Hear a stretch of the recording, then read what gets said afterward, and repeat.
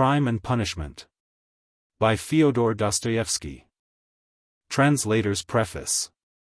A few words about Dostoevsky himself may help the English reader to understand his work. Dostoevsky was the son of a doctor. His parents were very hard-working and deeply religious people, but so poor that they lived with their 5 children in only 2 rooms. The father and mother spent their evenings in reading aloud to their children, generally from books of a serious character.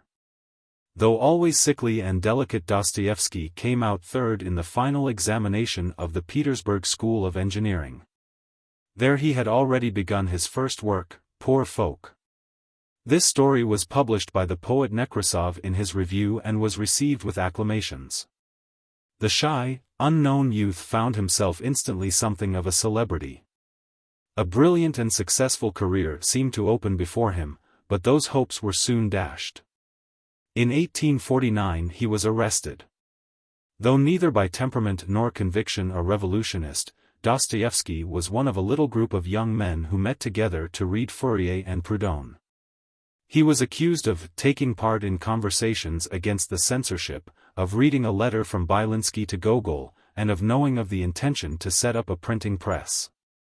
Under Nicholas I, that stern and just man, as Maurice Baring calls him, this was enough, and he was condemned to death.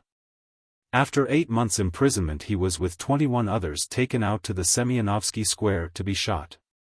Writing to his brother Mikhail, Dostoevsky says, "They snapped words over our heads, and they made us put on the white shirts worn by persons condemned to death. Thereupon we were bound in threes to stakes, to suffer execution. Being the third in the row, I concluded I had only a few minutes of life before me. I thought of you and your dear ones, and I contrived to kiss Pleshchev and Durov, who were next to me, and to bid them farewell. Suddenly the troops beat a tattoo, we were unbound, brought back upon the scaffold, and informed that His Majesty had spared us our lives. The sentence was commuted to hard labor. One of the prisoners, Grigoriev, went mad as soon as he was untied, and never regained his sanity." The intense suffering of this experience left a lasting stamp on Dostoevsky's mind. Though his religious temper led him in the end to accept every suffering with resignation and to regard it as a blessing in his own case, he constantly recurs to the subject in his writings. He describes the awful agony of the condemned man and insists on the cruelty of inflicting such torture. Then followed 4 years of penal servitude, spent in the company of common criminals in Siberia, where he began the Dead House, and some years of service in a disciplinary battalion. He had shown signs of some obscure nervous disease before his arrest, and this now developed into violent attacks of epilepsy, from which he suffered for the rest of his life. The fits occurred 3 or 4 times a year and were more frequent in periods of great strain. In 1859 he was allowed to return to Russia. He started a journal, Vremya, which was forbidden by the censorship through a misunderstanding. In 1864 he lost his first wife and his brother Mikhail. He was in terrible poverty, yet he took upon himself the payment of his brother's debts. He started another journal, the Epoch, which within a few months was also prohibited.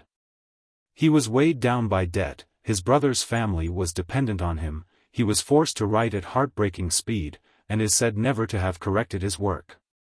The later years of his life were much softened by the tenderness and devotion of his second wife. In June 1880 he made his famous speech at the unveiling of the monument to Pushkin in Moscow, and he was received with extraordinary demonstrations of love and honor.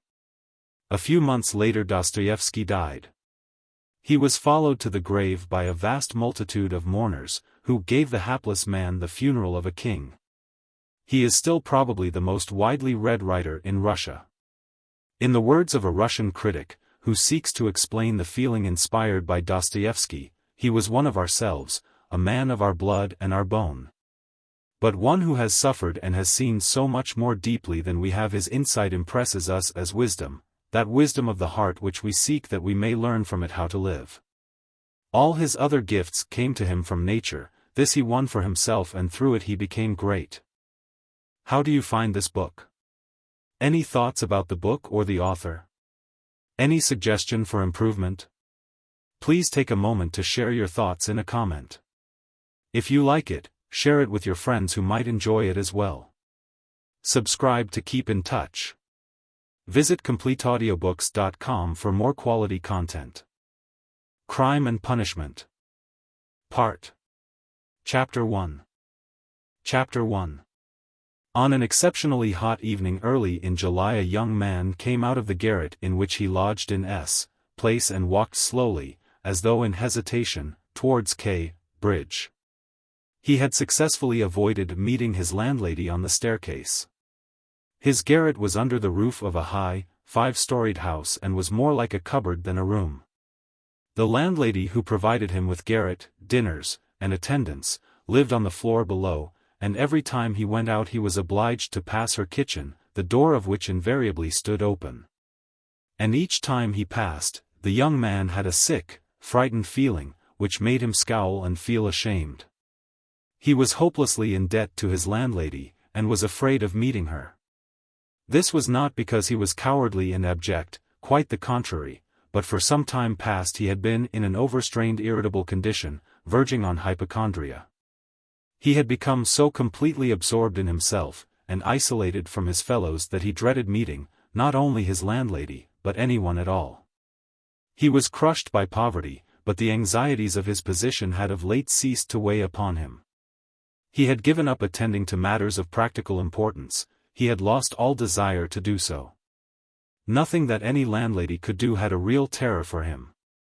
But to be stopped on the stairs, to be forced to listen to her trivial, irrelevant gossip, to pestering demands for payment, threats and complaints, and to rack his brains for excuses. To prevaricate, to lie, no, rather than that, he would creep down the stairs like a cat and slip out unseen. This evening, however, on coming out into the street, he became acutely aware of his fears. I want to attempt a thing like that and am frightened by these trifles, he thought, with an odd smile. Yes, all is in a man's hands and he lets it all slip from cowardice, that's an axiom. It would be interesting to know what it is men are most afraid of. Taking a new step, uttering a new word is what they fear most. But I am talking too much. It's because I chatter that I do nothing. Or perhaps it is that I chatter because I do nothing. I've learned to chatter this last month, lying for days together in my den thinking of Jack the Giant Killer. Why am I going there now? Am I capable of that? Is that serious? It is not serious at all. It's simply a fantasy to amuse myself, a plaything. Yes, maybe it is a plaything. The heat in the street was terrible, and the airlessness, the bustle and the plaster, scaffolding, bricks, and dust all about him, and that special Petersburg stench. So familiar to all who are unable to get out of town in summer, all worked painfully upon the young man's already overwrought nerves. The insufferable stench from the pothouses, which are particularly numerous in that part of the town, and the drunken men whom he met continually, although it was a working day, completed the revolting misery of the picture. An expression of the profoundest disgust gleamed for a moment in the young man's refined face. He was, by the way, exceptionally handsome, above the average in height, slim, well-built, with beautiful dark eyes and dark brown hair. Soon he sank into deep thought, or more accurately speaking into a complete blankness of mind. He walked along not observing what was about him and not caring to observe it. From time to time, he would mutter something, from the habit of talking to himself, to which he had just confessed. At these moments he would become conscious that his ideas were sometimes in a tangle and that he was very weak. For 2 days he had scarcely tasted food. He was so badly dressed that even a man accustomed to shabbiness would have been ashamed to be seen in the street in such rags. In that quarter of the town, however, scarcely any shortcoming in dress would have created surprise. Owing to the proximity of the Hay Market, the number of establishments of bad character, the preponderance of the trading and working-class population crowded in these streets and alleys in the heart of Petersburg, types so various were to be seen in the streets that no figure, however queer, would have caused surprise. But there was such accumulated bitterness and contempt in the young man's heart, that, in spite of all the fastidiousness of youth, he minded his rags least of all in the street. It was a different matter when he met with acquaintances or with former fellow students, whom, indeed, he disliked meeting at any time. And yet when a drunken man who, for some unknown reason, was being taken somewhere in a huge wagon dragged by a heavy dray horse, suddenly shouted at him as he drove past, "Hey there!" German hatter, bawling at the top of his voice and pointing at him, the young man stopped suddenly and clutched tremulously at his hat. It was a tall round hat from Zimmermann's, but completely worn out, rusty with age, all torn and bespattered, brimless and bent on one side in a most unseemly fashion. Not shame, however, but quite another feeling akin to terror had overtaken him. "I knew it," he muttered in confusion, "I thought so. That's the worst of all. Why, a stupid thing like this, the most trivial detail might spoil the whole plan. Yes, my hat is too noticeable. It looks absurd and that makes it noticeable. With my rags I ought to wear a cap, any sort of old pancake, but not this grotesque thing. Nobody wears such a hat, it would be noticed a mile off, it would be remembered. What matters is that people would remember it, and that would give them a clue. For this business one should be as little conspicuous as possible. Trifles are what matter. Why, it's just such trifles that always ruin everything." He had not far to go. He knew indeed how many steps it was from the gate of his lodging house, exactly 730. He had counted them once when he had been lost in dreams. At the time he had put no faith in those dreams and was only tantalizing himself by their hideous but daring recklessness.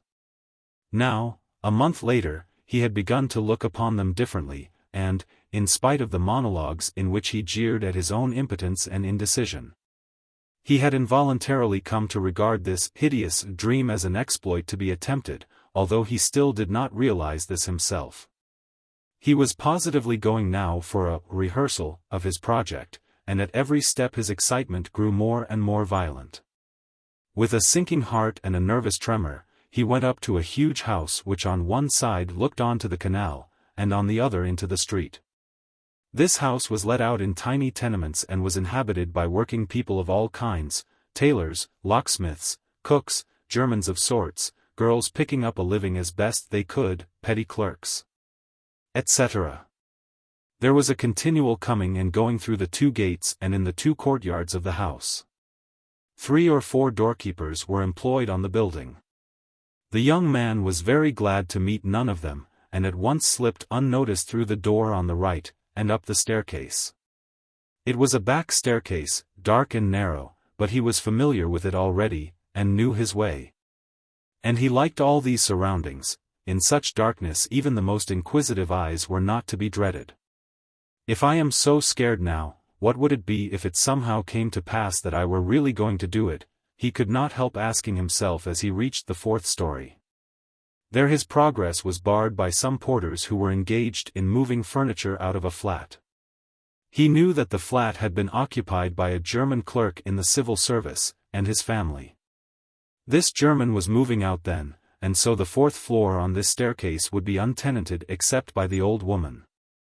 "That's a good thing anyway," he thought to himself, as he rang the bell of the old woman's flat. The bell gave a faint tinkle as though it were made of tin and not of copper. The little flats in such houses always have bells that ring like that. He had forgotten the note of that bell, and now its peculiar tinkle seemed to remind him of something and to bring it clearly before him. He started, his nerves were terribly overstrained by now. In a little while, the door was opened a tiny crack. The old woman eyed her visitor with evident distrust through the crack, and nothing could be seen but her little eyes, glittering in the darkness. But, seeing a number of people on the landing, she grew bolder, and opened the door wide. The young man stepped into the dark entry, which was partitioned off from the tiny kitchen. The old woman stood facing him in silence and looking inquiringly at him. She was a diminutive, withered-up old woman of 60, with sharp malignant eyes and a sharp little nose. Her colorless, somewhat grizzled hair was thickly smeared with oil, and she wore no kerchief over it. Round her thin long neck, which looked like a hen's leg, was knotted some sort of flannel rag, and, in spite of the heat, there hung flapping on her shoulders, a mangy fur cape, yellow with age. The old woman coughed and groaned at every instant. The young man must have looked at her with a rather peculiar expression, for a gleam of mistrust came into her eyes again. "Raskolnikov, a student, I came here a month ago," the young man made haste to mutter, with a half-bow, remembering that he ought to be more polite. "I remember, my good sir, I remember quite well your coming here," the old woman said distinctly, still keeping her inquiring eyes on his face. "And here I am again on the same errand," Raskolnikov continued, a little disconcerted and surprised at the old woman's mistrust. "Perhaps she is always like that though, only I did not notice it the other time," he thought with an uneasy feeling. The old woman paused, as though hesitating. Then stepped on one side, and pointing to the door of the room, she said, letting her visitor pass in front of her. "Step in, my good sir."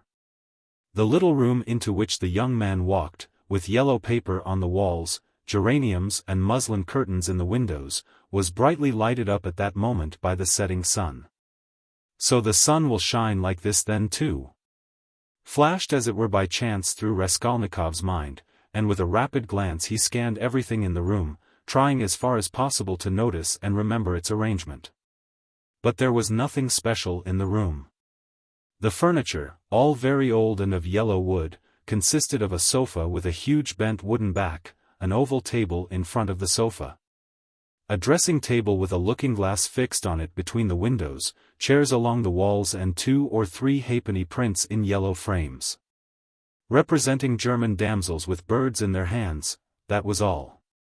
In the corner a light was burning before a small icon. Everything was very clean, the floor and the furniture were brightly polished, everything shone. Lizaveta's work, thought the young man. There was not a speck of dust to be seen in the whole flat. It's in the houses of spiteful old widows that one finds such cleanliness, Raskolnikov thought again. And he stole a curious glance at the cotton curtain over the door leading into another tiny room, in which stood the old woman's bed and chest of drawers and into which he had never looked before. These 2 rooms made up the whole flat. "What do you want?" the old woman said severely, coming into the room and, as before, standing in front of him so as to look him straight in the face. "I've brought something to pawn here," and he drew out of his pocket an old-fashioned flat silver watch, on the back of which was engraved a globe. The chain was of steel. "But the time is up for your last pledge. The month was up the day before yesterday.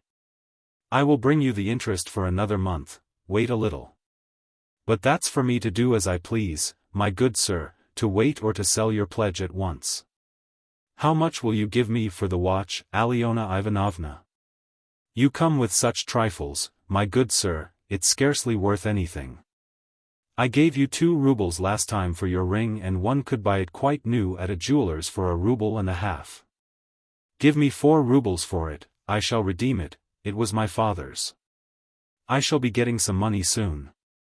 1.5 rubles, and interest in advance, if you like." 1.5 rubles, cried the young man. "Please yourself," and the old woman handed him back the watch. The young man took it, and was so angry that he was on the point of going away. But checked himself at once, remembering that there was nowhere else he could go, and that he had had another object also in coming. "Hand it over," he said roughly. The old woman fumbled in her pocket for her keys, and disappeared behind the curtain into the other room.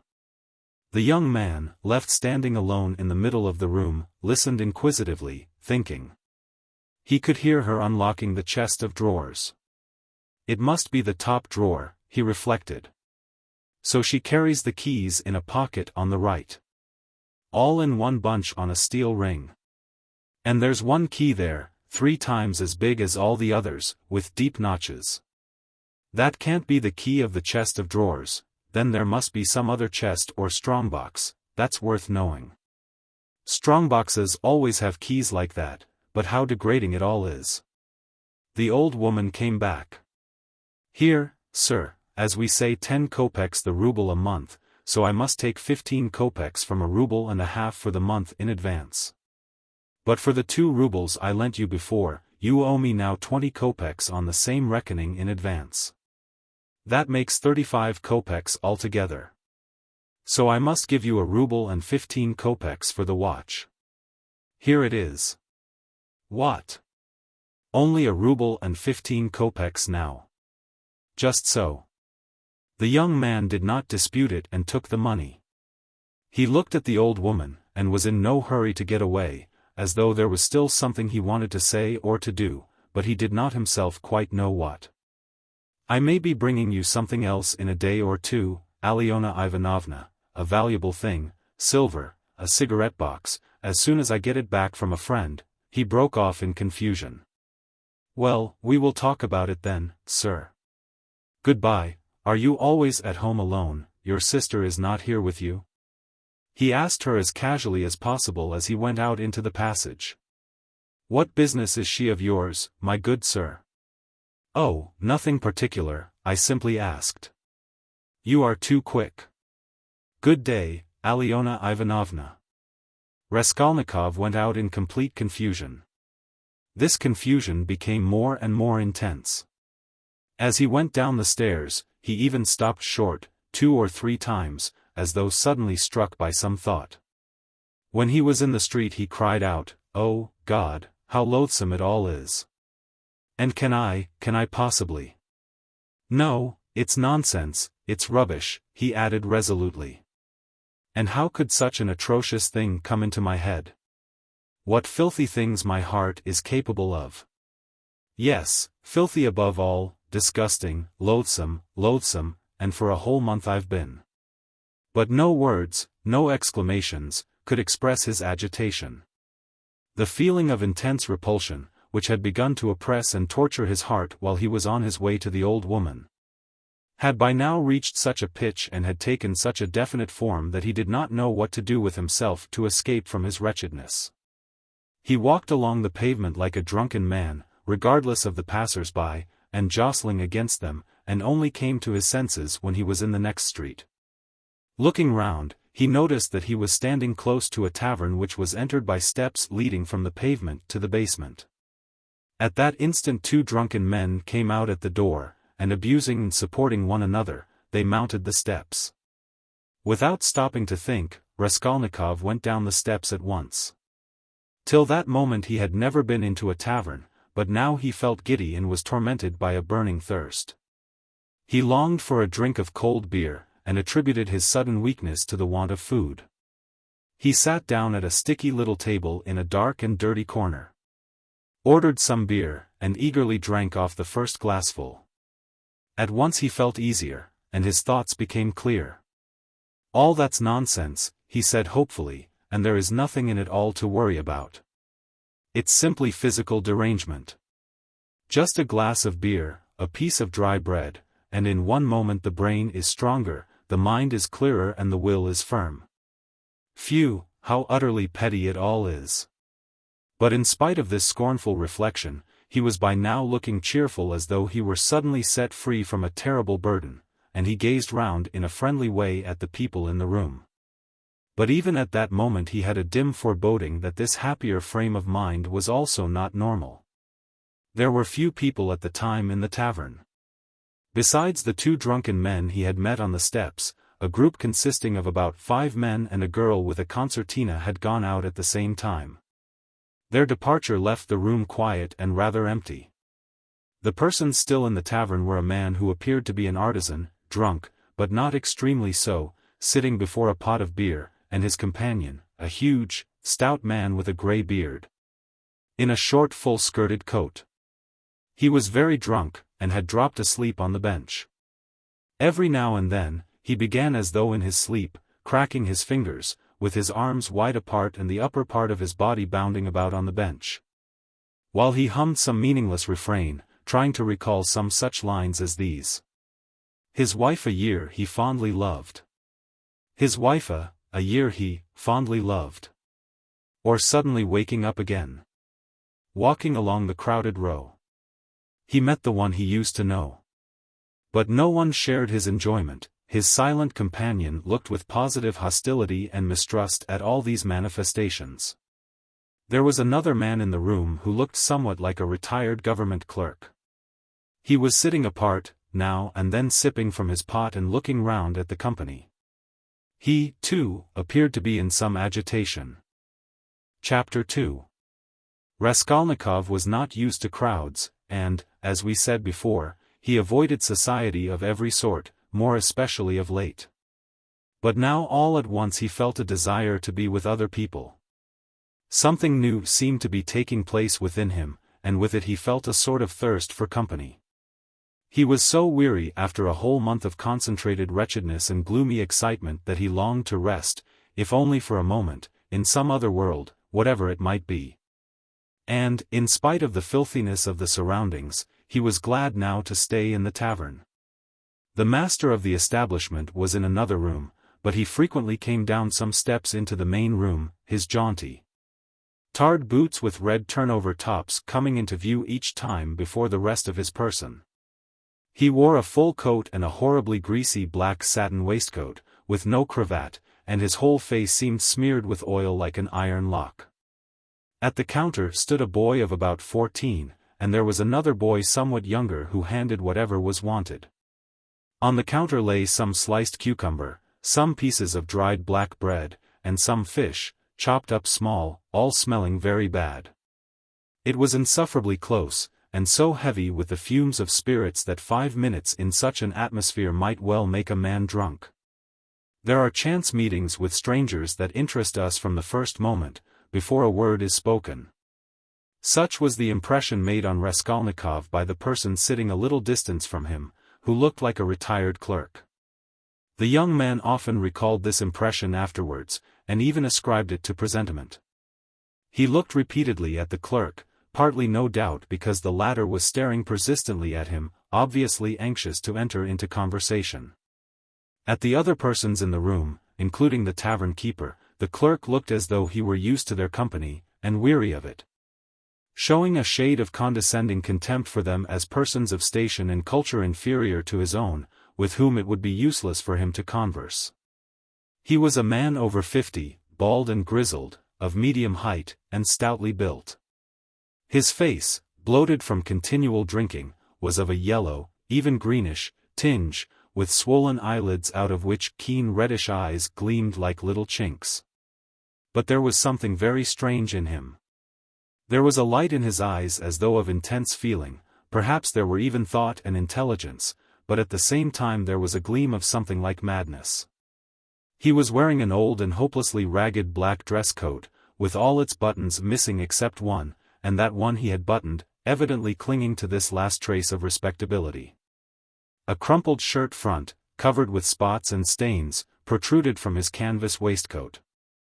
Like a clerk, he wore no beard, nor mustache, but had been so long unshaven that his chin looked like a stiff grayish brush. And there was something respectable and like an official about his manner too. But he was restless. He ruffled up his hair and from time to time let his head drop into his hands, dejectedly resting his ragged elbows on the stained and sticky table. At last he looked straight at Raskolnikov, and said loudly and resolutely, "May I venture, honored sir, to engage you in polite conversation?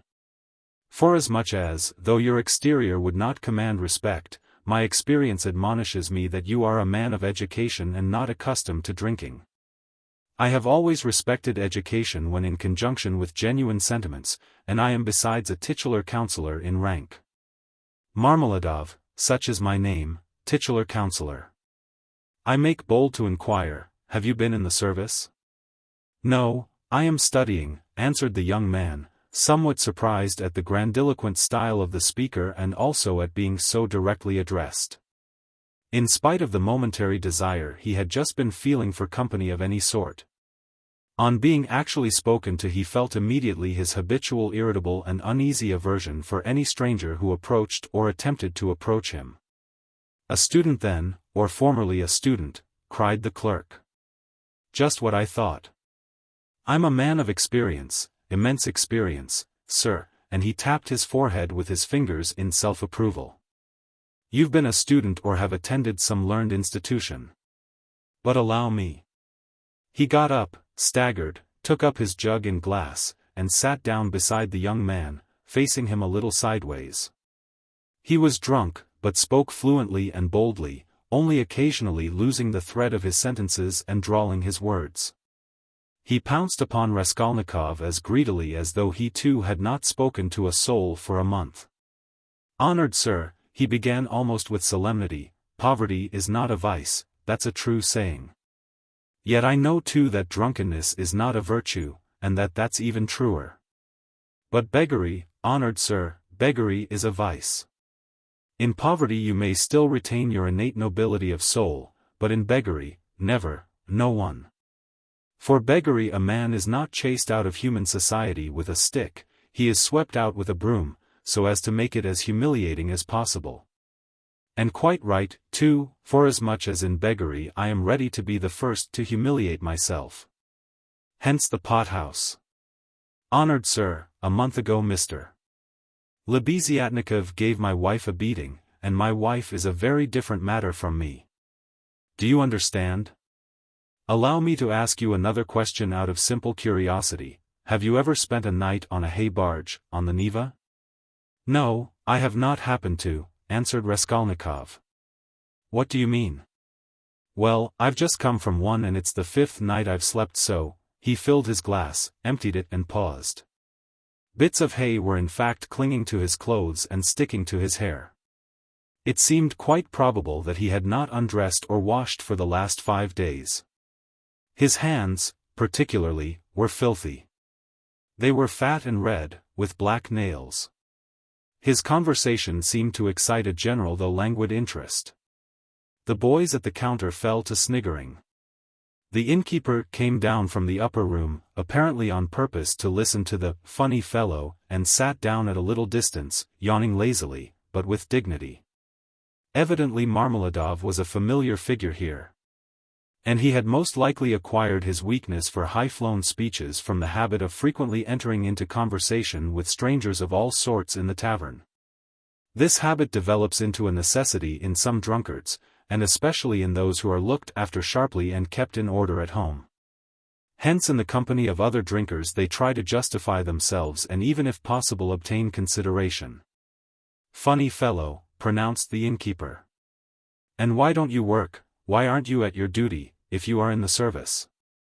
Why am I not at my duty, honored sir? Marmeladov went on, addressing himself exclusively to Raskolnikov, as though it had been he who put that question to him. Why am I not at my duty? Does not my heart ache to think what a useless worm I am? A month ago when Mr. Lebeziatnikov beat my wife with his own hands, and I lay drunk, didn't I suffer? Excuse me, young man, has it ever happened to you, well, to petition hopelessly for a loan? Yes, it has. But what do you mean by hopelessly? Hopelessly in the fullest sense, when you know beforehand that you will get nothing by it. You know, for instance, beforehand with positive certainty that this man, this most reputable and exemplary citizen, will on no consideration give you money, and indeed I ask you why should he? For he knows of course that I shan't pay it back. From compassion? But Mr. Lebeziatnikov, who keeps up with modern ideas, explained the other day that compassion is forbidden nowadays by science itself, and that that's what is done now in England, where there is political economy. Why, I ask you, should he give it to me? And yet though I know beforehand that he won't, I set off to him and... Why do you go? Put in Raskolnikov. Well, when one has no one, nowhere else one can go. For every man must have somewhere to go. Since there are times when one absolutely must go somewhere. When my own daughter first went out with a yellow ticket, then I had to go. For my daughter has a yellow passport, he added in parenthesis, looking with a certain uneasiness at the young man. No matter, sir, no matter. He went on hurriedly and with apparent composure when both the boys at the counter guffawed and even the innkeeper smiled. No matter, I am not confounded by the wagging of their heads. For everyone knows everything about it already, and all that is secret is made open. And I accept it all, not with contempt, but with humility. So be it. so be it. Behold the man. Excuse me, young man, can you? No, to put it more strongly and more distinctly, not can you but dare you, looking upon me, assert that I am not a pig? The young man did not answer a word. Well, the orator began again stolidly and with even increased dignity, after waiting for the laughter in the room to subside. Well, so be it, I am a pig, but she is a lady. I have the semblance of a beast, but Katerina Ivanovna, my spouse, is a person of education and an officer's daughter. Granted, I am a scoundrel, but she is a woman of a noble heart, full of sentiments, refined by education. And yet, oh, if only she felt for me. Honored sir, you know every man ought to have at least one place where people feel for him.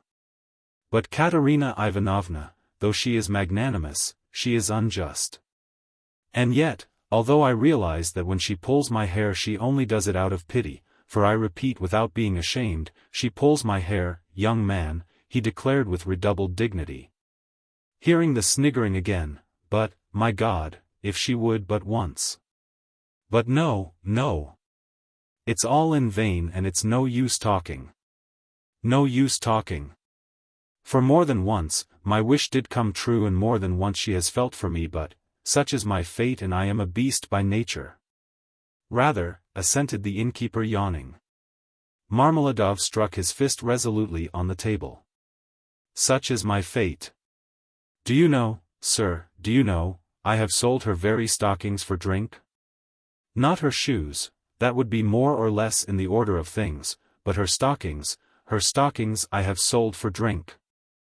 Her mohair shawl I sold for drink, a present to her long ago, her own property, not mine, and we live in a cold room and she caught cold this winter and has begun coughing and spitting blood too. We have 3 little children and Katerina Ivanovna is at work from morning till night, she is scrubbing and cleaning and washing the children, for she's been used to cleanliness from a child. But her chest is weak and she has a tendency to consumption and I feel it. Do you suppose I don't feel it? And the more I drink the more I feel it. That's why I drink too. I try to find sympathy and feeling in drink. I drink so that I may suffer twice as much. And as though in despair he laid his head down on the table. Young man, he went on, raising his head again, in your face I seem to read some trouble of mind. When you came in I read it, and that was why I addressed you at once.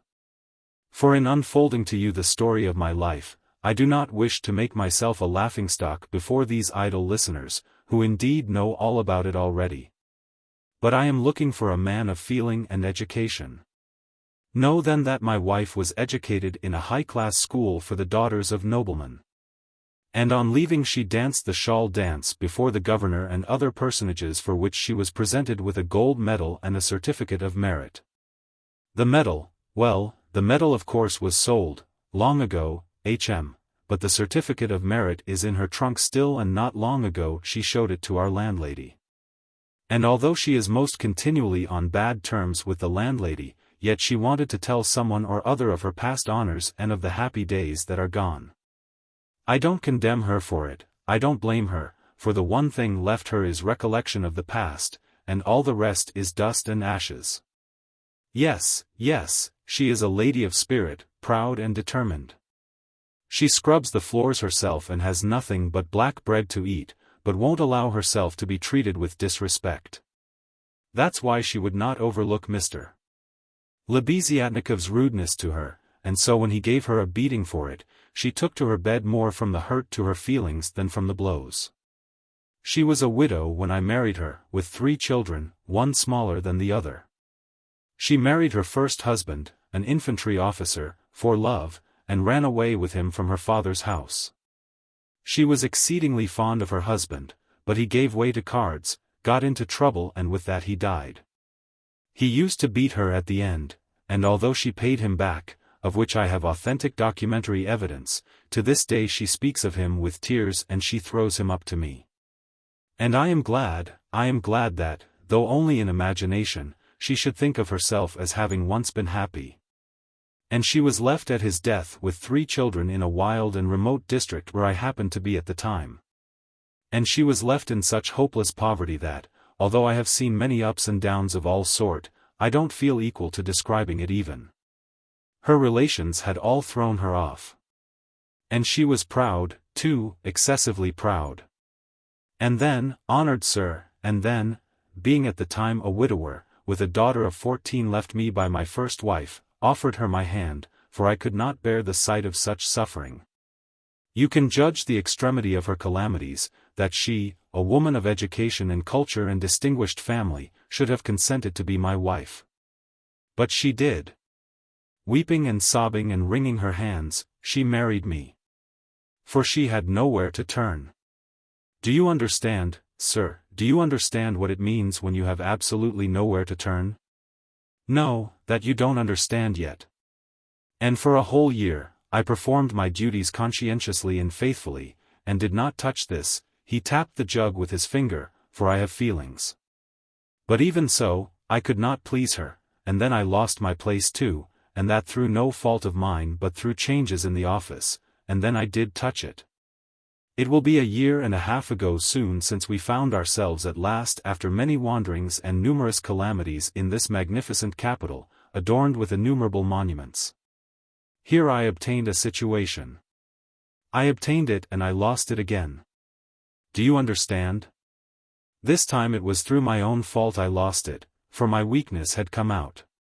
We have now part of a room at Amalia Fyodorovna Lipovexel's, and what we live upon and what we pay our rent with, I could not say. There are a lot of people living there besides ourselves. Dirt and disorder, a perfect bedlam, yes. And meanwhile my daughter by my first wife has grown up. And what my daughter has had to put up with from her stepmother whilst she was growing up, I won't speak of. For, though Katerina Ivanovna is full of generous feelings, she is a spirited lady, irritable and short-tempered. Yes. But it's no use going over that. Sonya, as you may well fancy, has had no education. I did make an effort 4 years ago to give her a course of geography and universal history, but as I was not very well up in those subjects myself and we had no suitable books. And what books we had, anyway we have not even those now, so all our instruction came to an end. We stopped at Cyrus of Persia. Since she has attained years of maturity, she has read other books of romantic tendency and of late she had read with great interest a book she got through Mr. Lebeziatnikov, Louis' Physiology, do you know it, and even recounted extracts from it to us, and that's the whole of her education. And now may I venture to address you, honored sir, on my own account with a private question. Do you suppose that a respectable poor girl can earn much by honest work? Not 15 farthings a day can she earn, if she is respectable and has no special talent and that without putting her work down for an instant. And what's more, Ivan Ivanitch Klopstock the civil councillor, have you heard of him? Has not to this day paid her for the half-dozen linen shirts she made him and drove her roughly away, stamping and reviling her.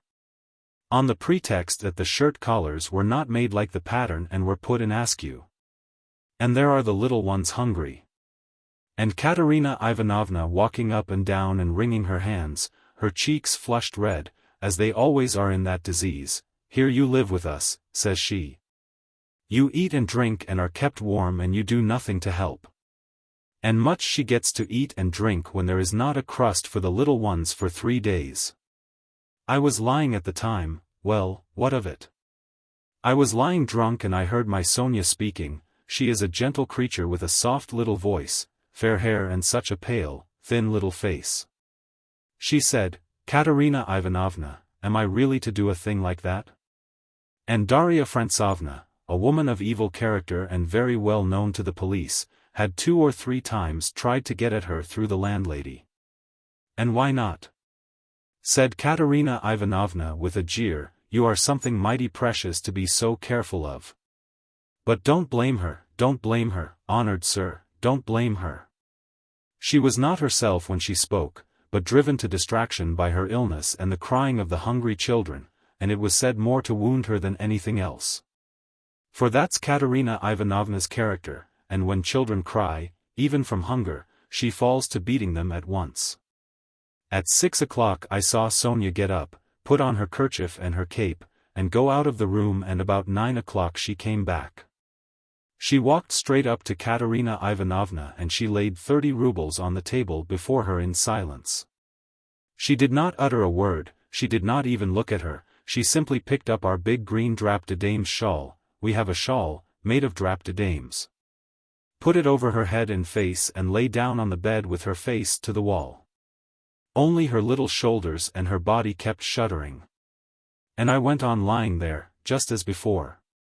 And then I saw, young man, I saw Katerina Ivanovna, in the same silence go up to Sonya's little bed.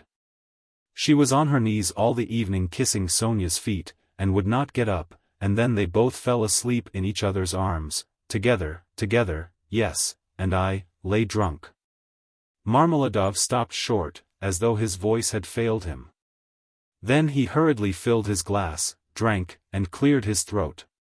Since then, sir, he went on after a brief pause, since then, owing to an unfortunate occurrence and through information given by evil-intentioned persons, in all which Darya Frantsovna took a leading part on the pretext that she had been treated with want of respect, since then my daughter Sofia Semyonovna has been forced to take a yellow ticket.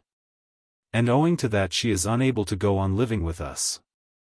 For our landlady, Amalia Fyodorovna, would not hear of it, though she had backed up Darya Frantsovna before, and Mr. Lebeziatnikov too, H.M.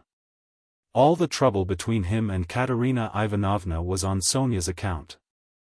At first he was for making up to Sonya himself, and then all of a sudden he stood on his dignity. How, said he, can a highly educated man like me live in the same rooms with a girl like that?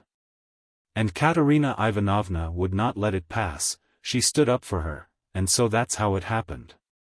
And Sonya comes to us now, mostly after dark. She comforts Katerina Ivanovna and gives her all she can. She has a room at the Kapernamovs the tailors, she lodges with them. Kapernamov is a lame man with a cleft palate, and all of his numerous family have cleft palates too. And his wife, too, has a cleft palate. They all live in one room, but Sonya has her own, partitioned off. H.M., yes, very poor people and all with cleft palates, yes. Then I got up in the morning, and put on my rags, lifted up my hands to heaven and set off to His Excellency Ivan Afanasievich. His Excellency Ivan Afanasievich, do you know him?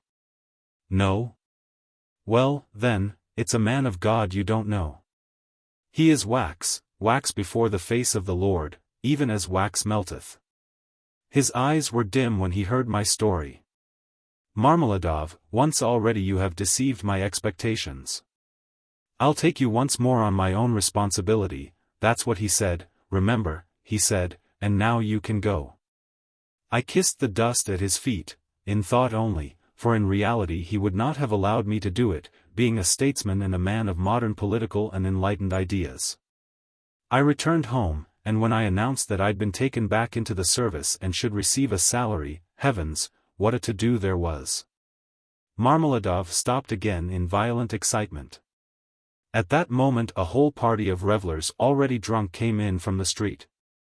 And the sounds of a hired concertina and the cracked piping voice of a child of 7 singing, the Hamlet, were heard in the entry. The room was filled with noise. The tavern keeper and the boys were busy with the newcomers.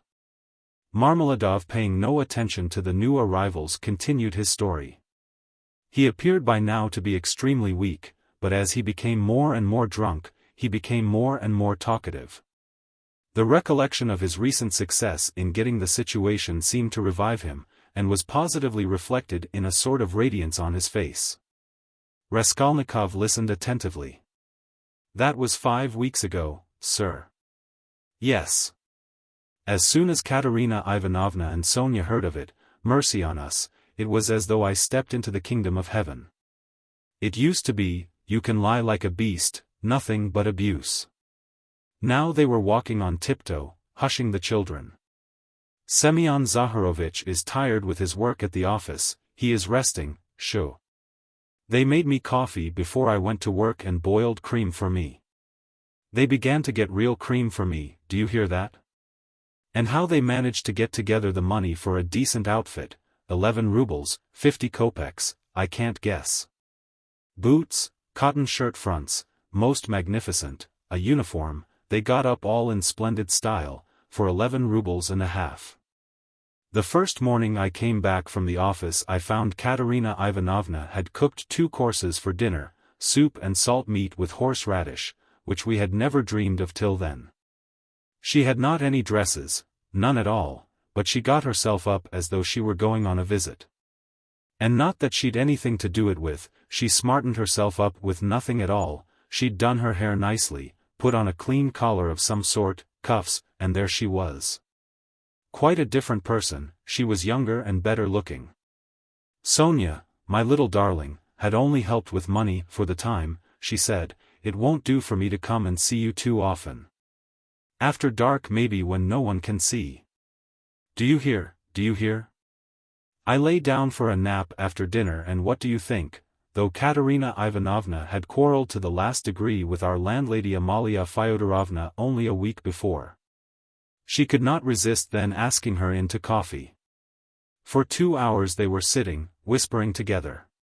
Semyon Zaharovich is in the service again, now, and receiving a salary, says she, and he went himself to His Excellency and His Excellency himself came out to him. Made all the others wait and led Semyon Zaharovich by the hand before everybody into his study. Do you hear, do you hear?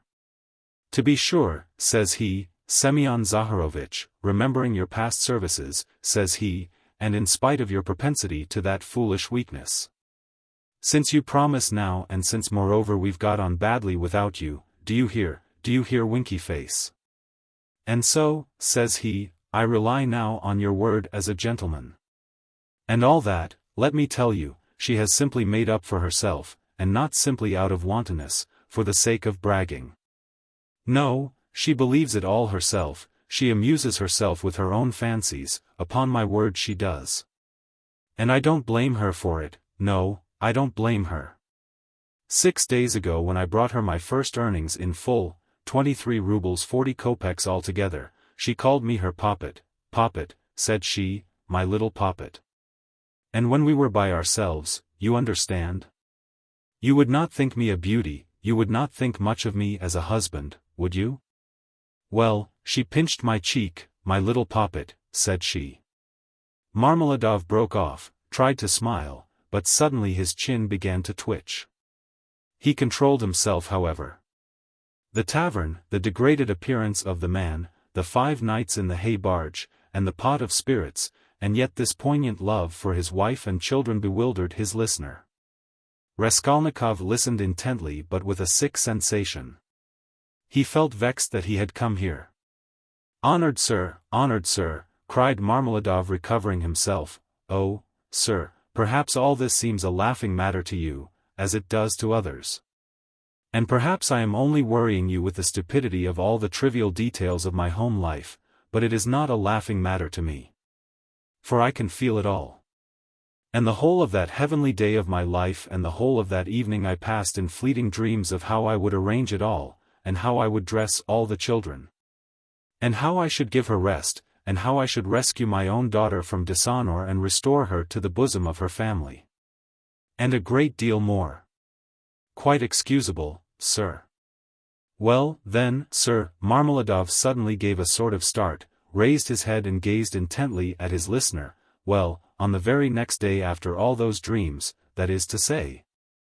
Exactly 5 days ago, in the evening, by a cunning trick, like a thief in the night, I stole from Katerina Ivanovna the key of her box, took out what was left of my earnings. How much it was I have forgotten, and now look at me, all of you. It's the 5th day since I left home, and they are looking for me there and it's the end of my employment, and my uniform is lying in a tavern on the Egyptian bridge. I exchanged it for the garments I have on, and it's the end of everything. Marmeladov struck his forehead with his fist, clenched his teeth, closed his eyes and leaned heavily with his elbow on the table. But a minute later his face suddenly changed and with a certain assumed slyness and affectation of bravado, he glanced at Raskolnikov, laughed and said, "This morning I went to see Sonya. I went to ask her for a pick-me-up. He. You don't say she gave it to you, cried one of the newcomers. He shouted the words and went off into a guffaw. This very quart was bought with her money, Marmeladov declared, addressing himself exclusively to Raskolnikov. 30 kopecks she gave me with her own hands, her last, all she had, as I saw. She said nothing, she only looked at me without a word. Not on earth, but up yonder, they grieve over men, they weep, but they don't blame them, they don't blame them. But it hurts more when they don't blame. 30 kopecks, yes. And maybe she needs them now, eh? What do you think, my dear sir? For now she's got to keep up her appearance. It costs money, that smartness, that special smartness, you know? Do you understand?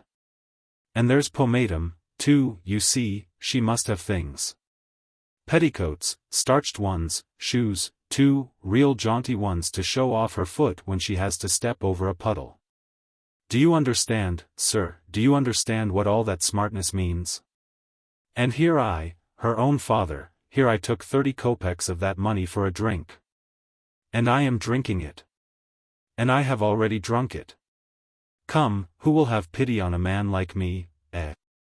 Are you sorry for me, sir, or not? Tell me, sir, are you sorry or not? He.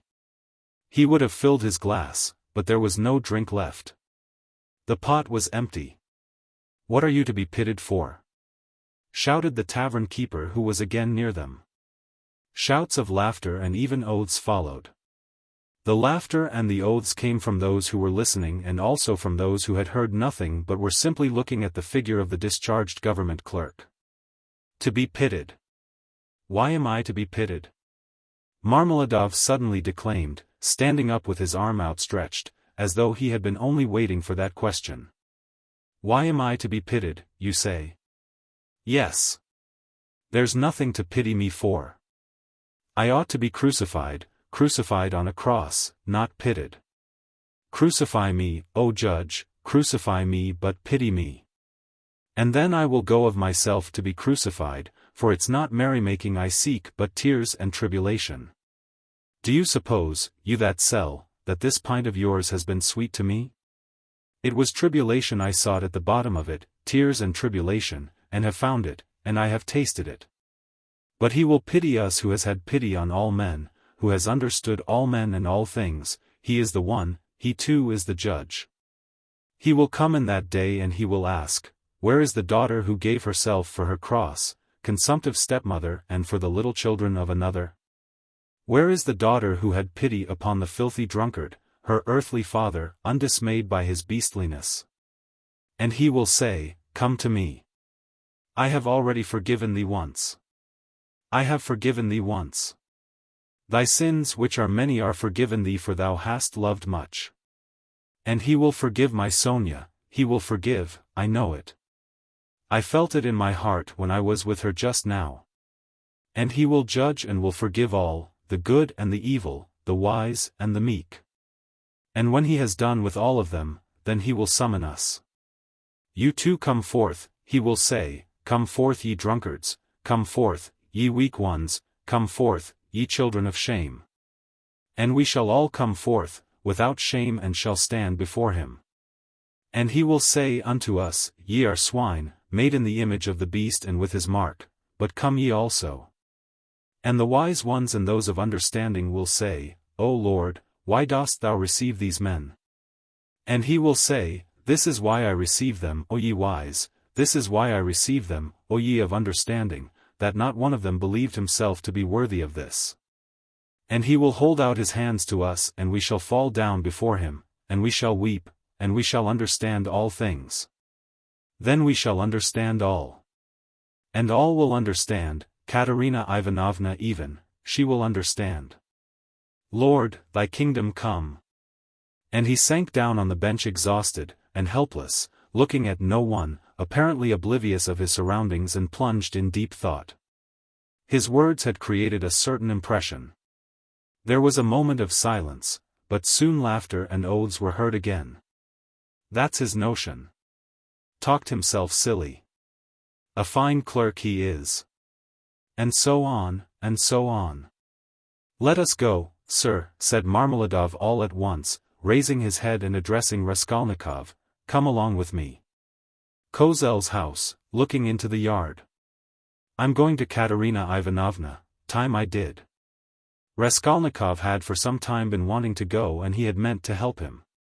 Marmeladov was much unsteadier on his legs than in his speech and leaned heavily on the young man. They had 200 or 300 paces to go. The drunken man was more and more overcome by dismay and confusion as they drew nearer the house. It's not Katerina Ivanovna I am afraid of now, he muttered in agitation, and that she will begin pulling my hair.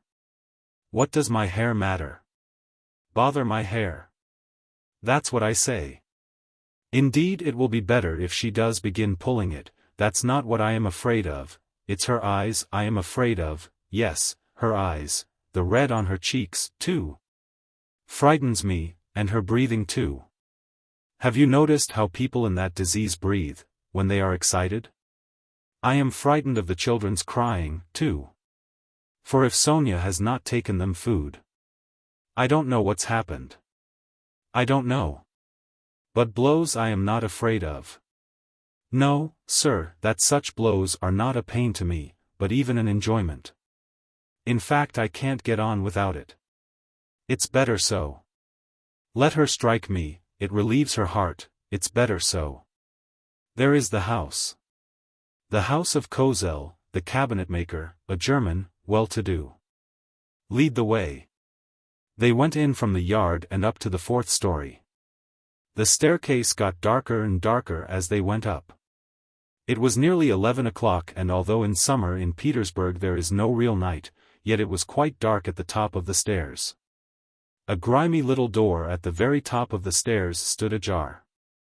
A very poor-looking room about 10 paces long was lighted up by a candle and, the whole of it was visible from the entrance.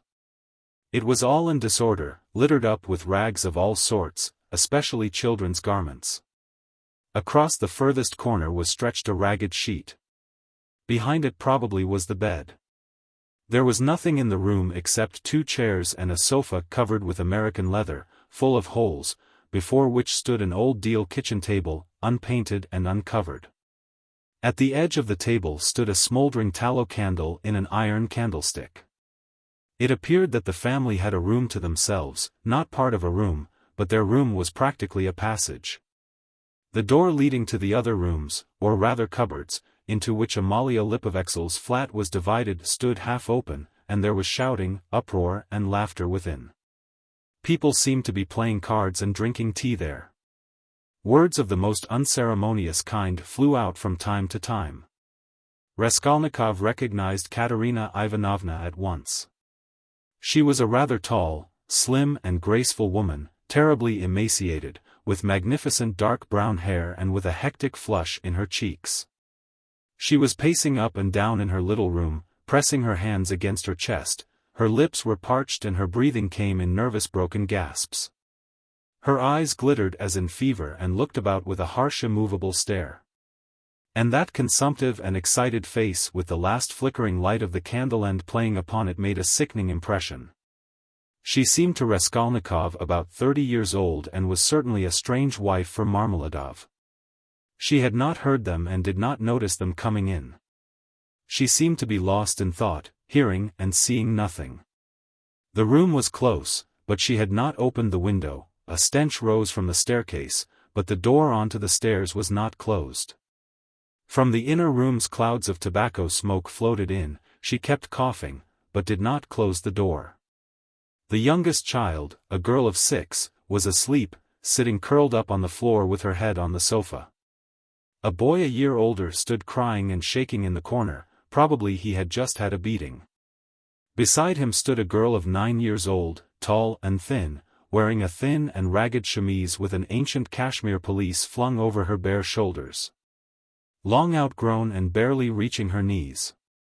Her arm, as thin as a stick, was round her brother's neck. She was trying to comfort him, whispering something to him, and doing all she could to keep him from whimpering again.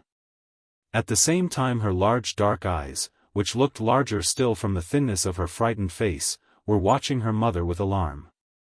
Marmeladov did not enter the door, but dropped on his knees in the very doorway, pushing Raskolnikov in front of him. The woman, seeing a stranger, stopped indifferently facing him, coming to herself for a moment and apparently wondering what he had come for. But evidently she decided that he was going into the next room, as he had to pass through hers to get there. Taking no further notice of him, she walked towards the outer door to close it and uttered a sudden scream on seeing her husband on his knees in the doorway. "Ah!" she cried out in a frenzy, "he has come back. The criminal. The monster. And where is the money? What's in your pocket? Show me. And your clothes are all different. Where are your clothes? Where is the money? Speak." And she fell to searching him. Marmeladov submissively and obediently held up both arms to facilitate the search. Not a farthing was there. "Where is the money?" she cried. "Mercy on us, can he have drunk it all?" There were 12 silver rubles left in the chest, and in a fury she seized him by the hair and dragged him into the room. Marmeladov seconded her efforts by meekly crawling along on his knees. "And this is a consolation to me. This does not hurt me, but is a positive consolation, honored sir," he called out, shaken to and fro by his hair and even once striking the ground with his forehead. The child asleep on the floor woke up, and began to cry. The boy in the corner, losing all control, began trembling and screaming and rushed to his sister in violent terror, almost in a fit. The eldest girl was shaking like a leaf. "He's drunk it. He's drunk it all," the poor woman screamed in despair, "and his clothes are gone. And they are hungry, hungry." And wringing her hand she pointed to the children. "Oh, accursed life! And you, are you not ashamed?" She pounced all at once upon Raskolnikov, from the tavern. "Have you been drinking with him? You have been drinking with him, too. Go away." The young man was hastening away without uttering a word. The inner door was thrown wide open and inquisitive faces were peering in at it. Coarse laughing faces with pipes and cigarettes and heads wearing caps thrust themselves in at the doorway. Further in could be seen figures in dressing gowns flung open, in costumes of unseemly scantiness, some of them with cards in their hands. They were particularly diverted, when Marmeladov, dragged about by his hair, shouted that it was a consolation to him. They even began to come into the room. At last a sinister shrill outcry was heard. This came from Amalia Lipovexel herself, pushing her way amongst them and trying to restore order after her own fashion and for the 100th time to frighten the poor woman by ordering her with coarse abuse to clear out of the room next day. As he went out, Raskolnikov had time to put his hand into his pocket, to snatch up the coppers he had received in exchange for his ruble in the tavern and to lay them unnoticed on the window. Afterwards, on the stairs, he changed his mind and would have gone back. "What a stupid thing I've done," he thought to himself, "they have Sonya and I want it myself." But reflecting that it would be impossible to take it back now and that in any case he would not have taken it, he dismissed it with a wave of his hand and went back to his lodging. "Sonya wants pomatum too," he said as he walked along the street, and he laughed malignantly, "such smartness costs money. Hm. And maybe Sonya herself will be bankrupt today, for there is always a risk, hunting big game, digging for gold, then they would all be without a crust tomorrow except for my money. Hurrah for Sonya! What a mine they've dug there. And they're making the most of it. Yes, they are making the most of it. They've wept over it and grown used to it. Man grows used to everything, the scoundrel." He sank into thought. "And what if I am wrong?" he cried suddenly after a moment's thought. "What if man is not really a scoundrel, man in general, I mean, the whole race of mankind, then all the rest is prejudice. Simply artificial terrors and there are no barriers and it's all as it should be." Chapter 3. He waked up late next day after a broken sleep.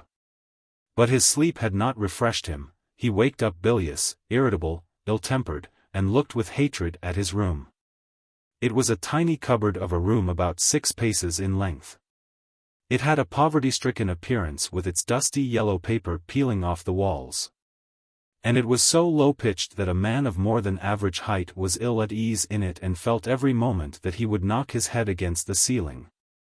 The furniture was in keeping with the room. There were 3 old chairs, rather rickety, a painted table in the corner on which lay a few manuscripts and books. The dust that lay thick upon them showed that they had been long untouched. A big clumsy sofa occupied almost the whole of one wall and half the floor space of the room. It was once covered with chintz, but was now in rags and served Raskolnikov as a bed. Often he went to sleep on it, as he was, without undressing, without sheets, wrapped in his old student's overcoat, with his head on one little pillow, under which he heaped up all the linen he had. Clean and dirty, by way of a bolster. A little table stood in front of the sofa. It would have been difficult to sink to a lower ebb of disorder, but to Raskolnikov in his present state of mind this was positively agreeable. He had got completely away from everyone, like a tortoise in its shell. And even the sight of a servant girl who had to wait upon him and looked sometimes into his room made him writhe with nervous irritation. He was in the condition that overtakes some monomaniacs entirely concentrated upon one thing. His landlady had for the last fortnight given up sending him in meals, and he had not yet thought of expostulating with her, though he went without his dinner. Nastasia, the cook and only servant, was rather pleased at the lodger's mood and had entirely given up sweeping and doing his room. Only once a week or so she would stray into his room with a broom. She waked him up that day. "Get up, why are you asleep?" she called to him. "It's past 9, I have brought you some tea, will you have a cup? I should think you're fairly starving." Raskolnikov opened his eyes, started and recognized Nastasia. "From the landlady, eh?" he asked, slowly and with a sickly face sitting up on the sofa. From the landlady, indeed.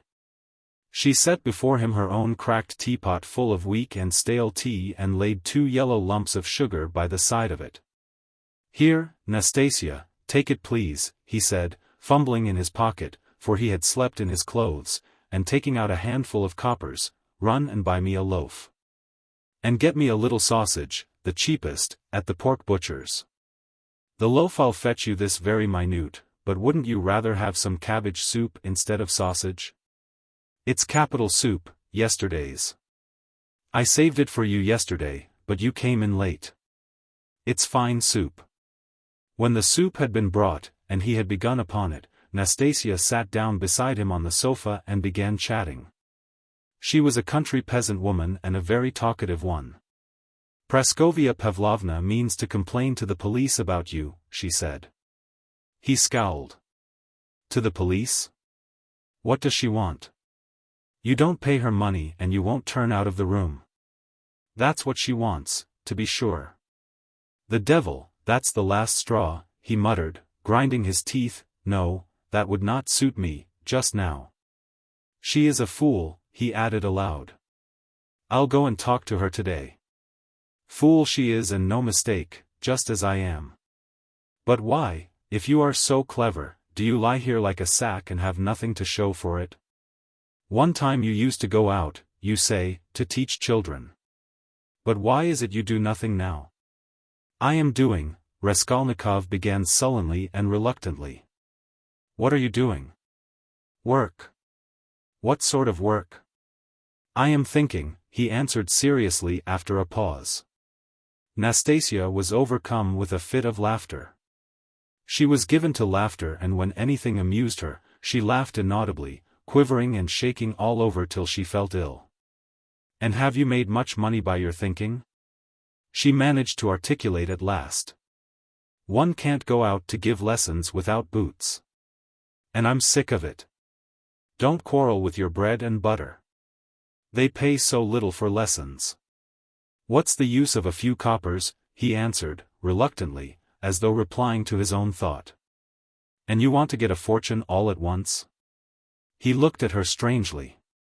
"Yes, I want a fortune," he answered firmly, after a brief pause. "Don't be in such a hurry, you quite frighten me." Shall I get you the loaf or not? As you please. Ah, I forgot. A letter came for you yesterday when you were out. A letter? For me. From whom? I can't say. I gave 3 kopecks of my own to the postman for it. Will you pay me back? Then bring it to me, for God's sake, bring it, cried Raskolnikov greatly excited. Good God! A minute later the letter was brought him. That was it, from his mother, from the province of R. He turned pale when he took it. It was a long while since he had received a letter, but another feeling also suddenly stabbed his heart. Nastasia, leave me alone, for goodness' sake. Here are your 3 kopecks, but for goodness' sake, make haste and go. The letter was quivering in his hand. He did not want to open it in her presence. He wanted to be left alone with this letter. When Nastasia had gone out, he lifted it quickly to his lips and kissed it. Then he gazed intently at the address, the small, sloping handwriting, so dear and familiar, of the mother who had once taught him to read and write. He delayed, he seemed almost afraid of something. At last he opened it. It was a thick heavy letter, weighing over 2 ounces, 2 large sheets of note paper were covered with very small handwriting. My dear Rodia, wrote his mother, it's 2 months since I last had a talk with you by letter which has distressed me and even kept me awake at night, thinking. But I am sure you will not blame me for my inevitable silence. You know how I love you, you are all we have to look to, Dunya and I, you are our all, our one hope, our one stay. What a grief it was to me when I heard that you had given up the university some months ago, for want of means to keep yourself and that you had lost your lessons and your other work. How could I help you out of my 120 rubles a year pension? The 15 rubles I sent you 4 months ago I borrowed, as you know, on security of my pension, from Vasily Ivanovich Varashin, a merchant of this town. He is a kind-hearted man and was a friend of your father's too. But having given him the right to receive the pension, I had to wait till the debt was paid off, and that is only just done, so that I've been unable to send you anything all this time. But now, thank God, I believe I shall be able to send you something more, and in fact we may congratulate ourselves on our good fortune now, of which I hasten to inform you. In the first place, would you have guessed, dear Rodia, that your sister has been living with me for the last 6 weeks and we shall not be separated in the future? Thank God, her sufferings are over, but I will tell you everything in order, so that you may know just how everything has happened and all that we have hitherto concealed from you. When you wrote to me 2 months ago that you had heard that Dunya had a great deal to put up with in the Svidrigailevs' house. When you wrote that and asked me to tell you all about it, what could I write in answer to you? If I had written the whole truth to you, I dare say you would have thrown up everything and have come to us, even if you had to walk all the way, for I know your character and your feelings. And you would not let your sister be insulted. I was in despair myself, but what could I do? And, besides, I did not know the whole truth myself then. What made it all so difficult was that Dunya received 100 rubles in advance when she took the place as governess in their family. On condition of part of her salary being deducted every month, and so it was impossible to throw up the situation without repaying the debt.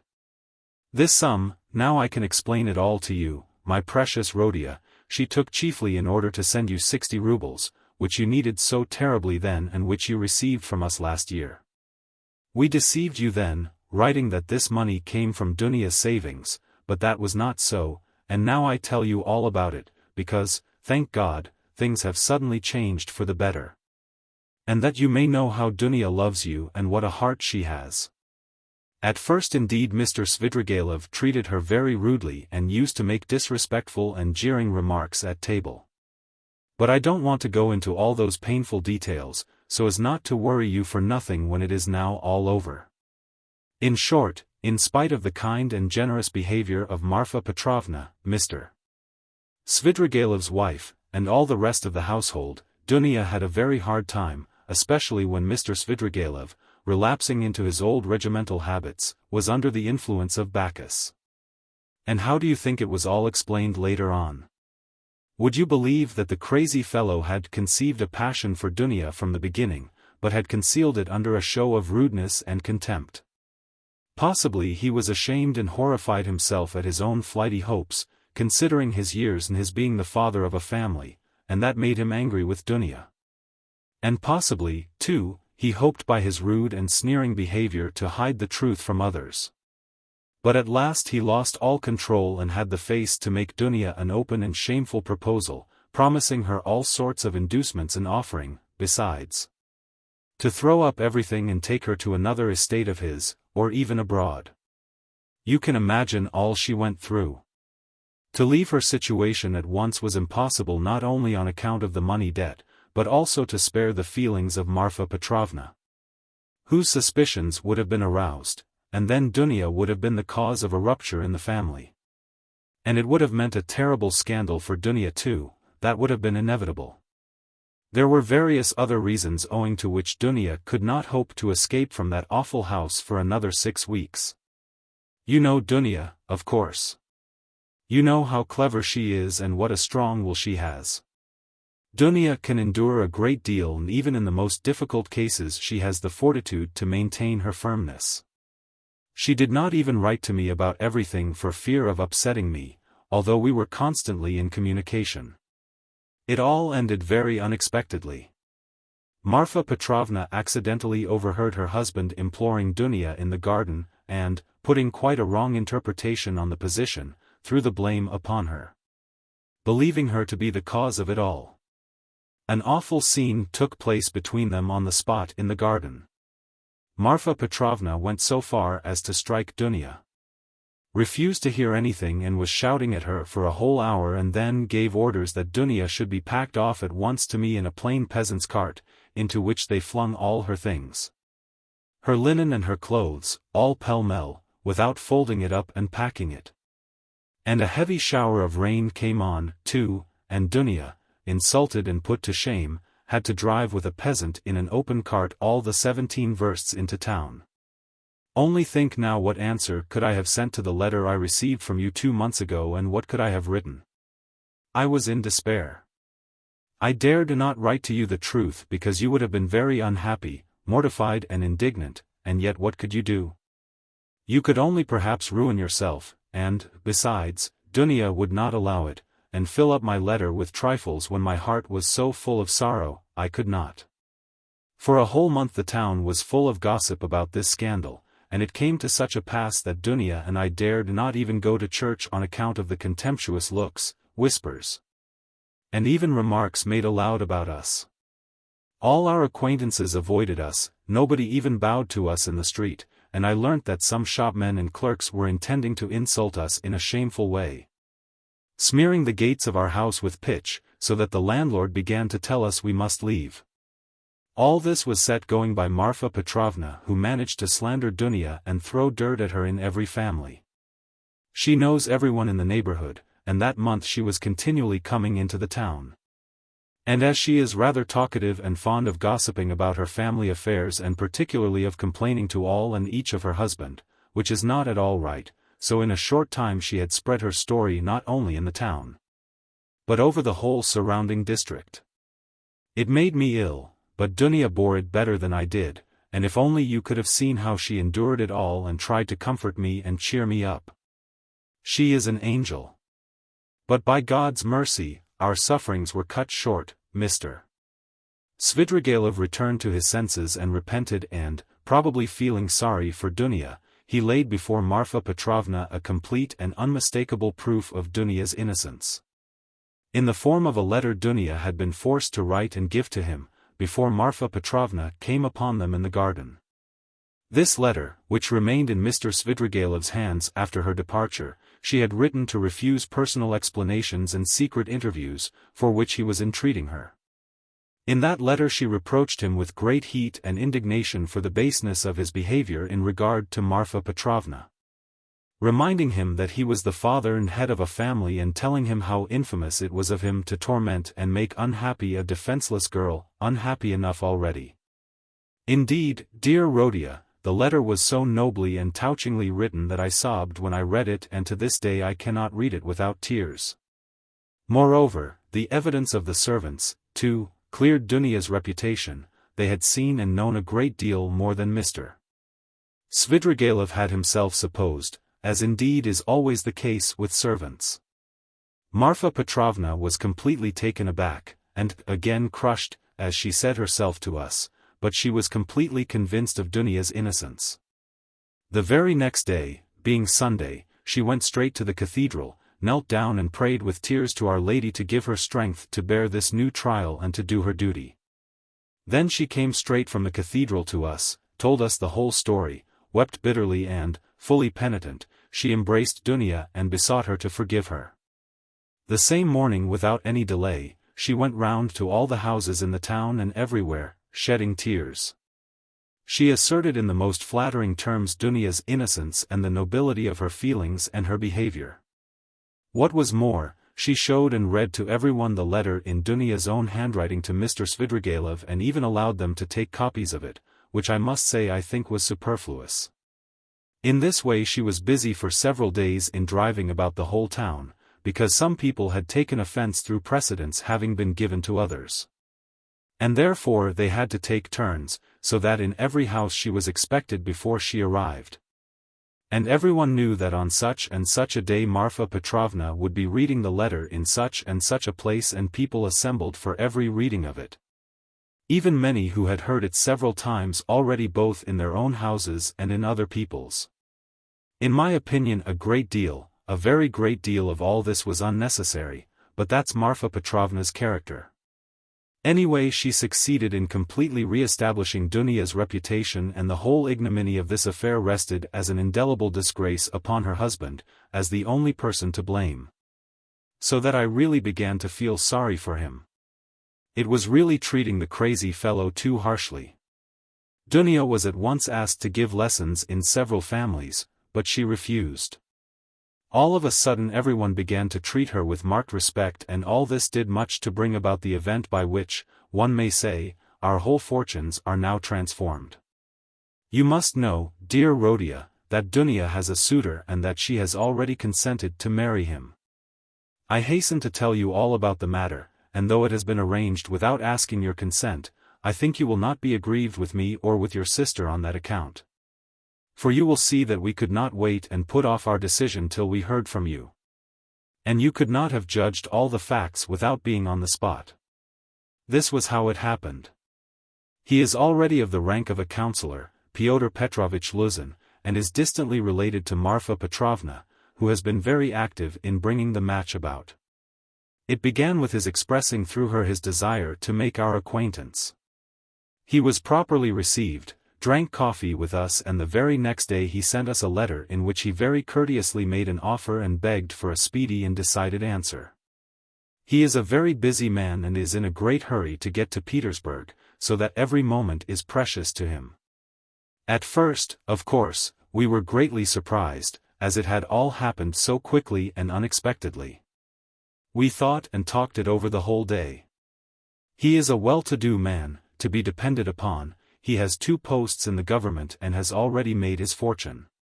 It is true that he is 45 years old, but he is of a fairly prepossessing appearance and might still be thought attractive by women, and he is altogether a very respectable and presentable man. Only he seems a little morose and somewhat conceited. But possibly that may only be the impression he makes at first sight. And beware, dear Rhodia, when he comes to Petersburg, as he shortly will do, beware of judging him too hastily and severely, as your way is, if there is anything you do not like in him at first sight. I give you this warning, although I feel sure that he will make a favorable impression upon you. Moreover, in order to understand any man one must be deliberate and careful to avoid forming prejudices and mistaken ideas, which are very difficult to correct and get over afterwards. And Pyotr Petrovitch, judging by many indications, is a thoroughly estimable man. At his first visit, indeed, he told us that he was a practical man, but still he shares, as he expressed it, many of the convictions of our most rising generation, and he is an opponent of all prejudices. He said a good deal more, for he seems a little conceited and likes to be listened to, but this is scarcely a vice. I, of course, understood very little of it, but Dunia explained to me that, though he is not a man of great education, he is clever and seems to be good-natured. You know your sister's character, Rhodia. She is a resolute, sensible, patient and generous girl, but she has a passionate heart, as I know very well. Of course, there is no great love either on his side, or on hers, but Dunya is a clever girl and has the heart of an angel. And will make it her duty to make her husband happy, who on his side will make her happiness his care. Of that we have no good reason to doubt, though it must be admitted the matter has been arranged in great haste. Besides, he is a man of great prudence, and he will see, to be sure, of himself, that his own happiness will be the more secure, the happier Dunya is with him.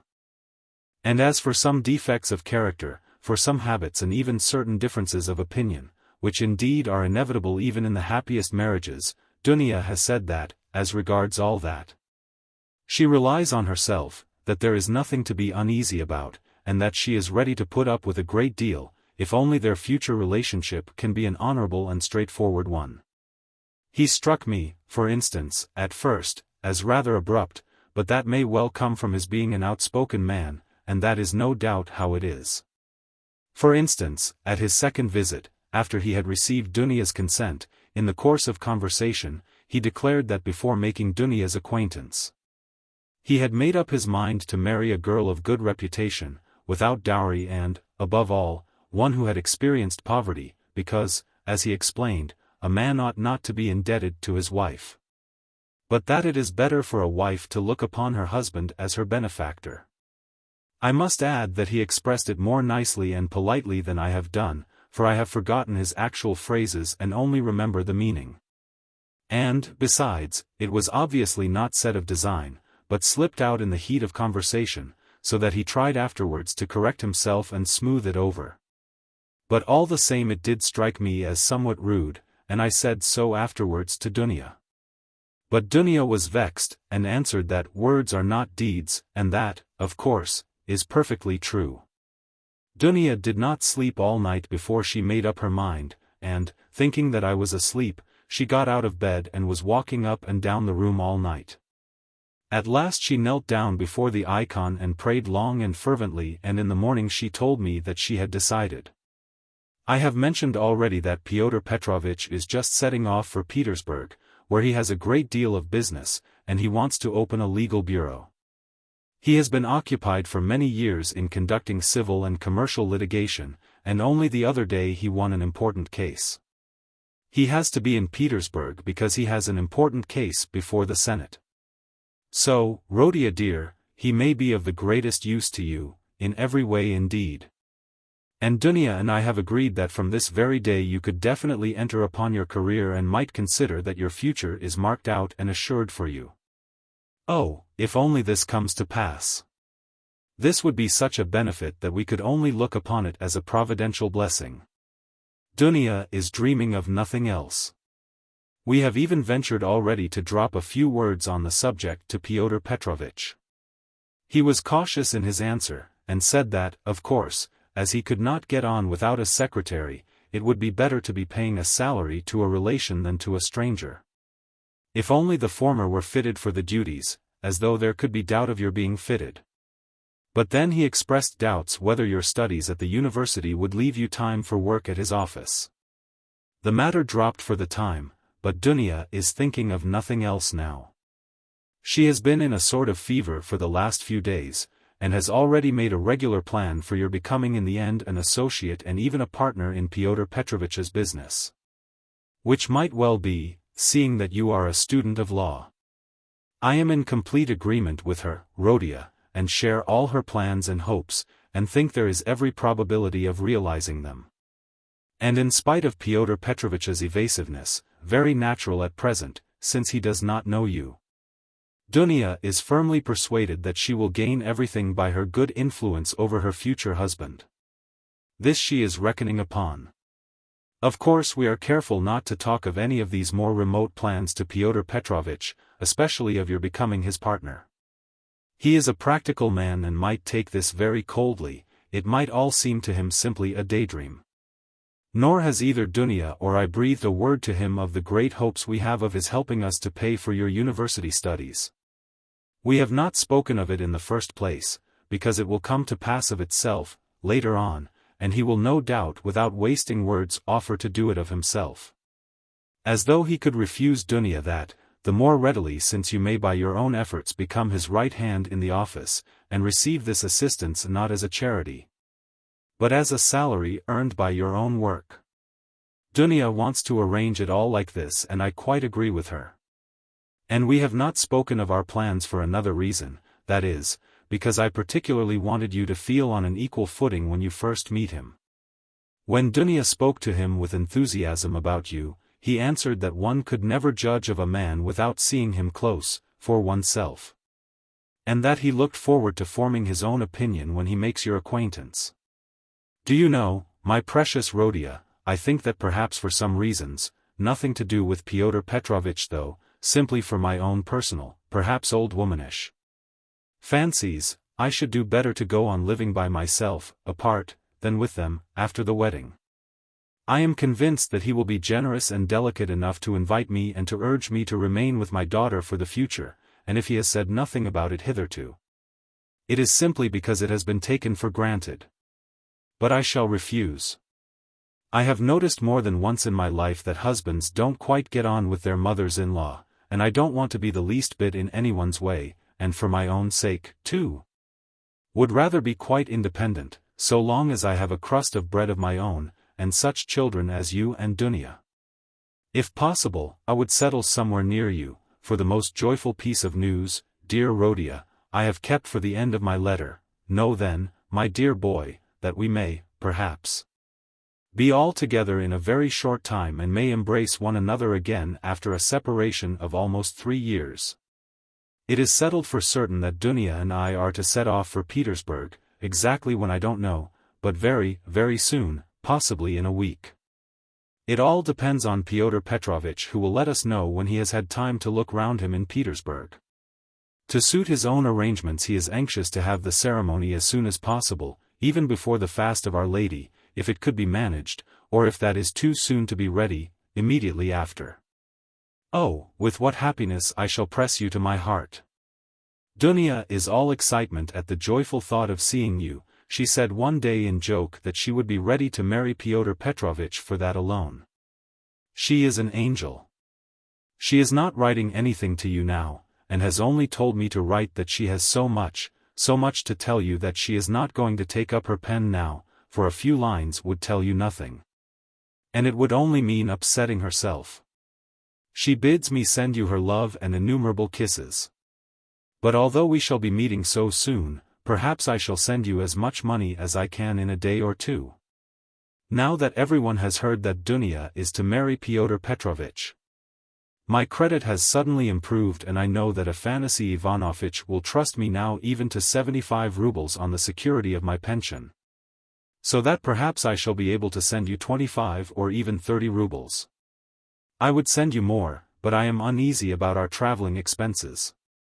For though Pyotr Petrovitch has been so kind as to undertake part of the expenses of the journey, that is to say, he has taken upon himself the conveyance of our bags and big trunk, which will be conveyed through some acquaintances of his, we must reckon upon some expense on our arrival in Petersburg, where we can't be left without a halfpenny, at least for the first few days. But we have calculated it all, Dunya and I, to the last penny, and we see that the journey will not cost very much. It is only 90 versts from us to the railway, and we have come to an agreement with a driver we know, so as to be in readiness, and from there Dunya and I can travel quite comfortably 3rd class. So that I may very likely be able to send to you not 25, but 30 rubles. But enough, I have covered 2 sheets already and there is no space left for more. Our whole history, but so many events have happened. And now, my precious Rhodia, I embrace you and send you a mother's blessing till we meet. Love Dunya your sister, Rhodia. Love her as she loves you and understand that she loves you beyond everything, more than herself. She is an angel and you, Rhodia, you are everything to us, our one hope, our one consolation. If only you are happy, we shall be happy. Do you still say your prayers, Rhodia, and believe in the mercy of our Creator and our Redeemer? I am afraid in my heart that you may have been visited by the new spirit of infidelity that is abroad today. If it is so, I pray for you. Remember, dear boy, how in your childhood, when your father was living, you used to lisp your prayers at my knee, and how happy we all were in those days. Goodbye, till we meet then, I embrace you warmly, warmly, with many kisses. Yours till death. Pulcheria Raskolnikov. Almost from the first, while he read the letter, Raskolnikov's face was wet with tears. But when he finished it, his face was pale and distorted, and a bitter, wrathful and malignant smile was on his lips. He laid his head down on his threadbare dirty pillow and pondered a long time. His heart was beating violently, and his brain was in a turmoil. At last he felt cramped and stifled in the little yellow room that was like a cupboard or a box. His eyes and his mind craved for space. He took up his hat and went out, this time without dread of meeting anyone. He had forgotten his dread. He turned in the direction of the Vasilyevsky Ostrov, walking along Vasilyevsky Prospect, as though hastening on some business, but he walked, as his habit was, without noticing his way. Muttering and even speaking aloud to himself, to the astonishment of the passers-by. Many of them took him to be drunk. Chapter 4. His mother's letter had been a torture to him, but as regards the chief fact in it, he had felt not one moment's hesitation, even whilst he was reading the letter. The essential question was settled, and irrevocably settled, in his mind: never such a marriage while I am alive and Mr. Luzin be damned. The thing is perfectly clear, he muttered to himself, with a malignant smile anticipating the triumph of his decision. No, mother, no, Dunya, you won't deceive me. And then they apologize for not asking my advice and for taking the decision without me. I dare say. They imagine it is arranged now and can't be broken off, but we will see whether it can or not. A magnificent excuse. Pyotr Petrovitch is such a busy man that even his wedding has to be in post-haste, almost by express. No, Dunya, I see it all and I know what you want to say to me. And I know too what you were thinking about, when you walked up and down all night, and what your prayers were like before the Holy Mother of Kazan who stands in Mother's bedroom. Bitter is the ascent to Golgotha. So it is finally settled. You have determined to marry a sensible businessman, Avdotya Romanovna, one who has a fortune, has already made his fortune, that is so much more solid and impressive. A man who holds 2 government posts and who shares the ideas of our most rising generation, as Mother writes, and who seems to be kind, as Dunya herself observes. That seems beats everything. And that very Dunya for that very seems is marrying him. Splendid. Splendid. But I should like to know why Mother has written to me about our most rising generation. Simply as a descriptive touch, or with the idea of prepossessing me in favor of Mr. Luzin. Oh, the cunning of them. I should like to know one thing more, how far they were open with one another that day and night and all this time since. Was it all put into words, or did both understand that they had the same thing at heart and in their minds, so that there was no need to speak of it aloud, and better not to speak of it? Most likely it was partly like that. From Mother's letter it's evident, he struck her as rude a little, and Mother in her simplicity took her observations to Dunya. And she was sure to be vexed and answered her angrily. I should think so. Who would not be angered when it was quite clear without any naive questions and when it was understood that it was useless to discuss it? And why does she write to me, love Dunya, Rodia, and she loves you more than herself? Has she a secret conscience prick at sacrificing her daughter to her son? You are our one comfort, you are everything to us. Oh, Mother!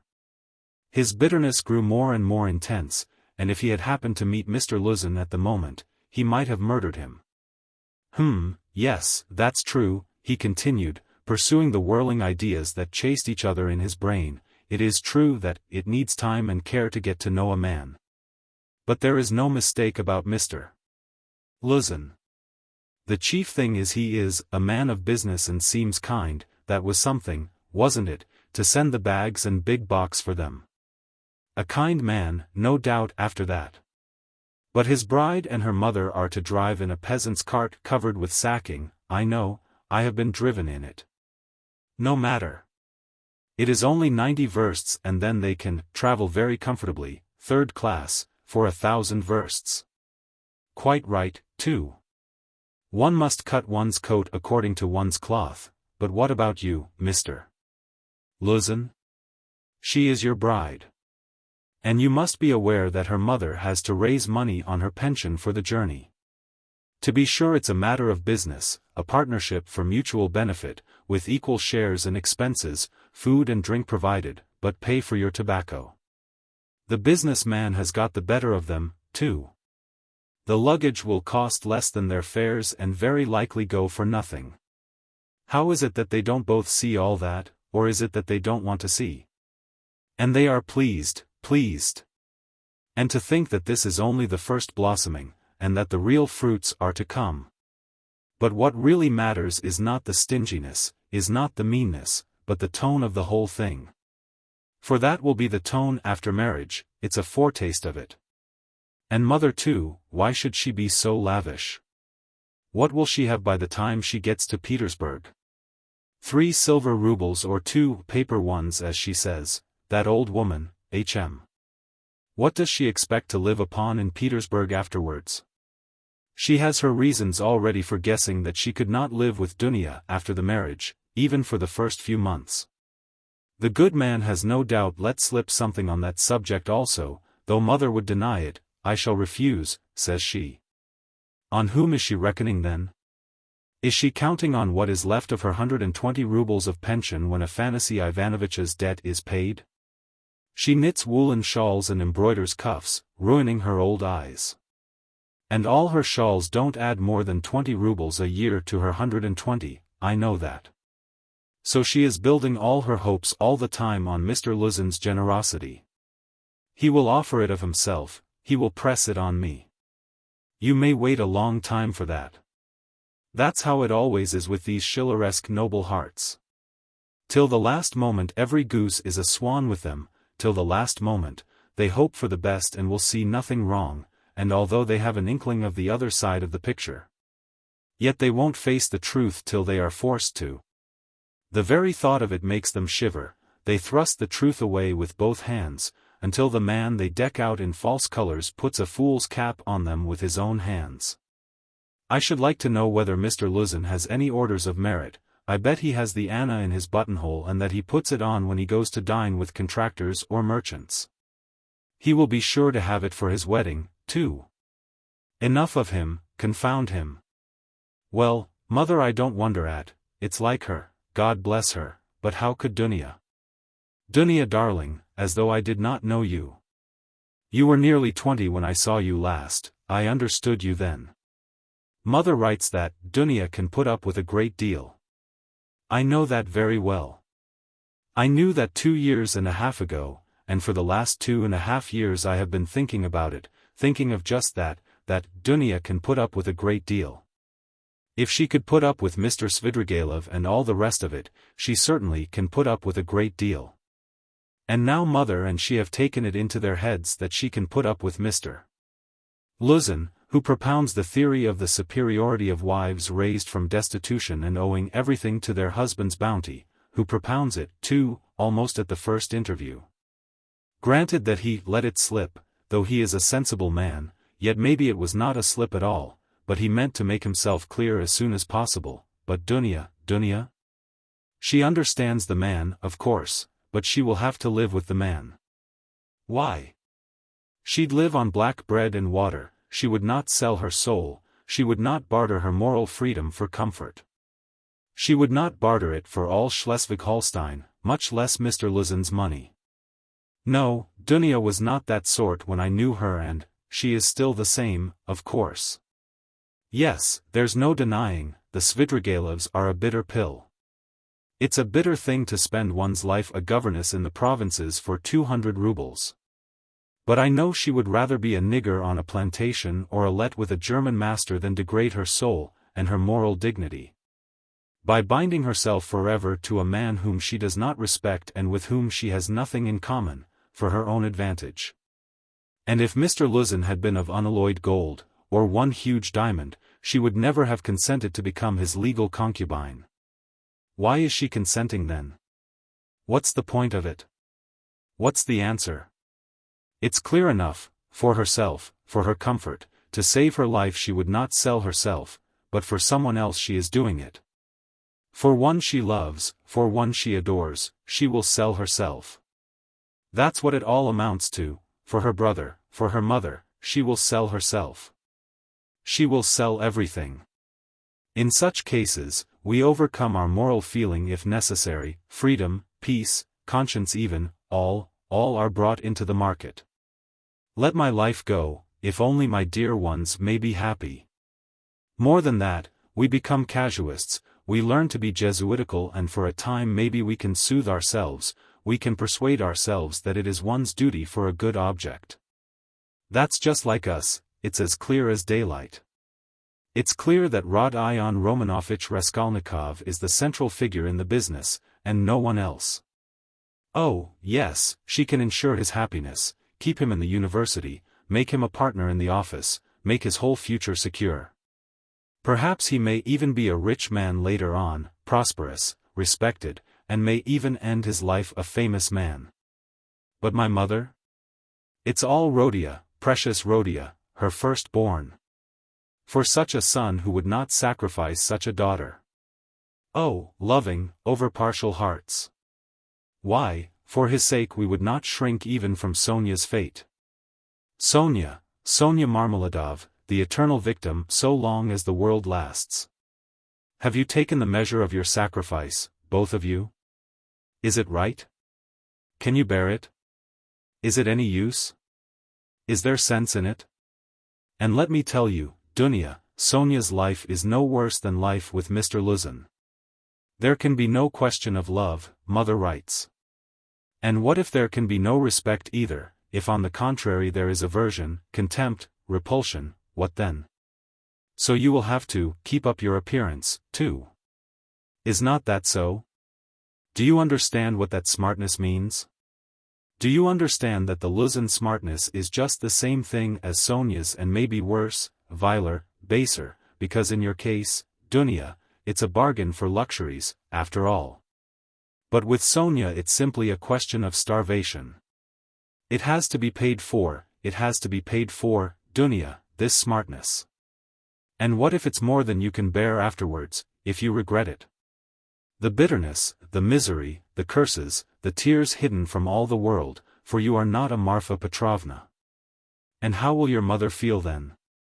Even now she is uneasy, she is worried, but then, when she sees it all clearly? And I? Yes, indeed, what have you taken me for? I won't have your sacrifice, Dunya, I won't have it, mother. It shall not be, so long as I am alive, it shall not. I won't accept it.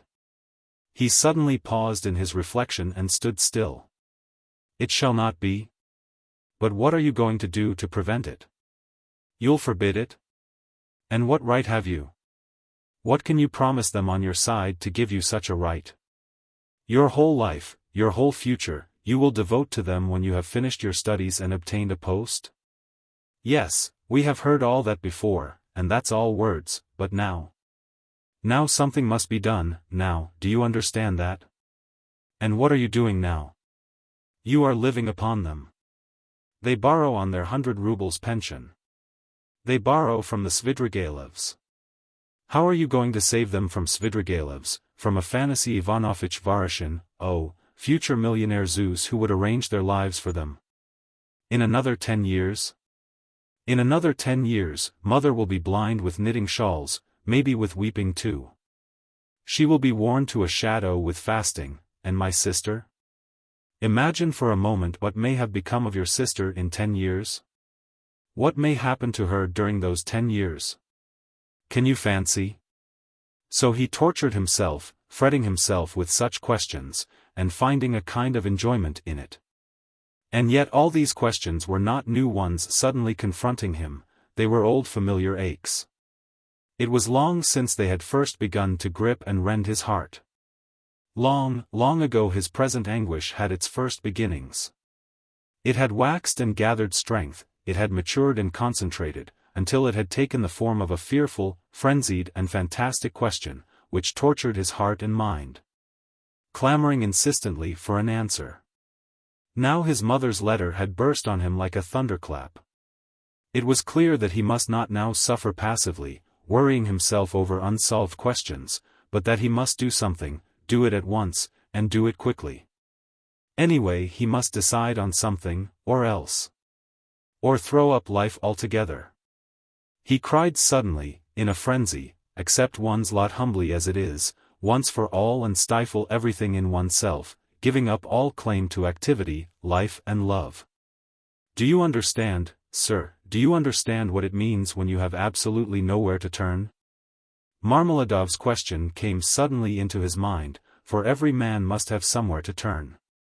He gave a sudden start, another thought, that he had had yesterday, slipped back into his mind. But he did not start at the thought recurring to him, for he knew, he had felt beforehand, that it must come back, he was expecting it, besides it was not only yesterday's thought. The difference was that a month ago, yesterday even, the thought was a mere dream, but now it appeared not a dream at all, it had taken a new menacing and quite unfamiliar shape. And he suddenly became aware of this himself.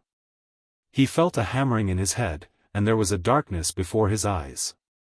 He looked round hurriedly, he was searching for something. He wanted to sit down and was looking for a seat.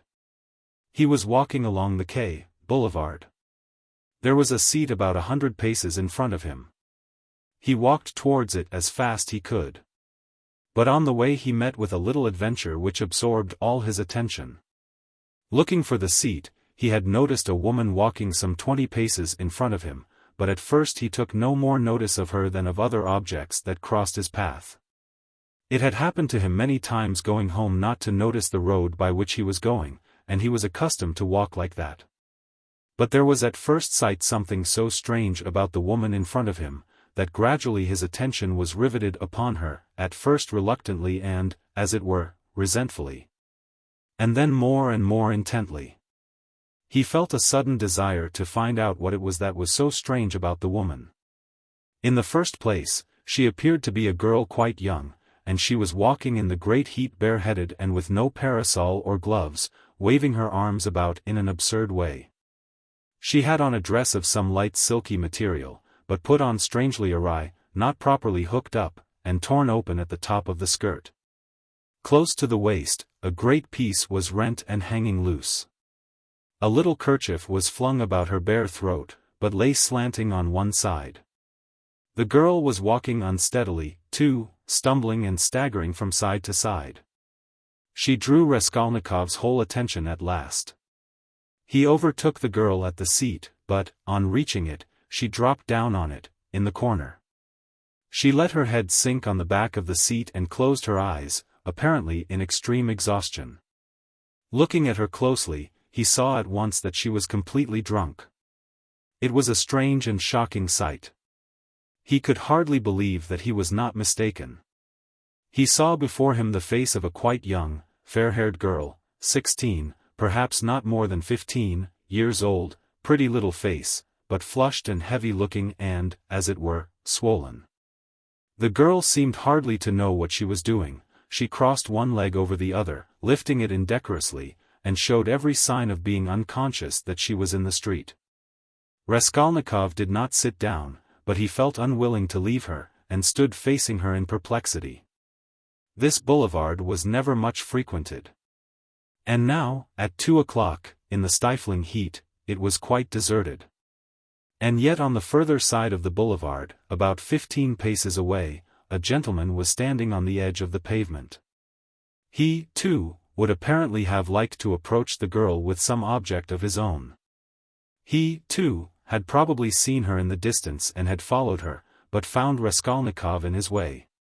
He looked angrily at him, though he tried to escape his notice, and stood impatiently biding his time, till the unwelcome man in rags should have moved away. His intentions were unmistakable.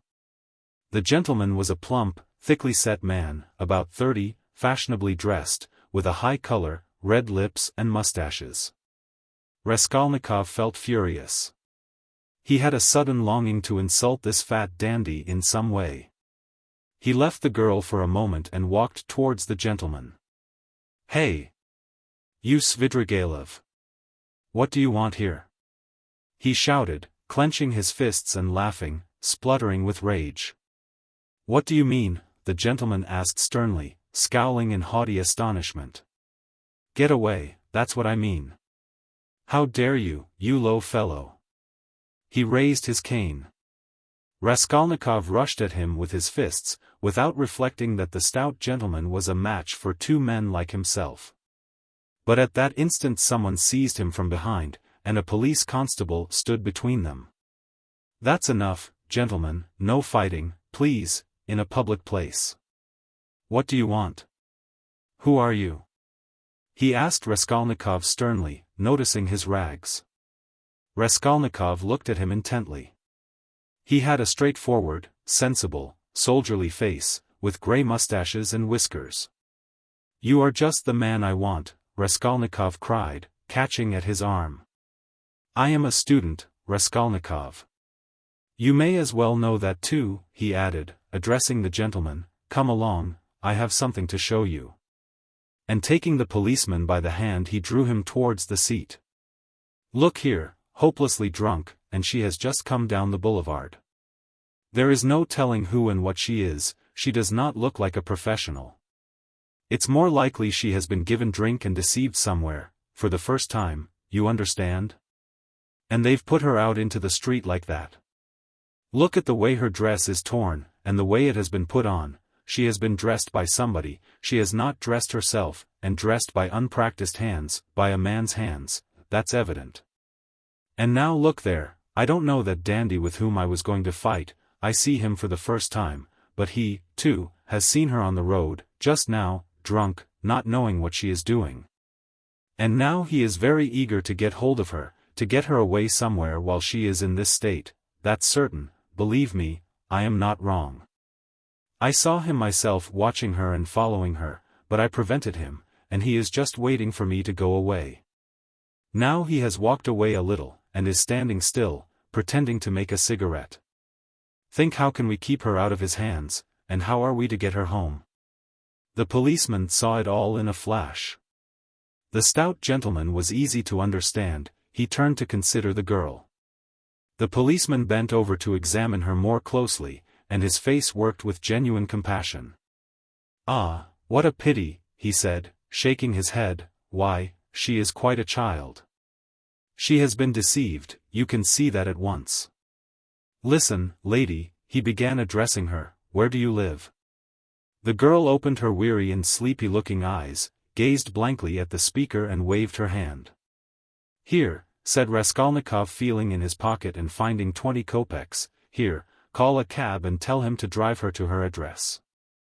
The only thing is to find out her address. Missy, missy." The policeman began again, taking the money. "I'll fetch you a cab and take you home myself." "Where shall I take you, eh? Where do you live?" "Go away." "They won't let me alone," the girl muttered, and once more waved her hand. ACH, how shocking. "It's shameful, missy, it's a shame." He shook his head again, shocked, sympathetic and indignant. "It's a difficult job," the policeman said to Raskolnikov, and as he did so, he looked him up and down in a rapid glance. He, too, must have seemed a strange figure to him, dressed in rags and handing him money. "Did you meet her far from here?" he asked him. "I tell you she was walking in front of me, staggering, just here, in the boulevard. She only just reached the seat and sank down on it. Ah, the shameful things that are done in the world nowadays, God have mercy on us. An innocent creature like that, drunk already. She has been deceived, that's a sure thing. See how her dress has been torn too. Ah, the vice one sees nowadays. And as likely as not she belongs to gentlefolk too, poor ones maybe. There are many like that nowadays. She looks refined, too, as though she were a lady," and he bent over her once more. Perhaps he had daughters growing up like that, looking like ladies and refined, with pretensions to gentility and smartness. The chief thing is, Raskolnikov persisted, to keep her out of this scoundrel's hands. Why should he outrage her? It's as clear as day what he is after. Ah, the brute, he is not moving off. Raskolnikov spoke aloud and pointed to him.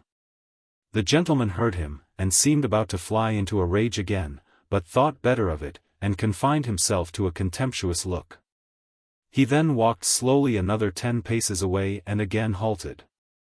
"Keep her out of his hands we can," said the constable thoughtfully, "if only she'd tell us where to take her, but as it is. Missy, hey, Missy," he bent over her once more. She opened her eyes fully all of a sudden, looked at him intently, as though realizing something, got up from the seat and walked away in the direction from which she had come. "Oh, shameful wretches, they won't let me alone," she said, waving her hand again. She walked quickly, though staggering as before. The dandy followed her, but along another avenue, keeping his eye on her. "Don't be anxious, I won't let him have her," the policeman said resolutely, and he set off after them. "Ah, the vice one sees nowadays," he repeated aloud, sighing. At that moment something seemed to sting Raskolnikov. In an instant a complete revulsion of feeling came over him. "Hey, here!" he shouted after the policeman. The latter turned round. "Let them be. What is it to do with you? Let her go. Let him amuse himself." He pointed at the dandy. "What is it to do with you?" The policeman was bewildered, and stared at him open-eyed. Raskolnikov laughed. "Well," ejaculated the policeman, with a gesture of contempt, and he walked after the dandy and the girl, probably taking Raskolnikov for a madman or something even worse. "He has carried off my 20 kopecks," Raskolnikov murmured angrily when he was left alone. "Well, let him take as much from the other fellow to allow him to have the girl and so let it end. And why did I want to interfere? Is it for me to help? Have I any right to help? Let them devour each other alive, what is to me? How did I dare to give him 20 kopecks? Were they mine?" In spite of those strange words he felt very wretched. He sat down on the deserted seat. His thoughts strayed aimlessly. He found it hard to fix his mind on anything at that moment.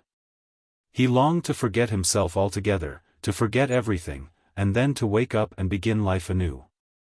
"Poor girl," he said, looking at the empty corner where she had sat, "she will come to herself and weep, and then her mother will find out.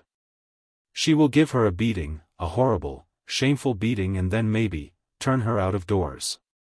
And even if she does not, the Darya Frantsovnas will get wind of it, and the girl will soon be slipping out on the sly here and there. Then there will be the hospital directly. That's always the luck of those girls with respectable mothers, who go wrong on the sly, and then, again the hospital, drink, the taverns, and more hospital, in 2 or 3 years, a wreck, and her life over at 18 or 19. Have not I seen cases like that? And how have they been brought to it? Why, they've all come to it like that. Ugh! But what does it matter? That's as it should be, they tell us. A certain percentage, they tell us, must every year go, that way, to the devil, I suppose, so that the rest may remain chaste, and not be interfered with. A percentage. What splendid words they have, they are so scientific, so consolatory. Once you've said percentage, there's nothing more to worry about. If we had any other word, maybe we might feel more uneasy. But what if Dunya were one of the percentage? Of another one if not that one? But where am I going? He thought suddenly. Strange, I came out for something. As soon as I had read the letter I came out. I was going to Vasilyevsky Ostrov, to Razumihin. That's what it was, now I remember. What for, though? And what put the idea of going to Razumihin into my head just now? That's curious. He wondered at himself. Razumihin was one of his old comrades at the university. It was remarkable that Raskolnikov had hardly any friends at the university. He kept aloof from everyone, went to see no one, and did not welcome anyone who came to see him, and indeed everyone soon gave him up. He took no part in the students' gatherings, amusements or conversations. He worked with great intensity without sparing himself, and he was respected for this, but no one liked him. He was very poor, and there was a sort of haughty pride and reserve about him, as though he were keeping something to himself. He seemed to some of his comrades to look down upon them all as children, as though he were superior in development, knowledge and convictions, as though their beliefs and interests were beneath him. With Razumihin he had got on, or, at least, he was more unreserved and communicative with him. Indeed, it was impossible to be on any other terms with Razumihin. He was an exceptionally good-humored and candid youth, good-natured to the point of simplicity, though both depth and dignity lay concealed under that simplicity. The better of his comrades understood this, and all were fond of him. He was extremely intelligent, though he was certainly rather a simpleton at times. He was of striking appearance, tall, thin, black-haired and always badly shaved. He was sometimes uproarious and was reputed to be of great physical strength. One night, when out in a festive company, he had with one blow laid a gigantic policeman on his back. There was no limit to his drinking powers, but he could abstain from drink altogether. He sometimes went too far in his pranks, but he could do without pranks altogether. Another thing striking about Razumihin, no failure distressed him, and it seemed as though no unfavorable circumstances could crush him. He could lodge anywhere, and bear the extremes of cold and hunger. He was very poor, and kept himself entirely on what he could earn by work of one sort or another. He knew of no end of resources by which to earn money. He spent one whole winter without lighting his stove, and used to declare that he liked it better, because one slept more soundly in the cold. For the present he, too, had been obliged to give up the university, but it was only for a time, and he was working with all his might to save enough to return to his studies again. Raskolnikov had not been to see him for the last 4 months, and Razumihin did not even know his address. About 2 months before, they had met in the street, but Raskolnikov had turned away and even crossed to the other side that he might not be observed. And though Razumihin noticed him, he passed him by, as he did not want to annoy him. Chapter 5. Of course, I've been meaning lately to go to Razumihin's to ask for work, to ask him to get me lessons or something, Raskolnikov thought, but what help can he be to me now? Suppose he gets me lessons, suppose he shares his last farthing with me, if he has any farthings. So that I could get some boots and make myself tidy enough to give lessons, Well, and what then? What shall I do with the few coppers I earn? That's not what I want now. It's really absurd for me to go to Razumihin. The question why he was now going to Razumihin agitated him even more than he was himself aware. He kept uneasily seeking for some sinister significance in this apparently ordinary action. Could I have expected to set it all straight and to find a way out by means of Razumihin alone? He asked himself in perplexity. He pondered and rubbed his forehead, and, strange to say, after long musing, suddenly, as if it were spontaneously and by chance, a fantastic thought came into his head. To Razumihin's, he said all at once, calmly, as though he had reached a final determination. I shall go to Razumihin's of course, but, not now. I shall go to him, on the next day after it, when it will be over and everything will begin afresh. And suddenly he realized what he was thinking. After it, he shouted, jumping up from the seat, but is it really going to happen? Is it possible it really will happen? He left the seat, and went off almost at a run. He meant to turn back, homewards, but the thought of going home suddenly filled him with intense loathing. In that hole, in that awful little cupboard of his, all this had for a month past been growing up in him, and he walked on at random. His nervous shudder had passed into a fever that made him feel shivering. In spite of the heat he felt cold. With a kind of effort he began almost unconsciously, from some inner craving, to stare at all the objects before him, as though looking for something to distract his attention. But he did not succeed, and kept dropping every moment into brooding. When with a start he lifted his head again and looked round, he forgot at once what he had just been thinking about and even where he was going.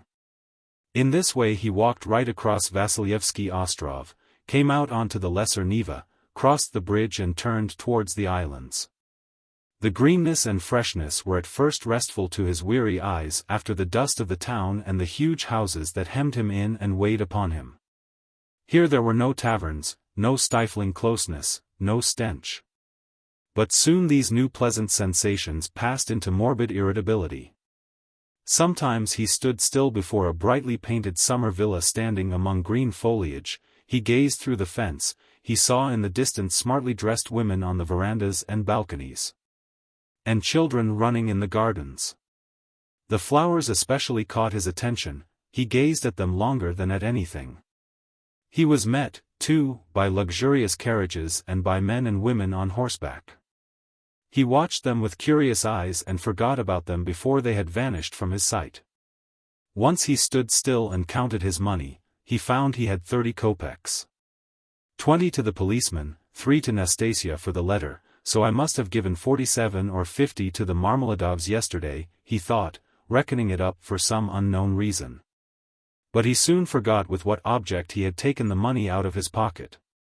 He recalled it on passing an eating-house or tavern, and felt that he was hungry.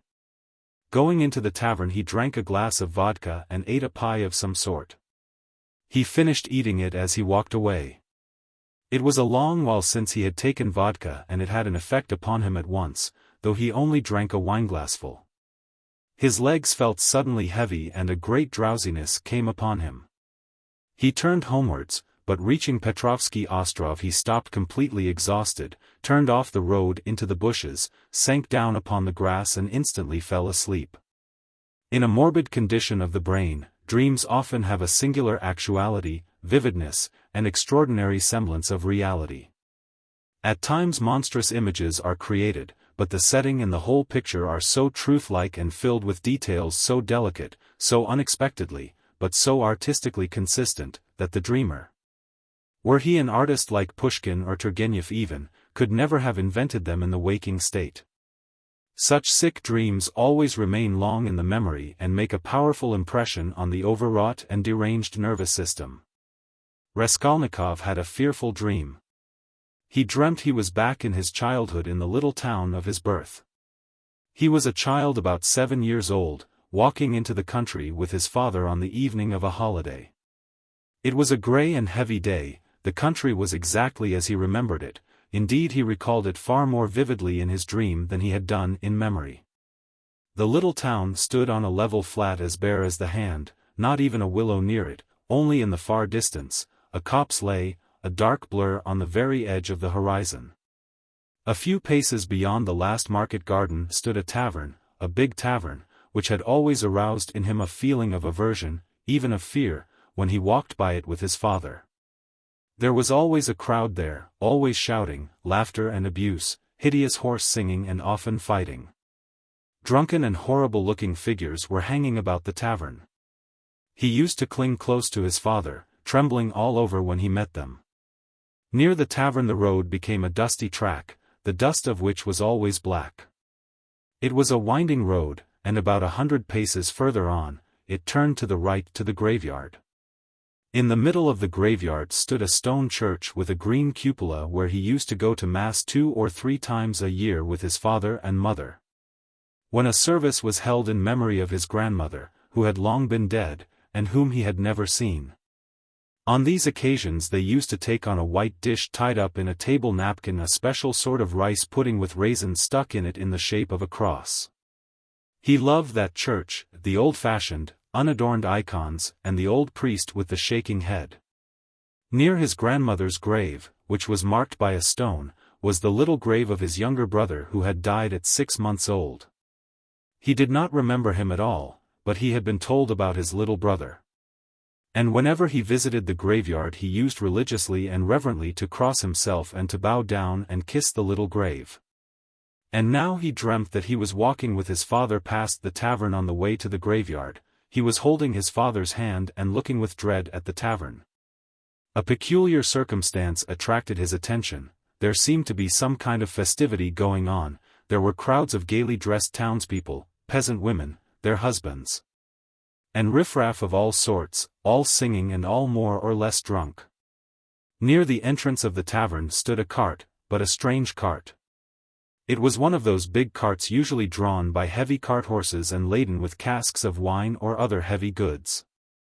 He always liked looking at those great cart horses, with their long manes, thick legs, and slow even pace, drawing along a perfect mountain with no appearance of effort. As though it were easier going with a load than without it. But now, strange to say, in the shafts of such a cart he saw a thin little sorrel beast, one of those peasants' nags which he had often seen straining their utmost under a heavy load of wood or hay. Especially when the wheels were stuck in the mud or in a rut. And the peasants would beat them so cruelly, sometimes even about the nose and eyes, and he felt so sorry for them that he almost cried. And his mother always used to take him away from the window. All of a sudden there was a great uproar of shouting, singing and the balalaika, and from the tavern a number of big and very drunken peasants came out, wearing red and blue shirts and coats thrown over their shoulders. Get in, shouted one of them, a young thick-necked peasant with a fleshy face red as a carrot. I'll take you all, get in. But at once there was an outbreak of laughter and exclamations in the crowd. Take us all with a beast like that. Why, Mikolka, are you crazy to put a nag like that in such a cart? And this mare is 20 if she is a day, mates. Get in, I'll take you all, Mikolka shouted again, leaping first into the cart, seizing the reins and standing straight up in front. The bay has gone with Matvey, he shouted from the cart, and this brute, mates, is just breaking my heart. I feel as if I could kill her. She's just eating her head off. Get in, I tell you. I'll make her gallop. She'll gallop, and he picked up the whip, preparing himself with relish to flog the little mare. Get in. Come along. The crowd laughed. Jew here, she'll gallop. Gallop indeed. She has not had a gallop in her for the last 10 years. She'll jog along. Don't you mind her, mates, bring a whip each of you, get ready. All right. Give it to her. They all clambered into Mikolka's cart, laughing and making jokes. 6 men got in and there was still room for more. They hauled in a fat, rosy-cheeked woman. She was dressed in red cotton, in a pointed, beaded headdress and thick leather shoes. She was cracking nuts and laughing. The crowd round them was laughing too, and indeed, how could they help laughing? That wretched nag was to drag all the cart load of them at a gallop. 2 young fellows in the cart were just getting whips ready to help Mikolka. With the cry of "now," the mare tugged with all her might, but far from galloping, could scarcely move forward. She struggled with her legs, gasping and shrinking from the blows of the 3 whips which were showered upon her like hail. The laughter in the cart and in the crowd was redoubled, but Mikolka flew into a rage and furiously thrashed the mare, as though he supposed she really could gallop. Let me get in, too, mates, shouted a young man in the crowd whose appetite was aroused. Get in, all get in, cried Mikolka, she will draw you all. I'll beat her to death. And he thrashed and thrashed at the mare, beside himself with fury. Father, father, he cried, father, what are they doing?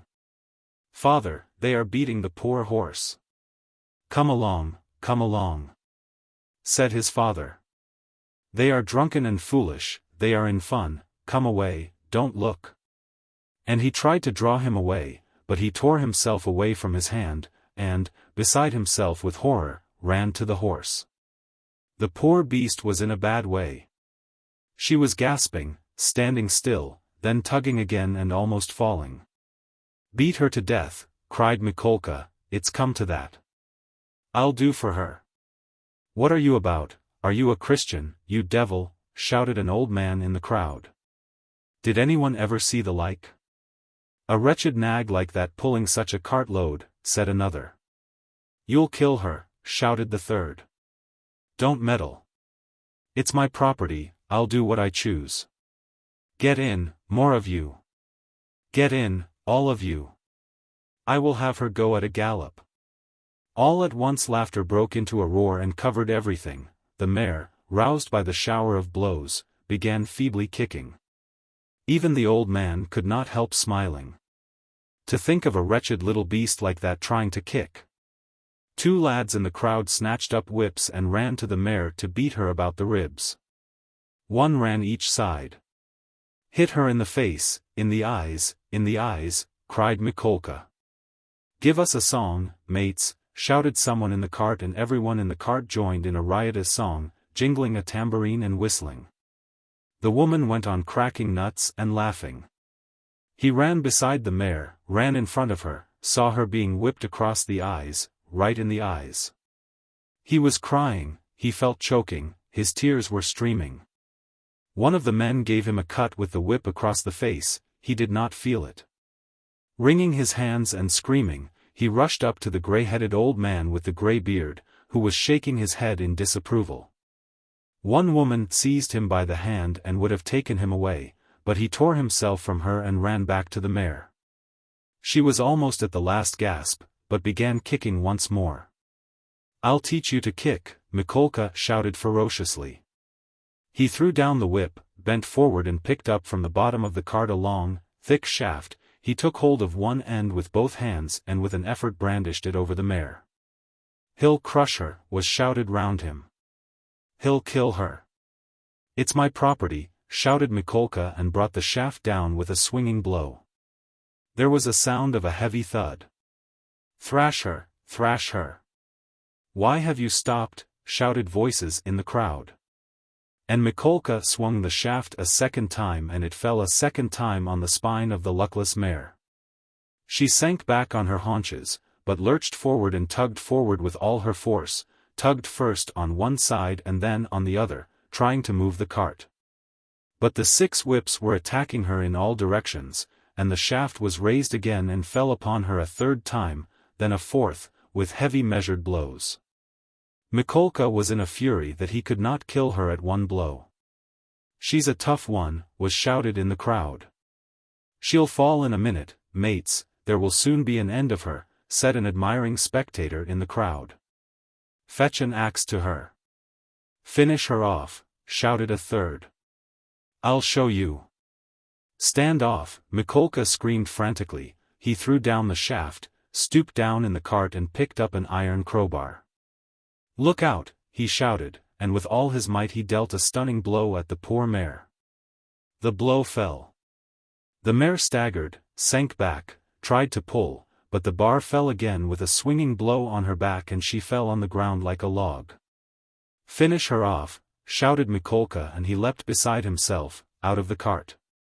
Several young men, also flushed with drink, seized anything they could come across, whips, sticks, poles, and ran to the dying mare. Mikolka stood on one side and began dealing random blows with the crowbar. The mare stretched out her head, drew a long breath and died. You butchered her, someone shouted in the crowd. Why wouldn't she gallop then?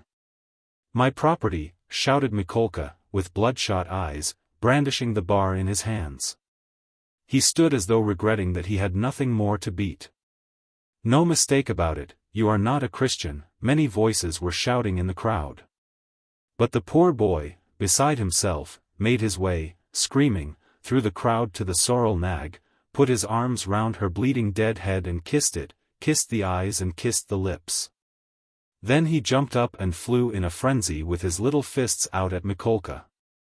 At that instant his father, who had been running after him, snatched him up and carried him out of the crowd. Come along, come. Let us go home, he said to him. Father. Why did they kill the poor horse, he sobbed, but his voice broke and the words came in shrieks from his panting chest.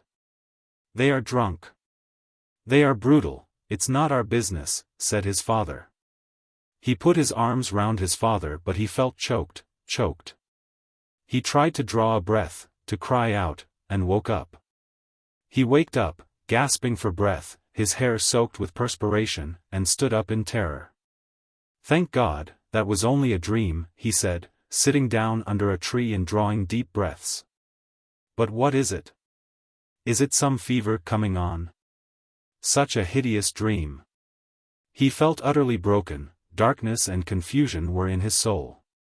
He rested his elbows on his knees and leaned his head on his hands. "Good God!" he cried, can it be, that I shall really take an axe, that I shall strike her on the head, split her skull open, that I shall tread in the sticky warm blood, break the lock, steal and tremble, hide, all spattered in the blood, with the axe? Good God, can it be?" He was shaking like a leaf as he said this. "But why am I going on like this?" he continued, sitting up again, as it were in profound amazement. "I knew that I could never bring myself to it, so what have I been torturing myself for till now? Yesterday, when I went to make that experiment, yesterday I realized completely that I could never bear to do it. Why am I going over it again, then? Why am I hesitating? As I came down the stairs yesterday, I said myself that it was base, loathsome, vile, the very thought of it made me feel sick and filled me with horror. No, I couldn't do it. Granted that there is no flaw in all that reasoning, that all that I have concluded this last month is clear as day, true as arithmetic. My God! Anyway, I couldn't bring myself to it. I couldn't do it. Why then am I still?" He rose to his feet, looked round in wonder as though surprised at finding himself in this place, and went towards the bridge. He was pale, his eyes glowed, he was exhausted in every limb, but he seemed suddenly to breathe more easily. He felt he had cast off that fearful burden that had so long been weighing upon him, and all at once there was a sense of relief and peace in his soul. "Lord," he prayed, "show me my path, I renounce that accursed dream of mine." Crossing the bridge, he gazed quietly and calmly at the Neva, at the glowing red sun setting in the glowing sky. In spite of his weakness he was not conscious of fatigue. It was as though an abscess that had been forming for a month past in his heart had suddenly broken. Freedom! He was free from that spell, that sorcery, that obsession. Later on, when he recalled that time and all that happened to him during those days, minute by minute, point by point, he was superstitiously impressed by one circumstance, which, though in itself not very exceptional, always seemed to him afterwards the predestined turning point of his fate. He could never understand and explain to himself why, when he was tired and worn out, when it would have been more convenient for him to go home by the shortest and most direct way, he had returned by the Haymarket where he had no need to go. It was obviously and quite unnecessarily out of his way, though not much so. It is true that it happened to him dozens of times to return home without noticing what streets he passed through. But why, he was always asking himself, why had such a decisive and at the same time such an absolutely chance meeting happened in the Haymarket, where he had moreover no reason to go, at the very hour, the very minute of his life when he was just in the very mood and in the very circumstances in which that meeting was able to exert the gravest and most decisive influence on his whole destiny? As though it had been lying in wait for him on purpose. It was about 9 o'clock when he crossed the Haymarket. At the tables and the barrows, at the booths and the shops, all the market people were closing their establishments or clearing away and packing up their wares and, like their customers, were going home. Rag pickers and costermongers of all kinds were crowding round the taverns in the dirty and stinking courtyards of the Haymarket. Raskolnikov particularly liked this place and the neighboring alleys, when he wandered aimlessly in the streets. Here his rags did not attract contemptuous attention, and one could walk about in any attire without scandalizing people. At the corner of an alley a huckster and his wife had 2 tables set out with tapes, thread, cotton handkerchiefs, etc. They, too, had got up to go home, but were lingering in conversation with a friend, who had just come up to them. This friend was Lizaveta Ivanovna, or, as everyone called her, Lizaveta, the younger sister of the old pawnbroker, Alyona Ivanovna, whom Raskolnikov had visited the previous day to pawn his watch and make his experiment. He already knew all about Lizaveta and she knew him a little too. She was a single woman of about 35, tall, clumsy, timid, submissive and almost idiotic. She was a complete slave and went in fear and trembling of her sister, who made her work day and night, and even beat her. She was standing with a bundle before the huckster and his wife, listening earnestly and doubtfully. They were talking of something with special warmth. The moment Raskolnikov caught sight of her, he was overcome by a strange sensation as it were of intense astonishment, though there was nothing astonishing about this meeting. "You could make up your mind for yourself, Lizaveta Ivanovna," the huckster was saying aloud. "Come round tomorrow about 7. They will be here too." "Tomorrow?" said Lizaveta slowly and thoughtfully, as though unable to make up her mind. "Upon my word, what a fright you are in of Alyona Ivanovna," gabbled the huckster's wife, a lively little woman. "I look at you, you are like some little babe. And she is not your own sister either, nothing but a stepsister, and what a hand she keeps over you." "But this time don't say a word to Alyona Ivanovna," her husband interrupted, "that's my advice, but come round to us without asking. It will be worth your while. Later on your sister herself may have a notion." "Am I to come?" "About 7 o'clock tomorrow. And they will be here. You will be able to decide for yourself. And we'll have a cup of tea," added his wife. "All right, I'll come," said Lizaveta, still pondering, and she began slowly moving away. Raskolnikov had just passed and heard no more. He passed softly, unnoticed, trying not to miss a word. His first amazement was followed by a thrill of horror, like a shiver running down his spine. He had suddenly quite unexpectedly learnt, that the next day at 7 o'clock Lizaveta, the old woman's sister and only companion, would be away from home, and that therefore at 7 o'clock precisely the old woman would be left alone. He was only a few steps from his lodging. He went in like a man condemned to death. He thought of nothing and was incapable of thinking. But he felt suddenly in his whole being that he had no more freedom of thought, no will, and that everything was suddenly and irrevocably decided. Certainly, if he had to wait whole years for a suitable opportunity, he could not reckon on a more certain step towards the success of the plan than that which had just presented itself. In any case, it would have been difficult to find out beforehand and with certainty, with greater exactness and less risk, and without dangerous inquiries and investigations. That next day at a certain time an old woman, on whose life an attempt was contemplated, would be at home and entirely alone. Chapter 6. Later on Raskolnikov happened to find out why the huckster and his wife had invited Lizaveta. It was a very ordinary matter and there was nothing exceptional about it. A family who had come to the town and been reduced to poverty were selling their household goods and clothes, all women's things. As the things would have fetched little in the market, they were looking for a dealer. This was Lizaveta's business. She undertook such jobs and was frequently employed, as she was very honest and always fixed a fair price and stuck to it. She spoke as a rule little and, as we have said already, she was very submissive and timid.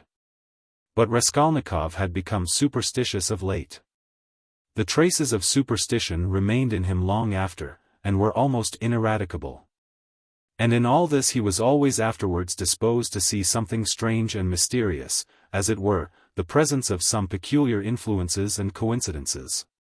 In the previous winter a student he knew called Pokarev, who had left for Kharkov, had chanced in conversation to give him the address of Alyona Ivanovna, the old pawnbroker, in case he might want to pawn anything.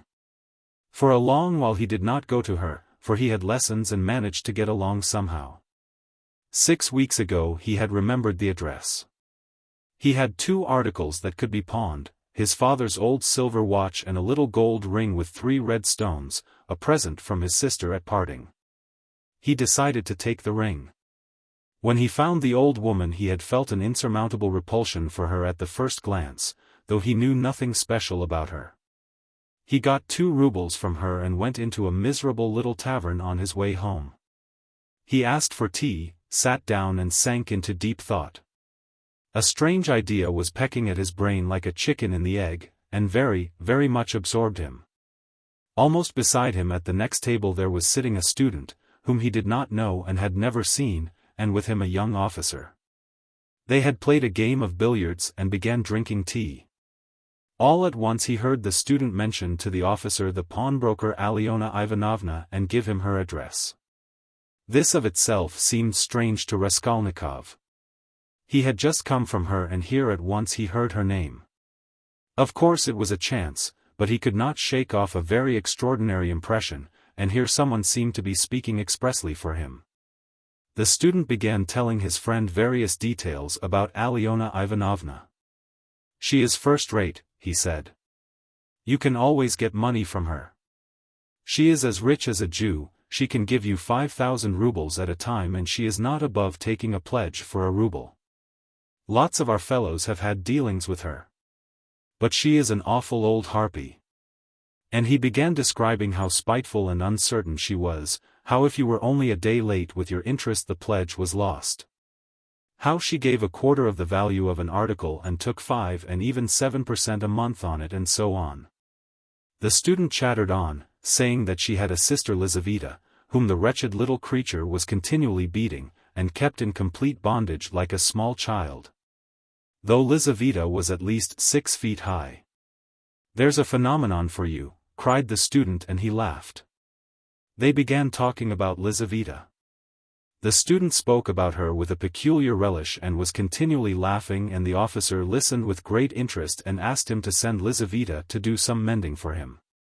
Raskolnikov did not miss a word and learned everything about her. Lizaveta was younger than the old woman and was her half-sister, being the child of a different mother. She was 35. She worked day and night for her sister, and besides doing the cooking and the washing, she did sewing and worked as a charwoman and gave her sister all she earned. She did not dare to accept an order or job of any kind without her sister's permission. The old woman had already made her will, and Lizaveta knew of it, and by this will she would not get a farthing, nothing but the movables, chairs and so on. All the money was left to a monastery in the province of N, that prayers might be said for her in perpetuity.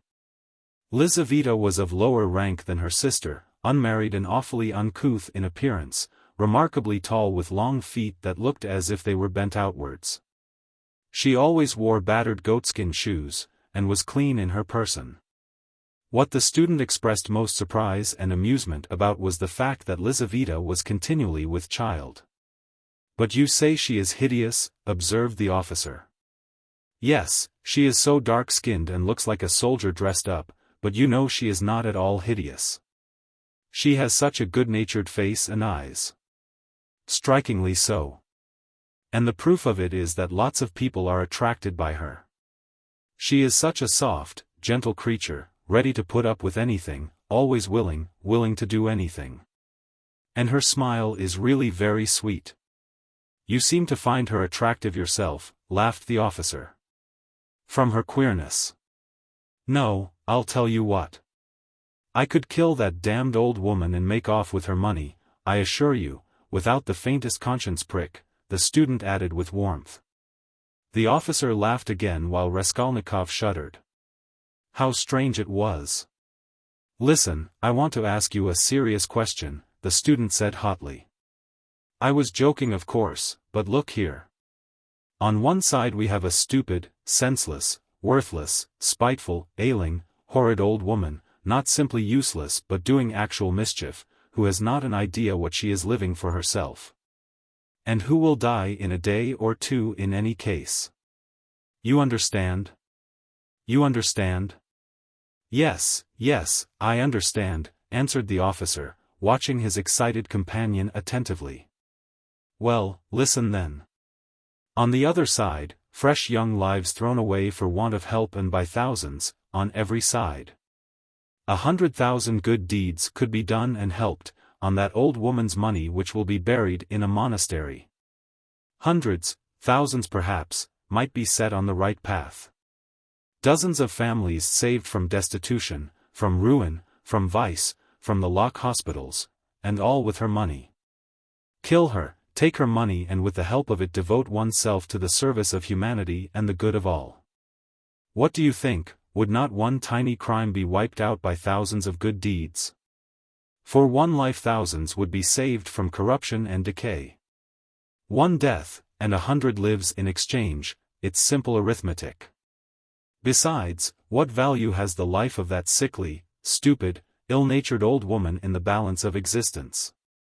No more than the life of a louse, of a black beetle, less in fact because the old woman is doing harm. She is wearing out the lives of others. The other day she bit Lizaveta's finger out of spite. It almost had to be amputated. Of course she does not deserve to live, remarked the officer, but there it is, it's nature. Oh, well, brother, but we have to correct and direct nature, and, but for that, we should drown in an ocean of prejudice. But for that, there would never have been a single great man. They talk of duty, conscience. I don't want to say anything against duty and conscience, but the point is, what do we mean by them? Stay, I have another question to ask you. Listen. No, you stay, I'll ask you a question. Listen. Well? You are talking and speechifying away, but tell me, would you kill the old woman yourself? Of course not. I was only arguing the justice of it. It's nothing to do with me. But I think, if you would not do it yourself, there's no justice about it. Let us have another game. Raskolnikov was violently agitated. Of course, it was all ordinary youthful talk and thought, such as he had often heard before in different forms and on different themes. But why had he happened to hear such a discussion and such ideas at the very moment when his own brain was just conceiving the very same ideas? And why, just at the moment when he had brought away the embryo of his idea from the old woman, had he dropped at once upon a conversation about her? This coincidence always seemed strange to him. This trivial talk in a tavern had an immense influence on him in his later action, as though there had really been in it something preordained, some guiding hint. On returning from the Haymarket he flung himself on the sofa and sat for a whole hour without stirring. Meanwhile it got dark. He had no candle and, indeed, it did not occur to him to light up. He could never recollect whether he had been thinking about anything at that time. At last he was conscious of his former fever and shivering, and he realized with relief that he could lie down on the sofa. Soon heavy, leaden sleep came over him, as it were crushing him. He slept an extraordinarily long time and without dreaming. Nastasia, coming into his room at 10 o'clock the next morning, had difficulty in rousing him. She brought him in tea and bread. The tea was again the second brew and again in her own teapot. My goodness, how he sleeps, she cried indignantly. And he is always asleep. He got up with an effort. His head ached, he stood up, took a turn in his garret and sank back on the sofa again. Going to sleep again, cried Nastasia. Are you ill, eh? He made no reply. Do you want some tea? Afterwards, he said with an effort, closing his eyes again and turning to the wall. Nastasia stood over him. Perhaps he really is ill, she said, turned and went out. She came in again at 2 o'clock with soup. He was lying as before. The tea stood untouched. Nastasia felt positively offended and began wrathfully rousing him. Why are you lying like a log? She shouted, looking at him with repulsion. He got up, and sat down again, but said nothing and stared at the floor. Are you ill or not? Asked Nastasia and again received no answer. You'd better go out and get a breath of air, she said after a pause.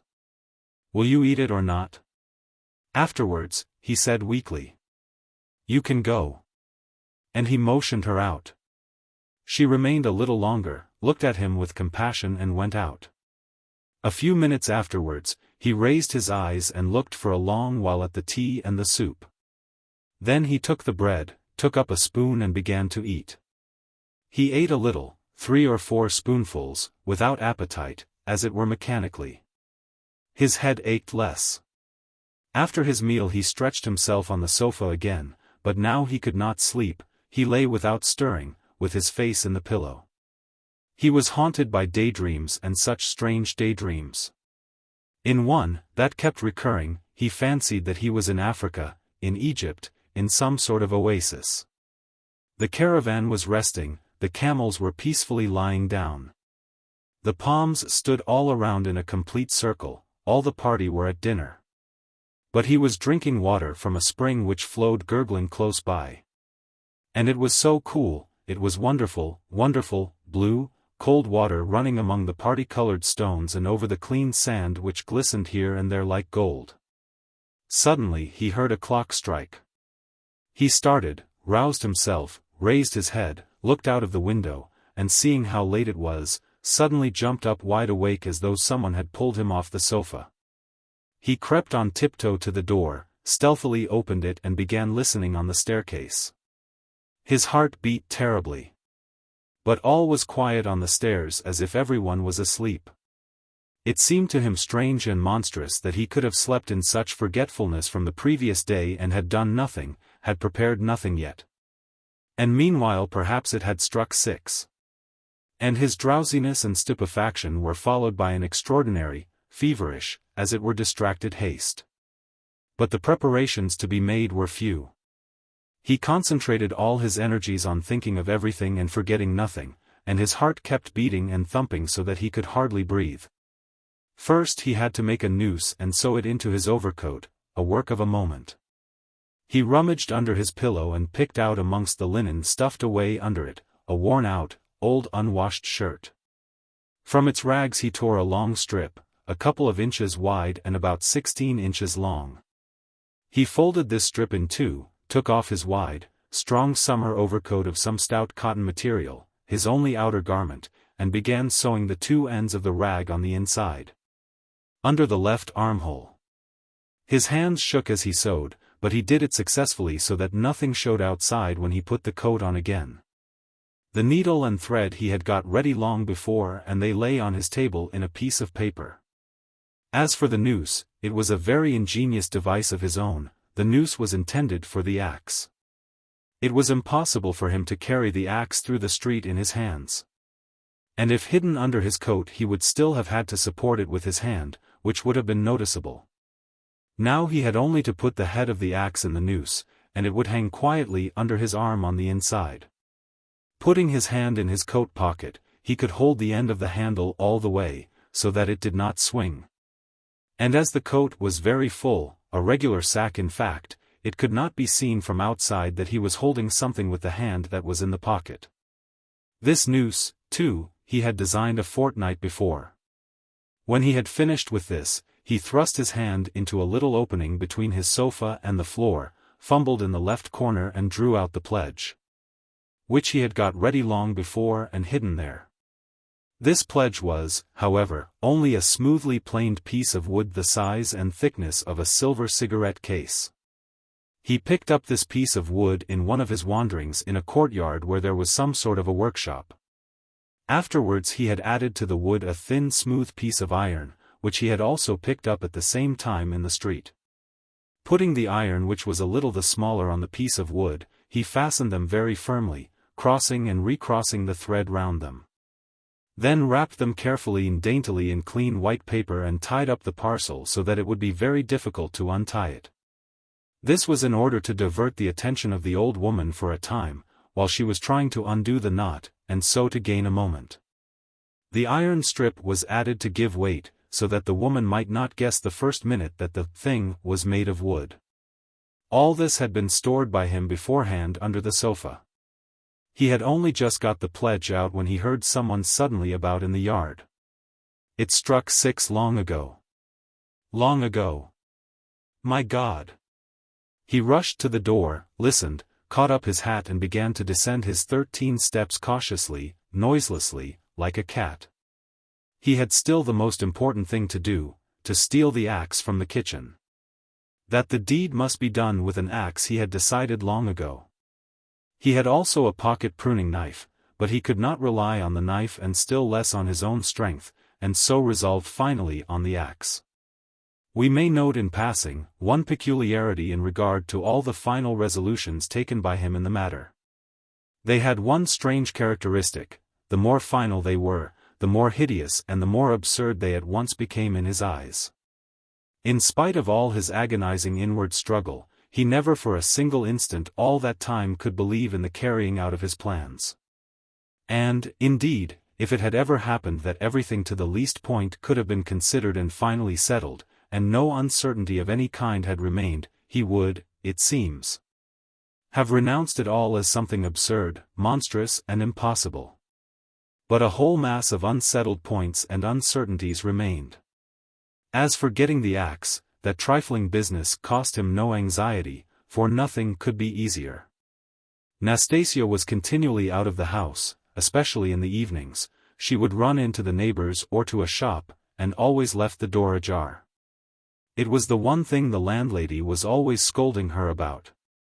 And so, when the time came, he would only have to go quietly into the kitchen and to take the axe, and an hour later, when everything was over, go in and put it back again. But these were doubtful points. Supposing he returned an hour later to put it back, and Nastasia had come back and was on the spot. He would of course have to go by and wait till she went out again. But supposing she were in the meantime to miss the axe, look for it, make an outcry, that would mean suspicion or at least grounds for suspicion. But those were all trifles which he had not even begun to consider, and indeed he had no time. He was thinking of the chief point, and put off trifling details, until he could believe in it all. But that seemed utterly unattainable. So it seemed to himself at least. He could not imagine, for instance, that he would sometime leave off thinking, get up and simply go there. Even his late experiment, i.e., his visit with the object of a final survey of the place, was simply an attempt at an experiment, far from being the real thing, as though one should say, come, let us go and try it, why dream about it? And at once he had broken down and had run away cursing, in a frenzy with himself. Meanwhile it would seem, as regards the moral question, that his analysis was complete. His casuistry had become keen as a razor, and he could not find rational objections in himself. But in the last resort he simply ceased to believe in himself, and doggedly, slavishly sought arguments in all directions, fumbling for them, as though someone were forcing and drawing him to it. At first, long before indeed, he had been much occupied with one question. Why almost all crimes are so badly concealed and so easily detected, and why almost all criminals leave such obvious traces? He had come gradually to many different and curious conclusions, and in his opinion the chief reason lay not so much in the material impossibility of concealing the crime, as in the criminal himself. Almost every criminal is subject to a failure of will and reasoning power by a childish and phenomenal heedlessness, at the very instant when prudence and caution are most essential. It was his conviction that this eclipse of reason and failure of will power attacked a man like a disease, developed gradually and reached its highest point just before the perpetration of the crime. Continued with equal violence at the moment of the crime and for longer or shorter time after, according to the individual case, and then passed off like any other disease. The question whether the disease gives rise to the crime, or whether the crime from its own peculiar nature is always accompanied by something of the nature of disease. He did not yet feel able to decide. When he reached these conclusions, he decided that in his own case there could not be such a morbid reaction, that his reason and will would remain unimpaired at the time of carrying out his design. For the simple reason that his design was not a crime. We will omit all the process by means of which he arrived at this last conclusion. We have run too far ahead already. We may add only that the practical, purely material difficulties of the affair occupied a secondary position in his mind. One has but to keep all one's willpower and reason to deal with them, and they will all be overcome at the time when once one has familiarized oneself with the minutest details of the business. But this preparation had never been begun.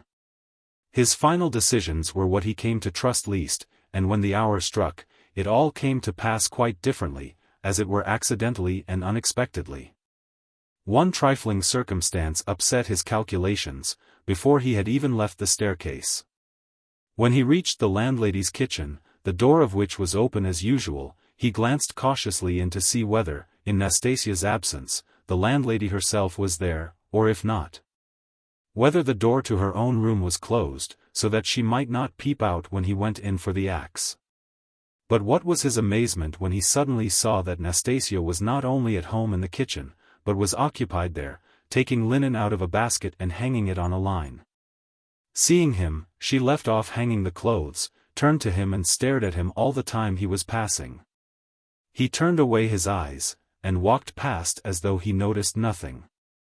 But it was the end of everything, he had not the axe. He was overwhelmed. What made me think, he reflected, as he went under the gateway, what made me think that she would be sure not to be at home at that moment? Why did I assume this so certainly? He was crushed and even humiliated. He could have laughed at himself in his anger. A dull animal rage boiled within him. He stood hesitating in the gateway. To go into the street, to go a walk for appearance sake was revolting, to go back to his room, even more revolting. And what a chance I have lost forever! He muttered, standing aimlessly in the gateway, just opposite the porter's little dark room, which was also open. Suddenly he started. From the porter's room, 2 paces away from him, something shining under the bench to the right caught his eye. He looked about him, nobody. He approached the room on tiptoe, went down 2 steps into it and in a faint voice called the porter. Yes, not at home. Somewhere near though, in the yard, for the door is wide open. He dashed to the axe, it was an axe, and pulled it out from under the bench, where it lay between 2 chunks of wood. At once, before going out, he made it fast in the noose, he thrust both hands into his pockets and went out of the room. No one had noticed him. When reason fails, the devil helps, he thought with a strange grin. This chance raised his spirits extraordinarily. He walked along quietly and sedately, without hurry, to avoid awakening suspicion. He scarcely looked at the passers-by, tried to escape looking at their faces at all, and to be as little noticeable as possible. Suddenly he thought of his hat. Good heavens! I had the money the day before yesterday and did not get a cap to wear instead. A curse rose from the bottom of his soul. Glancing out of the corner of his eye into a shop, he saw by a clock on the wall that it was 10 minutes past 7. He had to make haste and at the same time to go some way round, so as to approach the house from the other side. When he had happened to imagine all this beforehand, he had sometimes thought that he would be very much afraid. But he was not very much afraid now, was not afraid at all, indeed. His mind was even occupied by irrelevant matters, but by nothing for long. As he passed the Yusupov garden, he was deeply absorbed in considering the building of great fountains, and of their refreshing effect on the atmosphere in all the squares.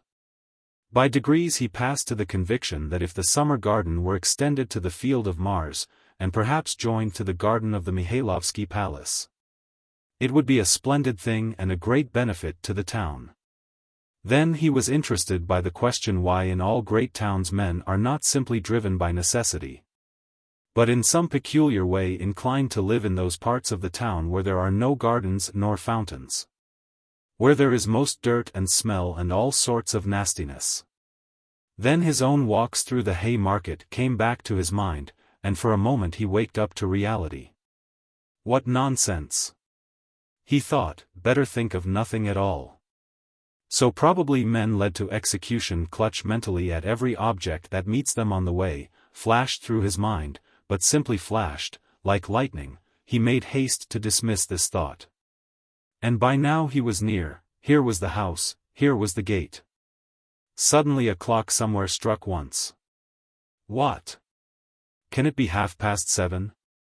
Impossible, it must be fast. Luckily for him, everything went well again at the gates. At that very moment, as though expressly for his benefit, a huge wagon of hay had just driven in at the gate, completely screening him as he passed under the gateway. And the wagon had scarcely had time to drive through into the yard, before he had slipped in a flash to the right. On the other side of the wagon he could hear shouting and quarreling, but no one noticed him and no one met him. Many windows looking into that huge quadrangular yard were open at that moment, but he did not raise his head, he had not the strength to. The staircase leading to the old woman's room was close by, just on the right of the gateway. He was already on the stairs. Drawing a breath, pressing his hand against his throbbing heart, and once more feeling for the axe and setting it straight, he began softly and cautiously ascending the stairs, listening every minute. But the stairs, too, were quite deserted, all the doors were shut, he met no one. One flat indeed on the first floor was wide open and painters were at work in it, but they did not glance at him. He stood still, thought a minute and went on. Of course it would be better if they had not been here, but, it's 2 stories above them. And there was the 4th story, here was the door, here was the flat opposite, the empty one. The flat underneath the old woman's was apparently empty also. The visiting card nailed on the door had been torn off, they had gone away. He was out of breath. For one instant the thought floated through his mind, shall I go back?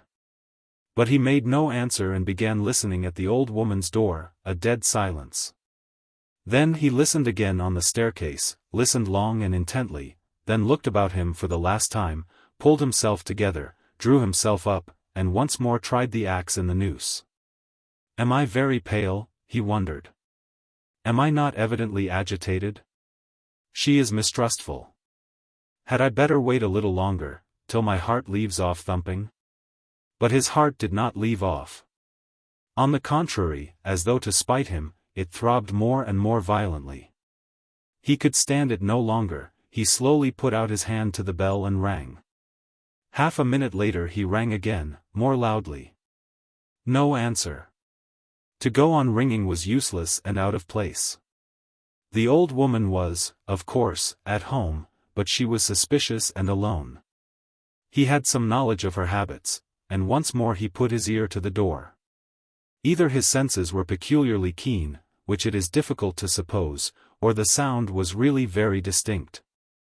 Anyway, he suddenly heard something like the cautious touch of a hand on the lock and the rustle of a skirt at the very door. Someone was standing stealthily close to the lock and just as he was doing on the outside was secretly listening within, and seemed to have her ear to the door. He moved a little on purpose and muttered something aloud that he might not have the appearance of hiding, then rang a 3rd time, but quietly, soberly, and without impatience. Recalling it afterwards, that moment stood out in his mind vividly, distinctly, forever. He could not make out how he had had such cunning, for his mind was as it were clouded at moments and he was almost unconscious of his body. An instant later he heard the latch unfastened. Chapter 7. The door was as before opened a tiny crack, and again 2 sharp and suspicious eyes stared at him out of the darkness. Then Raskolnikov lost his head and nearly made a great mistake. Fearing the old woman would be frightened by their being alone, and not hoping that the sight of him would disarm her suspicions, he took hold of the door and drew it towards him to prevent the old woman from attempting to shut it again. Seeing this she did not pull the door back, but she did not let go the handle so that he almost dragged her out with it on to the stairs. Seeing that she was standing in the doorway not allowing him to pass, he advanced straight upon her. She stepped back in alarm, tried to say something, but seemed unable to speak and stared with open eyes at him. Good evening, Alyona Ivanovna, he began, trying to speak easily, but his voice would not obey him, it broke and shook. I have come. I have brought something, but we'd better come in, to the light. And leaving her, he passed straight into the room uninvited. The old woman ran after him. Her tongue was unloosed. Good heavens! What it is? Who is it? What do you want? Why, Alyona Ivanovna, you know me. Raskolnikov, here, I brought you the pledge I promised the other day, and he held out the pledge. The old woman glanced for a moment at the pledge, but at once stared in the eyes of her uninvited visitor. She looked intently, maliciously and mistrustfully. A minute passed. He even fancied something like a sneer in her eyes, as though she had already guessed everything. He felt that he was losing his head, that he was almost frightened, so frightened that if she were to look like that and not say a word for another half-minute, he thought he would have run away from her.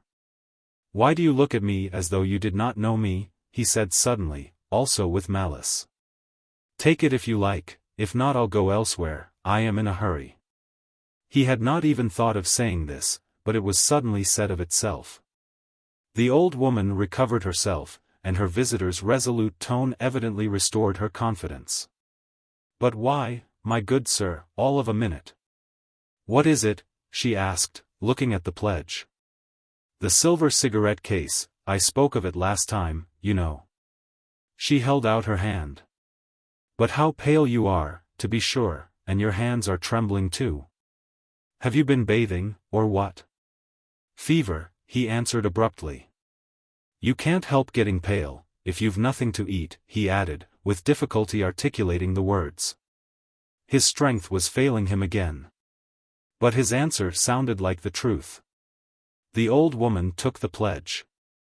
"What is it?" she asked once more, scanning Raskolnikov intently, and weighing the pledge in her hand. "A thing, cigarette case. Silver. Look at it. It does not seem somehow like silver. How he has wrapped it up." Trying to untie the string and turning to the window, to the light, all her windows were shut, in spite of the stifling heat. She left him altogether for some seconds and stood with her back to him. He unbuttoned his coat and freed the axe from the noose, but did not yet take it out altogether, simply holding it in his right hand under the coat. His hands were fearfully weak, he felt them every moment growing more numb and more wooden. He was afraid he would let the axe slip and fall. A sudden giddiness came over him. "But what has he tied it up like this for?" the old woman cried with vexation and moved towards him. He had not a minute more to lose. He pulled the axe quite out, swung it with both arms, scarcely conscious of himself, and almost without effort, almost mechanically, brought the blunt side down on her head. He seemed not to use his own strength in this. But as soon as he had once brought the axe down, his strength returned to him. The old woman was as always bareheaded. Her thin, light hair, streaked with grey, thickly smeared with grease, was plaited in a rat's tail and fastened by a broken horn comb which stood out on the nape of her neck. As she was so short, the blow fell on the very top of her skull. She cried out, but very faintly, and suddenly sank all of a heap on the floor, raising her hands to her head. In one hand she still held the pledge. Then he dealt her another and another blow with the blunt side and on the same spot. The blood gushed as from an overturned glass, the body fell back. He stepped back, let it fall, and at once bent over her face. She was dead. Her eyes seemed to be starting out of their sockets, the brow and the whole face were drawn and contorted convulsively. He laid the axe on the ground near the dead body and felt at once in her pocket, trying to avoid the streaming body, the same right-hand pocket from which she had taken the key on his last visit. He was in full possession of his faculties, free from confusion or giddiness, but his hands were still trembling. He remembered afterwards that he had been particularly collected and careful, trying all the time not to get smeared with blood.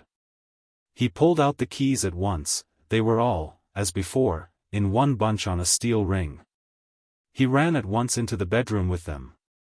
It was a very small room with a whole shrine of holy images. Against the other wall stood a big bed, very clean and covered with a silk patchwork wadded quilt. Against a third wall was a chest of drawers.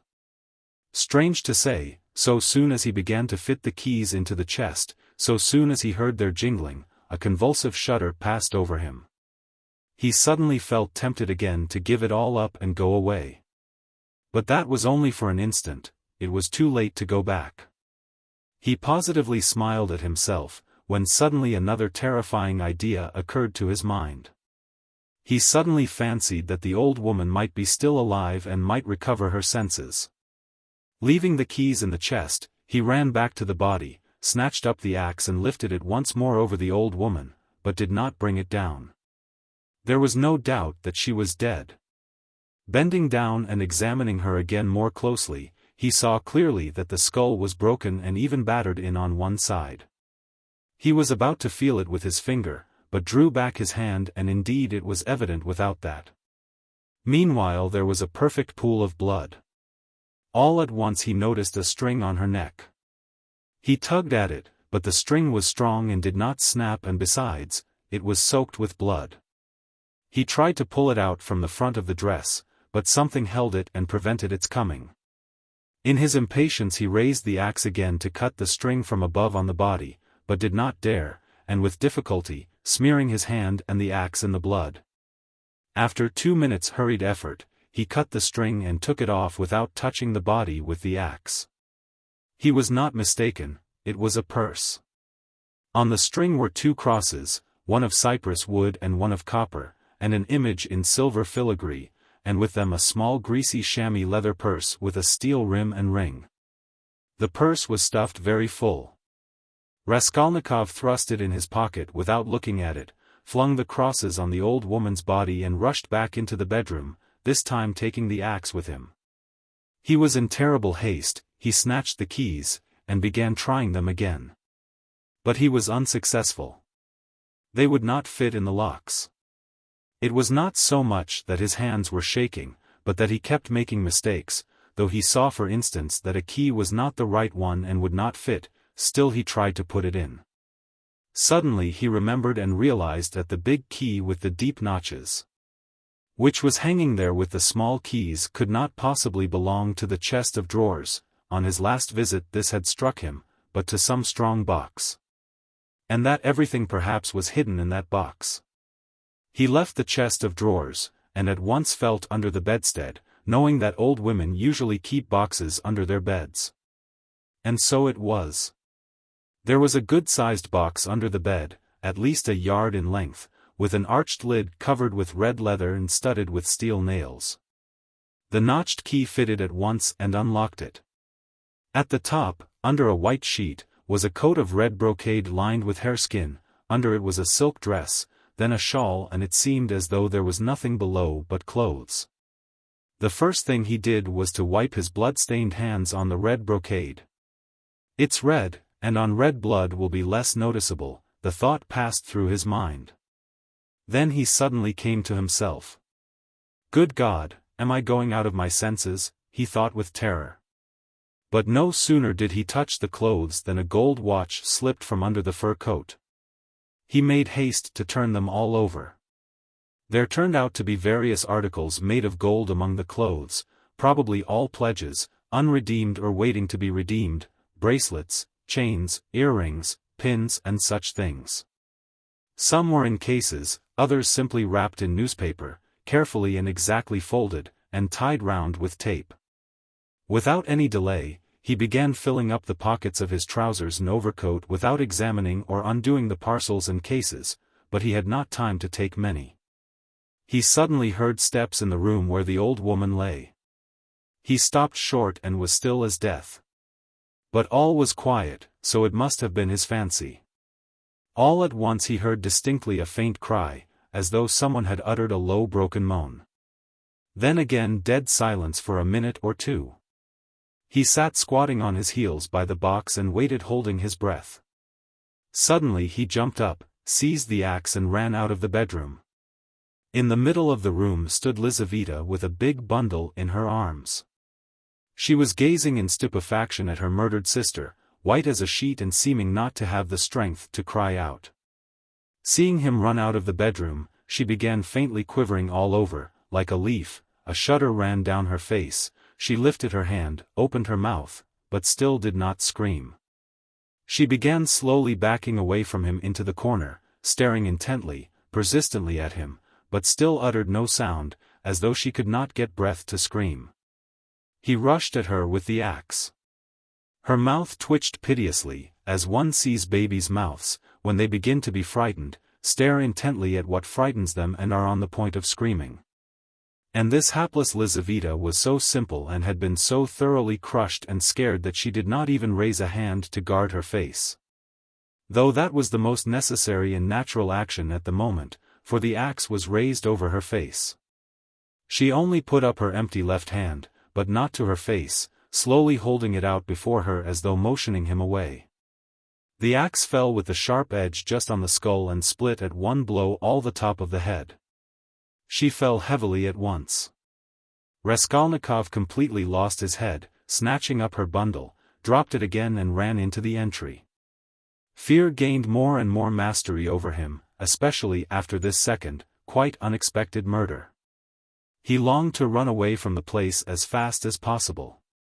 And if at that moment he had been capable of seeing and reasoning more correctly, if he had been able to realize all the difficulties of his position, the hopelessness, the hideousness and the absurdity of it, if he could have understood how many obstacles and, perhaps, crimes he had still to overcome or to commit, to get out of that place and to make his way home. It is very possible that he would have flung up everything, and would have gone to give himself up, and not from fear, but from simple horror and loathing of what he had done. The feeling of loathing especially surged up within him and grew stronger every minute. He would not now have gone to the box or even into the room for anything in the world.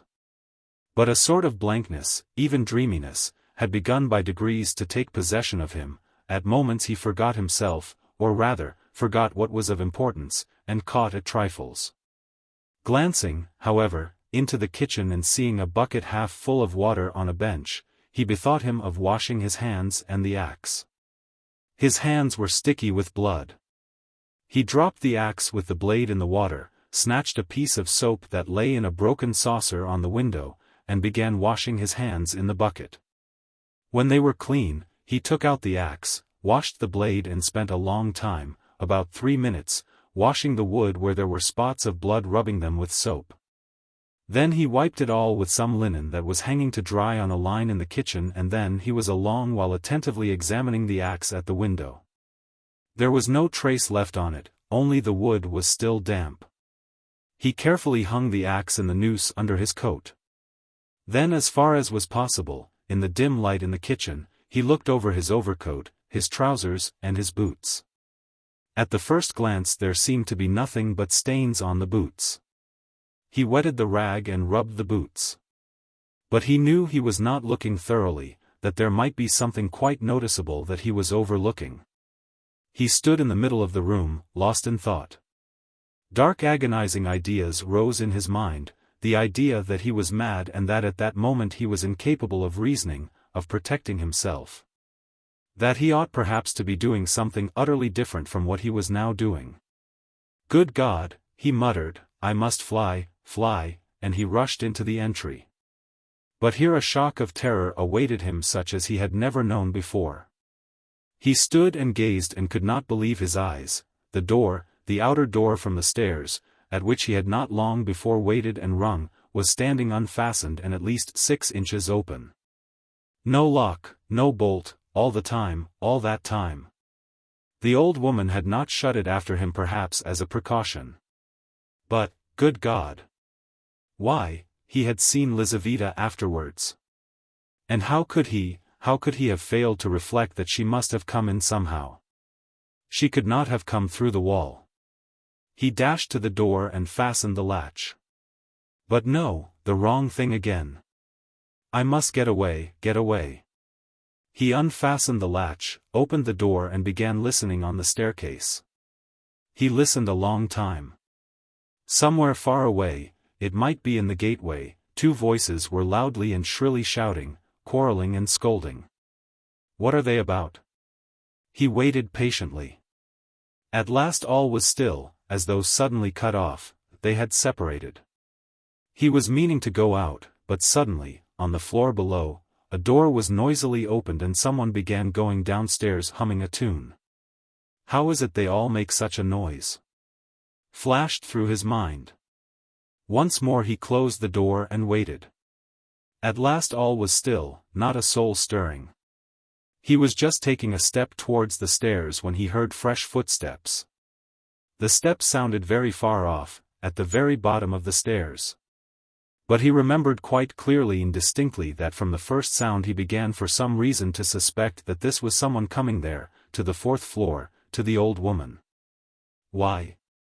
Were the sounds somehow peculiar, significant? The steps were heavy, even and unhurried. Now he had passed the first floor, now he was mounting higher, it was growing more and more distinct. He could hear his heavy breathing. And now the third story had been reached. Coming here. And it seemed to him all at once that he was turned to stone, that it was like a dream in which one is being pursued, nearly caught and will be killed. And is rooted to the spot and cannot even move one's arms. At last, when the unknown was mounting to the fourth floor, he suddenly started, and succeeded in slipping neatly and quickly back into the flat and closing the door behind him. Then he took the hook and softly, noiselessly, fixed it in the catch. Instinct helped him. When he had done this, he crouched holding his breath, by the door. The unknown visitor was by now also at the door. They were now standing opposite one another, as he had just before been standing with the old woman, when the door divided them and he was listening. The visitor panted several times. He must be a big, fat man, thought Raskolnikov, squeezing the axe in his hand. It seemed like a dream indeed. The visitor took hold of the bell and rang it loudly. As soon as the tin bell tinkled, Raskolnikov seemed to be aware of something moving in the room. For some seconds he listened quite seriously. The unknown rang again, waited and suddenly tugged violently and impatiently at the handle of the door. Raskolnikov gazed in horror at the hook shaking in its fastening, and in blank terror expected every minute that the fastening would be pulled out. It certainly did seem possible, so violently was he shaking it. He was tempted to hold the fastening, but he might be aware of it. A giddiness came over him again. I shall fall down. Flashed through his mind, but the unknown began to speak and he recovered himself at once. What's up? Are they asleep or murdered? Damn them. He bawled in a thick voice, Hey, Alyona Ivanovna, old witch. Lizaveta Ivanovna, hey, my beauty. Open the door. Oh, damn them. Are they asleep or what? And again, enraged, he tugged with all his might a dozen times at the bell. He must certainly be a man of authority and an intimate acquaintance. At this moment light hurried steps were heard not far off, on the stairs. Someone else was approaching. Raskolnikov had not heard them at first. You don't say there's no one at home, the newcomer cried in a cheerful, ringing voice, addressing the first visitor, who still went on pulling the bell. Good evening, Coke. From his voice he must be quite young, thought Raskolnikov. Who the devil can tell? I've almost broken the lock, answered Coke. But how do you come to know me? Why?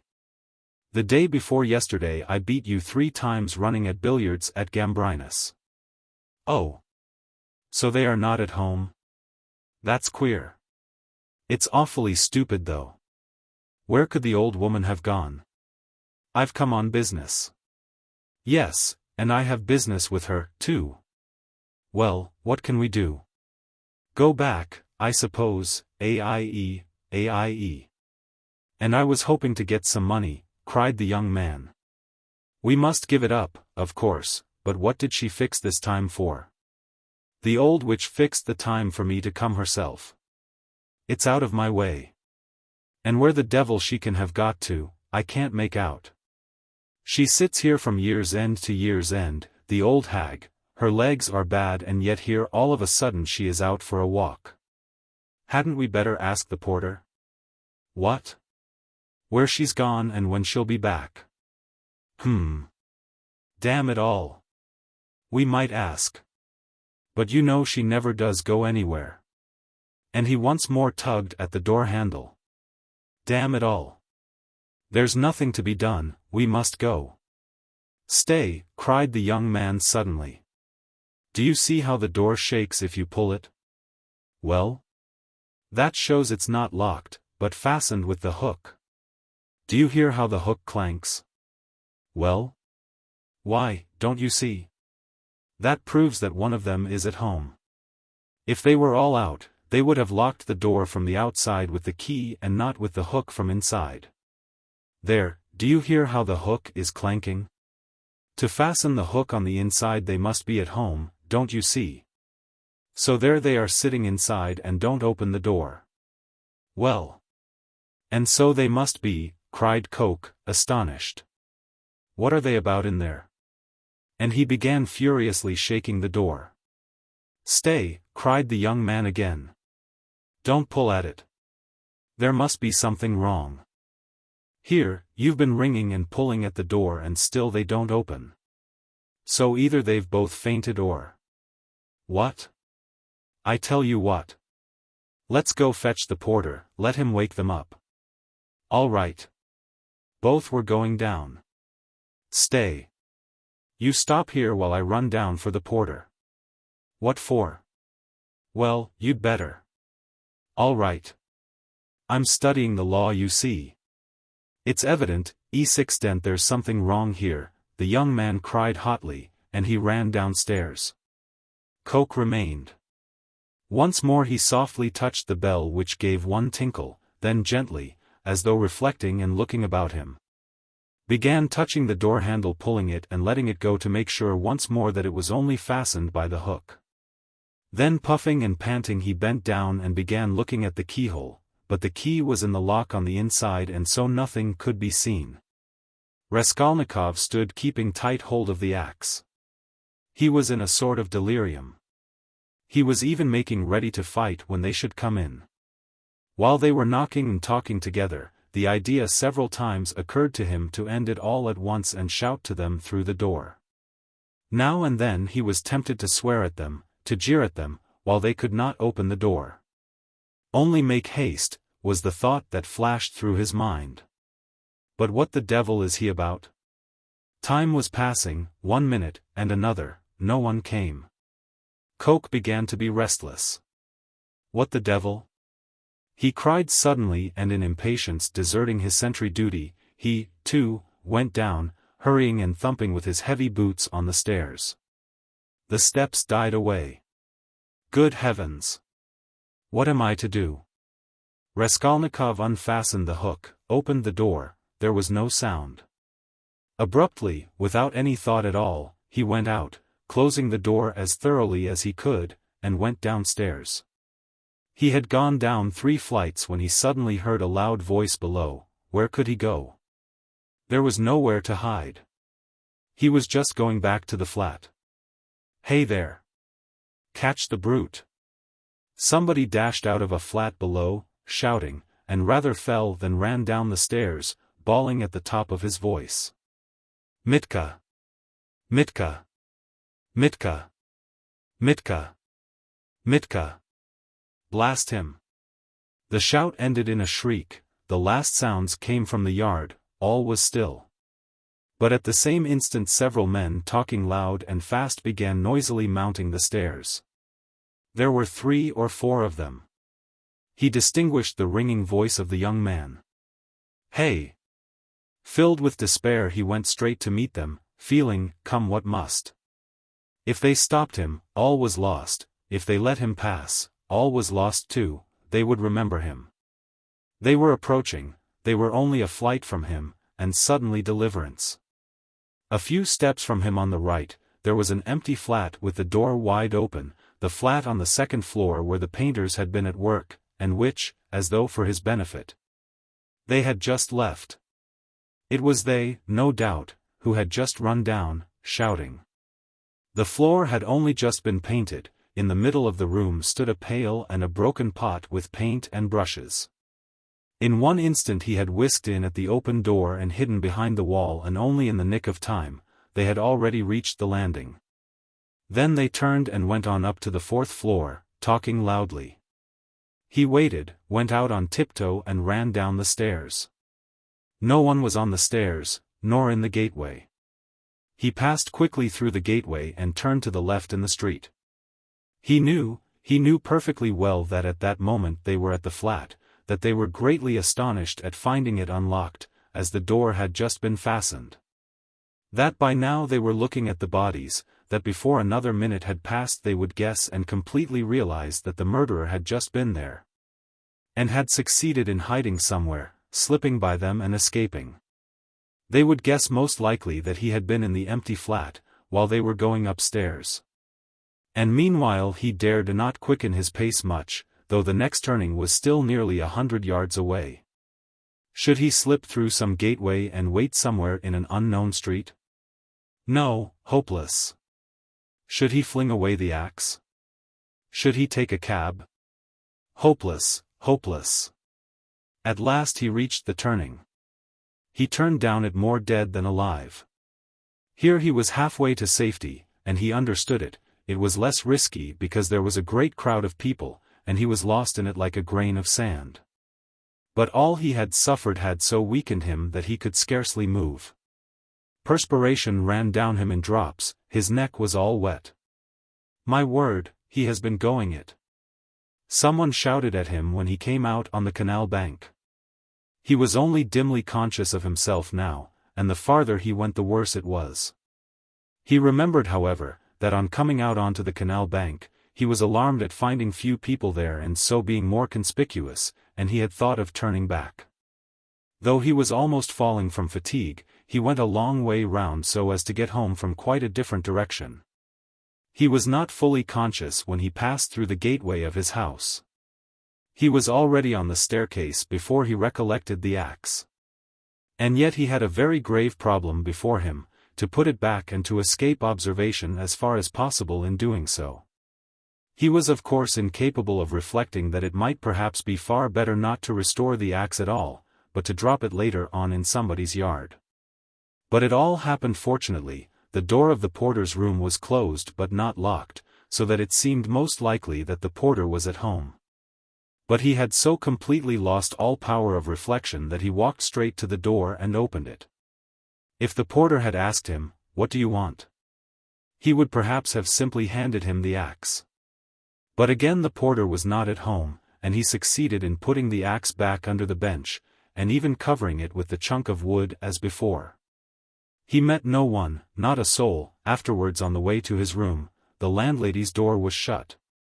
When he was in his room, he flung himself on the sofa just as he was. He did not sleep, but sank into blank forgetfulness. If anyone had come into his room then, he would have jumped up at once and screamed. Scraps and shreds of thoughts were simply swarming in his brain, but he could not catch at one, he could not rest on one, in spite of all his efforts. Chapter 2. Chapter 1. So he lay a very long while. Now and then he seemed to wake up, and at such moments he noticed that it was far into the night, but it did not occur to him to get up. At last he noticed that it was beginning to get light. He was lying on his back, still dazed from his recent oblivion. Fearful, despairing cries rose shrilly from the street, sounds which he heard every night, indeed, under his window after 2 o'clock. They woke him up now. Ah! The drunken men are coming out of the taverns, he thought. It's past 2 o'clock, and at once he leaped up, as though someone had pulled him from the sofa. What? Past 2 o'clock. He sat down on the sofa, and instantly recollected everything. All at once, in one flash, he recollected everything. For the first moment he thought he was going mad. A dreadful chill came over him, but the chill was from the fever that had begun long before in his sleep. Now he was suddenly taken with violent shivering, so that his teeth chattered and all his limbs were shaking. He opened the door and began listening. Everything in the house was asleep. With amazement he gazed at himself and everything in the room around him, wondering how he could have come in the night before without fastening the door, and have flung himself on the sofa without undressing, without even taking his hat off. It had fallen off and was lying on the floor near his pillow. If anyone had come in, what would he have thought? That I'm drunk, but... He rushed to the window. There was light enough, and he began hurriedly looking himself all over from head to foot. All his clothes, were there no traces? But there was no doing it like that. Shivering with cold, he began taking off everything and looking over again. He turned everything over to the last threads and rags, and mistrusting himself, went through his search 3 times. But there seemed to be nothing, no trace, except in one place, where some thick drops of congealed blood were clinging to the frayed edge of his trousers. He picked up a big clasp knife and cut off the frayed threads. There seemed to be nothing more. Suddenly he remembered that the purse and the things he had taken out of the old woman's box were still in his pockets. He had not thought till then of taking them out and hiding them. He had not even thought of them while he was examining his clothes. What next? Instantly he rushed to take them out and fling them on the table. When he had pulled out everything, and turned the pocket inside out to be sure there was nothing left, he carried the whole heap to the corner. The paper had come off the bottom of the wall and hung there in tatters. He began stuffing all the things into the hole under the paper, therein. All out of sight, and the purse too. He thought gleefully, getting up and gazing blankly at the hole which bulged out more than ever. Suddenly he shuddered all over with horror. My God! He whispered in despair, what's the matter with me? Is that hidden? Is that the way to hide things? He had not reckoned on having trinkets to hide. He had only thought of money, and so had not prepared a hiding place.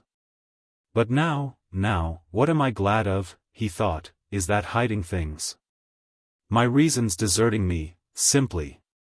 He sat down on the sofa in exhaustion and was at once shaken by another unbearable fit of shivering.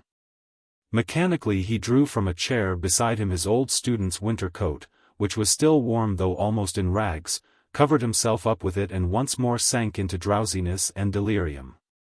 He lost consciousness. Not more than 5 minutes had passed when he jumped up a second time, and at once pounced in a frenzy on his clothes again. How could I go to sleep again with nothing done? Yes, I have not taken the loop off the armhole. I forgot a thing like that. Such a piece of evidence. He pulled off the noose, hurriedly cut it to pieces and threw the bits among his linen under the pillow. Pieces of torn linen couldn't rouse suspicion, whatever happened. I think not, anyway. He repeated, standing in the middle of the room, and with painful concentration he fell to gazing about him again, at the floor and everywhere, trying to make sure he had not forgotten anything.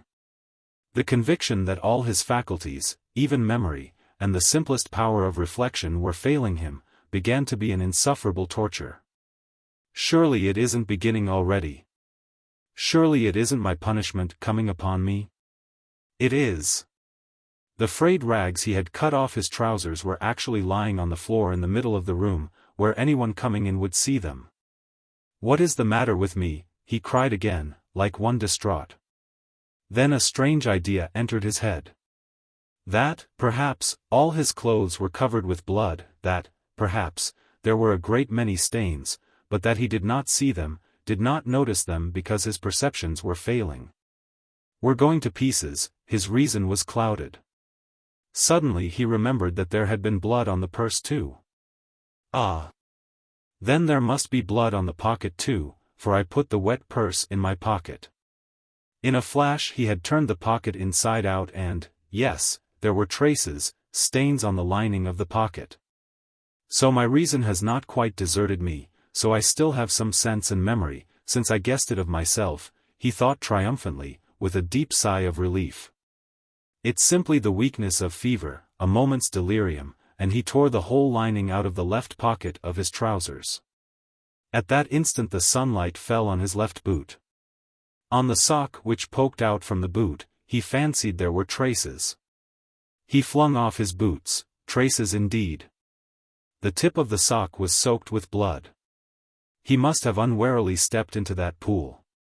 But what am I to do with this now? Where am I to put the sock and rags and pocket? He gathered them all up in his hands and stood in the middle of the room.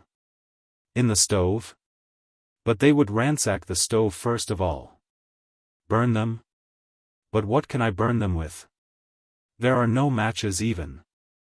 No, better go out and throw it all away somewhere. Yes, better throw it away, he repeated, sitting down on the sofa again, and at once, this minute, without lingering. But his head sank on the pillow instead. Again the unbearable icy shivering came over him, again he drew his coat over him. And for a long while, for some hours, he was haunted by the impulse to go off somewhere at once, this moment, and fling it all away, so that it may be out of sight and done with, at once. Several times he tried to rise from the sofa, but could not. He was thoroughly waked up at last by a violent knocking at his door. "Open, do, are you dead or alive? He keeps sleeping here," shouted Nastasia, banging with her fist on the door. "For whole days together he's snoring here like a dog. A dog he is too. Open, I tell you. It's past 10. "Maybe he's not at home," said a man's voice. "Ha! That's the porter's voice. What does he want?" He jumped up and sat on the sofa. The beating of his heart was a positive pain. "Then who can have latched the door?" retorted Nastasia. "He's taken to bolting himself in. As if he were worth stealing. Open, you stupid, wake up. What do they want? Why the porter? All's discovered. Resist or open. Come what may." He half rose, stooped forward and unlatched the door. His room was so small that he could undo the latch without leaving the bed. Yes. The porter and Nastasia were standing there. Nastasia stared at him in a strange way. He glanced with a defiant and desperate air at the porter, who without a word held out a grey folded paper sealed with bottle wax. "A notice from the office," he announced, as he gave him the paper. "From what office?" "A summons to the police office, of course." "You know which office?" "To the police?" "What for?" "How can I tell?" "You're sent for, so you go." The man looked at him attentively, looked round the room and turned to go away. "He's downright ill," observed Nastasia, not taking her eyes off him. The porter turned his head for a moment. "He's been in a fever since yesterday," she added. Raskolnikov made no response and held the paper in his hands, without opening it. "Don't you get up then," Nastasia went on compassionately, seeing that he was letting his feet down from the sofa. "You're ill, and so don't go, there's no such hurry. What have you got there?" He looked. In his right hand he held the shreds he had cut from his trousers, the sock, and the rags of the pocket. So he had been asleep with them in his hand. Afterwards, reflecting upon it, he remembered that half waking up in his fever, he had grasped all this tightly in his hand and so fallen asleep again. "Look at the rags he's collected and sleeps with them, as though he has got hold of a treasure." And Nastasia went off into her hysterical giggle. Instantly he thrust them all under his great coat and fixed his eyes intently upon her. Far as he was from being capable of rational reflection at that moment, he felt that no one would behave like that with a person who was going to be arrested. "But, the police? You'd better have some tea." "Yes? I'll bring it, there's some left." "No. I'm going, I'll go at once," he muttered, getting on to his feet. "Why, you'll never get downstairs." "Yes, I'll go." "As you please." She followed the porter out. At once he rushed to the light to examine the sock and the rags. There are stains, but not very noticeable. All covered with dirt, and rubbed and already discolored. No one who had no suspicion could distinguish anything. Nastasia from a distance could not have noticed, thank God. Then with a tremor he broke the seal of the notice and began reading. He was a long while reading, before he understood. It was an ordinary summons from the district police station to appear that day at 9:30 at the office of the district superintendent. But when has such a thing happened? I never have anything to do with the police. And why just today, he thought in agonizing bewilderment. Good God, only get it over soon. He was flinging himself on his knees to pray, but broke into laughter, not at the idea of prayer, but at himself. He began, hurriedly dressing. If I'm lost, I am lost, I don't care. Shall I put the sock on? He suddenly wondered. It will get dustier still and the traces will be gone. But no sooner had he put it on than he pulled it off again in loathing and horror. He pulled it off, but reflecting that he had no other socks, he picked it up and put it on again, and again he laughed. That's all conventional, that's all relative, merely a way of looking at it, he thought in a flash, but only on the top surface of his mind, while he was shuddering all over. There. I've got it on. I have finished by getting it on. But his laughter was quickly followed by despair. No, it's too much for me, he thought. His legs shook. From fear, he muttered. His head swam and ached with fever. It's a trick. They want to decoy me there and confound me over everything, he mused. As he went out onto the stairs, the worst of it is I'm almost lightheaded. I may blurt out something stupid. On the stairs he remembered that he was leaving all the things just as they were in the hole in the wall. And very likely, it's on purpose to search when I'm out, he thought, and stopped short. But he was possessed by such despair, such cynicism of misery, if one may so call it, that with a wave of his hand he went on. Only to get it over. In the street the heat was insufferable again. Not a drop of rain had fallen all those days.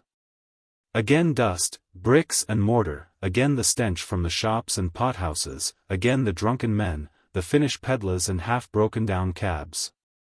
The sun shone straight in his eyes, so that it hurt him to look out of them.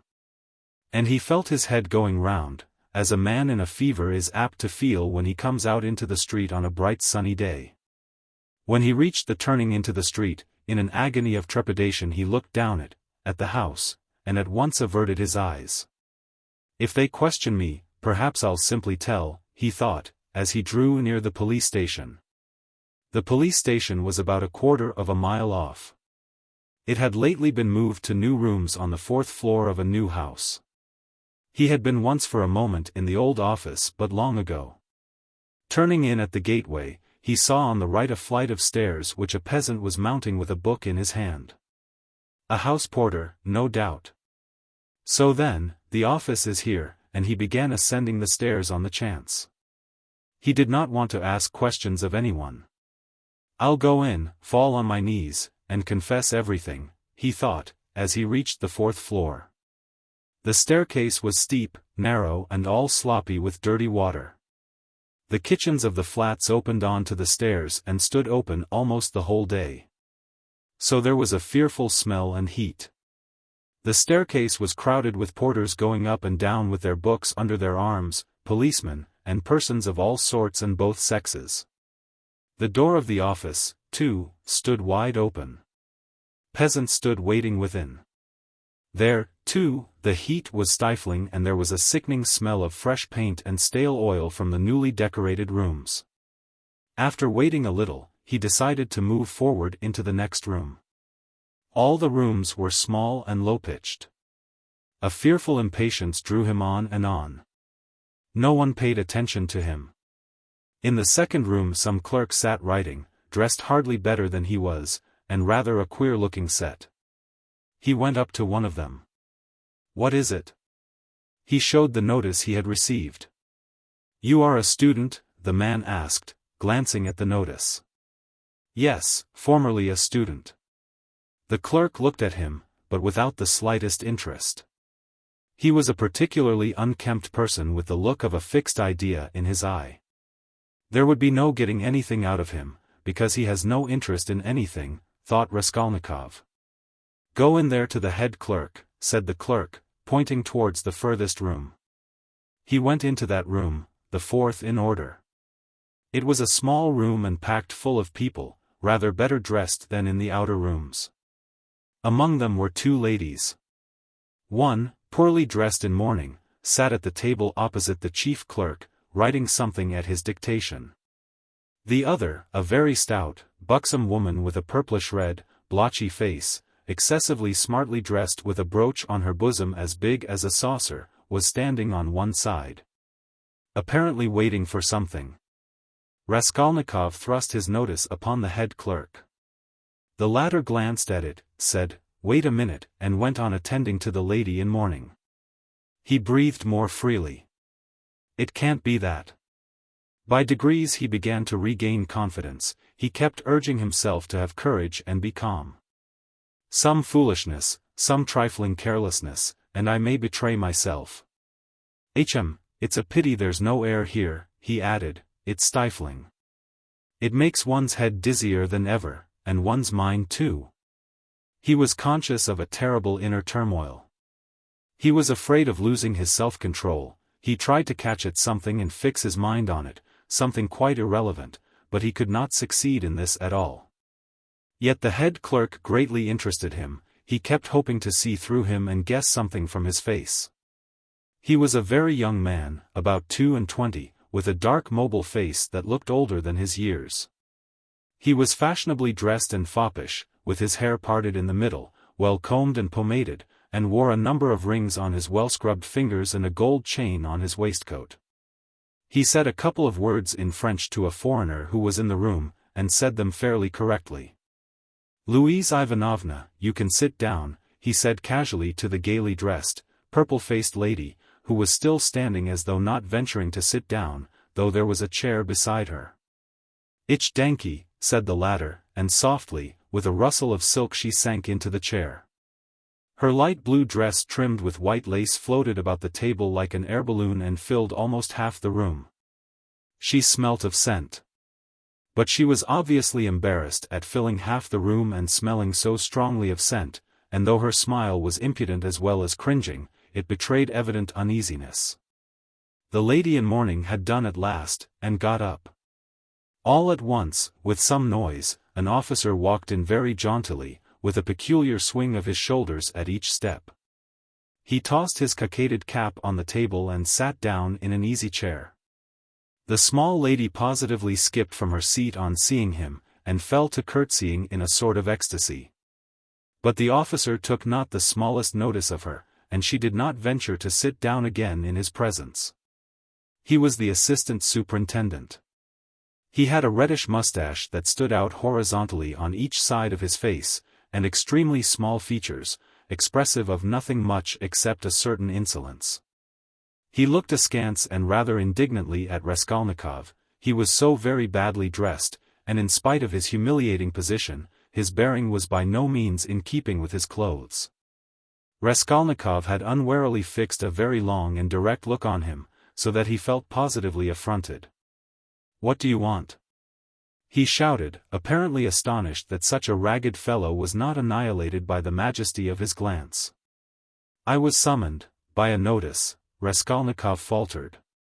"For the recovery of money due, from the student," the head clerk interfered hurriedly, tearing himself from his papers. "Here," and he flung Raskolnikov a document and pointed out the place. "Read that." "Money? What money?" thought Raskolnikov, but, then, it's certainly not that. And he trembled with joy. He felt sudden intense indescribable relief. A load was lifted from his back. "And pray, what time were you directed to appear, sir?" shouted the assistant superintendent, seeming for some unknown reason more and more aggrieved. "You are told to come at 9, and now it's 12. "The notice was only brought me a quarter of an hour ago," Raskolnikov answered loudly over his shoulder. To his own surprise he, too, grew suddenly angry and found a certain pleasure in it. "And it's enough that I have come here ill with fever. Kindly refrain from shouting." "I'm not shouting, I'm speaking very quietly, it's you who are shouting at me. I'm a student, and allow no one to shout at me." The assistant superintendent was so furious that for the first minute he could only splutter inarticulately. He leaped up from his seat. "Be silent. You are in a government office. Don't be impudent, sir." "You're in a government office, too," cried Raskolnikov, "and you're smoking a cigarette as well as shouting, so you are showing disrespect to all of us."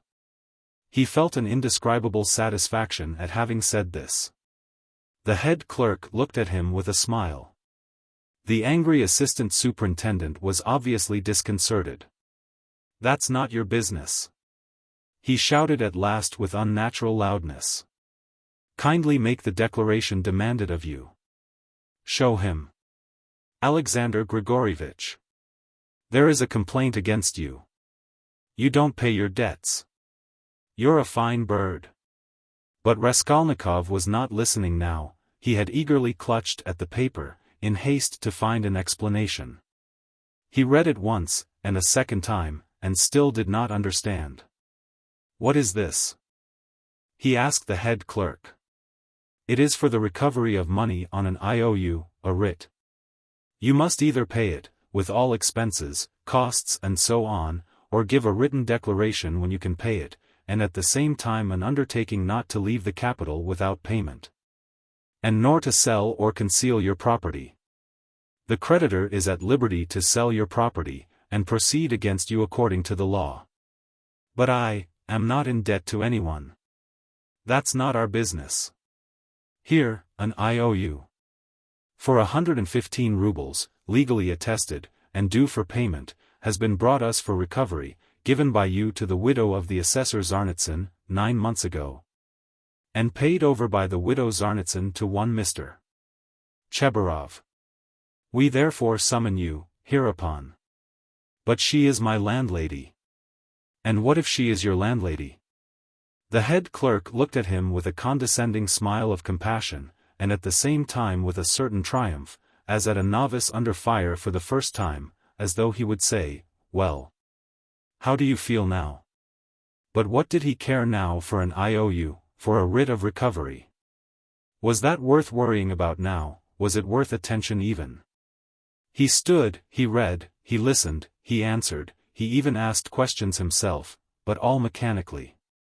The triumphant sense of security, of deliverance from overwhelming danger, that was what filled his whole soul that moment, without thought for the future, without analysis.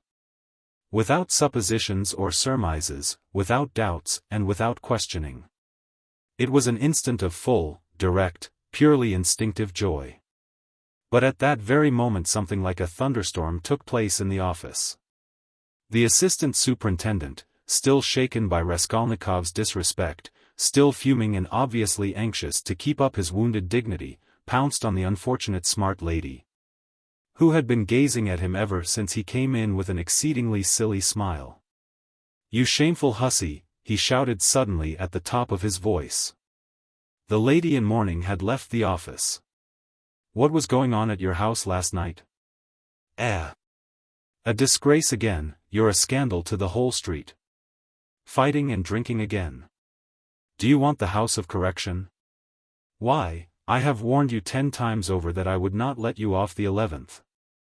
And here you are again, you. The paper fell out of Raskolnikov's hands, and he looked wildly at the smart lady who was so unceremoniously treated. But he soon saw what it meant, and at once began to find positive amusement in the scandal. He listened with pleasure, so that he longed to laugh and laugh, all his nerves were on edge. Ilya Petrovitch, the head clerk, was beginning anxiously, but stopped short, for he knew from experience that the enraged assistant could not be stopped except by force. As for the smart lady, at first she positively trembled before the storm. But, strange to say, the more numerous and violent the terms of abuse became, the more amiable she looked, and the more seductive the smiles she lavished on the terrible assistant. She moved uneasily, and curtsied incessantly, waiting impatiently for a chance of putting in her word, and at last she found it. "There was no sort of noise or fighting in my house, Mr. Captain," she pattered all at once, like peas dropping, speaking Russian confidently, though with a strong German accent, "and no sort of scandal, and his honor came drunk. And it's the whole truth I am telling, Mr. Captain, and I am not to blame. Mine is an honorable house, Mr. Captain, and honorable behavior, Mr. Captain, and I always dislike any scandal myself." But he came quite tipsy, and asked for 3 bottles again, and then he lifted up one leg, and began playing the pianoforte with one foot, and that is not at all right in an honorable house. And he gans broke the piano, and it was very bad manners indeed, and I said so. And he took up a bottle and began hitting everyone with it. And then I called the porter, and Karl came, and he took Karl and hit him in the eye. And he hit Henriette in the eye, too, and gave me 5 slaps on the cheek. And it was so ungentlemanly in an honorable house, Mr. Captain, and I screamed. And he opened the window over the canal, and stood in the window, squealing like a little pig. It was a disgrace. The idea of squealing like a little pig at the window into the street. Fie upon him. And Karl pulled him away from the window by his coat, and it is true, Mr. Captain, he tore Seine Rock. And then he shouted that man must pay him 15 rubles damages. And I did pay him, Mr. Captain, 5 rubles for Seine Rock. And he is an ungentlemanly visitor and caused all the scandal. I will show you up, he said, for I can write to all the papers about you. Then he was an author? Yes, Mr. Captain, and what an ungentlemanly visitor in an honorable house. Now then. Enough. I have told you already. Ilya Petrovitch. The head clerk repeated significantly. The assistant glanced rapidly at him. The head clerk slightly shook his head. So I tell you this, most respectable Louise Ivanovna, and I tell it you for the last time, the assistant went on. If there is a scandal in your honorable house once again, I will put you yourself in the lockup, as it is called in polite society. Do you hear? So a literary man, an author took 5 rubles for his coat tail in an honorable house? A nice set, these authors. And he cast a contemptuous glance at Raskolnikov. There was a scandal the other day in a restaurant, too. An author had eaten his dinner and would not pay. I'll write a satire on you, says he. And there was another of them on a steamer last week used the most disgraceful language to the respectable family of a civil councillor, his wife and daughter. And there was one of them turned out of a confectioner's shop the other day. They are like that, authors, literary men, students, town criers. Pfo! You get along. I shall look in upon you myself one day. Then you had better be careful. Do you hear? With hurried deference, Louise Ivanovna fell to curtsying in all directions, and so curtsied herself to the door. But at the door, she stumbled backwards against a good-looking officer with a fresh, open face and splendid thick fair whiskers. This was the superintendent of the district himself, Nikodym Fomitch. Louise Ivanovna made haste to curtsy almost to the ground, and with mincing little steps, she fluttered out of the office. Again thunder and lightning, a hurricane. Said Nikodym Fomitch to Ilya Petrovitch in a civil and friendly tone. You are aroused again, you are fuming again. I heard it on the stairs. Well, what then? Ilya Petrovitch drawled with gentlemanly nonchalance, and he walked with some papers to another table, with a jaunty swing of his shoulders at each step. Here, if you will kindly look, an author, or a student, has been one at least, does not pay his debts, has given an IOU. Won't clear out of his room, and complaints are constantly being lodged against him, and here he has been pleased to make a protest against my smoking in his presence. He behaves like a cat himself, and just look at him, please. Here's the gentleman, and very attractive he is. Poverty is not a vice, my friend, but we know you go off like powder, you can't bear a slight. I dare say you took offense at something and went too far yourself, continued Nikodym Fomitch, turning affably to Raskolnikov. But you were wrong there, he is a capital fellow, I assure you, but explosive, explosive. He gets hot, fires up, boils over, and no stopping him. And then it's all over. And at the bottom he's a heart of gold. His nickname in the regiment was the Explosive Lieutenant. And what a regiment it was, too, cried Ilya Petrovitch, much gratified at this agreeable banter, though still sulky. Raskolnikov had a sudden desire to say something exceptionally pleasant to them all. Excuse me, Captain, he began easily, suddenly addressing Nikodym Fomitch, will you enter into my position? I am ready to ask pardon, if I have been ill-mannered. I am a poor student, sick and shattered was the word he used, by poverty. I am not studying, because I cannot keep myself now, but I shall get money. I have a mother and sister in the province of X. They will send it to me, and I will pay. My landlady is a good-hearted woman, but she is so exasperated at my having lost my lessons, and not paying her for the last 4 months, that she does not even send up my dinner, and I don't understand this IOU at all. She is asking me to pay her on this IOU. How am I to pay her? Judge for yourselves. But that is not our business, you know, the head clerk was observing. Yes, yes. I perfectly agree with you. But allow me to explain, Raskolnikov put in again, still addressing Nikodem Fomitch, but trying his best to address Ilya Petrovitch also. Though the latter persistently appeared to be rummaging among his papers and to be contemptuously oblivious of him. Allow me to explain that I have been living with her for nearly 3 years, and at first, for why should I not confess it, at the very beginning I promised to marry her daughter. It was a verbal promise, freely given. She was a girl, indeed, I liked her, though I was not in love with her, a youthful affair in fact, that is, I mean to say. That my landlady gave me credit freely in those days, and I led a life of. I was very heedless. Nobody asks you for these personal details, sir, we've no time to waste. Ilya Petrovitch interposed roughly and with a note of triumph. But Raskolnikov stopped him hotly, though he suddenly found it exceedingly difficult to speak. But excuse me. It is for me to explain how it all happened. In my turn, though I agree with you, it is unnecessary. But a year ago, the girl died of typhus. I remained lodging there as before, and when my landlady moved into her present quarters, she said to me, and in a friendly way, that she had complete trust in me, but still. Would I not give her an IOU for 115 rubles, all the debt I owed her? She said if only I gave her that, she would trust me again, as much as I liked, and that she would never, those were her own words, make use of that IOU.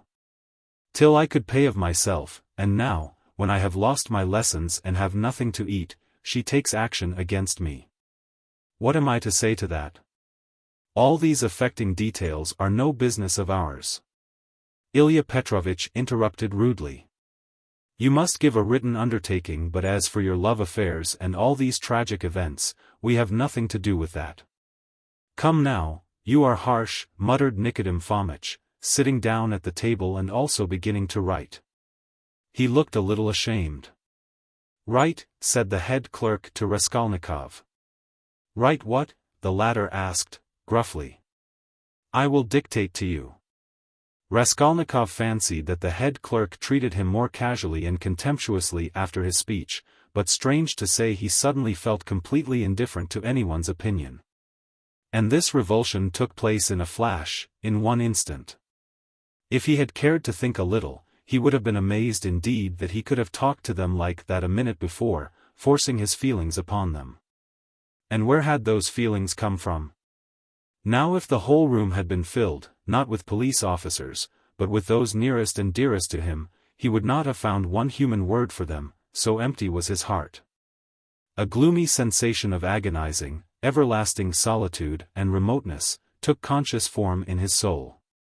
It was not the meanness of his sentimental effusions before Ilya Petrovitch, nor the meanness of the latter's triumph over him that had caused this sudden revulsion in his heart. Oh, what had he to do now with his own baseness, with all these petty vanities, officers, German women, debts, police offices? If he had been sentenced to be burnt at that moment, he would not have stirred, would hardly have heard the sentence to the end. Something was happening to him entirely new, sudden and unknown. It was not that he understood. But he felt clearly with all the intensity of sensation that he could never more appeal to these people in the police office with sentimental effusions like his recent outburst. Or with anything whatever. And that if they had been his own brothers and sisters and not police officers, it would have been utterly out of the question to appeal to them in any circumstance of life. He had never experienced such a strange and awful sensation. And what was most agonizing, it was more a sensation than a conception or idea, a direct sensation, the most agonizing of all the sensations he had known in his life. The head clerk began dictating to him the usual form of declaration, that he could not pay, that he undertook to do so at a future date, that he would not leave the town, nor sell his property. And so on. "But you can't write, you can hardly hold the pen," observed the head clerk, looking with curiosity at Raskolnikov. "Are you ill?" "Yes, I am giddy." "Go on." "That's all." "Sign it." The head clerk took the paper, and turned to attend to others. Raskolnikov gave back the pen. But instead of getting up and going away, he put his elbows on the table and pressed his head in his hands. He felt as if a nail were being driven into his skull. A strange idea suddenly occurred to him, to get up at once, to go up to Nikodym Fomitch, and tell him everything that had happened yesterday. And then to go with him to his lodgings and to show him the things in the hole in the corner. The impulse was so strong that he got up from his seat to carry it out. "Hadn't I better think a minute?" flashed through his mind. "No, better cast off the burden without thinking." But all at once he stood still, rooted to the spot. Nikodym Fomitch was talking eagerly with Ilya Petrovitch, and the words reached him. "It's impossible, they'll both be released. To begin with, the whole story contradicts itself. Why should they have called the porter, if it had been their doing? To inform against themselves? Or as a blind? No, that would be too cunning. Besides, Pestryakov, the student, was seen at the gate by both the porters and a woman as he went in. He was walking with 3 friends, who left him only at the gate, and he asked the porters to direct him, in the presence of the friends. Now, would he have asked his way if he had been going with such an object? As for Coke, he spent half an hour at the silversmith's below, before he went up to the old woman, and he left him at exactly 7:15. Now just consider. But excuse me, how do you explain this contradiction? They state themselves that they knocked and the door was locked. Yet 3 minutes later, when they went up with the porter, it turned out the door was unfastened. That's just it, the murderer must have been there and bolted himself in. And they'd have caught him for a certainty if Coke had not been an ass and gone to look for the porter too. He must have seized the interval to get downstairs and slip by them somehow. Coke keeps crossing himself and saying, "If I had been there, he would have jumped out and killed me with his axe. He is going to have a Thanksgiving service, ha, ha. And no one saw the murderer? They might well not see him, the house is a regular Noah's Ark," said the head clerk, who was listening. "It's clear, quite clear," Nikodym Fomitch repeated warmly. "No, it is anything but clear," Ilya Petrovitch maintained. Raskolnikov picked up his hat and walked towards the door, but he did not reach it. When he recovered consciousness, he found himself sitting in a chair, supported by someone on the right side, while someone else was standing on the left, holding a yellowish glass filled with yellow water, and Nikodym Fomitch standing before him, looking intently at him. He got up from the chair. "What's this? Are you ill?" Nikodym Fomitch asked, rather sharply. "He could hardly hold his pen when he was signing," said the head clerk, settling back in his place, and taking up his work again. "Have you been ill long?" cried Ilya Petrovitch from his place, where he, too, was looking through papers. He had, of course, come to look at the sick man when he fainted, but retired at once when he recovered. "Since yesterday," muttered Raskolnikov in reply. "Did you go out yesterday?" "Yes." "Though you were ill?" "Yes." "At what time?" "About 7. "And where did you go, may I ask?" "Along the street." Short and clear. Raskolnikov, white as a handkerchief, had answered sharply, jerkily, without dropping his black feverish eyes before Ilya Petrovitch's stare. "He can scarcely stand upright." "And you," Nikodym Fomitch was beginning. "No matter," Ilya Petrovitch pronounced rather peculiarly. Nikodym Fomitch would have made some further protest, but glancing at the head clerk who was looking very hard at him, he did not speak. There was a sudden silence. It was strange. "Very well, then," concluded Ilya Petrovitch, "we will not detain you." Raskolnikov went out. He caught the sound of eager conversation on his departure, and above the rest rose the questioning voice of Nikodym Fomitch. In the street, his faintness passed off completely. "A search, there will be a search at once," he repeated to himself, hurrying home. "The brutes! They suspect." His former terror mastered him completely again. Chapter 2. And what if there has been a search already? What if I find them in my room? But here was his room. Nothing and no one in it.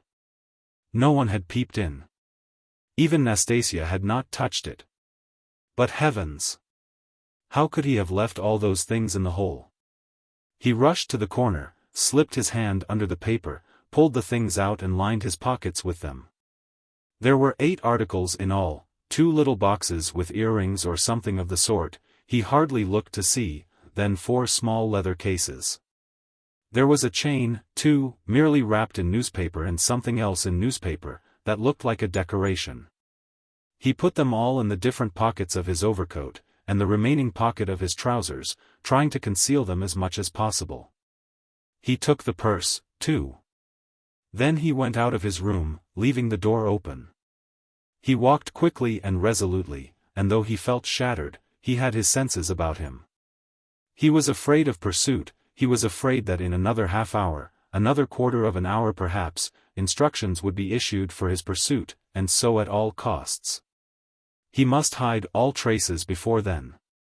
He must clear everything up while he still had some strength, some reasoning power left him. Where was he to go? That had long been settled. Fling them into the canal, and all traces hidden in the water, the thing would be at an end. So he had decided in the night of his delirium, when several times he had had the impulse to get up and go away, to make haste, and get rid of it all. But to get rid of it, turned out to be a very difficult task. He wandered along the bank of the Ekaterininsky Canal for half an hour or more and looked several times at the steps running down to the water, but he could not think of carrying out his plan. Either rafts stood at the steps' edge, and women were washing clothes on them, or boats were moored there, and people were swarming everywhere. Moreover, he could be seen and noticed from the banks on all sides. It would look suspicious for a man to go down on purpose, stop, and throw something into the water. And what if the boxes were to float instead of sinking? And of course they would. Even as it was, everyone he met seemed to stare and look round, as if they had nothing to do but to watch him. Why is it, or can it be my fancy, he thought. At last the thought struck him that it might be better to go to the Neva. There were not so many people there, he would be less observed, and it would be more convenient in every way, above all it was further off. He wondered how he could have been wandering for a good half hour, worried and anxious in this dangerous past without thinking of it before.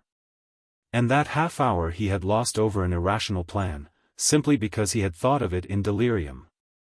He had become extremely absent and forgetful, and he was aware of it. He certainly must make haste. He walked towards the Neva along V. Prospect, but on the way another idea struck him. Why to the Neva? Would it not be better to go somewhere far off, to the islands again, and there hide the things in some solitary place, in a wood or under a bush, and mark the spot perhaps?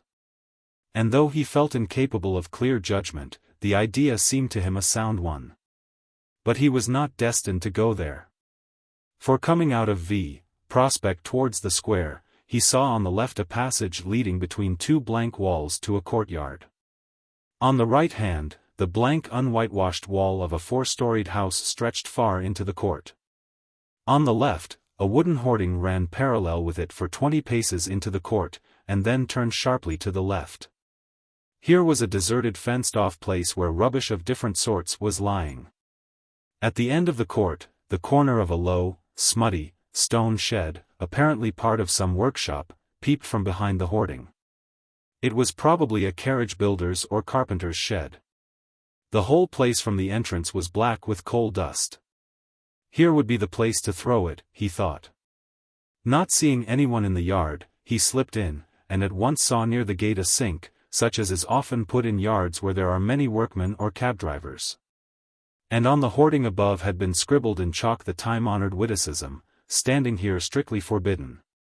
This was all the better, for there would be nothing suspicious about his going in. Here I could throw it all in a heap and get away. Looking round once more, with his hand already in his pocket, he noticed against the outer wall, between the entrance and the sink, a big unhewn stone, weighing perhaps 60 pounds. The other side of the wall was a street.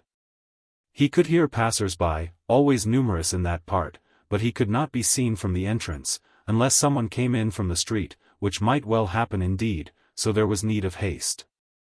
He bent down over the stone, seized the top of it firmly in both hands, and using all his strength turned it over. Under the stone was a small hollow in the ground, and he immediately emptied his pocket into it. The purse lay at the top, and yet the hollow was not filled up.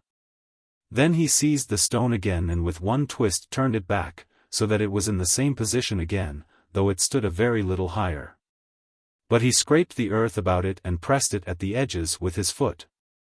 Nothing could be noticed. Then he went out, and turned into the square. Again an intense, almost unbearable joy overwhelmed him for an instant, as it had in the police office. I have buried my tracks. And who can think of looking under that stone? It has been lying there most likely ever since the house was built, and will lie as many years more. And if it were found, who would think of me? It is all over. No clue. And he laughed. Yes, he remembered that he began laughing a thin, nervous noiseless laugh, and went on laughing all the time he was crossing the square. But when he reached the quay, boulevard where 2 days before he had come upon that girl, his laughter suddenly ceased. Other ideas crept into his mind.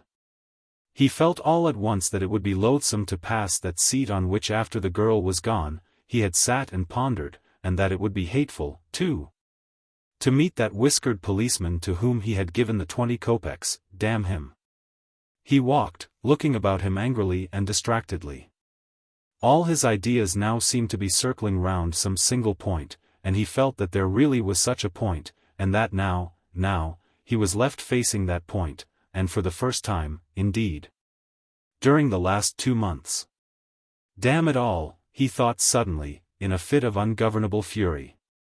If it has begun, then it has begun. Hang the new life. Good Lord, how stupid it is. And what lies I told today. How despicably I fawned upon that wretched Ilya Petrovitch. But that is all folly. What do I care for them all, and my fawning upon them? It is not that at all. It is not that at all. Suddenly he stopped, a new utterly unexpected and exceedingly simple question perplexed and bitterly confounded him. If it all has really been done deliberately and not idiotically, if I really had a certain and definite object, how is it I did not even glance into the purse and don't know what I had there? For which I have undergone these agonies, and have deliberately undertaken this base, filthy degrading business. And here I wanted at once to throw into the water the purse together with all the things which I had not seen either. How's that? Yes, that was so, that was all so. Yet he had known it all before, and it was not a new question for him, even when it was decided in the night without hesitation and consideration, as though so it must be. As though it could not possibly be otherwise.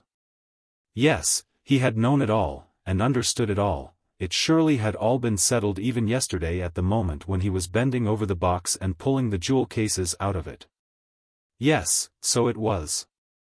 It is because I am very ill, he decided grimly at last. I have been worrying and fretting myself, and I don't know what I am doing. Yesterday and the day before yesterday and all this time I have been worrying myself. I shall get well and I shall not worry. But what if I don't get well at all? Good God, how sick I am of it all. He walked on without resting. He had a terrible longing for some distraction, but he did not know what to do, what to attempt. A new overwhelming sensation was gaining more and more mastery over him every moment. This was an immeasurable, almost physical, repulsion for everything surrounding him, an obstinate, malignant feeling of hatred. All who met him were loathsome to him, he loathed their faces, their movements, their gestures. If anyone had addressed him, he felt that he might have spat at him or bitten him. He stopped suddenly, on coming out on the bank of the Little Neva, near the bridge to Vasilyevsky Ostrov. Why, he lives here, in that house, he thought. Why, I have not come to Razumihin of my own accord. Here it's the same thing over again. Very interesting to know, though. Have I come on purpose or have I simply walked here by chance? Never mind, I said the day before yesterday that I would go and see him the day after, well, and so I will. Besides, I really cannot go further now. He went up to Razumihin's room on the 5th floor. The latter was at home in his garret, busily writing at the moment, and he opened the door himself. It was 4 months since they had seen each other. Razumihin was sitting in a ragged dressing gown, with slippers on his bare feet, unkempt, unshaven and unwashed. His face showed surprise. "Is it you?" he cried. He looked his comrade up and down, then after a brief pause, he whistled. "As hard up as all that? Why, brother, you've cut me out," he added, looking at Raskolnikov's rags. "Come sit down, you are tired, I'll be bound." And when he had sunk down on the American leather sofa, which was in even worse condition than his own, Razumihin saw at once that his visitor was ill. "Why, you are seriously ill, do you know that?" He began feeling his pulse. Raskolnikov pulled away his hand. "Never mind," he said, "I have come for this, I have no lessons. I wanted, but I don't really want lessons. But I say. You are delirious, you know." Razumihin observed, watching him carefully. "No, I am not." Raskolnikov got up from the sofa. As he had mounted the stairs to Razumihin's, he had not realized that he would be meeting his friend face to face. Now, in a flash, he knew that what he was least of all disposed for at that moment was to be face to face with anyone in the wide world. His spleen rose within him. He almost choked with rage at himself as soon as he crossed Razumihin's threshold. "Goodbye," he said abruptly, and walked to the door. "Stop, stop. You queer fish." "I don't want to," said the other, again pulling away his hand. "Then why the devil have you come? Are you mad, or what? Why, this is, almost insulting. I won't let you go like that." "Well, then, I came to you because I know no one but you who could help, to begin, because you are kinder than anyone, cleverer, I mean, and can judge, and now I see that I want nothing. Do you hear? Nothing at all, no one's services, no one's sympathy. I am by myself, alone. Come, that's enough. Leave me alone. Stay a minute, you sweep. You are a perfect madman. As you like, for all I care. I have no lessons, do you see, and I don't care about that, but there's a bookseller, Haruvimov, and he takes the place of a lesson. I would not exchange him for 5 lessons. He's doing publishing of a kind, and issuing natural science manuals, and what a circulation they have. The very titles are worth the money. You always maintained that I was a fool, but by Jove, my boy, there are greater fools than I am. Now he is setting up for being advanced, not that he has an inkling of anything, but, of course, I encourage him. Here are 2 signatures of the German text, in my opinion, the crudest charlatanism. It discusses the question, is woman a human being? And, of course, triumphantly proves that she is. Haruvimov is going to bring out this work as a contribution to the woman question. I am translating it, he will expand these 2.5 signatures into 6, we shall make up a gorgeous title half a page long and bring it out at half a ruble. It will do. He pays me 6 rubles the signature, it works out to about 15 rubles for the job, and I've had 6 already in advance. When we have finished this, we are going to begin a translation about Wales, and then some of the dullest scandals out of the second part of Les Confessions we have marked for translation. Somebody has told Haruvimov that Rousseau was a kind of Radishchev. You may be sure I don't contradict him, hang him. Well, would you like to do the second signature of, Is Woman a Human Being? If you would, take the German and pens and paper, all those are provided, and take 3 rubles. For as I have had 6 rubles in advance on the whole thing, 3 rubles come to you for your share. And when you have finished the signature there will be another 3 rubles for you. And please don't think I am doing you a service, quite the contrary, as soon as you came in, I saw how you could help me. To begin with, I am weak in spelling, and secondly, I am sometimes utterly adrift in German, so that I make it up as I go along for the most part. The only comfort is, that it's bound to be a change for the better. Though who can tell, maybe it's sometimes for the worse. Will you take it? Raskolnikov took the German sheets in silence, took the 3 rubles and without a word went out. Razumihin gazed after him in astonishment. But when Raskolnikov was in the next street, he turned back, mounted the stairs to Razumihin's again and laying on the table the German article and the 3 rubles, went out again. Still without uttering a word. Are you raving, or what? Razumihin shouted, roused to fury at last. What farce is this? You'll drive me crazy too. What did you come to see me for, damn you? I don't want, translation, muttered Raskolnikov from the stairs. Then what the devil do you want? Shouted Razumihin from above. Raskolnikov continued descending the staircase in silence. Hey, there. Where are you living?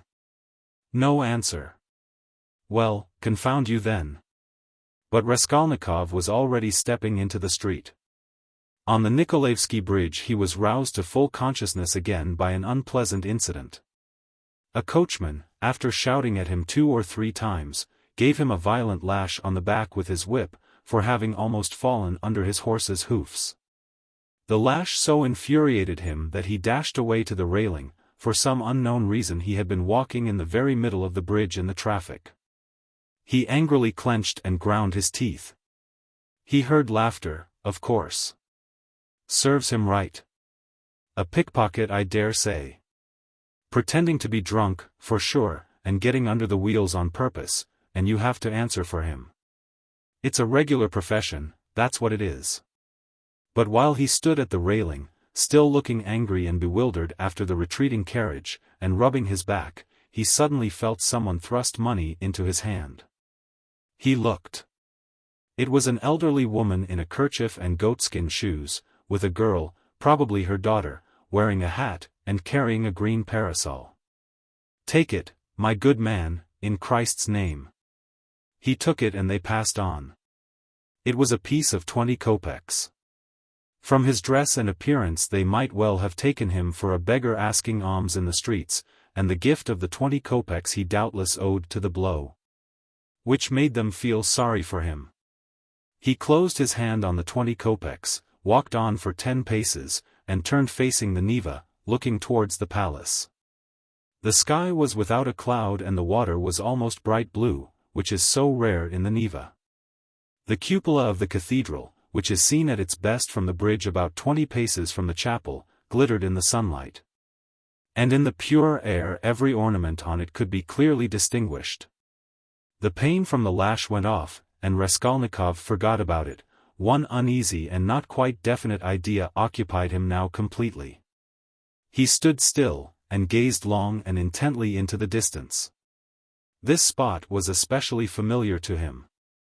When he was attending the university, he had hundreds of times, generally on his way home, stood still on this spot. Gazed at this truly magnificent spectacle and almost always marveled at a vague and mysterious emotion it roused in him. It left him strangely cold, this gorgeous picture was for him blank and lifeless. He wondered every time at his somber and enigmatic impression and, mistrusting himself, put off finding the explanation of it. He vividly recalled those old doubts and perplexities, and it seemed to him that it was no mere chance that he recalled them now. It struck him as strange and grotesque, that he should have stopped at the same spot as before, as though he actually imagined he could think the same thoughts. Be interested in the same theories and pictures that had interested him, so short a time ago. He felt it almost amusing, and yet it wrung his heart. Deep down, hidden far away out of sight, all that seemed to him now, all his old past, his old thoughts, his old problems and theories, his old impressions and that picture and himself and all. He felt as though he were flying upwards, and everything were vanishing from his sight. Making an unconscious movement with his hand, he suddenly became aware of the piece of money in his fist. He opened his hand, stared at the coin, and with a sweep of his arm flung it into the water, then he turned and went home. It seemed to him, he had cut himself off from everyone and from everything at that moment. Evening was coming on when he reached home, so that he must have been walking about 6 hours. How and where he came back he did not remember. Undressing, and quivering like an overdriven horse, he lay down on the sofa, drew his greatcoat over him, and at once sank into oblivion. It was dusk when he was waked up by a fearful scream. Good God, what a scream! Such unnatural sounds, such howling, wailing, grinding, tears, blows and curses he had never heard. He could never have imagined such brutality, such frenzy. In terror he sat up in bed, almost swooning with agony. But the fighting, wailing and cursing grew louder and louder. And then to his intense amazement he caught the voice of his landlady. She was howling, shrieking and wailing, rapidly, hurriedly, incoherently, so that he could not make out what she was talking about.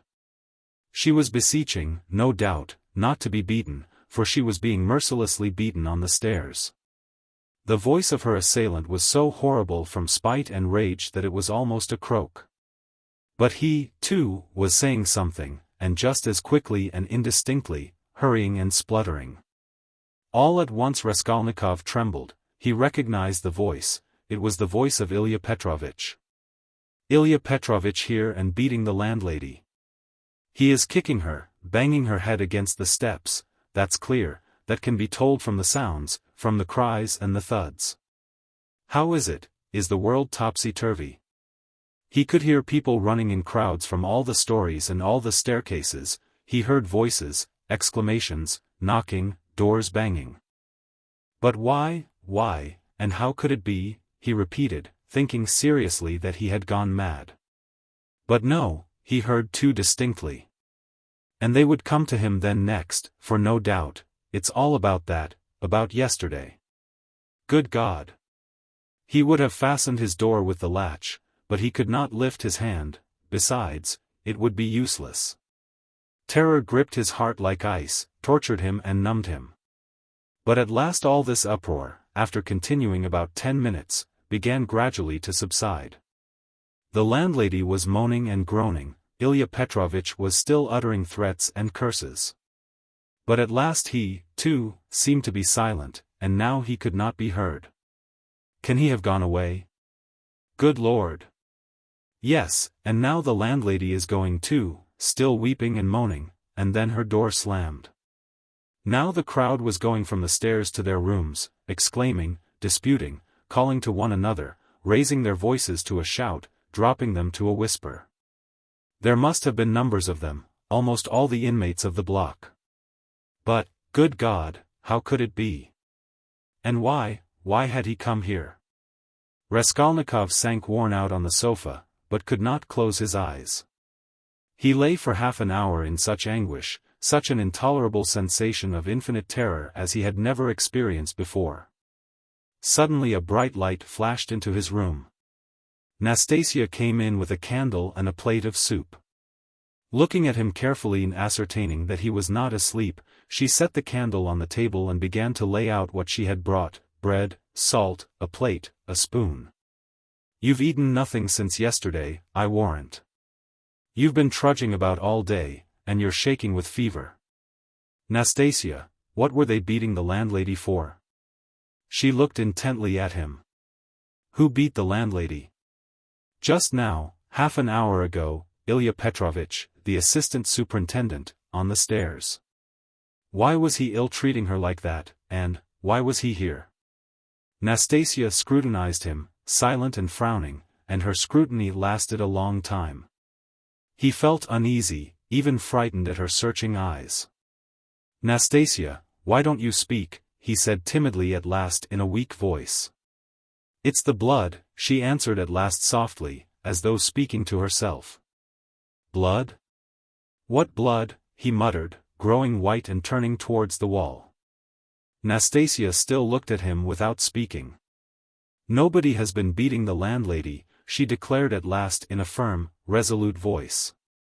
He gazed at her, hardly able to breathe. I heard it myself. I was not asleep. I was sitting up, he said still more timidly. I listened a long while. The assistant superintendent came.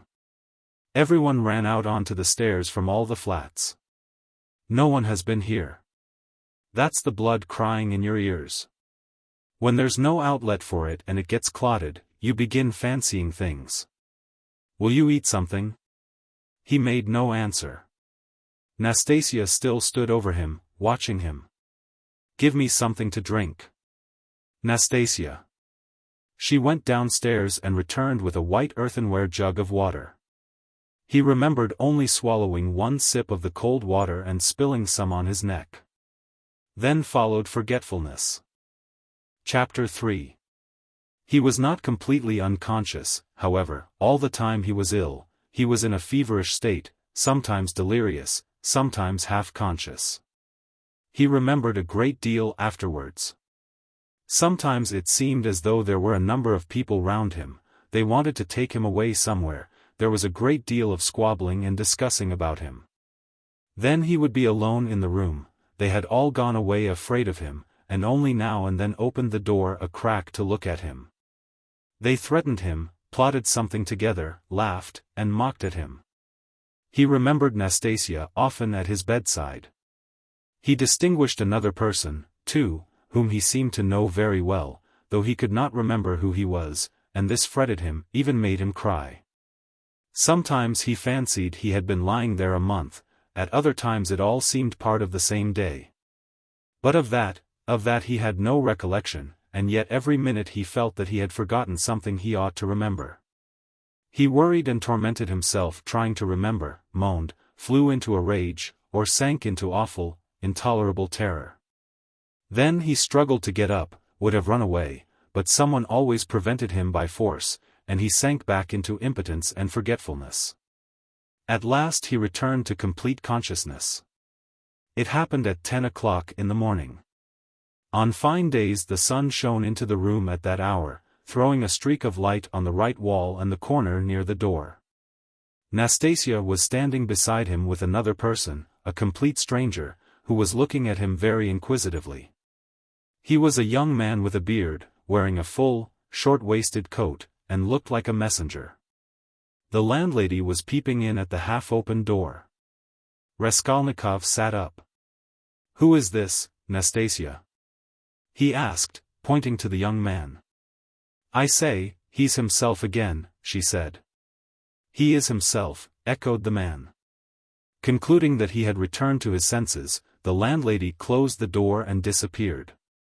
She was always shy and dreaded conversations or discussions. She was a woman of 40, not at all bad-looking, fat and buxom, with black eyes and eyebrows, good-natured from fatness and laziness, and absurdly bashful. "Who are you?" he went on, addressing the man. But at that moment the door was flung open, and, stooping a little, as he was so tall, Razumihin came in. "What a cabin it is," he cried. "I am always knocking my head. You call this a lodging? So you are conscious, brother? I've just heard the news from Pashenka." "He has just come to," said Nastasia. "Just come to," echoed the man again, with a smile. "And who are you?" Razumihin asked, suddenly addressing him. "My name is Razumihin, at your service." "Not Razumihin, as I am always called, but Razumihin, a student and gentleman, and he is my friend." "And who are you?" "I am the messenger from our office, from the merchant Shelepiv, and I've come on business." "Please sit down." Razumihin seated himself on the other side of the table. "It's a good thing you've come to, brother," he went on to Raskolnikov. "For the last 4 days you have scarcely eaten or drunk anything. We had to give you tea in spoonfuls. I brought Zosimov to see you twice. You remember Zosimov? He examined you carefully and said at once it was nothing serious, something seemed to have gone to your head. Some nervous nonsense, the result of bad feeding. He says you have not had enough beer and radish, but it's nothing much, it will pass and you will be all right. Zosimov is a first-rate fellow. He is making quite a name. Come, I won't keep you, he said, addressing the man again. Will you explain what you want? You must know, Rodion, this is the second time they have sent from the office. But it was another man last time, and I talked to him. Who was it came before? That was the day before yesterday, I venture to say, if you please, sir. That was Alexei Semyonovich. He is in our office, too. He was more intelligent than you, don't you think so? Yes, indeed, sir, he is of more weight than I am. Quite so, go on. At your mamma's request, through Afanasy Ivanovich Varashin, of whom I presume you have heard more than once, a remittance is sent to you from our office, the man began, addressing Raskolnikov. If you are in an intelligible condition, I've 35 rubles to remit to you, as Semyon Semyonovich has received from Afanasy Ivanovich at your mamma's request instructions to that effect. As on previous occasions. Do you know him, sir? Yes, I remember. Varashin, Raskolnikov said dreamily. You hear, he knows Varashin, cried Razumihin. He is in an intelligible condition. And I see you are an intelligent man too. Well, it's always pleasant to hear words of wisdom. That's the gentleman, Varashin, Afanasy Ivanovich. And at the request of your mamma, who has sent you a remittance once before in the same manner through him, he did not refuse this time also. And sent instructions to Semyon Semyonovich some days since to hand you 35 rubles in the hope of better to come. That, hoping for better to come is the best thing you've said, though your mamma is not bad either. Come then, what do you say? Is he fully conscious, eh? That's all right. If only he can sign this little paper. He can scrawl his name. Have you got the book? Yes, here's the book. Give it to me. Here, Rodion, sit up. I'll hold you. Take the pen and scribble, Raskolnikov, for him. For just now, brother, money is sweeter to us than treacle. I don't want it, said Raskolnikov, pushing away the pen. Not want it? I won't sign it. How the devil can you do without signing it? I don't want the money. Don't want the money. Come, brother, that's nonsense, I bear witness. Don't trouble, please, it's only that he is on his travels again. But that's pretty common with him at all times though. You are a man of judgment and we will take him in hand, that is, more simply, take his hand and he will sign it. Here. But I can come another time. No, no. Why should we trouble you? You are a man of judgment. Now, Rodion, don't keep your visitor, you see he is waiting, and he made ready to hold Raskolnikov's hand in earnest. Stop, I'll do it alone, said the latter, taking the pen and signing his name. The messenger took out the money and went away. Bravo! And now, brother, are you hungry? Yes, answered Raskolnikov. Is there any soup? Some of yesterday's, answered Nastasia, who was still standing there. With potatoes and rice in it? Yes. I know it by heart. Bring soup and give us some tea. Very well. Raskolnikov looked at all this with profound astonishment and a dull, unreasoning terror. He made up his mind to keep quiet and see what would happen. I believe I am not wandering. I believe it's reality, he thought. In a couple of minutes Nastasia returned with the soup, and announced that the tea would be ready directly. With the soup she brought 2 spoons, 2 plates, salt, pepper, mustard for the beef, and so on. The table was set as it had not been for a long time. The cloth was clean. It would not be amiss, Nastasia, if Praskovia Pavlovna were to send us up a couple of bottles of beer. We could empty them. Well, you are a cool hand, muttered Nastasia, and she departed to carry out his orders. Raskolnikov still gazed wildly with strained attention. Meanwhile Razumihin sat down on the sofa beside him, as clumsily as a bear put his left arm round Raskolnikov's head, although he was able to sit up. And with his right hand gave him a spoonful of soup, blowing on it that it might not burn him. But the soup was only just warm. Raskolnikov swallowed one spoonful greedily, then a second, then a third. But after giving him a few more spoonfuls of soup, Razumihin suddenly stopped, and said that he must ask Zosimov whether he ought to have more. Nastasia came in with 2 bottles of beer. "And will you have tea?" "Yes." "Cut along, Nastasia, and bring some tea, for tea we may venture on without the faculty. But here is the beer." He moved back to his chair, pulled the soup and meat in front of him, and began eating as though he had not touched food for 3 days. "I must tell you, Rodia, I dine like this here every day now," he mumbled with his mouth full of beef, "and it's all Pashenka, your dear little landlady, who sees to that. She loves to do anything for me. I don't ask for it, but, of course, I don't object. And here's Nastasia with the tea. She is a quick girl. Nastasia, my dear, won't you have some beer? Get along with your nonsense. A cup of tea, then? A cup of tea, maybe. Pour it out. Stay, I'll pour it out myself. Sit down." He poured out 2 cups, left his dinner, and sat on the sofa again.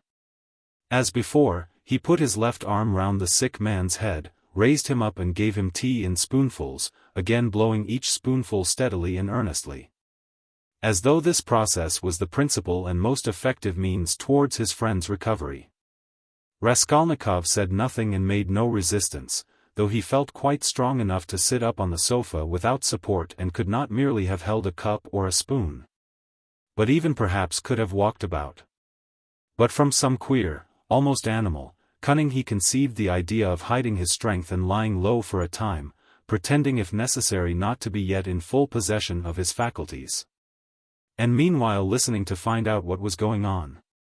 Yet he could not overcome his sense of repugnance. After sipping a dozen spoonfuls of tea, he suddenly released his head, pushed the spoon away capriciously, and sank back on the pillow. There were actually real pillows under his head now, down pillows in clean cases. He observed that, too, and took note of it. "Pashenka must give us some raspberry jam today to make him some raspberry tea," said Razumihin, going back to his chair and attacking his soup and beer again. "And where is she to get raspberries for you?" asked Nastasia, balancing a saucer on her 5 outspread fingers and sipping tea through a lump of sugar. "She'll get it at the shop, my dear. You see, Rodia, all sorts of things have been happening while you have been laid up. When you decamped in that rascally way without leaving your address, I felt so angry that I resolved to find you out and punish you. I set to work that very day. How I ran about making inquiries for you. This lodging of yours I had forgotten, though I never remembered it, indeed, because I did not know it. And as for your old lodgings, I could only remember it was at the 5 Corners, Harlamov's house. I kept trying to find that Harlamov's house, and afterwards it turned out that it was not Harlamov's, but Buck's. How one muddles up sound sometimes. So I lost my temper, and I went on the chance to the address bureau next day, and only fancy, in 2 minutes they looked you up. Your name is down there." "My name? I should think so. And yet a General Kobylev they could not find while I was there. Well, it's a long story. But as soon as I did land on this place, I soon got to know all your affairs, all, brother, I know everything, Nastasia here will tell you. I made the acquaintance of Nikodim Fomitch and Ilya Petrovitch, and the house porter and Mr. Zaimtov, Alexander Grigoryevich, the head clerk in the police office, and, last, but not least, of Pashenka, Nastasia here knows." "He's got round her," Nastasia murmured, smiling slyly. Why don't you put the sugar in your tea, Nastasia Nikiforovna? You are a one. Nastasia cried suddenly, going off into a giggle. I am not Nikiforovna, but Petrovna, she added suddenly, recovering from her mirth. I'll make a note of it. Well, brother, to make a long story short, I was going in for a regular explosion here to uproot all malignant influences in the locality, but Pashenka won the day.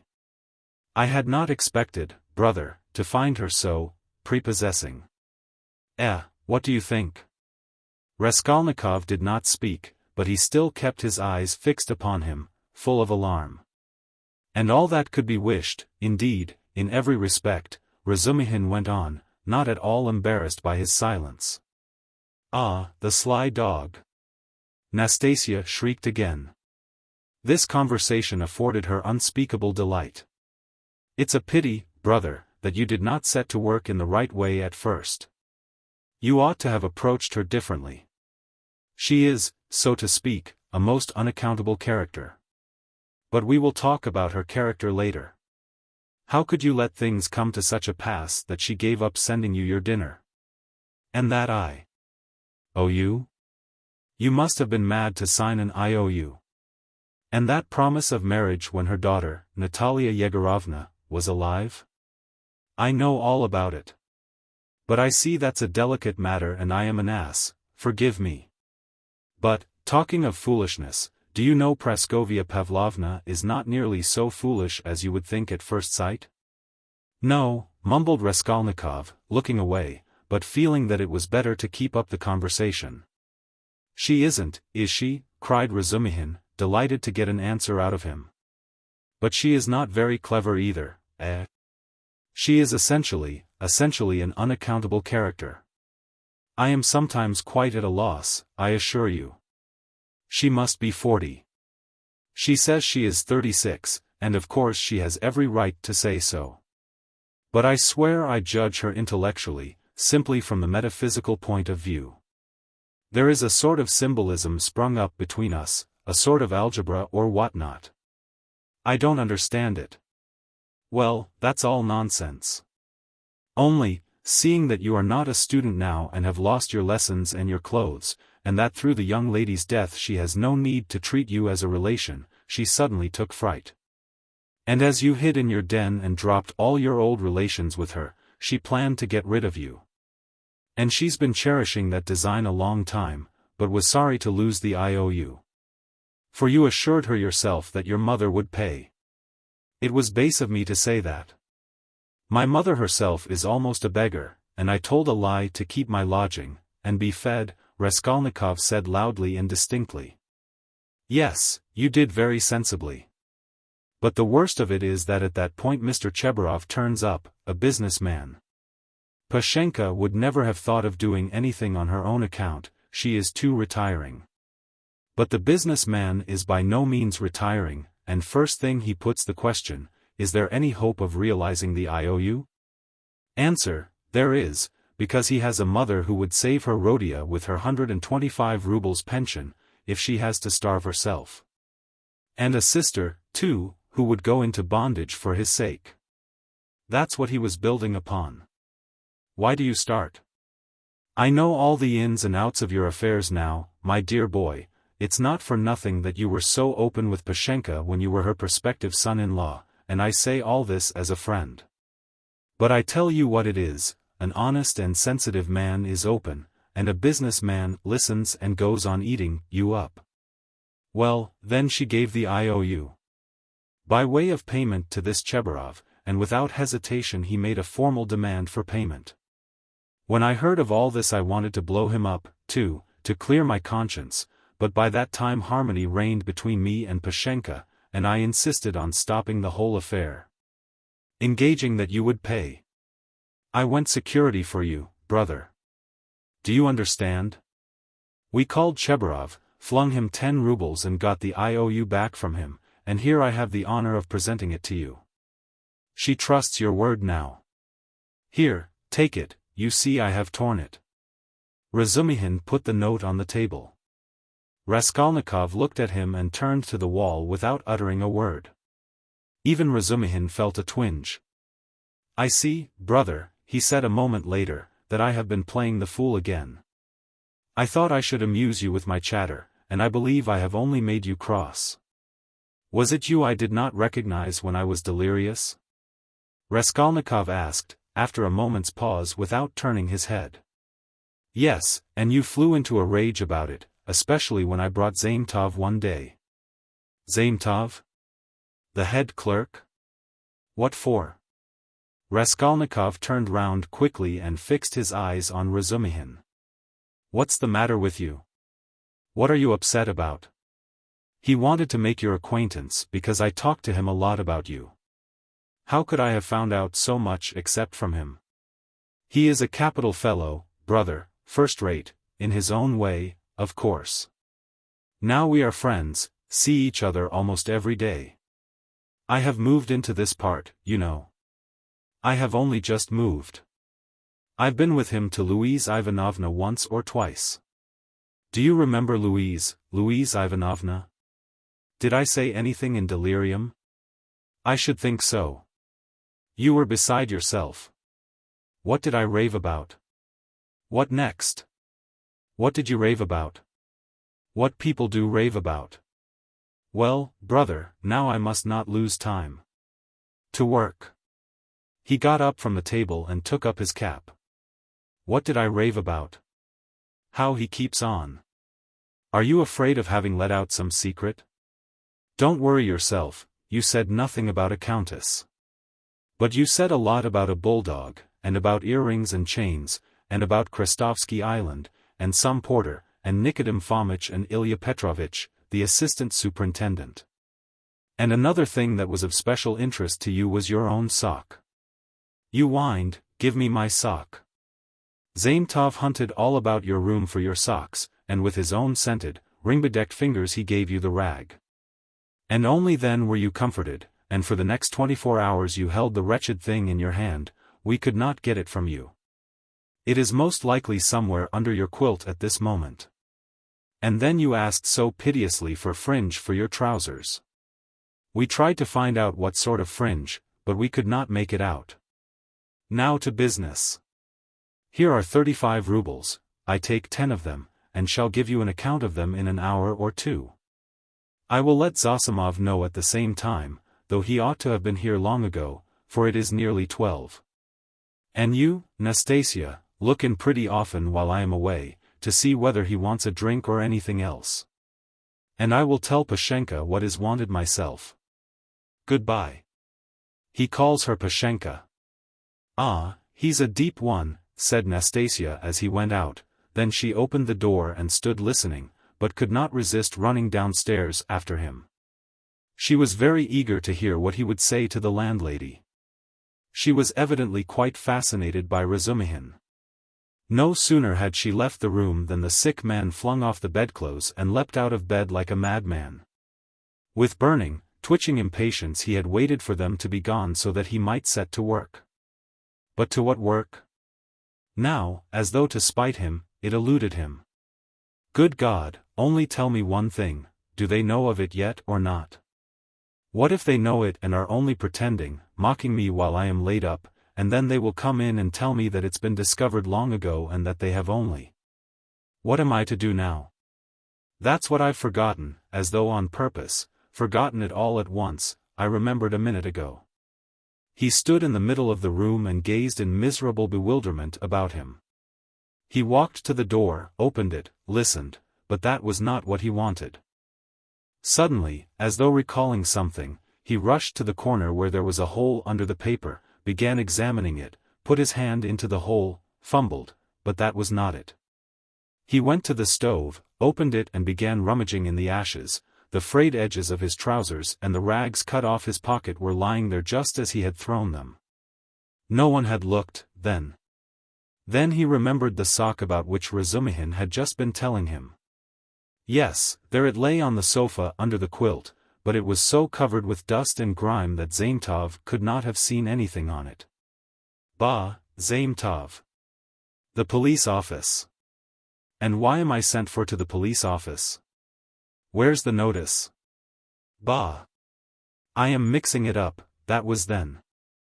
I looked at my sock then, too, but now I have been ill.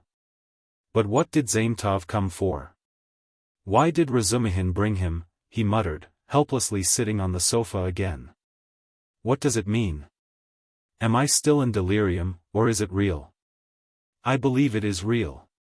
Ah, I remember, I must escape. Make haste to escape. Yes, I must escape. Yes, but where? And where are my clothes? I've no boots. They've taken them away. They've hidden them. I understand. Ah, here is my coat, they passed that over. And here is money on the table, thank God. And here's the I.O.U. I'll take the money and go and take another lodging. They won't find me. Yes, but the address bureau? They'll find me, Razumihin will find me. Better escape altogether, far away, to America, and let them do their worst. And take the IOU. It would be of use there. What else shall I take? They think I am ill. They don't know that I can walk, ha ha ha. I could see by their eyes that they know all about it. If only I could get downstairs. And what if they have set a watch there, policeman? What's this tea? Ah, and here is beer left, half a bottle, cold. He snatched up the bottle, which still contained a glassful of beer, and gulped it down with relish, as though quenching a flame in his breast. But in another minute the beer had gone to his head, and a faint and even pleasant shiver ran down his spine. He lay down and pulled the quilt over him. His sick and incoherent thoughts grew more and more disconnected, and soon a light, pleasant drowsiness came upon him.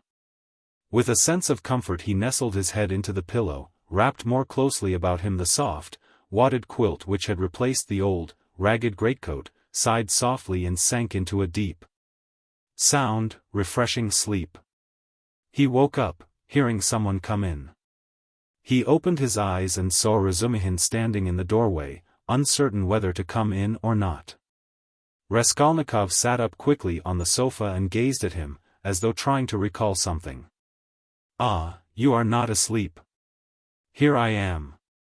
Nastasia, bring in the parcel. Razumihin shouted down the stairs. You shall have the account directly. What time is it? Asked Raskolnikov, looking round uneasily.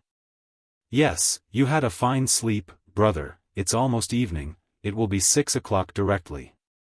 You have slept more than 6 hours. Good heavens! Have I? And why not? It will do you good. What's the hurry? A tryst, is it? We've all time before us. I've been waiting for the last 3 hours for you. I've been up twice and found you asleep. I've called on Zosimov twice, not at home, only fancy. But no matter, he will turn up. And I've been out on my own business, too. You know I've been moving today, moving with my uncle. I have an uncle living with me now. But that's no matter, to business. Give me the parcel, Nastasia. We will open it directly. And how do you feel now, brother? I am quite well, I am not ill. Razumihin, have you been here long? I tell you I've been waiting for the last 3 hours. No, before. How do you mean? How long have you been coming here? Why, I told you all about it this morning. Don't you remember? Raskolnikov pondered. The morning seemed like a dream to him. He could not remember alone, and looked inquiringly at Razumihin. Said the latter, he has forgotten. I fancied then that you were not quite yourself. Now you are better for your sleep. You really look much better. First rate. Well, to business. Look here, my dear boy. He began untying the bundle, which evidently interested him. Believe me, brother, this is something specially near my heart. For we must make a man of you. Let's begin from the top. Do you see this cap? He said, taking out of the bundle a fairly good though cheap and ordinary cap. Let me try it on. Presently, afterwards, said Raskolnikov, waving it off pettishly. Come, Rodia, my boy, don't oppose it, afterwards will be too late, and I shan't sleep all night, for I bought it by guess, without measure. Just right. He cried triumphantly, fitting it on, just your size. A proper head covering is the first thing in dress and a recommendation in its own way. Tolstoyakov, a friend of mine, is always obliged to take off his pudding basin when he goes into any public place where other people wear their hats or caps. People think he does it from slavish politeness, but it's simply because he is ashamed of his bird's nest, he is such a boastful fellow. Look, Nastasia, here are 2 specimens of headgear, this Palmerston, he took from the corner Raskolnikov's old, battered hat, which for some unknown reason, he called a Palmerston, or this jewel. Guess the price, Rodia, what do you suppose I paid for it, Nastasia, he said, turning to her, seeing that Raskolnikov did not speak. 20 kopecks, no more, I dare say, answered Nastasia. 20 kopecks, silly, he cried, offended. Why, nowadays you would cost more than that, 80 kopecks. And that only because it has been worn. And it's bought on condition that when it's worn out, they will give you another next year. Yes, on my word. Well, now let us pass to the United States of America, as they called them at school. I assure you I am proud of these breeches, and he exhibited to Raskolnikov a pair of light, summer trousers of grey woolen material. No holes, no spots, and quite respectable, although a little worn, and a waistcoat to match, quite in the fashion. And its being worn really is an improvement, it's softer, smoother. You see, Rodia, to my thinking, the great thing for getting on in the world is always to keep to the seasons. If you don't insist on having asparagus in January, you keep your money in your purse, and it's the same with this purchase. It's summer now, so I've been buying summer things, warmer materials will be wanted for autumn. So you will have to throw these away in any case, especially as they will be done for by then from their own lack of coherence if not your higher standard of luxury. Come, price them. What do you say? 2 rubles 25 kopecks. And remember the condition, if you wear these out, you will have another suit for nothing. They only do business on that system at Fediev's. If you've bought a thing once, you are satisfied for life, for you will never go there again of your own free will. Now for the boots. What do you say? You see that they are a bit worn, but they'll last a couple of months, for it's foreign work and foreign leather. The secretary of the English embassy sold them last week, he had only worn them 6 days, but he was very short of cash. Price, 1.5 rubles. A bargain? But perhaps they won't fit, observed Nastasia. Not fit?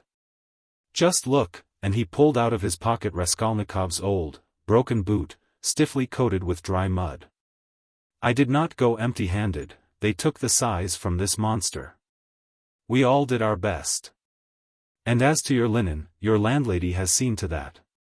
Here, to begin with are 3 shirts, hempen but with a fashionable front. Well now then, 80 kopecks the cap, 2 rubles 25 kopecks the suit, together 3 rubles 5 kopecks, 1.5 rubles for the boots, for, you see.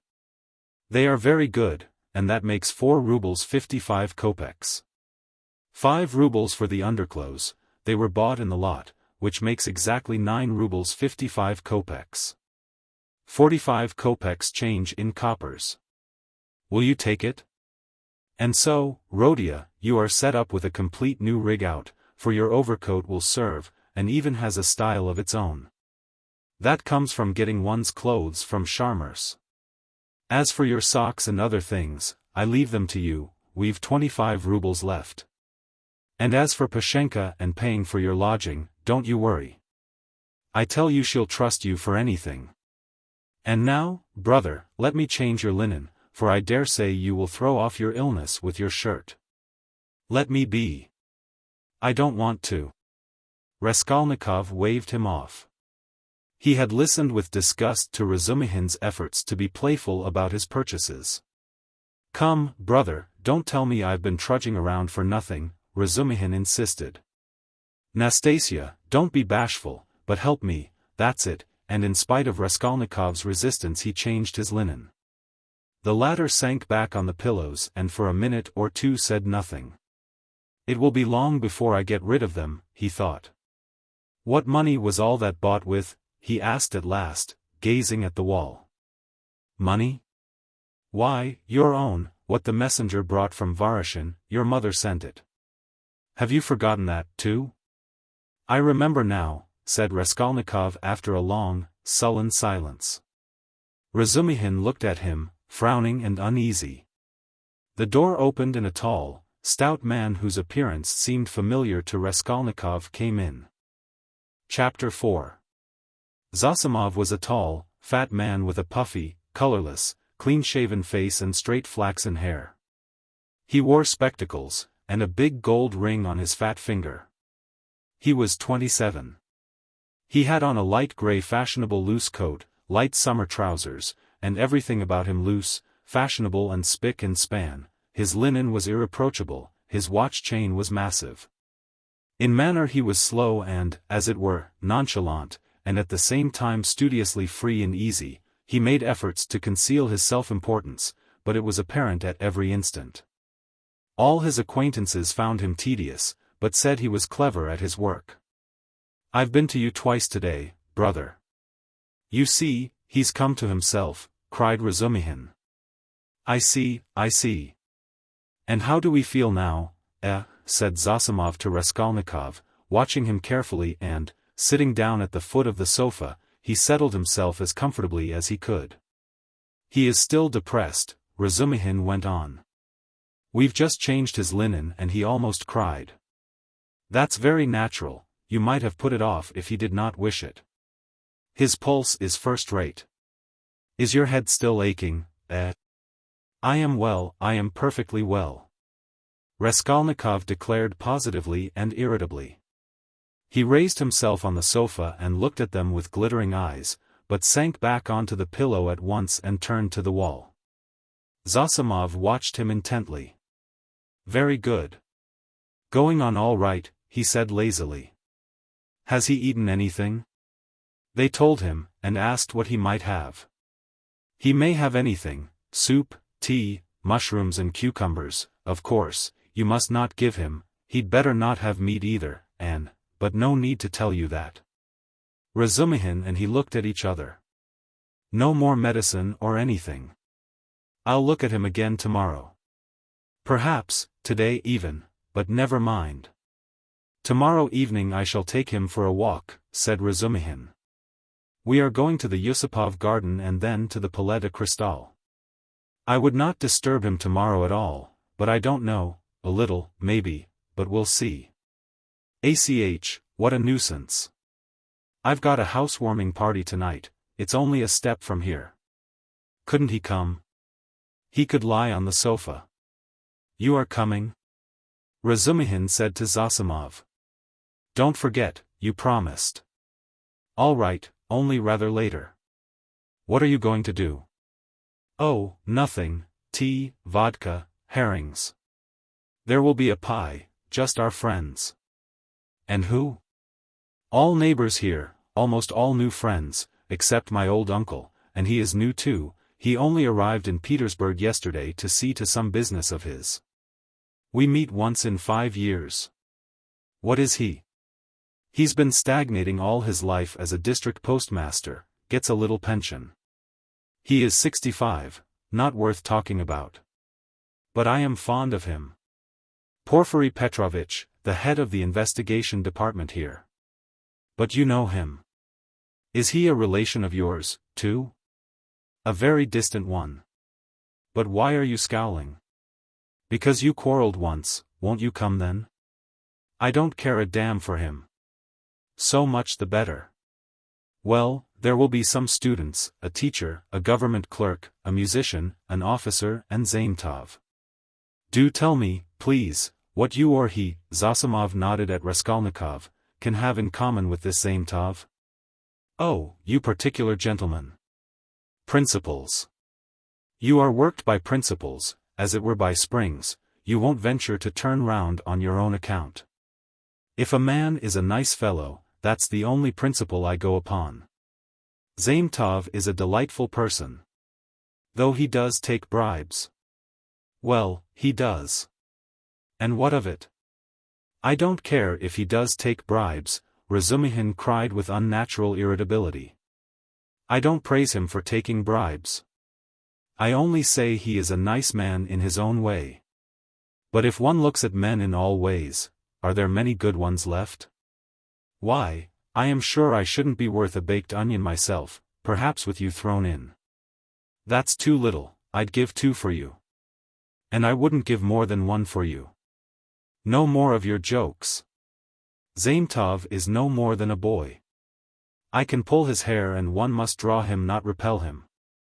You'll never improve a man by repelling him, especially a boy. One has to be twice as careful with a boy. Oh, you progressive dullards. You don't understand. You harm yourselves running another man down. But if you want to know, we really have something in common. I should like to know what. Why, it's all about a house painter. We are getting him out of a mess.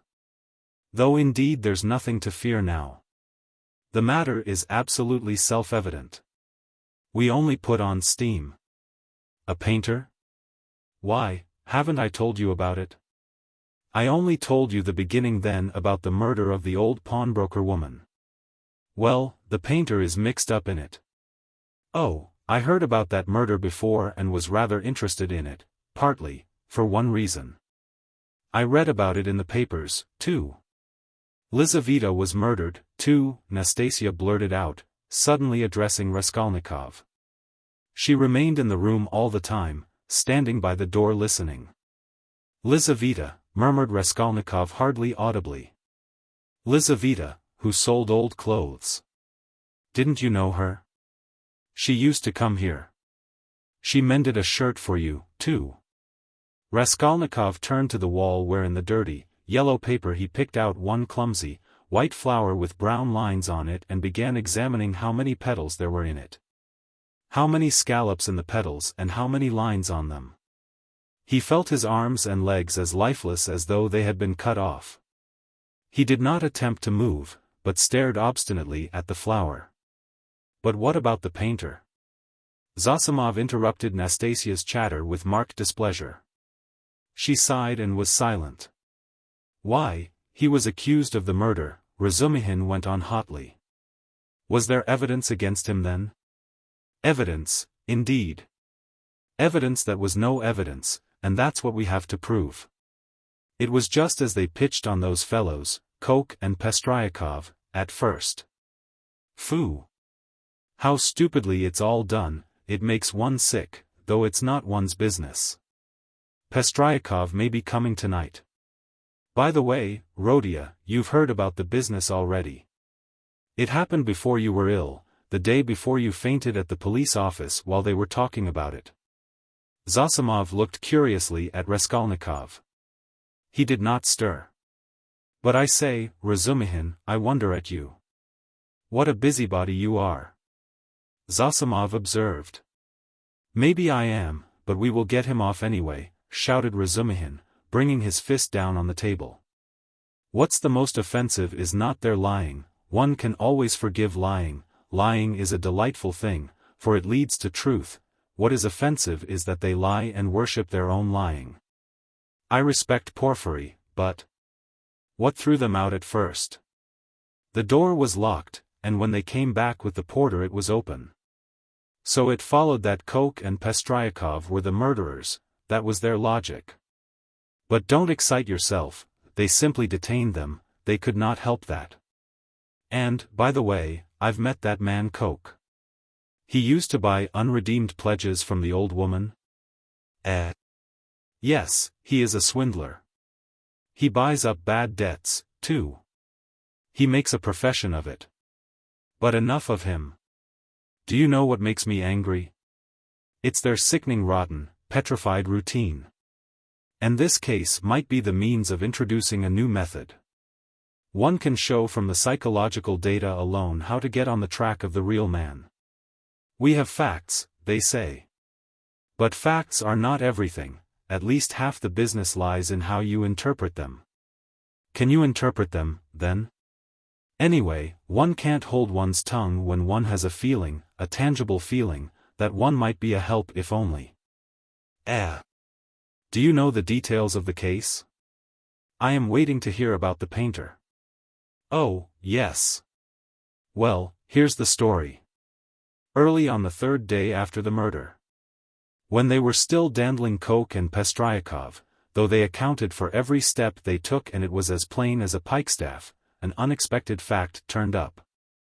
A peasant called Dushkin, who keeps a dram shop facing the house, brought to the police office a jeweler's case containing some gold earrings, and told a long rigmarole. The day before yesterday, just after 8 o'clock, mark the day and the hour.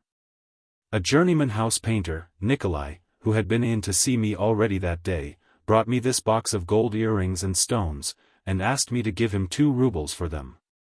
When I asked him where he got them, he said that he picked them up in the street. I did not ask him anything more. I am telling you Dushkin's story. I gave him a note, a ruble that is, for I thought if he did not pawn it with me he would with another. It would all come to the same thing, he'd spend it on drink, so the thing had better be with me. The further you hide it the quicker you will find it, and if anything turns up, if I hear any rumors, I'll take it to the police. Of course, that's all taradiddle. He lies like a horse, for I know this Dushkin, he is a pawnbroker and a receiver of stolen goods, and he did not cheat Nikolai out of a 30-ruble trinket in order to give it to the police. He was simply afraid.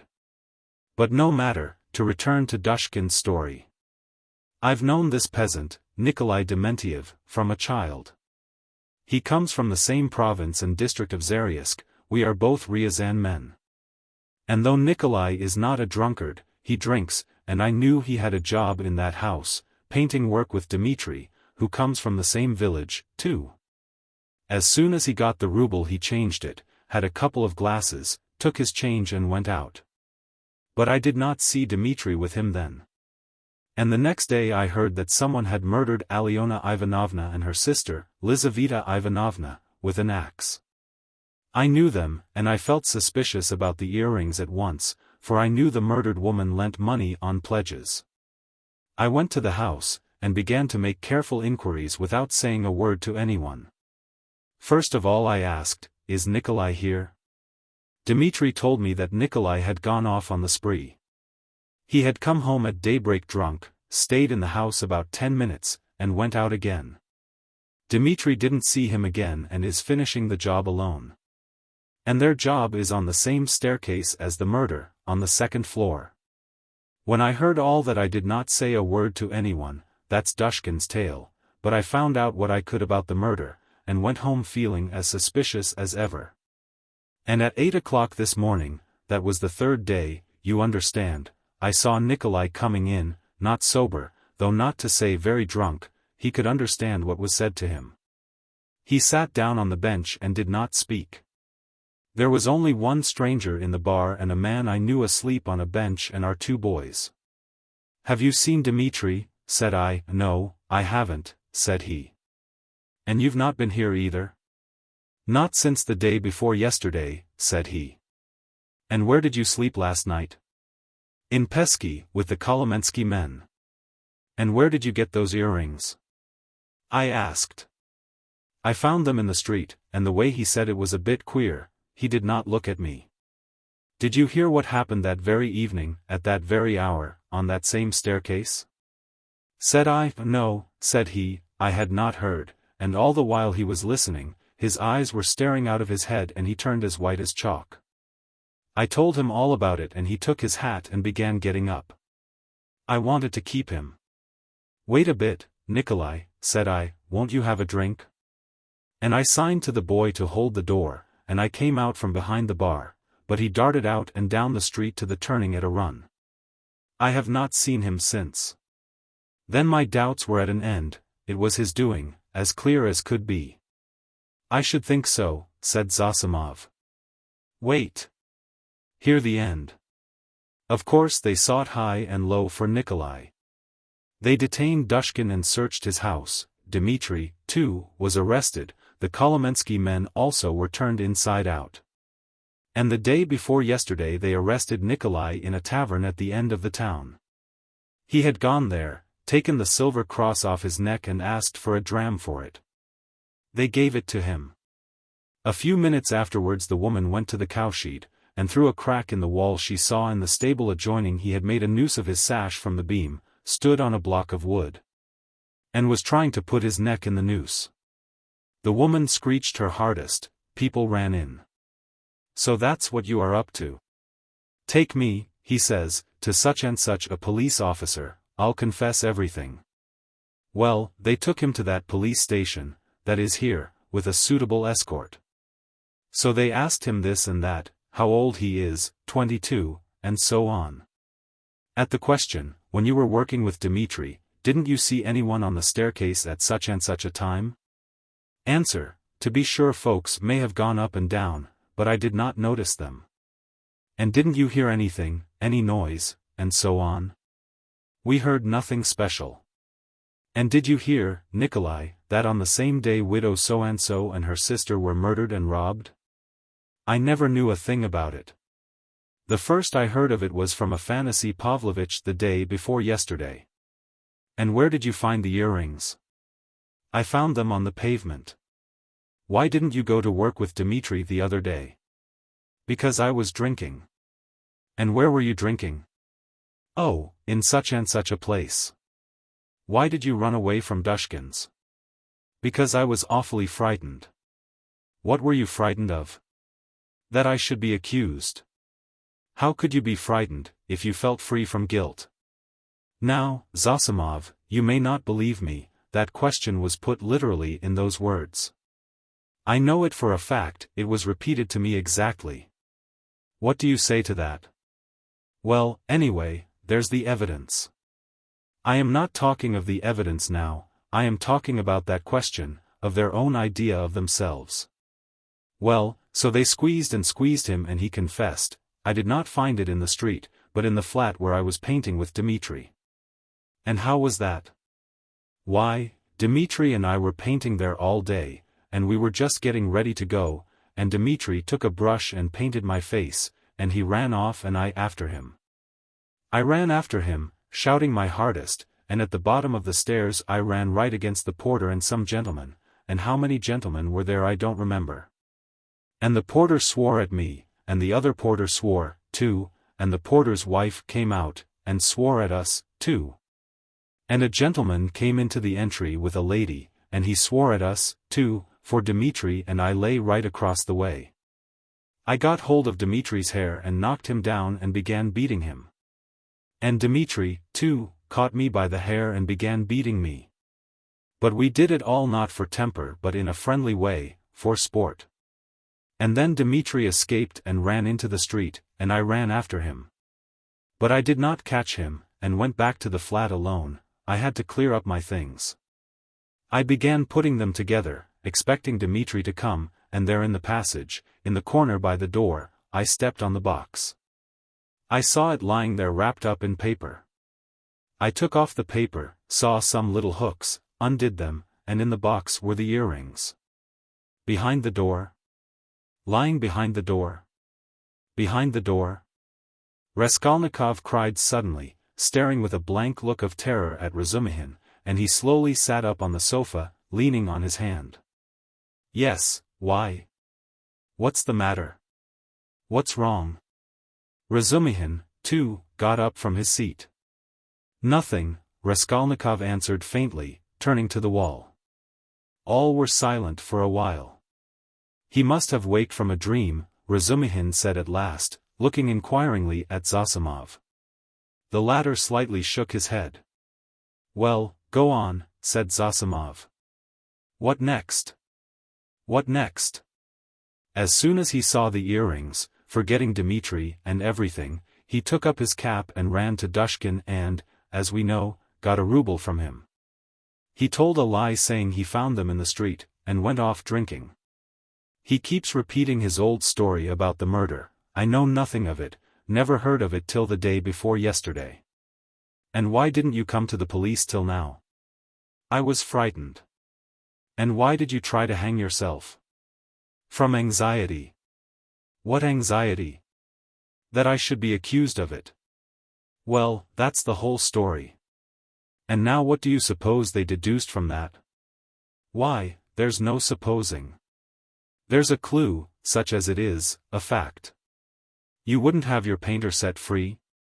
Now they've simply taken him for the murderer. They haven't a shadow of doubt. That's nonsense. You are excited. But what about the earrings?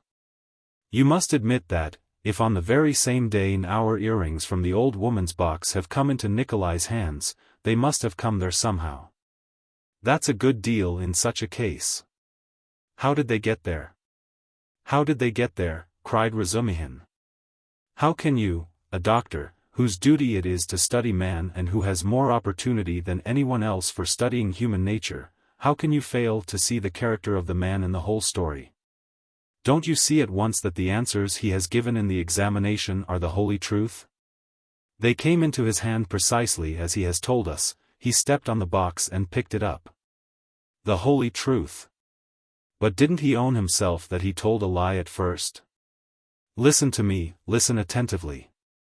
The porter and Koch and Pestryakov and the other porter and the wife of the first porter and the woman who was sitting in the porter's lodge and the man Kryakov, who had just got out of a cab at that minute and went in at the entry with a lady on his arm, that is 8 or 10 witnesses, agree that Nikolai had Dmitri on the ground. Was lying on him beating him, while Dmitri hung on to his hair, beating him, too. They lay right across the way, blocking the thoroughfare. They were sworn at on all sides while they, like children, the very words of the witnesses, were falling over one another, squealing, fighting and laughing with the funniest faces, and chasing one another like children, they ran into the street. Now take careful note. The bodies upstairs were warm, you understand, warm when they found them. If they, or Nikolai alone, had murdered them and broken open the boxes, or simply taken part in the robbery, allow me to ask you one question, do their state of mind, their squeals and giggles and childish scuffling at the gate fit in with axes, bloodshed, fiendish cunning, robbery? They just killed them, not 5 or 10 minutes before, for the bodies were still warm, and at once, leaving the flat open, knowing that people would go there at once, flinging away their booty. They rolled about like children, laughing and attracting general attention. And there are a dozen witnesses to swear to that. Of course it is strange. It's impossible, indeed, but... No, brother, no buts. And if the earrings being found in Nikolai's hands at the very day and hour of the murder constitutes an important piece of circumstantial evidence against him, although the explanation given by him accounts for it, and therefore it does not tell seriously against him, one must take into consideration the facts which prove him innocent, especially as they are facts that cannot be denied. And do you suppose, from the character of our legal system, that they will accept, or that they are in a position to accept this fact, resting simply on a psychological impossibility, as irrefutable and conclusively breaking down the circumstantial evidence for the prosecution? No, they won't accept it, they certainly won't, because they found the jewel case and the man tried to hang himself, which he could not have done if he hadn't felt guilty. That's the point, that's what excites me, you must understand. Oh, I see you are excited. Wait a bit. I forgot to ask you, what proof is there that the box came from the old woman? That's been proved, said Razumihin with apparent reluctance, frowning. Koch recognized the jewel case and gave the name of the owner, who proved conclusively that it was his. That's bad. Now another point. Did anyone see Nikolai at the time that Koch and Pestryakov were going upstairs at first, and is there no evidence about that?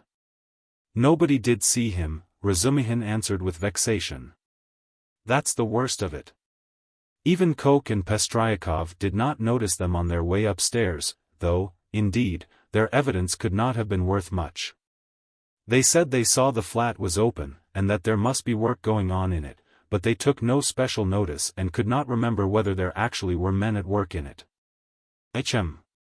So the only evidence for the defense is that they were beating one another and laughing.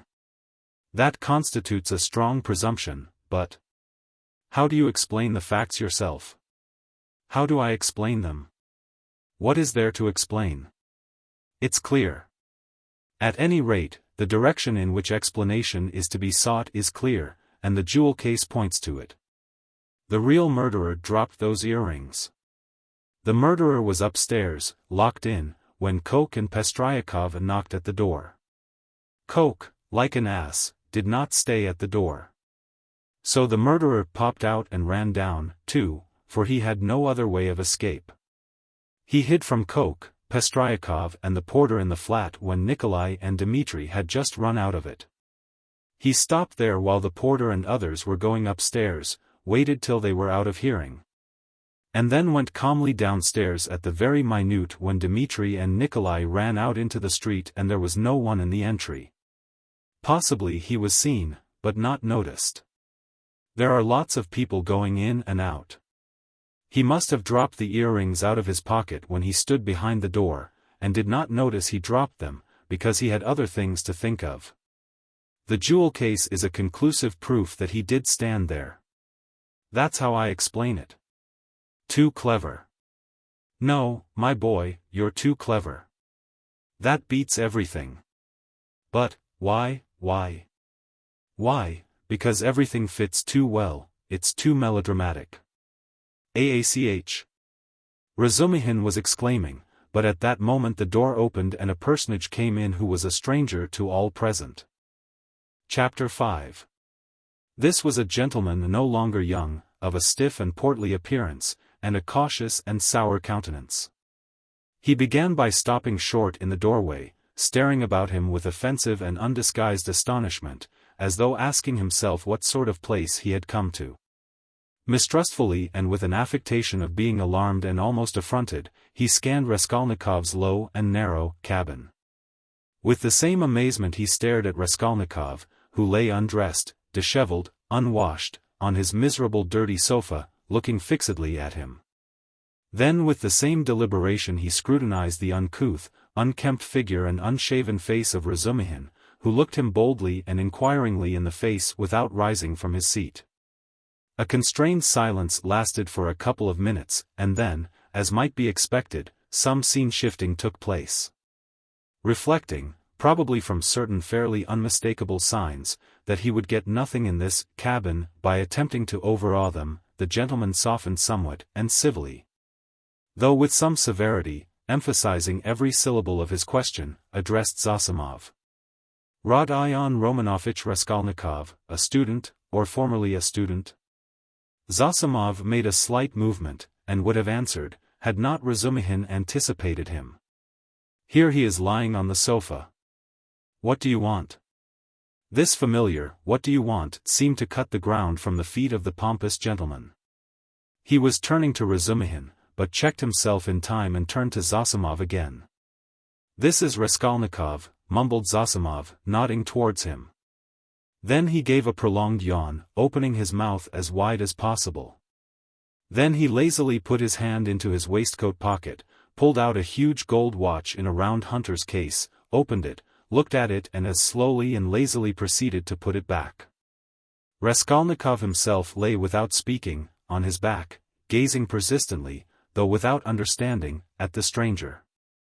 Now that his face was turned away from the strange flower on the paper, it was extremely pale and wore a look of anguish, as though he had just undergone an agonizing operation or just been taken from the rack. But the newcomer gradually began to arouse his attention, then his wonder, then suspicion and even alarm. When Zosimov said, "This is Raskolnikov," he jumped up quickly, sat on the sofa and with an almost defiant, but weak and breaking, voice articulated, "Yes, I am Raskolnikov. What do you want?" The visitor scrutinized him and pronounced impressively, "Pyotr Petrovitch Luzin. I believe I have reason to hope that my name is not wholly unknown to you." But Raskolnikov, who had expected something quite different, gazed blankly and dreamily at him, making no reply, as though he heard the name of Pyotr Petrovitch for the first time. "Is it possible that you can up to the present have received no information?" asked Pyotr Petrovitch, somewhat disconcerted. In reply Raskolnikov sank languidly back on the pillow, put his hands behind his head and gazed at the ceiling. A look of dismay came into Luzin's face. Zosimov and Razumihin stared at him more inquisitively than ever, and at last he showed unmistakable signs of embarrassment. "I had presumed and calculated," he faltered, "that a letter posted more than 10 days, if not a fortnight ago." "I say, why are you standing in the doorway?" Razumihin interrupted suddenly. "If you've something to say, sit down. Nastasia and you are so crowded. Nastasia, make room. Here's a chair, thread your way in."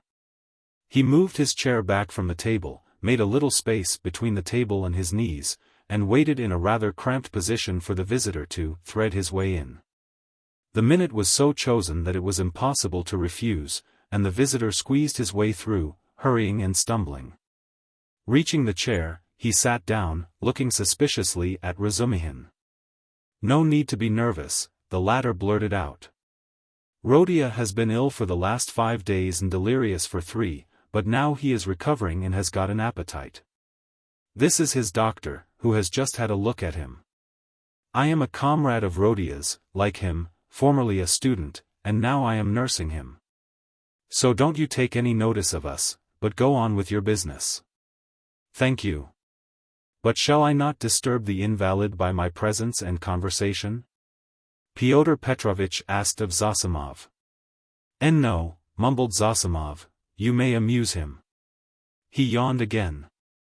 "He has been conscious a long time, since the morning," went on Razumihin, whose familiarity seemed so much like unaffected good nature that Pyotr Petrovitch began to be more cheerful, partly perhaps because this shabby and impudent person had introduced himself as a student. "Your mamma," began Luzin. Razumihin cleared his throat loudly. Luzin looked at him inquiringly. "That's all right, go on." Luzin shrugged his shoulders. "Your mamma had commenced a letter to you while I was sojourning in her neighborhood. On my arrival here I purposely allowed a few days to elapse before coming to see you, in order that I might be fully assured that you were in full possession of the tidings. But now, to my astonishment—" I know. Raskolnikov cried suddenly with impatient vexation. "So you are the fiancé?" "I know, and that's enough." There was no doubt about Pyotr Petrovitch's being offended this time, but he said nothing. He made a violent effort to understand what it all meant. There was a moment's silence.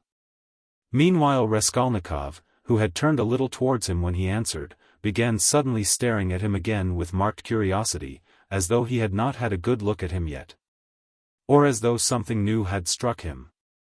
He rose from his pillow on purpose to stare at him. There certainly was something peculiar in Pyotr Petrovitch's whole appearance, something which seemed to justify the title of fiancé, so unceremoniously applied to him. In the first place, it was evident, far too much so indeed, that Pyotr Petrovitch had made eager use of his few days in the capital to get himself up and rig himself out in expectation of his betrothed, a perfectly innocent and permissible proceeding, indeed. Even his own, perhaps too complacent, consciousness of the agreeable improvement in his appearance might have been forgiven in such circumstances. Seeing that Pyotr Petrovitch had taken up the role of fiancé. All his clothes were fresh from the tailor's and were all right, except for being too new and too distinctly appropriate.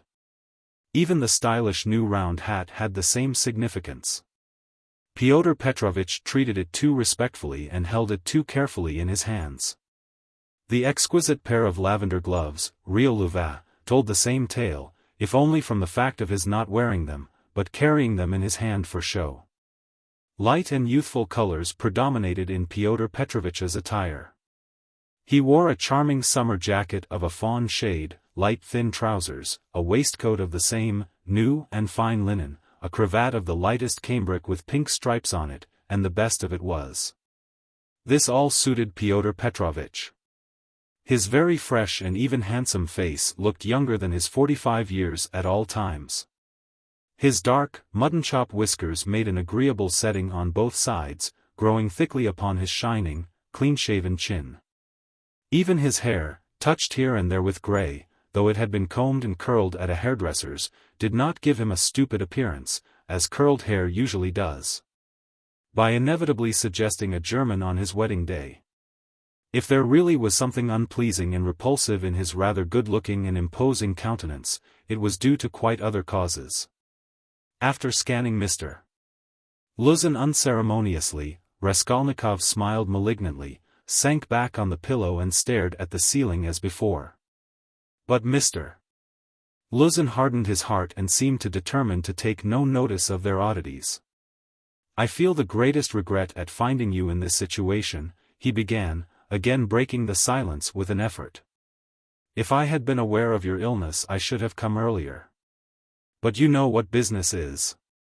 I have, too, a very important legal affair in the Senate, not to mention other preoccupations which you may well conjecture. I am expecting your mamma and sister any minute." Raskolnikov made a movement and seemed about to speak. His face showed some excitement. Pyotr Petrovitch paused, waited, but as nothing followed, he went on. "Any minute. I have found a lodging for them on their arrival." "Where?" asked Raskolnikov weakly. "Very near here, in Bakliev's house." "That's in Voskresensky," put in Razumihin. "There are 2 stories of rooms, let by a merchant called Yushin. I've been there." "Yes, rooms. A disgusting place, filthy, stinking and, what's more, of doubtful character. Things have happened there, and there are all sorts of queer people living there. And I went there about a scandalous business. It's cheap, though. I could not, of course, find out so much about it, for I am a stranger in Petersburg myself," Pyotr Petrovitch replied huffily. "However, the 2 rooms are exceedingly clean, and as it is for so short a time. I have already taken a permanent, that is, our future flat," he said, addressing Raskolnikov. "And I am having it done up. And meanwhile I am myself cramped for room in a lodging with my friend Andrei Semyonovich Lebeziatnikov, in the flat of Madame Lipovexel. It was he who told me of Bakliev's house, too."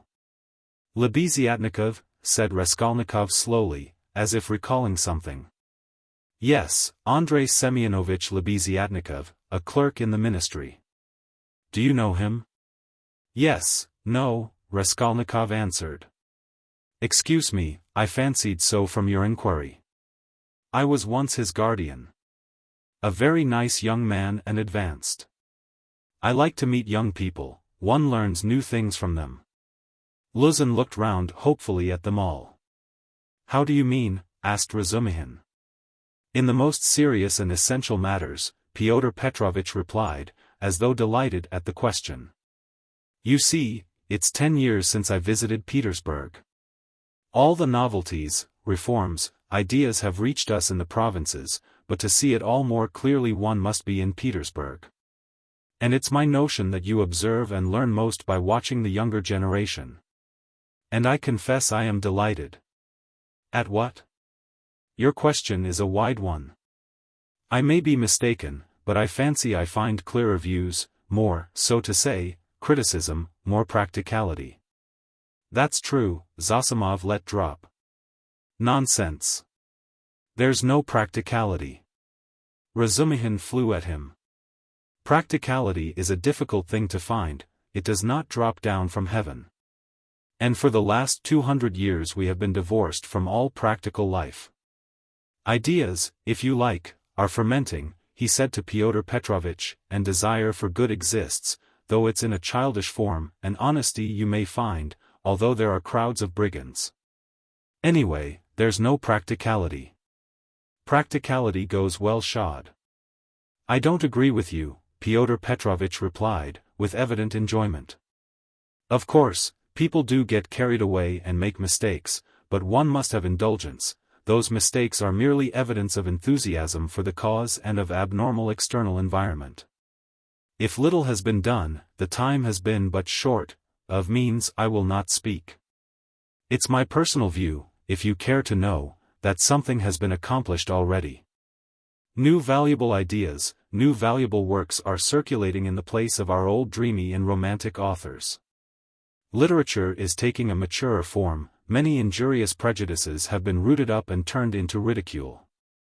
In a word, we have cut ourselves off irrevocably from the past, and that, to my thinking, is a great thing. He's learnt it by heart to show off. Raskolnikov pronounced suddenly. What? Asked Pyotr Petrovitch, not catching his words, but he received no reply. That's all true, Zosimov hastened to interpose. Isn't it so? Pyotr Petrovitch went on, glancing affably at Zosimov. You must admit, he went on, addressing Razumihin with a shade of triumph and superciliousness, he almost added, young man, that there is an advance, or, as they say now, progress in the name of science and economic truth. A commonplace. No, not a commonplace. Hitherto, for instance, if I were told, love thy neighbor, what came of it? Pyotr Petrovitch went on, perhaps with excessive haste. It came to my tearing my coat in half to share with my neighbor, and we both were left half naked. As a Russian proverb has it, catch several hares and you won't catch one. Science now tells us, love yourself before all men, for everything in the world rests on self-interest. You love yourself and manage your own affairs properly and your coat remains whole. Economic truth adds that the better private affairs are organized in society, the more whole coats, so to say, the firmer are its foundations and the better is the common welfare organized too. Therefore, in acquiring wealth solely and exclusively for myself, I am acquiring, so to speak, for all, and helping to bring to pass my neighbor's getting a little more than a torn coat. And that not from private, personal liberality, but as a consequence of the general advance. The idea is simple, but unhappily it has been a long time reaching us, being hindered by idealism and sentimentality. And yet it would seem to want very little wit to perceive it. Excuse me, I've very little wit myself, Razumihin cut in sharply, and so let us drop it.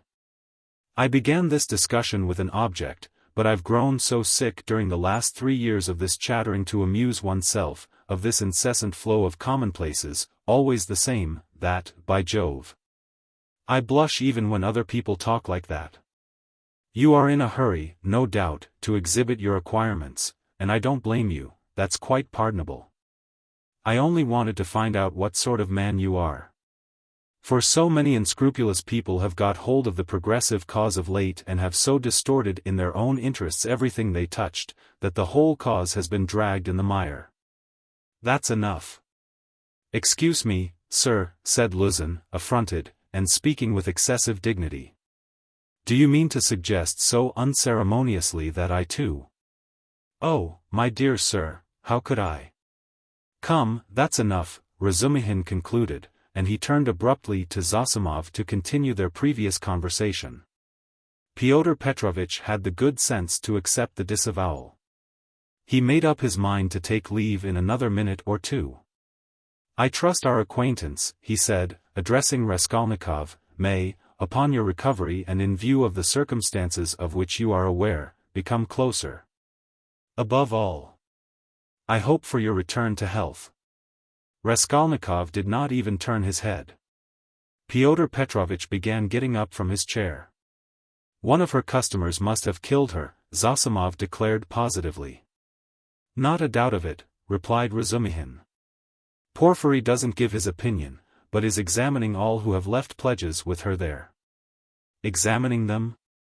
Raskolnikov asked aloud. Yes. What then? Nothing. How does he get hold of them? Asked Zosimov. Koch has given the names of some of them, other names are on the wrappers of the pledges and some have come forward of themselves. It must have been a cunning and practiced ruffian. The boldness of it. The coolness.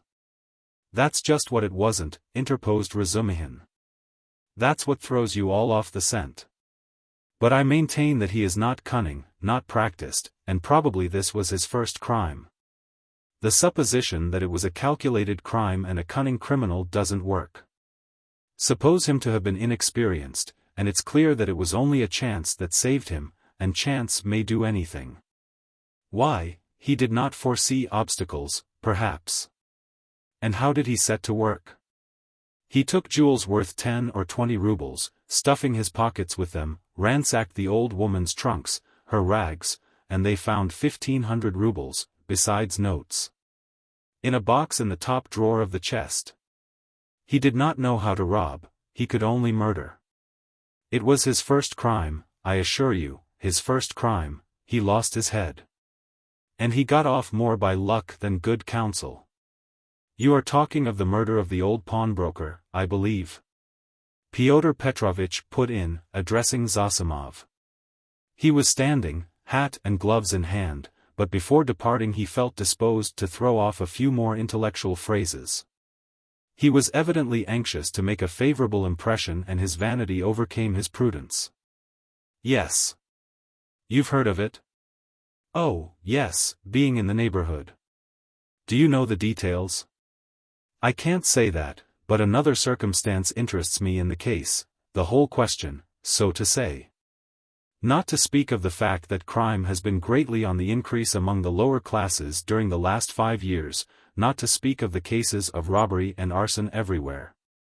What strikes me as the strangest thing is that in the higher classes, too, crime is increasing proportionately. In one place one hears of a student's robbing the mail on the high road, in another place people of good social position forge false banknotes. In Moscow of late a whole gang has been captured who used to forge lottery tickets, and one of the ringleaders was a lecturer in universal history. Then our secretary abroad was murdered from some obscure motive of gain. And if this old woman, the pawnbroker, has been murdered by someone of a higher class in society, for peasants don't pawn gold trinkets, how are we to explain this demoralization of the civilized part of our society? There are many economic changes, put in Zosimov. How are we to explain it? Razumihin caught him up. It might be explained by our inveterate impracticality. How do you mean? What answer had your lecturer in Moscow to make to the question why he was forging notes? Everybody is getting rich one way or another, so I want to make haste to get rich too. I don't remember the exact words, but the upshot was that he wants money for nothing, without waiting or working. We've grown used to having everything ready-made, to walking on crutches, to having our food chewed for us. Then the great hour struck one and every man showed himself in his true colors. But morality? And so to speak, principles. But why do you worry about it? Raskolnikov interposed suddenly. It's in accordance with your theory. In accordance with my theory? Why, carry out logically the theory you were advocating just now, and it follows that people may be killed. Upon my word, cried Luzin. No, that's not so, put in Zosimov. Raskolnikov lay with a white face and twitching upper lip, breathing painfully. There's a measure in all things, Luzin went on superciliously. Economic ideas are not an incitement to murder, and one has but to suppose. And is it true, Raskolnikov interposed once more suddenly. Again in a voice quivering with fury and delight in insulting him, is it true that you told your fiancée, within an hour of her acceptance, that what pleased you most, was that she was a beggar, because it was better to raise a wife from poverty, so that you may have complete control over her? And reproach her with your being her benefactor? Upon my word, Luzin cried wrathfully and irritably, crimson with confusion, to distort my words in this way. Excuse me, allow me to assure you that the report which has reached you, or rather, let me say, has been conveyed to you, has no foundation in truth. And I, suspect who, in a word, this arrow, in a word, your mamma.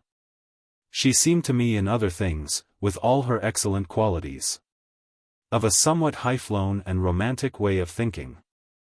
But I was 1,000 miles from supposing that she would misunderstand and misrepresent things in so fanciful a way. And indeed, I tell you what, cried Raskolnikov, raising himself on his pillow and fixing his piercing, glittering eyes upon him, I tell you what. What? Luzin stood still, waiting with a defiant and offended face. Silence lasted for some seconds. Why, if ever again, you dare to mention a single word about my mother, I shall send you flying downstairs. What's the matter with you? Cried Razumihin. So that's how it is? Luzin turned pale and bit his lip. Let me tell you, sir, he began deliberately, doing his utmost to restrain himself but breathing hard, at the first moment I saw you you were ill-disposed to me. But I remained here on purpose to find out more. I could forgive a great deal in a sick man and a connection, but you, never after this.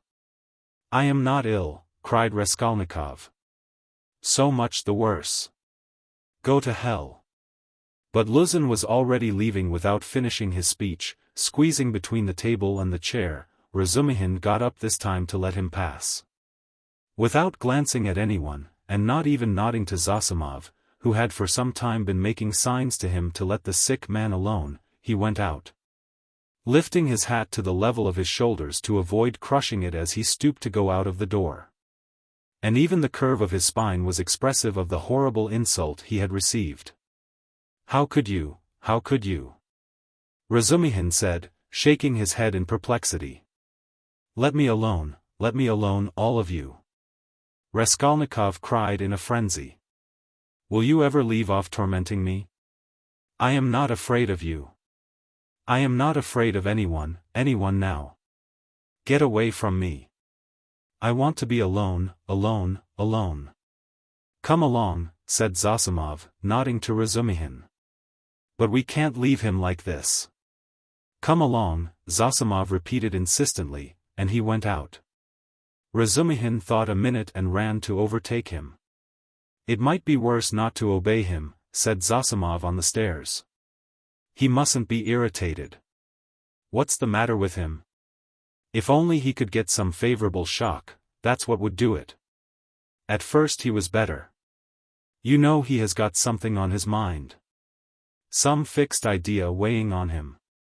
I am very much afraid so, he must have. Perhaps it's that gentleman, Pyotr Petrovitch. From his conversation I gather he is going to marry his sister, and that he had received a letter about it just before his illness. Yes, confound the man. He may have upset the case altogether. But have you noticed, he takes no interest in anything, he does not respond to anything except one point on which he seems excited, that's the murder? Yes, Razumihin agreed, I noticed that, too. He is interested, frightened. It gave him a shock on the day he was ill in the police office, he fainted.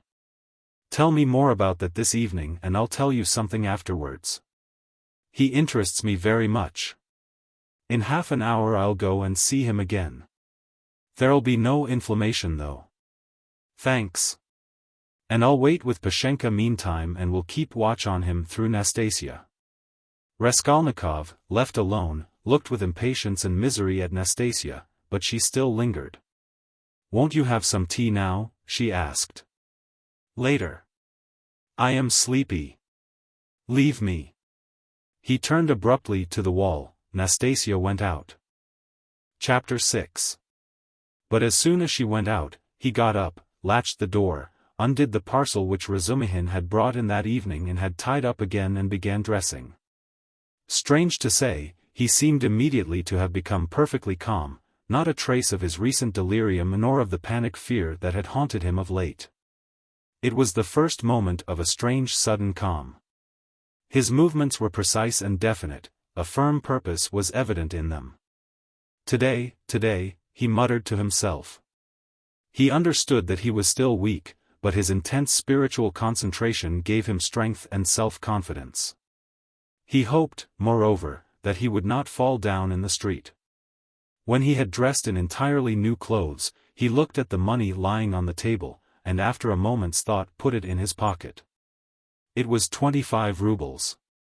He took also all the copper change from the 10 rubles spent by Razumihin on the clothes. Then he softly unlatched the door, went out, slipped downstairs and glanced in at the open kitchen door. Nastasia was standing with her back to him, blowing up the landlady's samovar. She heard nothing. Who would have dreamed of his going out, indeed? A minute later he was in the street. It was nearly 8 o'clock, the sun was setting. It was as stifling as before, but he eagerly drank in the stinking, dusty town air. His head felt rather dizzy. A sort of savage energy gleamed suddenly in his feverish eyes and his wasted, pale and yellow face. He did not know and did not think where he was going. He had one thought only, that all this must be ended today, once for all, immediately. That he would not return home without it, because he would not go on living like that. How, with what to make an end? He had not an idea about it, he did not even want to think of it. He drove away thought tortured him. All he knew, all he felt was that everything must be changed, one way or another, he repeated with desperate and immovable self-confidence and determination. From old habit he took his usual walk in the direction of the hay market. A dark-haired young man with a barrel organ was standing in the road in front of a little general shop and was grinding out a very sentimental song. He was accompanying a girl of 15, who stood on the pavement in front of him.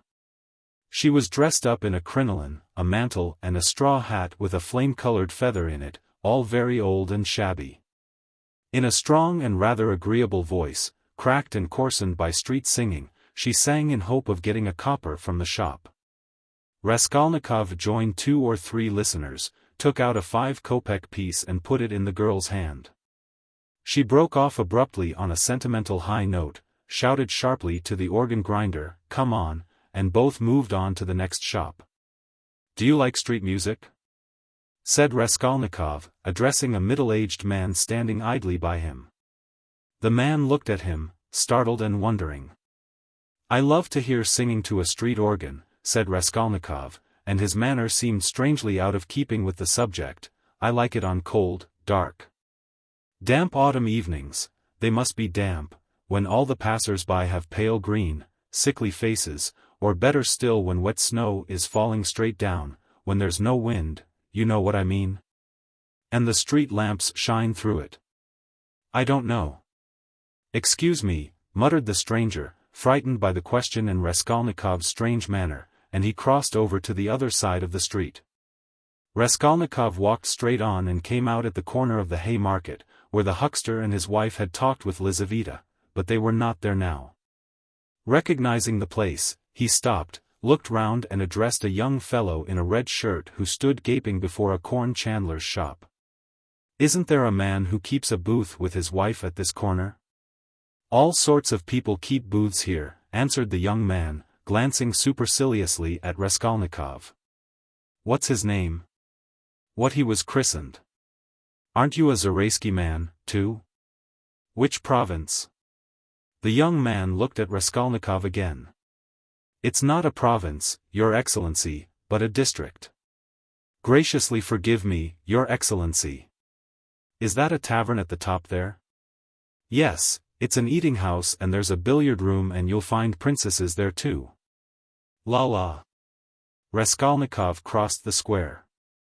In that corner there was a dense crowd of peasants. He pushed his way into the thickest part of it, looking at the faces. He felt an unaccountable inclination to enter into conversation with people. But the peasants took no notice of him, they were all shouting in groups together. He stood and thought a little and took a turning to the right in the direction of V.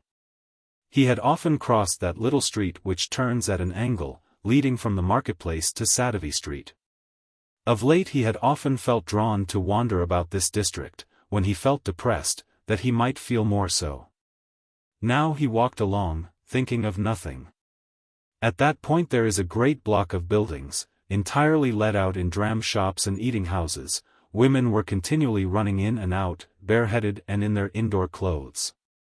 Here and there they gathered in groups, on the pavement, especially about the entrances to various festive establishments in the lower stories. From one of these a loud din, sounds of singing, the tinkling of a guitar and shouts of merriment, floated into the street. A crowd of women were thronging round the door. Some were sitting on the steps, others on the pavement, others were standing talking. A drunken soldier, smoking a cigarette, was walking near them in the road, swearing. He seemed to be trying to find his way somewhere, but had forgotten where. One beggar was quarreling with another, and a man dead drunk was lying right across the road. Raskolnikov joined the throng of women, who were talking in husky voices. They were bareheaded and wore cotton dresses and goatskin shoes. There were women of 40 and some not more than 17. Almost all had blackened eyes. He felt strangely attracted by the singing and all the noise and uproar in the saloon below. Someone could be heard within dancing frantically, marking time with his heels to the sounds of the guitar and of a thin falsetto voice singing a jaunty air. He listened intently, gloomily and dreamily, bending down at the entrance and peeping inquisitively in from the pavement. "Oh, my handsome soldier! Don't beat me for nothing!" trilled the thin voice of the singer. Raskolnikov felt a great desire to make out what he was singing, as though everything depended on that. "Shall I go in?" he thought. "They are laughing. From drink. Shall I get drunk?" "Won't you come in?" one of the women asked him. Her voice was still musical and less thick than the others. She was young and not repulsive, the only one of the group. "Why, she's pretty," he said, drawing himself up and looking at her. She smiled, much pleased at the compliment. "You're very nice looking yourself," she said. "Isn't he thin though?" observed another woman in a deep bass. "Have you just come out of a hospital?" "They're all generals' daughters, it seems, but they have all snub noses," interposed a tipsy peasant with a sly smile on his face, wearing a loose coat. "See how jolly they are. Go along with you." "I'll go, sweetie." And he darted down into the saloon below. Raskolnikov moved on. "I say, sir," the girl shouted after him. "What is it?" She hesitated. "I'll always be pleased to spend an hour with you, kind gentleman, but now I feel shy. Give me 6 kopecks for a drink, there's a nice young man." Raskolnikov gave her what came first, 15 kopecks. "Ah, what a good-natured gentleman. What's your name?" "Ask for Duklita." "Well, that's too much," one of the women observed, shaking her head at Duklita. "I don't know how you can ask like that. I believe I should drop with shame." Raskolnikov looked curiously at the speaker. She was a pockmarked wench of 30, covered with bruises, with her upper lip swollen. She made her criticism quietly and earnestly. "Where is it?" thought Raskolnikov. "Where is it I've read that someone condemned to death says or thinks, an hour before his death, that if he had to live on some high rock, on such a narrow ledge that he'd only room to stand. And the ocean, everlasting darkness, everlasting solitude, everlasting tempest around him, if he had to remain standing on a square yard of space all his life, 1,000 years, eternity. It were better to live so than to die at once. Only to live and live. Life, whatever it may be.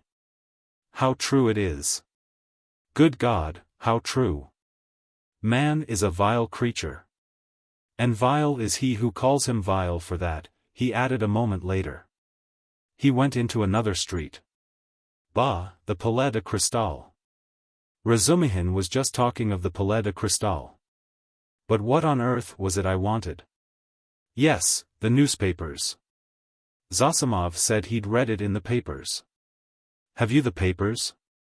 he asked, going into a very spacious and positively clean restaurant, consisting of several rooms, which were, however, rather empty. 2 or 3 people were drinking tea, and in a room further away were sitting 4 men drinking champagne. Raskolnikov fancied that Zametov was one of them, but he could not be sure at that distance. "What if it is?" he thought. "Will you have vodka?" asked the waiter. "Give me some tea and bring me the papers, the old ones for the last 5 days, and I'll give you something." "Yes, sir, here's today's." "No vodka?" The old newspapers and the tea were brought. Raskolnikov sat down and began to look through them. "Oh, damn, these are the items of intelligence. An accident on a staircase, spontaneous combustion of a shopkeeper from alcohol. A fire in Pesky, a fire in the Petersburg quarter, another fire in the Petersburg quarter, and another fire in the Petersburg quarter. Ah, here it is. He found at last what he was seeking and began to read it. The lines danced before his eyes, but he read it all and began eagerly seeking later editions in the following numbers. His hands shook with nervous impatience as he turned the sheets. Suddenly someone sat down beside him at his table.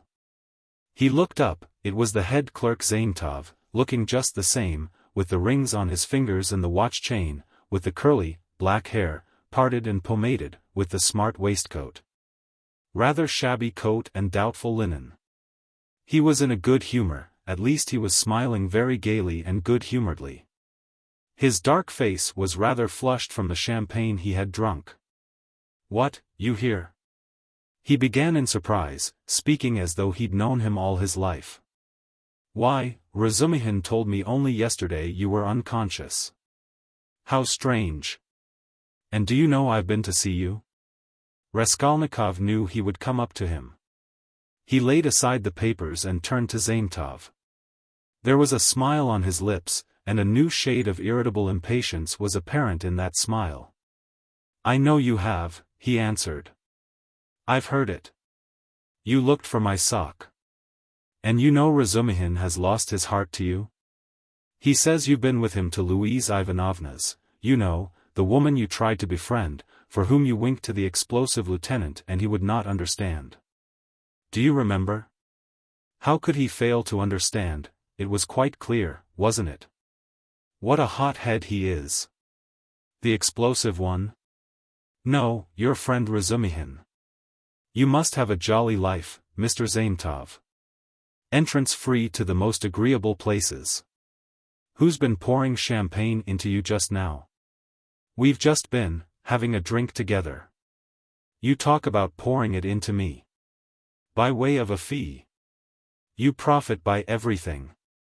Raskolnikov laughed. "It's all right, my dear boy," he added, slapping Zaintov on the shoulder. "I am not speaking from temper, but in a friendly way, for sport, as that workman of yours said when he was scuffling with Dmitri, in the case of the old woman. How do you know about it? Perhaps I know more about it than you do. How strange you are. I am sure you are still very unwell. You oughtn't to have come out. Oh, do I seem strange to you?" "Yes." "What are you doing, reading the papers?" "Yes." "There's a lot about the fires." "No, I am not reading about the fires." Here he looked mysteriously at Zaintov. His lips were twisted again in a mocking smile. "No, I am not reading about the fires," he went on, winking at Zaintov. "But confess now, my dear fellow, you're awfully anxious to know what I am reading about." "I am not in the least." "Mayn't I ask a question?" "Why do you keep on?" "Listen, you are a man of culture and education?" "I was in the 6th class at the gymnasium," said Zaintov with some dignity. 6th class. Ah, my cock-sparrow. With your parting and your rings, you are a gentleman of fortune. Phoo! What a charming boy. Here Raskolnikov broke into a nervous laugh right in Zaintov's face. The latter drew back, more amazed than offended. Phoo! How strange you are. Zaintov repeated very seriously. I can't help thinking you are still delirious. I am delirious? You are fibbing, my cock-sparrow. So I am strange? You find me curious, do you? Yes, curious. Shall I tell you what I was reading about, what I was looking for? See what a lot of papers I've made them bring me. Suspicious, eh? Well, what is it? You prick up your ears? How do you mean, prick up my ears? I'll explain that afterwards, but now, my boy, I declare to you, no, better, I confess. No, that's not right either, I make a deposition and you take it. I depose that I was reading, that I was looking and searching. He screwed up his eyes and paused. I was searching, and came here on purpose to do it, for news of the murder of the old pawnbroker woman. he articulated at last, almost in a whisper, bringing his face exceedingly close to the face of Zametov.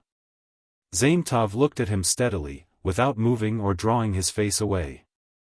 What struck Zametov afterwards as the strangest part of it all was that silence followed for exactly a minute, and that they gazed at one another all the while.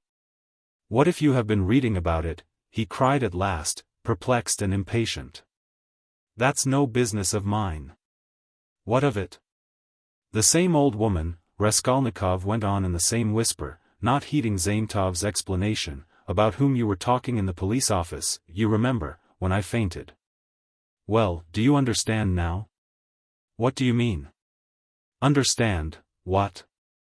Zametov brought out, almost alarmed. Raskolnikov's set and earnest face was suddenly transformed, and he suddenly went off into the same nervous laugh as before, as though utterly unable to restrain himself. And in one flash he recalled with extraordinary vividness of sensation a moment in the recent past, that moment when he stood with the axe behind the door. While the latch trembled and the men outside swore and shook it, and he had a sudden desire to shout at them, to swear at them, to put out his tongue at them, to mock them, to laugh, and laugh. And laugh.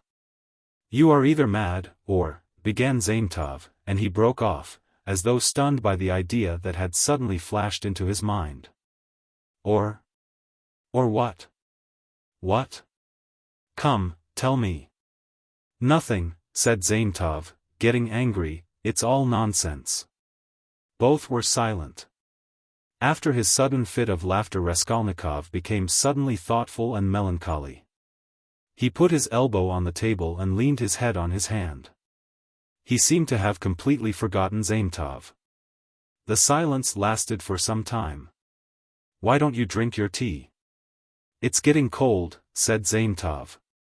"What? Tea? Oh, yes." Raskolnikov sipped the glass, put a morsel of bread in his mouth and, suddenly looking at Zametov, seemed to remember everything and pulled himself together. At the same moment his face resumed its original mocking expression. He went on drinking tea. "There have been a great many of these crimes lately," said Zametov. "Only the other day I read in the Moscow news that a whole gang of false coiners had been caught in Moscow. It was a regular society. They used to forge tickets." "Oh, but it was a long time ago." "I read about it a month ago," Raskolnikov answered calmly. "So you consider them criminals?" he added, smiling. "Of course they are criminals." "They? They are children, simpletons, not criminals." "Why, 50 people meeting for such an object, what an idea. 3 would be too many, and then they want to have more faith in one another than in themselves. One has only to blab in his cups and it all collapses. Simpletons. They engaged untrustworthy people to change the notes. What a thing to trust to a casual stranger. Well, let us suppose that these simpletons succeed and each makes 1,000,000, and what follows for the rest of their lives? Each is dependent on the others for the rest of his life. Better hang oneself at once. And they did not know how to change the notes either. The man who changed the notes took 5,000 rubles, and his hands trembled. He counted the first 4,000, but did not count the 5,000, he was in such a hurry to get the money into his pocket and run away. Of course he roused suspicion. And the whole thing came to a crash through one fool. Is it possible? That his hands trembled, observed Zametov. Yes, that's quite possible. That, I feel quite sure, is possible. Sometimes one can't stand things. Can't stand that? Why, could you stand it then? No, I couldn't. For the sake of 100 rubles to face such a terrible experience? To go with false notes into a bank where it's their business to spot that sort of thing?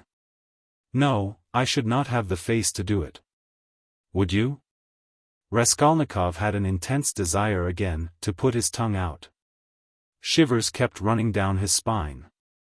I should do it quite differently, Raskolnikov began.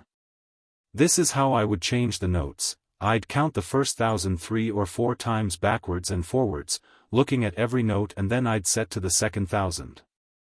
I'd count that halfway through and then hold some 50-ruble note to the light, then turn it, then hold it to the light again, to see whether it was a good one.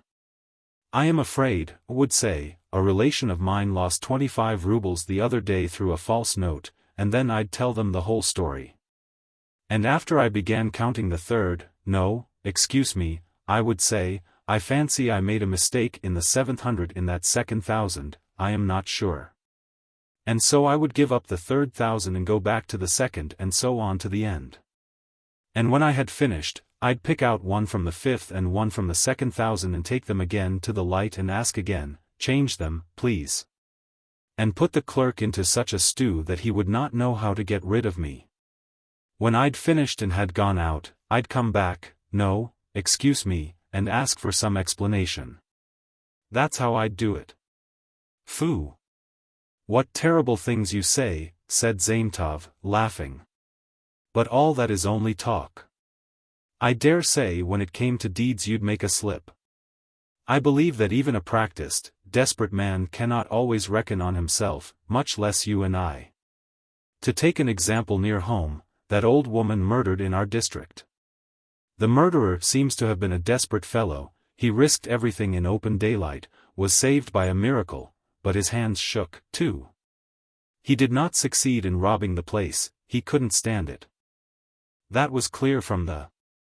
Raskolnikov seemed offended. Clear? Why don't you catch him then? He cried, maliciously jibing at Zaintov. Well, they will catch him. Who? You? Do you suppose you could catch him? You've a tough job. A great point for you is whether a man is spending money or not. If he had no money and suddenly begins spending, he must be the man. So that any child can mislead you. The fact is they always do that, though, answered Zaintov. A man will commit a clever murder at the risk of his life and then at once he goes drinking in a tavern. They are caught spending money, they are not all as cunning as you are. You wouldn't go to a tavern, of course? Raskolnikov frowned and looked steadily at Zaintov. You seem to enjoy the subject and would like to know how I should behave in that case, too, he asked with displeasure. I should like to, Zaintov answered firmly and seriously. Somewhat too much earnestness began to appear in his words and looks. Very much? Very much. All right then. This is how I should behave, Raskolnikov began, again bringing his face close to Zaintov's, again staring at him and speaking in a whisper, so that the latter positively shuddered. This is what I should have done. I should have taken the money and jewels, I should have walked out of there and have gone straight to some deserted place with fences round it and scarcely anyone to be seen. Some kitchen garden or place of that sort. I should have looked out beforehand some stone weighing 100 weight or more which had been lying in the corner from the time the house was built. I would lift that stone, there would sure to be a hollow under it, and I would put the jewels and money in that hole. Then I'd roll the stone back so that it would look as before, would press it down with my foot and walk away. And for a year or 2, 3 maybe, I would not touch it. And, well, they could search. There'd be no trace. You are a madman, said Zaintov, and for some reason he too spoke in a whisper, and moved away from Raskolnikov, whose eyes were glittering. He had turned fearfully pale and his upper lip was twitching and quivering. He bent down as close as possible to Zaintov, and his lips began to move without uttering a word. This lasted for half a minute, he knew what he was doing, but could not restrain himself. The terrible word trembled on his lips, like the latch on that door. In another moment it will break out, in another moment he will let it go, he will speak out. And what if it was I who murdered the old woman and Lizaveta? He said suddenly and realized what he had done. Zaintov looked wildly at him and turned white as the tablecloth. His face wore a contorted smile. But is it possible? He brought out faintly. Raskolnikov looked wrathfully at him. Own up that you believed it. Yes, you did. Not a bit of it, I believe it less than ever now," Zametov cried hastily. "I've caught my cock sparrow." "So you did believe it before, if now you believe less than ever?" "Not at all," cried Zametov, obviously embarrassed.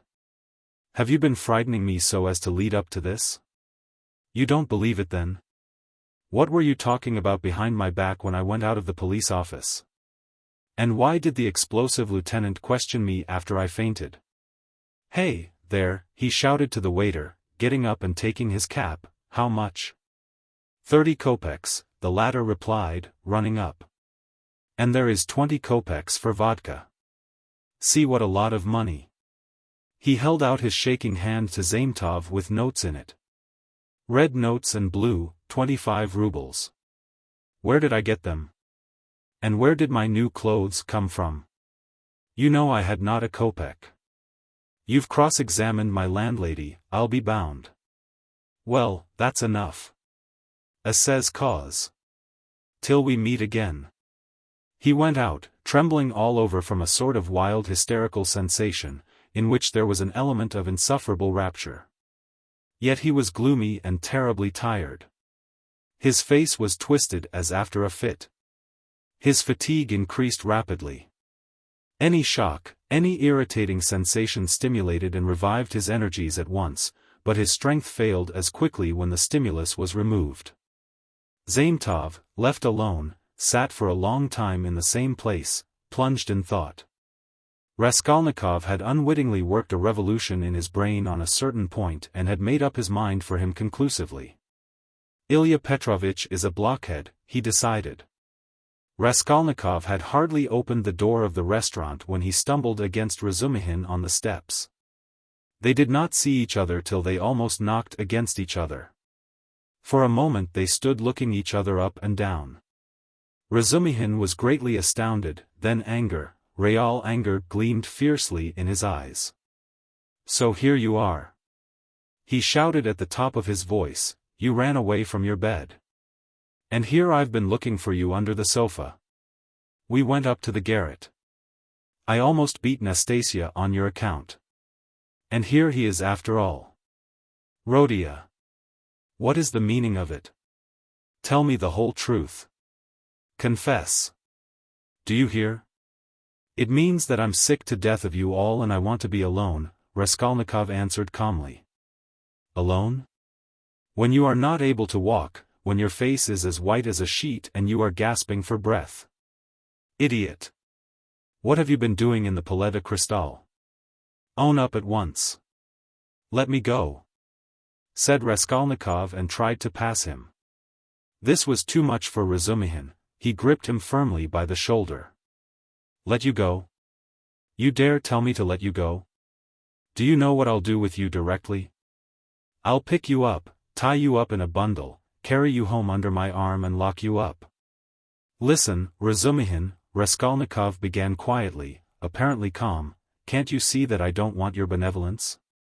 A strange desire you have to shower benefits on a man who curses them, who feels them a burden in fact. Why did you seek me out at the beginning of my illness? Maybe I was very glad to die. Didn't I tell you plainly enough today that you were torturing me, that I was sick of you? You seem to want to torture people.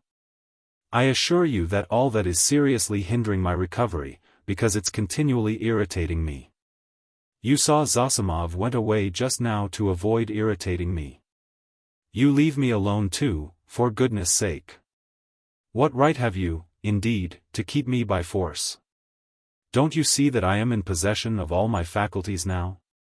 How can I persuade you not to persecute me with your kindness?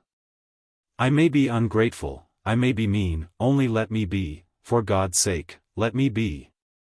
Let me be, let me be." He began calmly, gloating beforehand over the venomous phrases he was about to utter, but finished, panting for breath, in a frenzy, as he had been with Luzin. Razumihin stood a moment, thought and let his hand drop. "Well, go to hell then," he said gently and thoughtfully.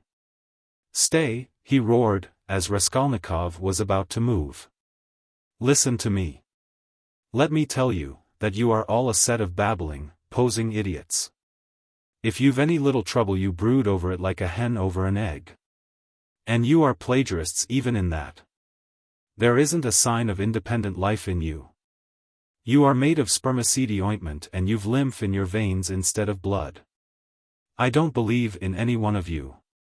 In any circumstances the first thing for all of you is to be unlike a human being. Stop, he cried with redoubled fury, noticing that Raskolnikov was again making a movement. Hear me out. You know I'm having a housewarming this evening, I dare say they've arrived by now, but I left my uncle there, I just ran in, to receive the guests. And if you weren't a fool, a common fool, a perfect fool, if you were an original instead of a translation, you see, Rodion, I recognize you're a clever fellow, but you're a fool. And if you weren't a fool you'd come round to me this evening instead of wearing out your boots in the street. Since you have gone out, there's no help for it. I'd give you a snug easy chair, my landlady has one, a cup of tea, company. Or you could lie on the sofa, anyway you would be with us. Zosimov will be there too. Will you come? No. Our rubbish. Razumihin shouted, out of patience. How do you know? You can't answer for yourself. You don't know anything about it. Thousands of times I've fought tooth and nail with people and run back to them afterwards. One feels ashamed and goes back to a man. So remember, Pochinkov's house on the 3rd story. Why, Mr. Razumihin, I do believe you'd let anybody beat you from sheer benevolence. Beat? Whom? Me? I'd twist his nose off at the mere idea. Pochinkov's house, 47, Babushkin's flat. I shall not come, Razumihin. Raskolnikov turned and walked away. I bet you will, Razumihin shouted after him. I refuse to know you if you don't. Stay, hey, is Zametov in there? Yes. Did you see him? Yes. Talk to him? Yes. What about? Confound you, don't tell me then. Pochinkov's house, 47, Babushkin's flat, remember. Raskolnikov walked on and turned the corner into Sadovy Street. Razumihin looked after him thoughtfully. Then with a wave of his hand he went into the house but stopped short of the stairs. Confound it, he went on almost aloud. He talked sensibly but yet. I am a fool. As if madmen didn't talk sensibly. And this was just what Zosimov seemed afraid of. He struck his finger on his forehead. What if, how could I let him go off alone? He may drown himself. What a blunder. I can't. And he ran back to overtake Raskolnikov, but there was no trace of him. With a curse he returned with rapid steps to the Palais de Cristal to question Zametov. Raskolnikov walked straight to X, bridge, stood in the middle, and leaning both elbows on the rail stared into the distance. On parting with Razumihin, he felt so much weaker that he could scarcely reach this place. He longed to sit or lie down somewhere in the street. Bending over the water, he gazed mechanically at the last pink flush of the sunset, at the row of houses growing dark in the gathering twilight, at one distant attic window on the left bank. Flashing as though on fire in the last rays of the setting sun, at the darkening water of the canal, and the water seemed to catch his attention. At last red circles flashed before his eyes, the houses seemed moving, the passers-by, the canal banks, the carriages, all danced before his eyes. Suddenly he started, saved again perhaps from swooning by an uncanny and hideous sight. He became aware of someone standing on the right side of him. He looked and saw a tall woman with a kerchief on her head, with a long, yellow, wasted face and red sunken eyes. She was looking straight at him, but obviously she saw nothing and recognized no one. Suddenly she leaned her right hand on the parapet, lifted her right leg over the railing, then her left and threw herself into the canal. The filthy water parted and swallowed up its victim for a moment, but an instant later the drowning woman floated to the surface, moving slowly with the current, her head and legs in the water. Her skirt inflated like a balloon over her back. A woman drowning. A woman drowning, shouted dozens of voices. People ran up, both banks were thronged with spectators. On the bridge people crowded about Raskolnikov, pressing up behind him. "Mercy on it! It's our Afrosinya," a woman cried tearfully close by. "Mercy! Save her! Kind people, pull her out!" A boat, was shouted in the crowd. But there was no need of a boat. A policeman ran down the steps to the canal, threw off his greatcoat and his boots and rushed into the water. It was easy to reach her. She floated within a couple of yards from the steps. He caught hold of her clothes with his right hand and with his left seized a pole which a comrade held out to him. The drowning woman was pulled out at once. They laid her on the granite pavement of the embankment. She soon recovered consciousness, raised her head, sat up and began sneezing and coughing, stupidly wiping her wet dress with her hands. She said nothing. "She's drunk herself out of her senses," the same woman's voice wailed at her side. "Out of her senses. The other day she tried to hang herself, we cut her down. I ran out to the shop just now, left my little girl to look after her, and here she's in trouble again. A neighbor, gentlemen, a neighbor, we live close by, the second house from the end, see yonder." The crowd broke up. The police still remained round the woman. Someone mentioned the police station. Raskolnikov looked on with a strange sensation of indifference and apathy. He felt disgusted. "No, that's loathsome, water, it's not good enough," he muttered to himself. "Nothing will come of it," he added, "no use to wait. What about the police office? And why isn't Zametov at the police office? The police office is open till 10 o'clock. He turned his back to the railing and looked about him. "Very well then," he said resolutely. He moved from the bridge and walked in the direction of the police office.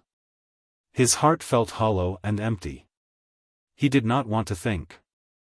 Even his depression had passed. There was not a trace now of the energy with which he had set out to make an end of it all. Complete apathy had succeeded to it. "Well, it's a way out of it," he thought, walking slowly and listlessly along the canal bank. "Anyway, I'll make an end, for I want to. But is it a way out? What does it matter? There'll be the square yard of space, ha! But what an end! Is it really the end? Shall I tell them or not? Ah, damn! How tired I am! If I could find somewhere to sit or lie down soon. What I am most ashamed of is its being so stupid. But I don't care about that either. What idiotic ideas come into one's head." To reach the police office he had to go straight forward and take the second turning to the left. It was only a few paces away. But at the first turning he stopped and, after a minute's thought, turned into a side street and went 2 streets out of his way, possibly without any object. Or possibly to delay a minute and gain time. He walked, looking at the ground. Suddenly someone seemed to whisper in his ear. He lifted his head and saw that he was standing at the very gate of the house. He had not passed it, he had not been near it since that evening. An overwhelming, unaccountable prompting drew him on. He went into the house, passed through the gateway, then into the first entrance on the right, and began mounting the familiar staircase to the 4th story. The narrow, steep staircase was very dark. He stopped at each landing and looked round him with curiosity. On the first landing the framework of the window had been taken out. That wasn't so then, he thought. Here was the flat on the 2nd story where Nikolai and Dmitri had been working. It's shut up and the door newly painted. So it's to let. Then the 3rd story and the 4th. Here. He was perplexed to find the door of the flat wide open. There were men there, he could hear voices, he had not expected that. After brief hesitation he mounted the last stairs and went into the flat. It, too, was being done up, there were workmen in it. This seemed to amaze him. He somehow fancied that he would find everything as he left it, even perhaps the corpses in the same places on the floor. And now, bare walls, no furniture, it seemed strange. He walked to the window and sat down on the windowsill. There were 2 workmen, both young fellows, but one much younger than the other. They were papering the walls with a new white paper covered with lilac flowers, instead of the old, dirty, yellow one. Raskolnikov for some reason felt horribly annoyed by this.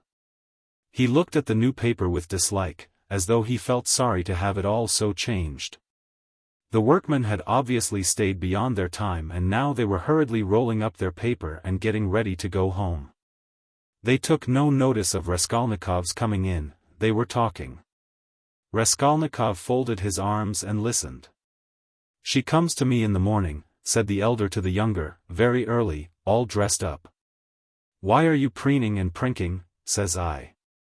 'I am ready to do anything to please you, Tit Vassilitch.' That's a way of going on. And she dressed up like a regular fashion book." "And what is a fashion book?" the younger one asked. He obviously regarded the other as an authority. "A fashion book is a lot of pictures, colored, and they come to the tailors here every Saturday, by post from abroad, to show folks how to dress, the male sex as well as the female.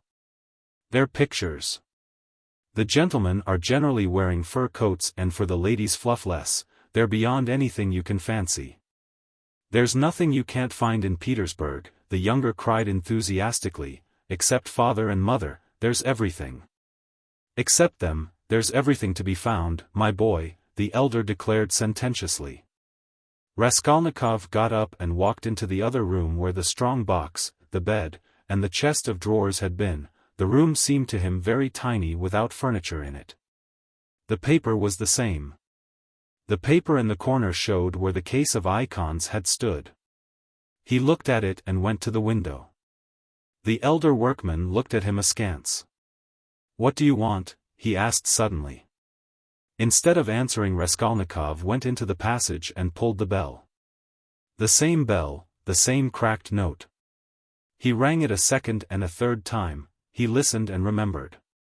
The hideous and agonizingly fearful sensation he had felt then began to come back more and more vividly. He shuddered at every ring and it gave him more and more satisfaction. "Well, what do you want?" "Who are you?" the workman shouted, going out to him. Raskolnikov went inside again. "I want to take a flat," he said. "I am looking round. It's not the time to look at rooms at night. And you ought to come up with the porter. The floors have been washed, will they be painted?" Raskolnikov went on. "Is there no blood?" "What blood?" "Why, the old woman and her sister were murdered here. There was a perfect pool there." "But who are you?" the workman cried, uneasy. "Who am I?" "Yes. You want to know? Come to the police station, I'll tell you." The workman looked at him in amazement. "It's time for us to go, we are late." "Come along, Alyashka." "We must lock up," said the elder workman. "Very well, come along," said Raskolnikov indifferently, and going out first, he went slowly downstairs. "Hey, porter," he cried in the gateway. At the entrance several people were standing, staring at the passers-by, the 2 porters, a peasant woman, a man in a long coat and a few others. Raskolnikov went straight up to them. "What do you want?" asked one of the porters. "Have you been to the police office?" "I've just been there." "What do you want?" "Is it open?" "Of course." "Is the assistant there?" "He was there for a time." "What do you want?" Raskolnikov made no reply, but stood beside them lost in thought. "He's been to look at the flat," said the elder workman, coming forward. "Which flat?" "Where we are at work." "Why have you washed away the blood?" says he. "There has been a murder here," says he, "and I've come to take it." And he began ringing at the bell, all but broke it. "Come to the police station," says he. "I'll tell you everything there." He wouldn't leave us. The porter looked at Raskolnikov, frowning and perplexed. "Who are you?" he shouted as impressively as he could. "I am Rodion Romanovich Raskolnikov, formerly a student. I live in Shill's house, not far from here, flat number 14, ask the porter, he knows me. Raskolnikov said all this in a lazy, dreamy voice, not turning round, but looking intently into the darkening street. Why have you been to the flat? To look at it. What is there to look at? Take him straight to the police station, the man in the long coat jerked in abruptly. Raskolnikov looked intently at him over his shoulder and said in the same slow, lazy tones. Come along. Yes, take him, the man went on more confidently. Why was he going into that, what's in his mind, He's not drunk, but God knows what's the matter with him, muttered the workman. But what do you want? The porter shouted again, beginning to get angry in earnest. Why are you hanging about? You funk the police station then, said Raskolnikov jeeringly. How funk it? Why are you hanging about? He's a rogue, shouted the peasant woman. Why waste time talking to him? Cried the other porter, a huge peasant in a full open coat and with keys on his belt. Get along. He is a rogue and no mistake. Get along. And seizing Raskolnikov by the shoulder he flung him into the street. He lurched forward, but recovered his footing, looked at the spectators in silence and walked away. Strange man, observed the workman. There are strange folks about nowadays, said the woman. You should have taken him to the police station all the same, said the man in the long coat. Better have nothing to do with him, decided the big porter. A regular rogue. Just what he wants, you may be sure, but once take him up, you won't get rid of him. We know the sort.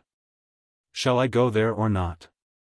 Thought Raskolnikov, standing in the middle of the thoroughfare at the crossroads, and he looked about him, as though expecting from someone a decisive word. But no sound came, all was dead and silent like the stones on which he walked, dead to him alone. All at once at the end of the street, 200 yards away, in the gathering dusk he saw a crowd and heard talk and shouts. In the middle of the crowd stood a carriage. A light gleamed in the middle of the street. What is it? Raskolnikov turned to the right and went up to the crowd. He seemed to clutch at everything and smiled coldly when he recognized it, for he had fully made up his mind to go to the police station and knew that it would all soon be over. Chapter 7. An elegant carriage stood in the middle of the road with a pair of spirited grey horses. There was no one in it, and the coachman had got off his box and stood by. The horses were being held by the bridle. A mass of people had gathered round, the police standing in front. One of them held a lighted lantern which he was turning on something lying close to the wheels. Everyone was talking, shouting, exclaiming. The coachman seemed at a loss and kept repeating. What a misfortune! Good Lord, what a misfortune! Raskolnikov pushed his way in as far as he could, and succeeded at last in seeing the object of the commotion and interest. On the ground a man who had been run over lay apparently unconscious, and covered with blood. He was very badly dressed, but not like a workman. Blood was flowing from his head and face. His face was crushed, mutilated and disfigured. He was evidently badly injured. Merciful heaven, wailed the coachman, what more could I do? If I'd been driving fast or had not shouted to him, but I was going quietly, not in a hurry. Everyone could see I was going along just like everybody else. A drunken man can't walk straight, we all know. I saw him crossing the street, staggering and almost falling. I shouted again in a second and a third time, then I held the horses in, but he fell straight under their feet. Either he did it on purpose or he was very tipsy. The horses are young and ready to take fright, they started, he screamed, that made them worse. That's how it happened. That's just how it was, a voice in the crowd confirmed. He shouted, that's true, he shouted 3 times, another voice declared. 3 times it was, we all heard it, shouted a third. But the coachman was not very much distressed and frightened. It was evident that the carriage belonged to a rich and important person who was awaiting it somewhere. The police, of course, were in no little anxiety to avoid upsetting his arrangements. All they had to do was to take the injured man to the police station and the hospital. No one knew his name. Meanwhile Raskolnikov had squeezed in and stooped closer over him. The lantern suddenly lighted up the unfortunate man's face. He recognized him. "I know him. I know him," he shouted, pushing to the front. "It's a government clerk retired from the service, Marmeladov. He lives close by in Kozel's house. Make haste for a doctor. I will pay, see." He pulled money out of his pocket and showed it to the policeman. He was in violent agitation. The police were glad that they had found out who the man was. Raskolnikov gave his own name and address, and, as earnestly as if it had been his father, he besought the police to carry the unconscious Marmeladov to his lodging at once. "Just here, 3 houses away," he said eagerly. "The house belongs to Kozel, a rich German. He was going home, no doubt drunk. I know him, he is a drunkard. He has a family there, a wife, children, he has 1 daughter. It will take time to take him to the hospital, and there is sure to be a doctor in the house. I'll pay. At least he will be looked after at home, they will help him at once. But he'll die before you get him to the hospital." He managed to slip something unseen into the policeman's hand. But the thing was straightforward and legitimate, and in any case help was closer here. They raised the injured man, people volunteered to help. Kozel's house was 30 yards away. Raskolnikov walked behind, carefully holding Marmeladov's head and showing the way. This way. We must take him upstairs head foremost. Turn round. I'll pay, I'll make it worth your while," he muttered.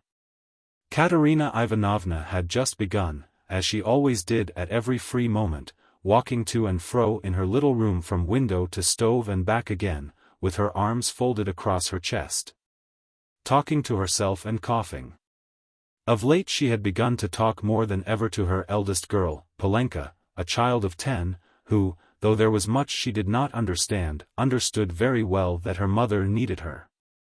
And so always watched her with her big clever eyes and strove her utmost to appear to understand. This time Polenka was undressing her little brother, who had been unwell all day and was going to bed. The boy was waiting for her to take off his shirt, which had to be washed at night. He was sitting straight and motionless on a chair, with a silent, serious face, with his legs stretched out straight before him, heels together and toes turned out.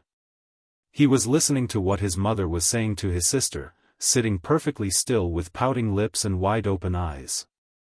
Just as all good little boys have to sit when they are undressed to go to bed. A little girl, still younger, dressed literally in rags, stood at the screen, waiting for her turn. The door onto the stairs was open to relieve them a little from the clouds of tobacco smoke which floated in from the other rooms and brought on long terrible fits of coughing in the poor, consumptive woman. Katerina Ivanovna seemed to have grown even thinner during that week, and the hectic flush on her face was brighter than ever. "You wouldn't believe, you can't imagine, Polenka," she said, walking about the room, "what a happy luxurious life we had in my papa's house and how this drunkard has brought me. And will bring you all, to ruin. Papa was a civil colonel and only a step from being a governor, so that everyone who came to see him said, 'We look upon you, Ivan Mikhailovich, as our governor.' When, she coughed violently, oh, cursed life, she cried, clearing her throat and pressing her hands to her breast. When at the last ball, at the Marshal's, Princess Bezimolny saw me, who gave me the blessing when your father and I were married. Polenka, she asked at once, isn't that the pretty girl who danced the shawl dance at the breaking up? You must mend that tear, you must take your needle and darn it as I showed you, or tomorrow, cough, cough, cough, he will make the hole bigger," she articulated with effort. Prince Skigolskoy, a kammerjunker, had just come from Petersburg then. He danced the mazurka with me and wanted to make me an offer next day. But I thanked him in flattering expressions and told him that my heart had long been another's. That other was your father, Polya. Papa was fearfully angry. Is the water ready? Give me the shirt, and the stockings. Lida, said she to the youngest one, you must manage without your chemise tonight, and lay your stockings out with it. I'll wash them together. How is it that drunken vagabond doesn't come in? He has worn his shirt till it looks like a dishclout, he has torn it to rags. I'd do it all together, so as not to have to work 2 nights running. Oh, dear. Cough, cough, cough, cough. Again. What's this? She cried, noticing a crowd in the passage and the men, who were pushing into her room, carrying a burden.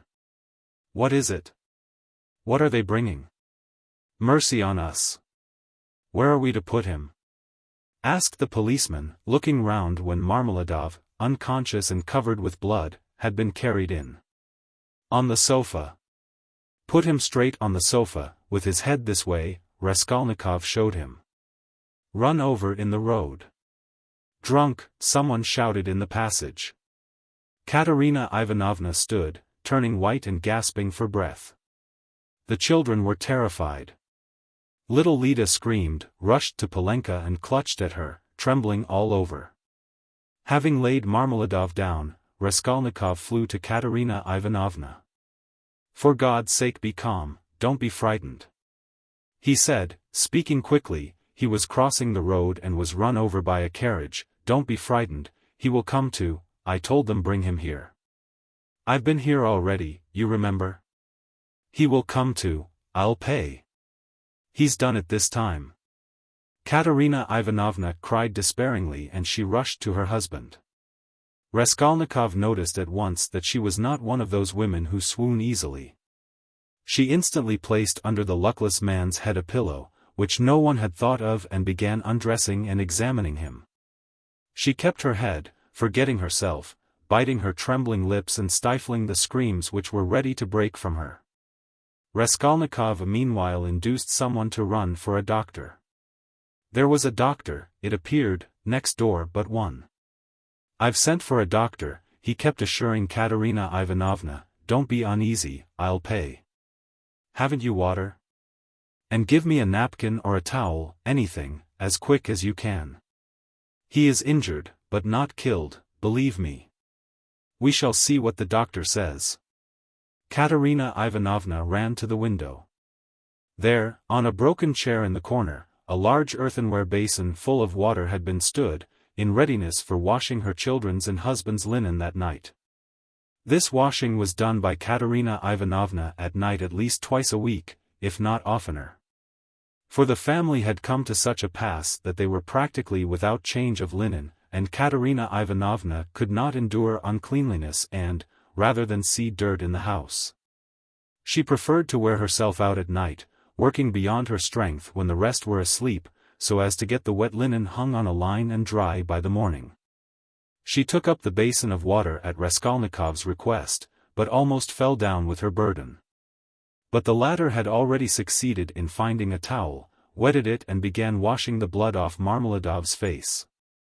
Katerina Ivanovna stood by, breathing painfully and pressing her hands to her breast. She was in need of attention herself. Raskolnikov began to realize that he might have made a mistake in having the injured man brought here. The policeman, too, stood in hesitation. Polenka, cried Katerina Ivanovna, run to Sonya, make haste. If you don't find her at home, leave word that her father has been run over and that she is to come here at once, when she comes in. Run, Polenka. There, put on the shawl. Run your fastest. Cried the little boy on the chair suddenly, after which he relapsed into the same dumb rigidity, with round eyes, his heels thrust forward and his toes spread out. Meanwhile the room had become so full of people that you couldn't have dropped a pin. The policemen left, all except one, who remained for a time, trying to drive out the people who came in from the stairs. Almost all Madame Lipovexel's lodgers had streamed in from the inner rooms of the flat. At first they were squeezed together in the doorway, but afterwards they overflowed into the room. Katerina Ivanovna flew into a fury. You might let him die in peace, at least, she shouted at the crowd, is it a spectacle for you to gape at? With cigarettes. Cough, Cough, cough. You might as well keep your hats on. And there is one in his hat. Get away. You should respect the dead, at least. Her cough choked her, but her reproaches were not without result. They evidently stood in some awe of Katerina Ivanovna.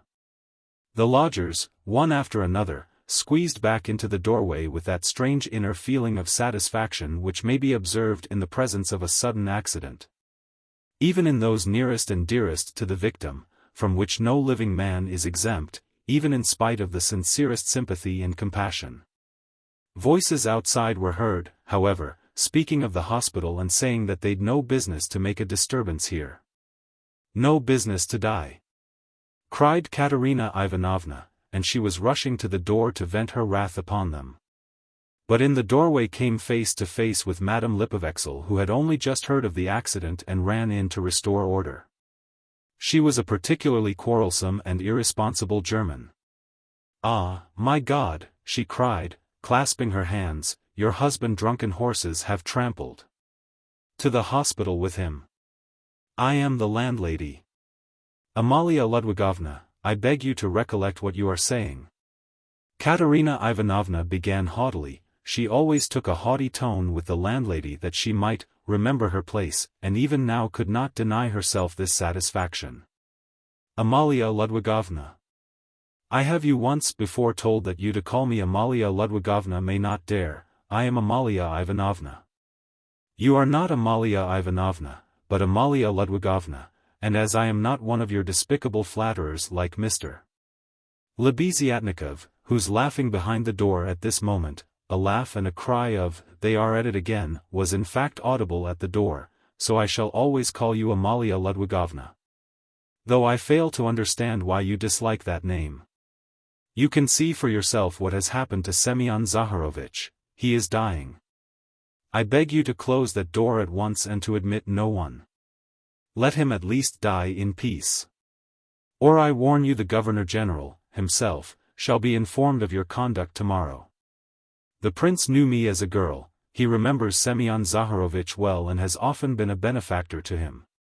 Everyone knows that Semyon Zaharovich had many friends and protectors, whom he abandoned himself from an honorable pride, knowing his unhappy weakness.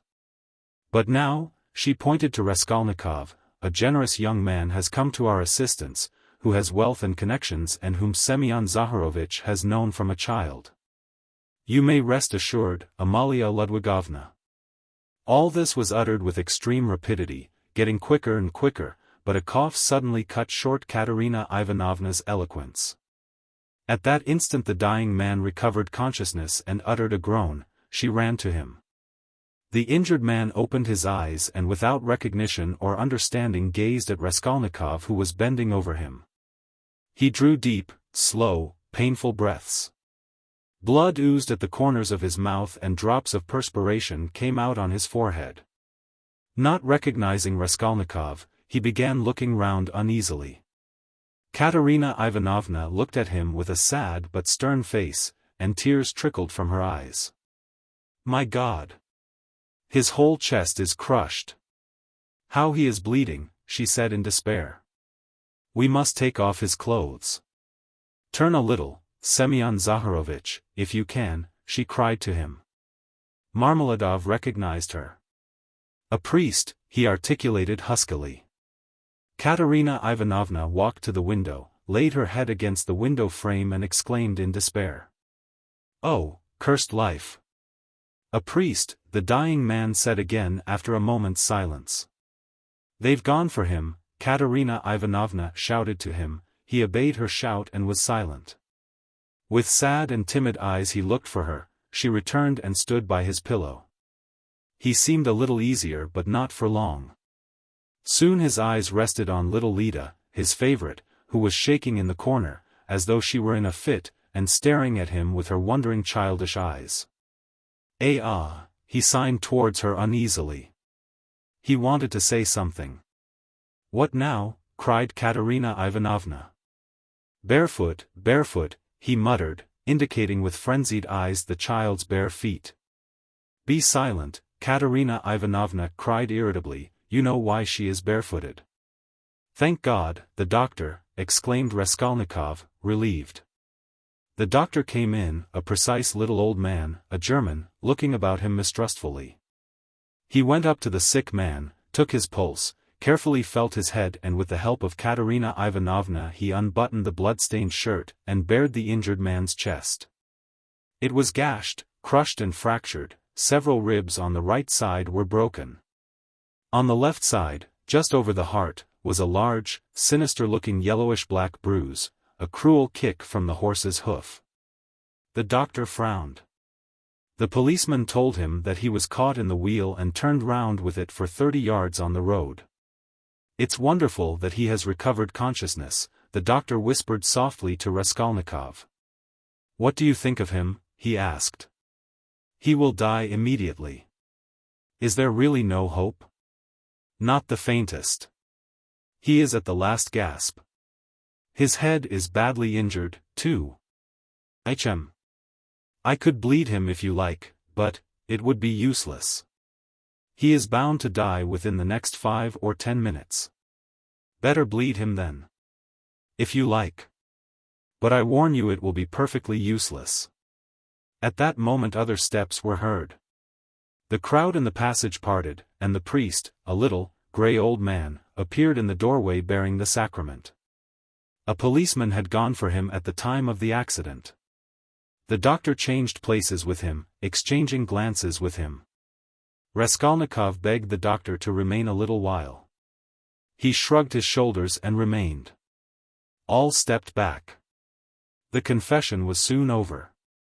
The dying man probably understood little, he could only utter indistinct broken sounds. Katerina Ivanovna took little Lida, lifted the boy from the chair, knelt down in the corner by the stove and made the children kneel in front of her. The little girl was still trembling. But the boy, kneeling on his little bare knees, lifted his hand rhythmically, crossing himself with precision and bowed down, touching the floor with his forehead. Which seemed to afford him a special satisfaction. Katerina Ivanovna bit her lips and held back her tears. She prayed, too, now and then pulling straight the boy's shirt, and managed to cover the girl's bare shoulders with a kerchief, which she took from the chest without rising from her knees or ceasing to pray. Meanwhile the door from the inner rooms was opened inquisitively again. In the passage the crowd of spectators from all the flats on the staircase grew denser and denser, but they did not venture beyond the threshold. A single candle end lighted up the scene. At that moment Polenka forced her way through the crowd at the door. She came in panting from running so fast, took off her kerchief, looked for her mother, went up to her and said, "She's coming, I met her in the street." Her mother made her kneel beside her. Timidly and noiselessly a young girl made her way through the crowd, and strange was her appearance in that room, in the midst of want, rags, death and despair. She, too, was in rags, her attire was all of the cheapest, but decked out in gutter finery of a special stamp, unmistakably betraying its shameful purpose. Sonya stopped short in the doorway and looked about her bewildered, unconscious of everything. She forgot her fourth hand, gaudy silk dress, so unseemly here with its ridiculous long train, and her immense crinoline that filled up the whole doorway, and her light-colored shoes. And the parasol she brought with her, though it was no use at night, and the absurd round straw hat with its flaring flame-colored feather. Under this rakishly tilted hat was a pale, frightened little face with lips parted and eyes staring in terror. Sonya was a small thin girl of 18 with fair hair, rather pretty, with wonderful blue eyes. She looked intently at the bed and the priest, she too was out of breath with running. At last whispers, some words in the crowd probably, reached her. She looked down and took a step forward into the room, still keeping close to the door. The service was over. Katerina Ivanovna went up to her husband again. The priest stepped back and turned to say a few words of admonition and consolation to Katerina Ivanovna on leaving. "What am I to do with these?" she interrupted sharply and irritably, pointing to the little ones. "God is merciful, look to the Most High for succor," the priest began. "He is merciful, but not to us. That's a sin, madam, observed the priest, shaking his head. And isn't that a sin? Cried Katerina Ivanovna, pointing to the dying man. Perhaps those who have involuntarily caused the accident will agree to compensate you, at least for the loss of his earnings. You don't understand. Cried Katerina Ivanovna, angrily waving her hand. And why should they compensate me? Why, he was drunk and threw himself under the horses. What earnings? He brought us in nothing but misery. He drank everything away, the drunkard. He robbed us to get drink, he wasted their lives and mine for drink. And thank God he's dying. One less to keep. You must forgive in the hour of death, that's a sin, madam, such feelings are a great sin. Katerina Ivanovna was busy with the dying man. She was giving him water, wiping the blood and sweat from his head, setting his pillow straight, and had only turned now and then for a moment to address the priest. Now she flew at him almost in a frenzy. Ah, father. That's words and only words. Forgive. If he'd not been run over, he'd have come home today drunk and his only shirt dirty and in rags, and he'd have fallen asleep like a log, and I should have been sousing and rinsing till daybreak. Washing his rags and the children's and then drying them by the window, and as soon as it was daylight I should have been darning them. That's how I spend my nights. What's the use of talking of forgiveness? I have forgiven as it is. A terrible hollow cough interrupted her words. She put her handkerchief to her lips and showed it to the priest, pressing her other hand to her aching chest. The handkerchief was covered with blood. The priest bowed his head and said nothing. Marmeladov was in the last agony. He did not take his eyes off the face of Katerina Ivanovna, who was bending over him again. He kept trying to say something to her. He began moving his tongue with difficulty and articulating indistinctly, but Katerina Ivanovna, understanding that he wanted to ask her forgiveness, called peremptorily to him. Be silent. No need. I know what you want to say. And the sick man was silent, but at the same instant his wandering eyes strayed to the doorway and he saw Sonya. Till then he had not noticed her, she was standing in the shadow in a corner. Who's that? Who's that? He said suddenly in a thick gasping voice, in agitation, turning his eyes in horror towards the door where his daughter was standing, and trying to sit up. Lie down. Lie down, cried Katerina Ivanovna. With unnatural strength he had succeeded in propping himself on his elbow. He looked wildly and fixedly for some time on his daughter, as though not recognizing her. He had never seen her before in such attire. Suddenly he recognized her, crushed and ashamed in her humiliation and gaudy finery, meekly awaiting her turn to say goodbye to her dying father. His face showed intense suffering. Sonya. Daughter. Forgive, he cried, and he tried to hold out his hand to her, but losing his balance, he fell off the sofa, face downwards on the floor. They rushed to pick him up, they put him on the sofa, but he was dying. Sonya with a faint cry ran up, embraced him and remained so without moving. He died in her arms. He's got what he wanted, Katerina Ivanovna cried, seeing her husband's dead body. Well, what's to be done now? How am I to bury him? What can I give them tomorrow to eat? Raskolnikov went up to Katerina Ivanovna. Katerina Ivanovna, he began, last week your husband told me all his life and circumstances. Believe me, he spoke of you with passionate reverence. From that evening, when I learnt how devoted he was to you all and how he loved and respected you especially, Katerina Ivanovna, in spite of his unfortunate weakness. From that evening we became friends. Allow me now, to do something, to repay my debt to my dead friend. Here are 20 rubles, I think, and if that can be of any assistance to you, then in short, I will come again, I will be sure to come again. I shall, perhaps, come again tomorrow. Goodbye. And he went quickly out of the room, squeezing his way through the crowd to the stairs. But in the crowd he suddenly jostled against Nikodem Fomitch, who had heard of the accident and had come to give instructions in person. They had not met since the scene at the police station, but Nikodem Fomitch knew him instantly. "Ah, is that you?" he asked him. "He's dead," answered Raskolnikov. "The doctor and the priest have been, all as it should have been. Don't worry the poor woman too much, she is in consumption as it is. Try and cheer her up, if possible, you are a kind-hearted man, I know," he added with a smile, looking straight in his face. "But you are spattered with blood," observed Nikodem Fomitch, noticing in the lamplight some fresh stains on Raskolnikov's waistcoat. "Yes. I'm covered with blood," Raskolnikov said with a peculiar air, then he smiled, nodded and went downstairs.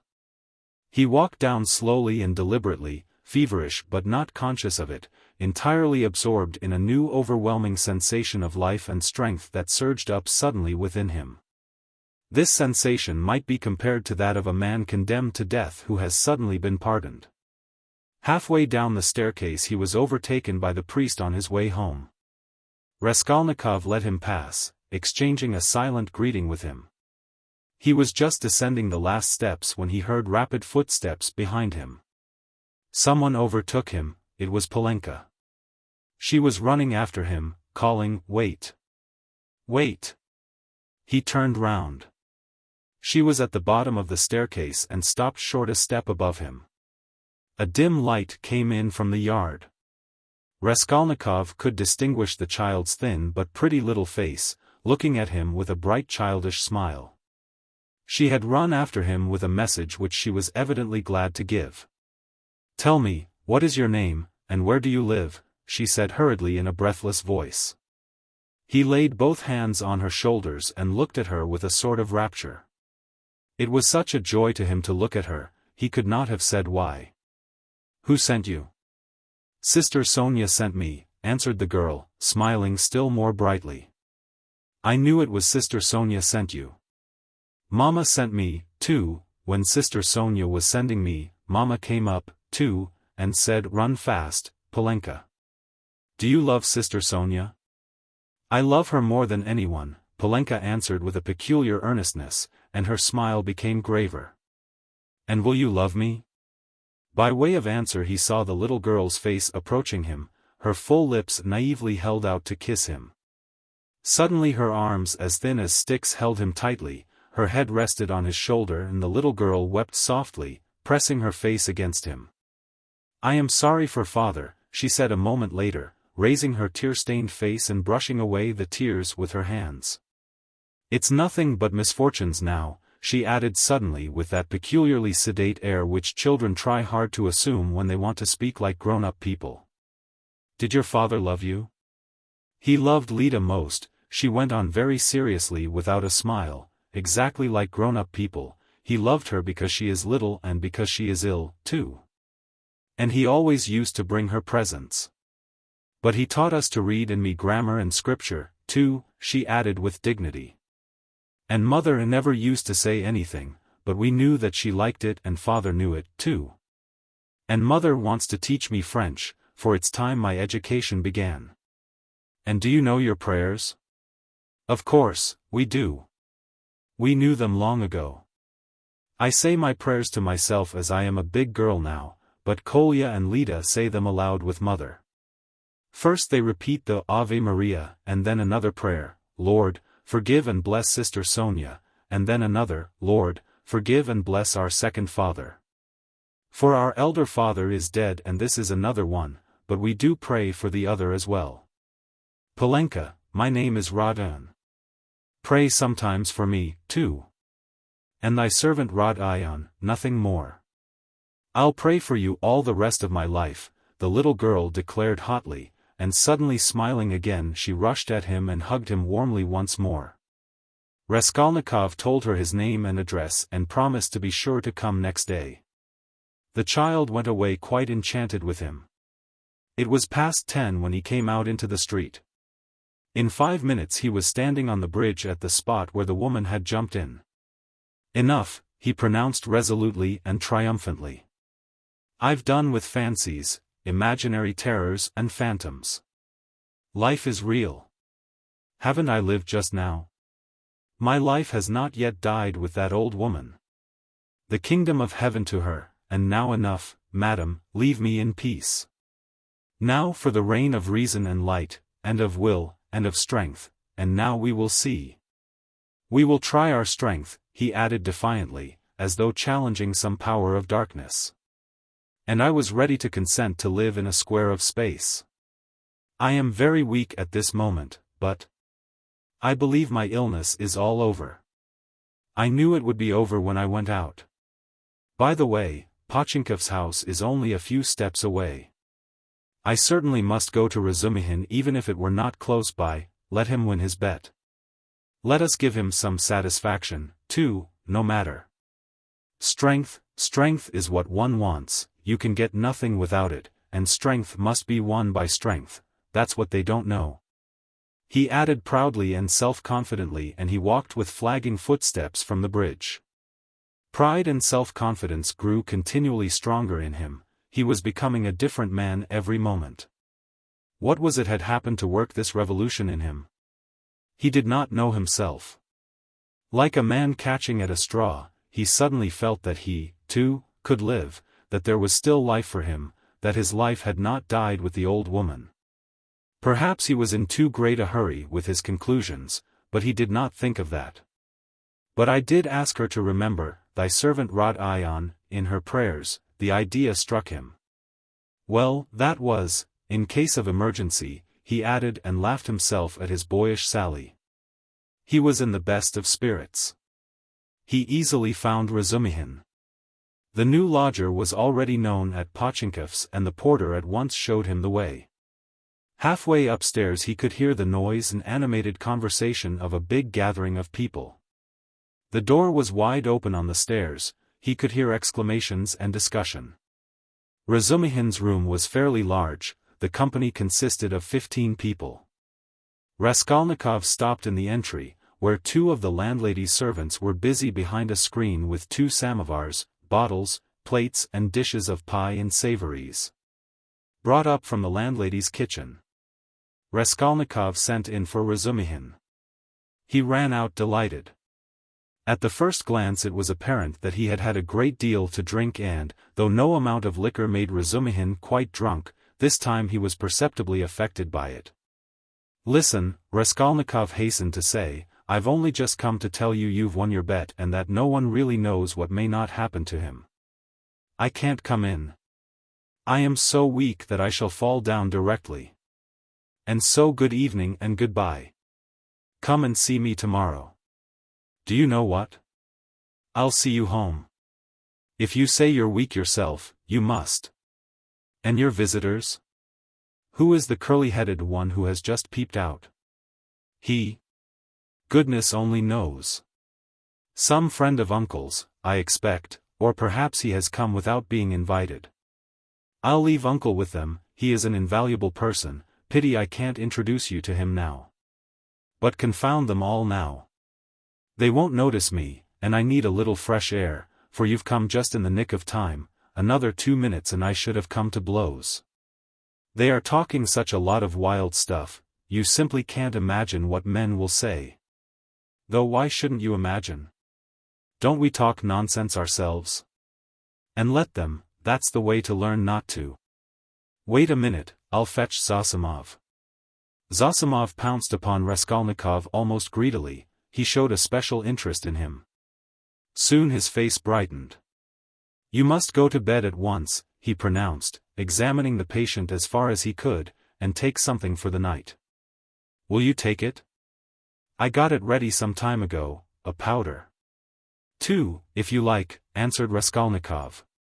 The powder was taken at once. It's a good thing you are taking him home, observed Zosimov to Razumihin, we shall see how he is tomorrow, today he's not at all amiss, a considerable change since the afternoon. Live and learn.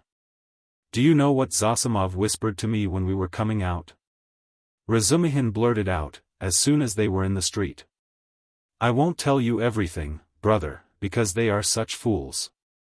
Zosimov told me to talk freely to you on the way and get you to talk freely to me, and afterwards I am to tell him about it, for he's got a notion in his head that you are mad or close on it. Only fancy. In the first place, you've 3 times the brains he has. In the second, if you are not mad, you needn't care a hang that he has got such a wild idea. And thirdly, that piece of beef whose specialty is surgery has gone mad on mental diseases, and what's brought him to this conclusion about you was your conversation today with Zametov. Zametov told you all about it? Yes, and he did well. Now I understand what it all means, and so does Zametov. Well, the fact is, Rodia, the point is, I am a little drunk now. But that's no matter. The point is that this idea, you understand, was just being hatched in their brains, you understand? That is, no one ventured to say it aloud, because the idea is too absurd, and especially since the arrest of that painter, that bubble's burst and gone forever. But why are they such fools? I gave Zametov a bit of a thrashing at the time. That's between ourselves, brother. Please don't let out a hint that you know of it. I've noticed he is a ticklish subject. It was at Louise Ivanovna's. But today it's all cleared up. That Ilya Petrovich is at the bottom of it. He took advantage of your fainting at the police station, but he is ashamed of it himself now. I know that. Raskolnikov listened greedily. Razumihin was drunk enough to talk too freely. I fainted then because it was so close and the smell of paint, said Raskolnikov. No need to explain that. And it wasn't the paint only, the fever had been coming on for a month, Zosimov testifies to that. But how crushed that boy is now, you wouldn't believe. I am not worth his little finger, he says. Yours, he means. He has good feelings at times, brother. But the lesson you gave him today in the Palais de Cristal, that was too good for anything. You frightened him at first, you know, he nearly went into convulsions. You almost convinced him again of the truth of all that hideous nonsense, and then you suddenly put out your tongue at him. There now, what do you make of it? It was perfect. He is crushed, annihilated now. It was masterly, by Jove, it's what they deserve. Ah, that I wasn't there. He was hoping to see you awfully. Porfiry, too, wants to make your acquaintance. Ah. He too, but why did they put me down as mad? Oh, not mad. I must have said too much, brother. What struck him, you see, was that only that subject seemed to interest you. Now it's clear why it did interest you. Knowing all the circumstances, and how that irritated you and worked in with your illness. I am a little drunk, brother, only, confound him, he has some idea of his own. I tell you. He's mad on mental diseases. But don't you mind him. For half a minute both were silent. Listen, Razumihin, began Raskolnikov, I want to tell you plainly, I've just been at a deathbed, a clerk who died. I gave them all my money, and besides I've just been kissed by someone who, if I had killed anyone, would just the same. In fact I saw someone else there, with a flame-colored feather, but I am talking nonsense. I am very weak, support me, we shall be at the stairs directly. What's the matter? What's the matter with you? Razumihin asked anxiously. I am a little giddy, but that's not the point, I am so sad, like a woman. Look, what's that? Look, look. What is it? Don't you see? A light in my room, you see? Through the crack. They were already at the foot of the last flight of stairs, at the level of the landlady's door, and they could, as a fact, see from below that there was a light in Raskolnikov's garret. Queer. Nastasia, perhaps, observed Razumihin. She is never in my room at this time and she must be in bed long ago, but I don't care. Goodbye. What do you mean? I am coming with you, we'll come in together. I know we are going in together, but I want to shake hands here and say goodbye to you here. So give me your hand, goodbye. What's the matter with you, Rodia? Nothing, come along, you shall be witness. They began mounting the stairs, and the idea struck Razumihin that perhaps Zosimov might be right after all. Ah, I've upset him with my chatter, he muttered to himself. When they reached the door they heard voices in the room. What is it? Cried Razumihin. Raskolnikov was the first to open the door. He flung it wide and stood still in the doorway, dumbfounded. His mother and sister were sitting on his sofa and had been waiting an hour and a half for him. Why had he never expected, never thought of them, though the news that they had started, were on their way and would arrive immediately, had been repeated to him only that day. They had spent that hour and a half plying Nastasia with questions. She was standing before them and had told them everything by now. They were beside themselves with alarm when they heard of his running away today, ill and, as they understood from her story, delirious. Good heavens, what had become of him? Both had been weeping, both had been in anguish for that hour and a half. A cry of joy, of ecstasy, greeted Raskolnikov's entrance. Both rushed to him. But he stood like one dead. A sudden intolerable sensation struck him like a thunderbolt. He did not lift his arms to embrace them, he could not. His mother and sister clasped him in their arms, kissed him, laughed and cried. He took a step, tottered and fell to the ground, fainting. Anxiety, cries of horror, moans. Razumihin, who was standing in the doorway, flew into the room, seized the sick man in his strong arms and in a moment had him on the sofa. It's nothing, nothing, he cried to the mother and sister, it's only a faint, a mere trifle.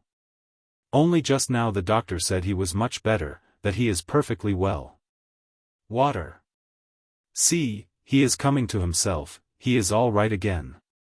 And seizing Dunya by the arm so that he almost dislocated it, he made her bend down to see that he is all right again. The mother and sister looked on him with emotion and gratitude, as their providence. They had heard already from Nastasia all that had been done for their Rodia during his illness, by this very competent young man. As Pulcheria Alexandrovna Raskolnikov called him that evening in conversation with Dunya. Chapter 3. Chapter 1. Raskolnikov got up, and sat down on the sofa.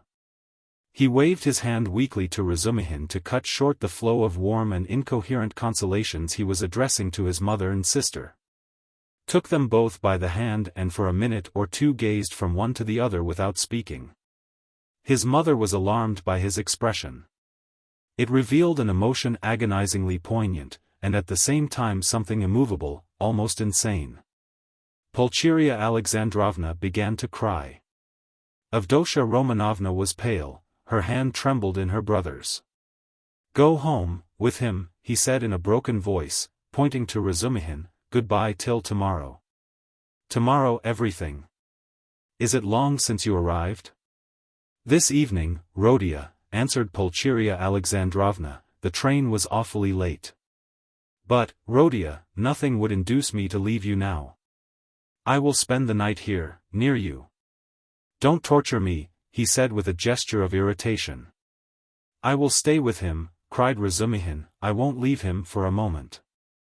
Bother all my visitors. Let them rage to their heart's content.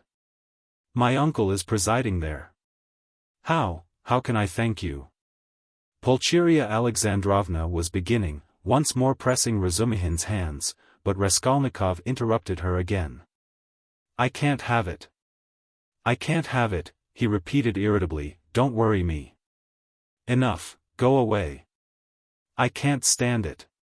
Come, Mama, come out of the room at least for a minute, Dunya whispered in dismay, we are distressing him, that's evident.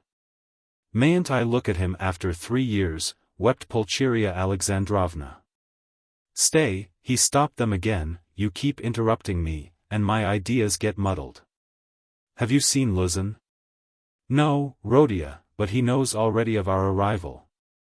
We have heard, Rodia, that Pyotr Petrovitch was so kind as to visit you today, Pulcheria Alexandrovna added somewhat timidly. Yes, he was so kind. Dunya, I promised Luzin I'd throw him downstairs and told him to go to hell. Rodia, what are you saying? Surely, you don't mean to tell us, Pulcheria Alexandrovna began in alarm, but she stopped, looking at Dunya. Avdotya Romanovna was looking attentively at her brother, waiting for what would come next. Both of them had heard of the quarrel from Nastasia, so far as she had succeeded in understanding and reporting it, and were in painful perplexity and suspense. Dunya, Raskolnikov continued with an effort, I don't want that marriage, so at the first opportunity tomorrow you must refuse Luzin, so that we may never hear his name again. Good heavens! Cried Pulcheria Alexandrovna. Brother, think what you are saying. Avdotya Romanovna began impetuously, but immediately checked herself. You are not fit to talk now, perhaps. You are tired, she added gently. You think I am delirious? No. You are marrying Luzin for my sake. But I won't accept the sacrifice. And so write a letter before tomorrow, to refuse him. Let me read it in the morning and that will be the end of it. That I can't do. The girl cried, offended, what right have you? Dunya, you are hasty, too, be quiet, tomorrow. Don't you see, the mother interposed in dismay. Better come away. He is raving, Razumihin cried tipsily, or how would he dare? Tomorrow all this nonsense will be over, today he certainly did drive him away. That was so. And Luzin got angry, too. He made speeches here, wanted to show off his learning and he went out crestfallen. Then it's true, cried Pulcheria Alexandrovna. Goodbye till tomorrow, brother, said Dunya compassionately, let us go, mother. Goodbye, Rodia. Do you hear, sister, he repeated after them, making a last effort, I am not delirious. This marriage is an infamy. Let me act like a scoundrel, but you mustn't, one is enough, and though I am a scoundrel, I wouldn't own such a sister. It's me or Luzin. Go now. But you're out of your mind. Despot, roared Razumihin, but Raskolnikov did not and perhaps could not answer. He lay down on the sofa, and turned to the wall, utterly exhausted.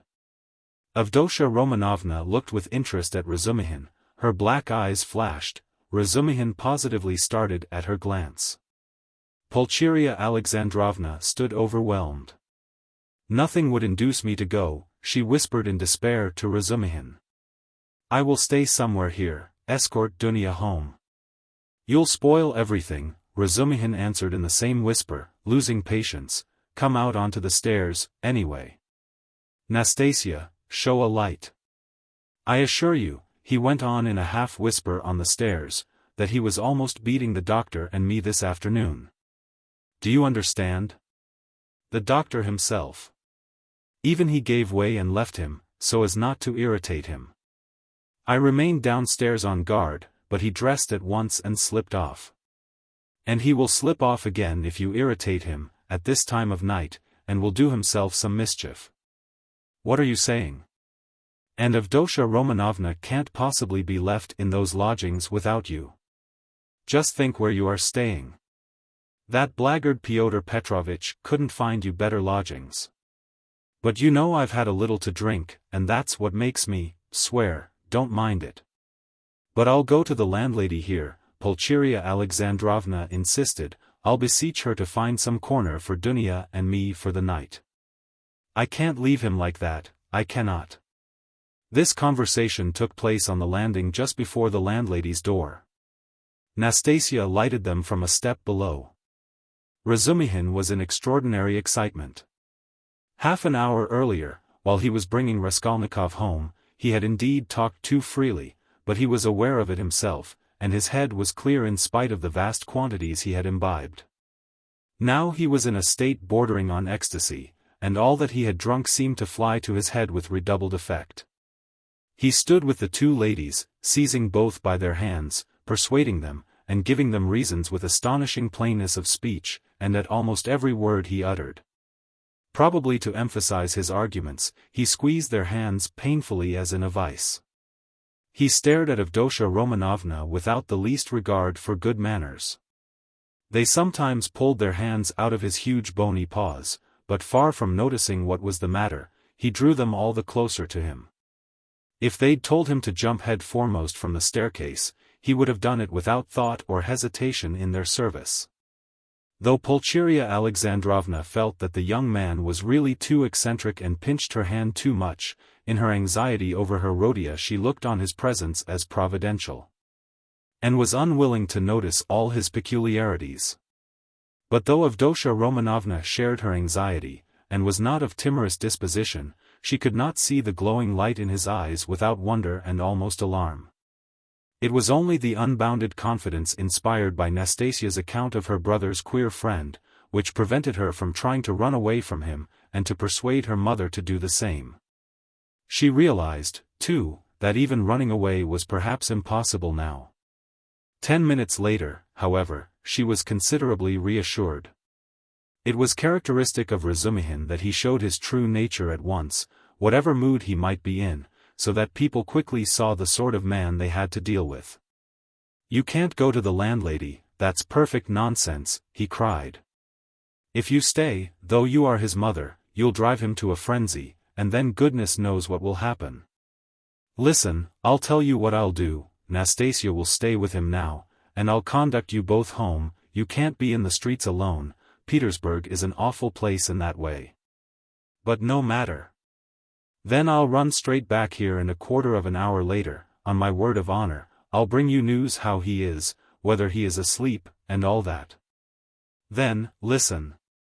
Then I'll run home in a twinkling, I've a lot of friends there, all drunk, I'll fetch Zosimov, that's the doctor who is looking after him, he is there, too, but he is not drunk. He is not drunk, he is never drunk. I'll drag him to Rhodia, and then to you, so that you'll get 2 reports in the hour, from the doctor, you understand, from the doctor himself, that's a very different thing from my account of him. If there's anything wrong, I swear I'll bring you here myself, but, if it's all right, you go to bed. And I'll spend the night here, in the passage, he won't hear me, and I'll tell Zosimov to sleep at the landlady's, to be at hand. Which is better for him, you or the doctor? So come home then.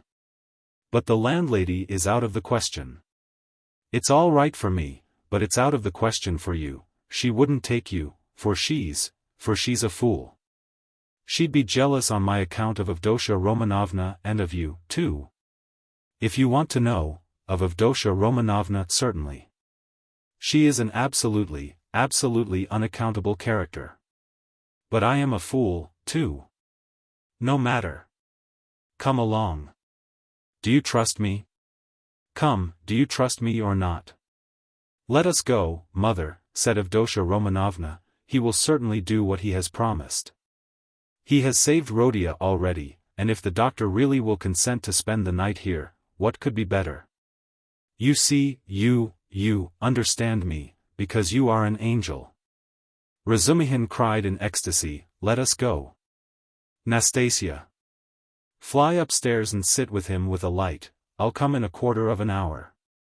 Though Pulcheria Alexandrovna was not perfectly convinced, she made no further resistance. Razumihin gave an arm to each and drew them down the stairs. He still made her uneasy, as though he was competent and good-natured, was he capable of carrying out his promise? He seemed in such a condition. Ah, I see you think I am in such a condition. Razumihin broke in upon her thoughts, guessing them, as he strolled along the pavement with huge steps, so that the 2 ladies could hardly keep up with him, a fact he did not observe, however. Nonsense. That is. I am drunk like a fool, but that's not it, I am not drunk from wine. It's seeing you has turned my head. But don't mind me. Don't take any notice, I am talking nonsense, I am not worthy of you. I am utterly unworthy of you. The minute I've taken you home, I'll pour a couple of pailfuls of water over my head in the gutter here, and then I shall be all right. If only you knew how I love you both. Don't laugh, and don't be angry. You may be angry with anyone, but not with me. I am his friend, and therefore I am your friend, too, I want to be. I had a presentiment. Last year there was a moment, though it wasn't a presentiment really. For you seem to have fallen from heaven. And I expect I shan't sleep all night. Zosimov was afraid a little time ago that he would go mad, that's why he mustn't be irritated. What do you say? Cried the mother. Did the doctor really say that? Asked Avdotya Romanovna, alarmed. Yes, but it's not so, not a bit of it. He gave him some medicine, a powder, I saw it, and then you're coming here. Ah. It would have been better if you had come tomorrow. It's a good thing we went away. And in an hour Zosimov himself will report to you about everything. He is not drunk.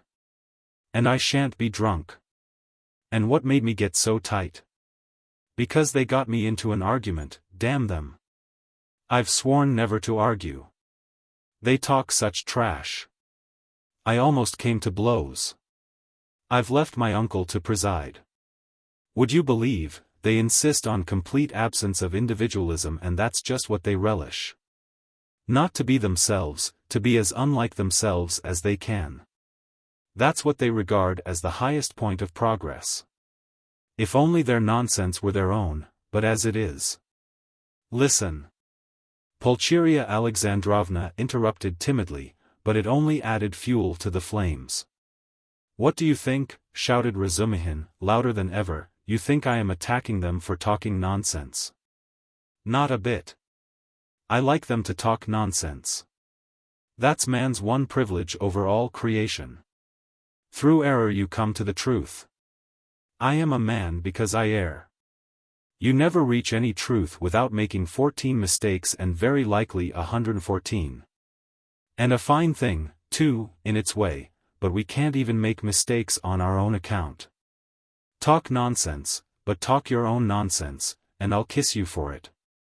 To go wrong in one's own way is better than to go right in someone else's.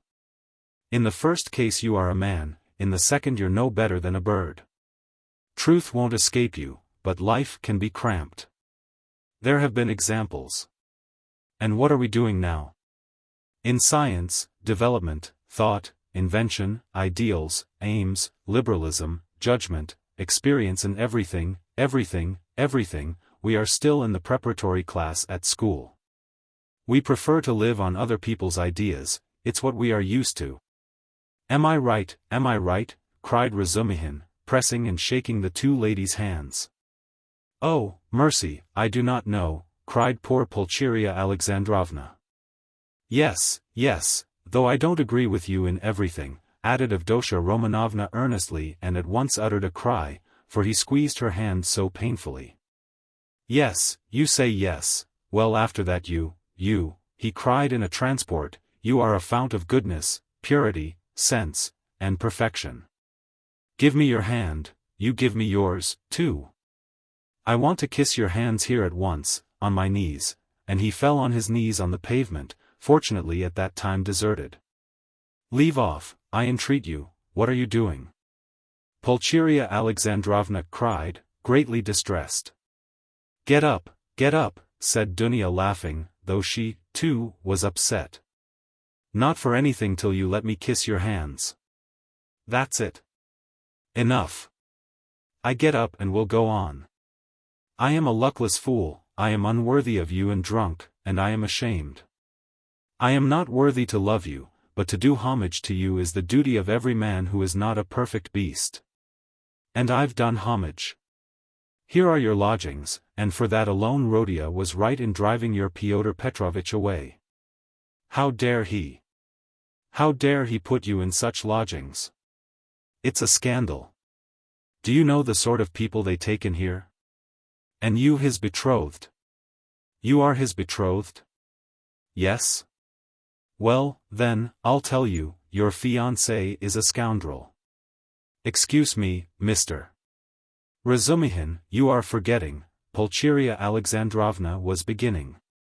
Yes, you are right, I did forget myself, I am ashamed of it, Razumihin made haste to apologize.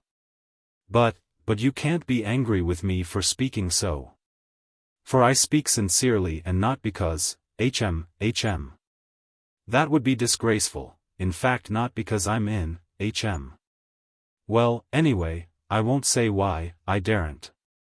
But we all saw today when he came in that that man is not of our sort. Not because he had his hair curled at the barber's, not because he was in such a hurry to show his wit, but because he is a spy, a speculator, because he is a skinflint and a buffoon. That's evident. Do you think him clever? No, he is a fool, a fool. And is he a match for you? Good heavens! Do you see, ladies? He stopped suddenly on the way upstairs to their rooms. Though all my friends there are drunk, yet they are all honest, and though we do talk a lot of trash, and I do, too, yet we shall talk our way to the truth at last, for we are on the right path, while Pyotr Petrovitch is not on the right path. Though I've been calling them all sorts of names just now, I do respect them all. Though I don't respect Zametov, I like him, for he is a puppy, and that bullock Zosimov, because he is an honest man and knows his work. But enough, it's all said and forgiven. Is it forgiven? Well, then, let's go on. I know this corridor, I've been here, there was a scandal here at number 3. Where are you here? Which number? 8? Well, lock yourselves in for the night, then. Don't let anybody in. In a quarter of an hour I'll come back with news, and half an hour later I'll bring Zosimov, you'll see. Goodbye, I'll run. Good heavens, Dunya, what is going to happen? Said Pulcheria Alexandrovna, addressing her daughter with anxiety and dismay. Don't worry yourself, mother, said Dunya, taking off her hat and cape. God has sent this gentleman to our aid, though he has come from a drinking party. We can depend on him, I assure you. And all that he has done for Rhodia. Ah! Dunya, goodness knows whether he will come. How could I bring myself to leave Rhodia? And how different I had fancied our meeting. How sullen he was, as though not pleased to see us. Tears came into her eyes. No, it's not that, mother. You didn't see, you were crying all the time. He is quite unhinged by serious illness, that's the reason. Ah, that illness. What will happen, what will happen? And how he talked to you, Dunya? Said the mother, looking timidly at her daughter, trying to read her thoughts and, already half consoled by Dunya standing up for her brother, which meant that she had already forgiven him. I am sure he will think better of it tomorrow, she added, probing her further. And I am sure that he will say the same tomorrow, about that, Avdotya Romanovna said finally. And, of course, there was no going beyond that, for this was a point which Pulcheria Alexandrovna was afraid to discuss. Dunya went up and kissed her mother. The latter warmly embraced her without speaking. Then she sat down to wait anxiously for Razumihin's return, timidly watching her daughter who walked up and down the room with her arms folded, lost in thought. This walking up and down when she was thinking was a habit of Avdotya Romanovna's, and the mother was always afraid to break in on her daughter's mood at such moments. Razumihin, of course, was ridiculous in his sudden drunken infatuation for Avdotya Romanovna. Yet apart from his eccentric condition, many people would have thought it justified if they had seen Avdotya Romanovna, especially at that moment when she was walking to and fro with folded arms. Pensive and melancholy. Avdotya Romanovna was remarkably good-looking. She was tall, strikingly well-proportioned, strong and self-reliant. The latter quality was apparent in every gesture, though it did not in the least detract from the grace and softness of her movements. In face she resembled her brother, but she might be described as really beautiful. Her hair was dark brown, a little lighter than her brother's. There was a proud light in her almost black eyes and yet at times a look of extraordinary kindness. She was pale, but it was a healthy pallor. Her face was radiant with freshness and vigor. Her mouth was rather small, the full red lower lip projected a little as did her chin. It was the only irregularity in her beautiful face, but it gave it a peculiarly individual and almost haughty expression. Her face was always more serious and thoughtful than gay. But how well smiles, how well youthful, light-hearted, irresponsible, laughter suited her face. It was natural enough that a warm, open, simple-hearted, honest giant like Razumihin, who had never seen anyone like her and was not quite sober at the time, should lose his head immediately. Besides, as chance would have it, he saw Dunya for the first time transfigured by her love for her brother and her joy at meeting him. Afterwards he saw her lower lip quiver with indignation at her brother's insolent, cruel and ungrateful words, and his fate was sealed. He had spoken the truth, moreover, when he blurted out in his drunken talk on the stairs that Praskovia Pavlovna, Raskolnikov's eccentric landlady, would be jealous of Pulcheria Alexandrovna as well as of Avdotya Romanovna on his account. Although Pulcheria Alexandrovna was 43, her face still retained traces of her former beauty. She looked much younger than her age, indeed, which is almost always the case with women who retain serenity of spirit, sensitiveness and pure sincere warmth of heart to old age. We may add in parenthesis that to preserve all this is the only means of retaining beauty to old age. Her hair had begun to grow grey and thin, there had long been little crow's foot wrinkles round her eyes, her cheeks were hollow and sunken from anxiety and grief, and yet it was a handsome face. She was Dunya over again, 20 years older, but without the projecting underlip. Pulcheria Alexandrovna was emotional, but not sentimental, timid and yielding, but only to a certain point. She could give way and accept a great deal even of what was contrary to her convictions, but there was a certain barrier fixed by honesty, principle and the deepest convictions which nothing would induce her to cross. Exactly 20 minutes after Razumihin's departure, there came 2 subdued but hurried knocks at the door. He had come back. "I won't come in, I haven't time," he hastened to say when the door was opened. "He sleeps like a top, soundly, quietly, and God grant he may sleep 10 hours. Nastasia's with him. I told her not to leave till I came. Now I am fetching Zosimov, he will report to you and then you'd better turn in, I can see you are too tired to do anything." And he ran off down the corridor. "What a very competent and devoted young man," cried Pulcheria Alexandrovna exceedingly delighted. "He seems a splendid person." Avdotya Romanovna replied with some warmth, resuming her walk up and down the room. It was nearly an hour later when they heard footsteps in the corridor and another knock at the door. Both women waited this time completely relying on Razumihin's promise. He actually had succeeded in bringing Zosimov. Zosimov had agreed at once to desert the drinking party to go to Raskolnikov's, but he came reluctantly and with the greatest suspicion to see the ladies, mistrusting Razumihin in his exhilarated condition. But his vanity was at once reassured and flattered. He saw that they were really expecting him as an oracle. He stayed just 10 minutes and succeeded in completely convincing and comforting Pulcheria Alexandrovna. He spoke with marked sympathy, but with the reserve and extreme seriousness of a young doctor at an important consultation. He did not utter a word on any other subject and did not display the slightest desire to enter into more personal relations with the 2 ladies. Remarking at his first entrance the dazzling beauty of Avdotya Romanovna, he endeavored not to notice her at all during his visit and addressed himself solely to Pulcheria Alexandrovna. All this gave him extraordinary inward satisfaction. He declared that he thought the invalid at this moment going on very satisfactorily.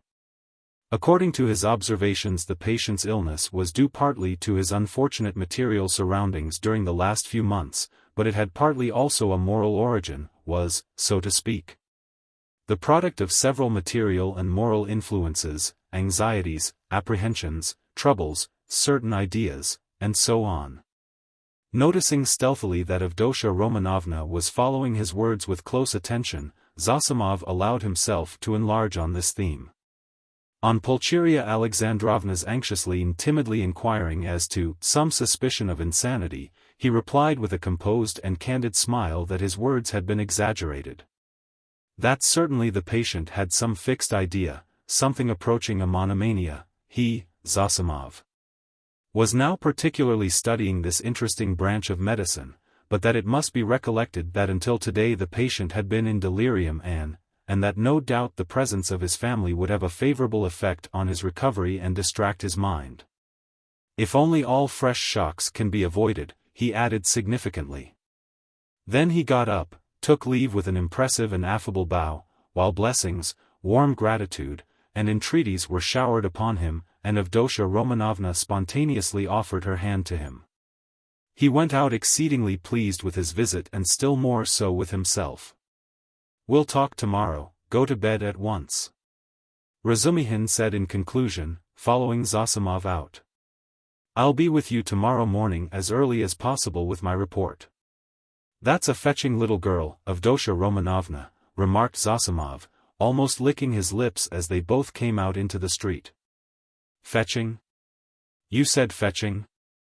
roared Razumihin, and he flew at Zosimov and seized him by the throat. "If you ever dare! Do you understand? Do you understand?" he shouted, shaking him by the collar and squeezing him against the wall. "Do you hear?" "Let me go, you drunken devil," said Zosimov, struggling, and when he had let him go, he stared at him and went off into a sudden guffaw. Razumihin stood facing him in gloomy and earnest reflection. "Of course, I am an ass," he observed, somber as a storm cloud, "but still, you are another."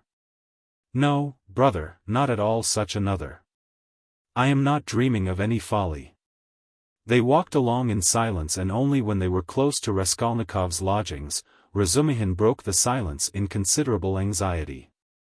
"Listen," he said, "you're a first-rate fellow, but among your other failings, you're a loose fish, that I know, and a dirty one, too. You are a feeble, nervous wretch, and a mass of whims. You're getting fat and lazy and can't deny yourself anything, and I call that dirty because it leads one straight into the dirt. You've let yourself get so slack that I don't know how it is you are still a good, even a devoted doctor.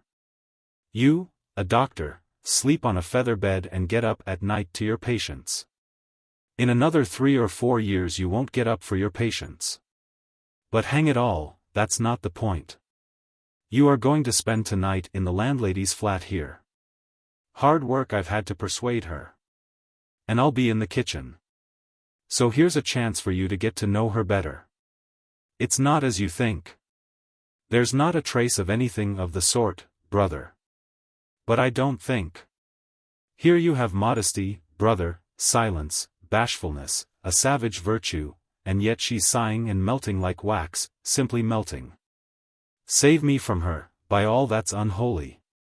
She's most prepossessing. I'll repay you, I'll do anything." Zosimov laughed more violently than ever. "Well, you are smitten. But what am I to do with her? It won't be much trouble, I assure you. Talk any rot you like to her, as long as you sit by her and talk. You're a doctor, too, try curing her of something. I swear you won't regret it. She has a piano, and you know, I strum a little. I have a song there, a genuine Russian one, I shed hot tears. She likes the genuine article, and well, it all began with that song. Now you're a regular performer, a Maitre, a Rubinstein. I assure you, you won't regret it. But have you made her some promise? Something signed? A promise of marriage, perhaps? Nothing, nothing, absolutely nothing of the kind. Besides, she is not that sort at all. Chebarov tried that. Well then, drop her. But I can't drop her like that. Why can't you? Well, I can't, that's all about it. There's an element of attraction here, brother. Then why have you fascinated her? I haven't fascinated her, perhaps I was fascinated myself in my folly. But she won't care a straw whether it's you or I, so long as somebody sits beside her, sighing. I can't explain the position, brother. Look here, you are good at mathematics, and working at it now, begin teaching her the integral calculus. Upon my soul, I'm not joking, I'm in earnest, it'll be just the same to her. She will gaze at you and sigh for a whole year together. I talked to her once for 2 days at a time about the Prussian House of Lords, for one must talk of something. she just sighed and perspired. And you mustn't talk of love, she's bashful to hysterics, but just let her see you can't tear yourself away, that's enough. It's fearfully comfortable. You're quite at home, you can read, sit, lie about, write. You may even venture on a kiss, if you're careful. But what do I want with her? I can't make you understand. You see, you are made for each other. I have often been reminded of you. You'll come to it in the end. So does it matter whether it's sooner or later?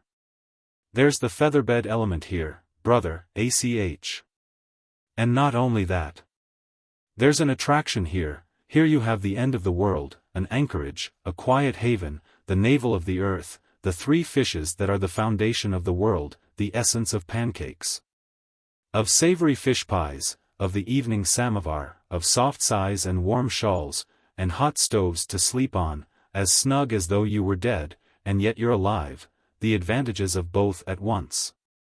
Well, hang it, brother, what stuff I'm talking, it's bedtime.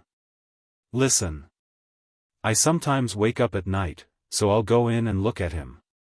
But there's no need, it's all right. Don't you worry yourself, yet if you like, you might just look in once, too. But if you notice anything, delirium or fever, wake me at once.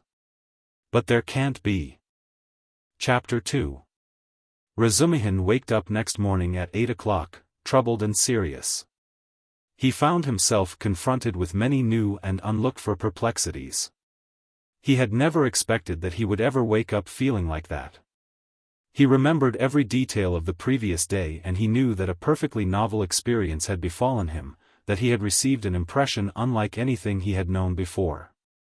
At the same time he recognized clearly that the dream which had fired his imagination was hopelessly unattainable, so unattainable that he felt positively ashamed of it.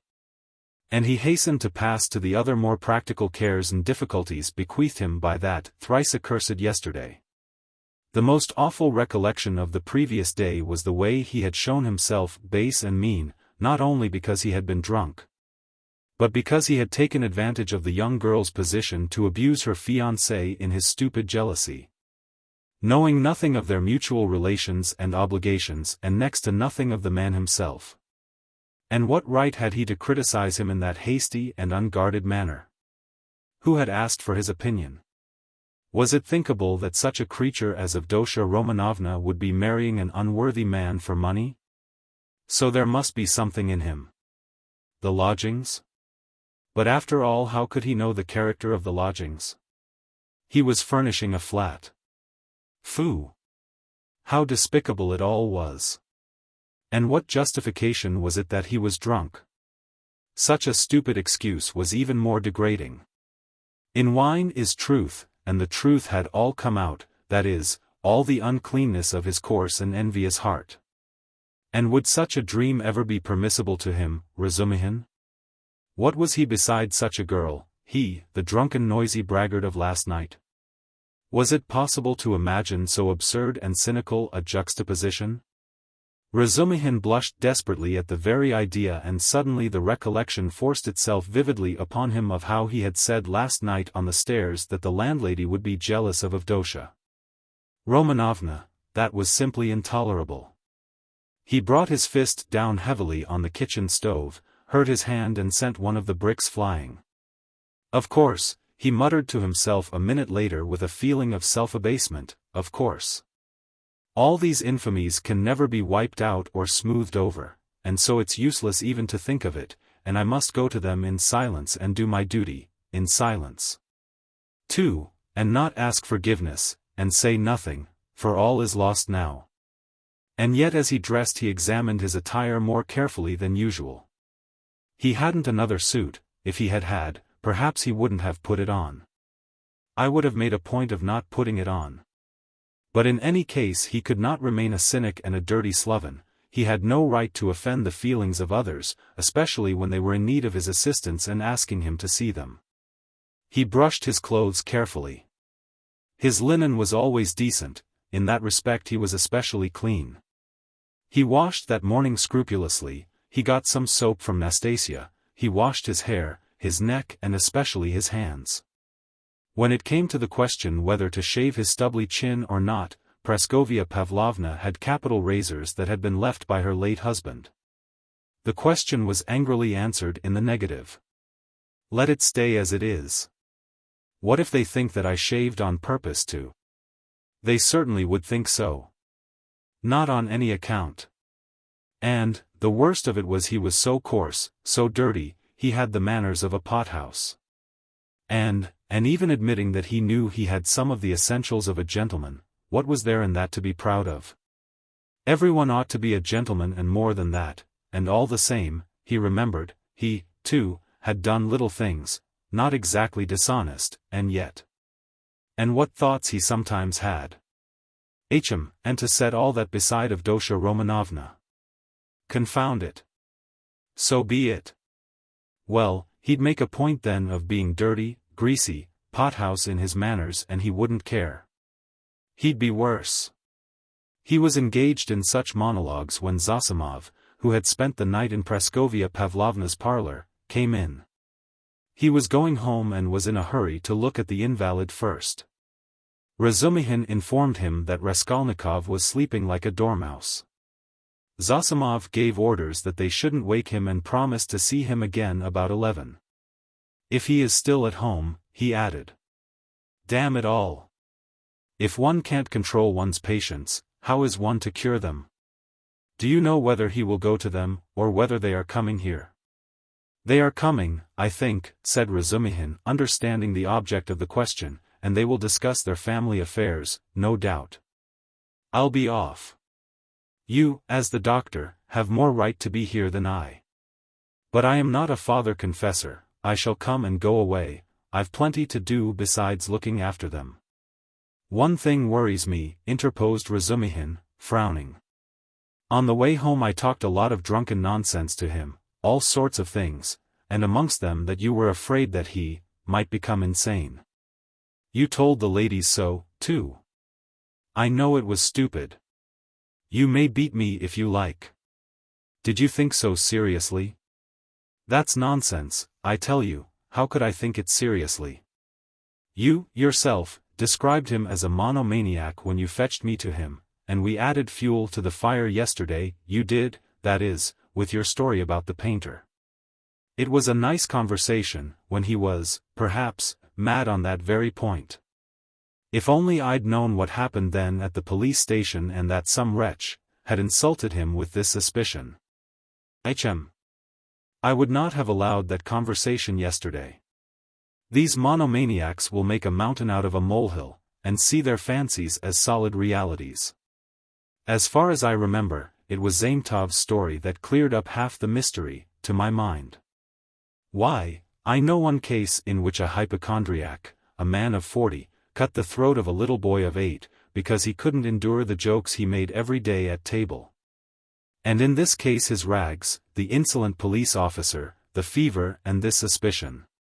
All that working upon a man half frantic with hypochondria, and with his morbid exceptional vanity. That may well have been the starting point of illness.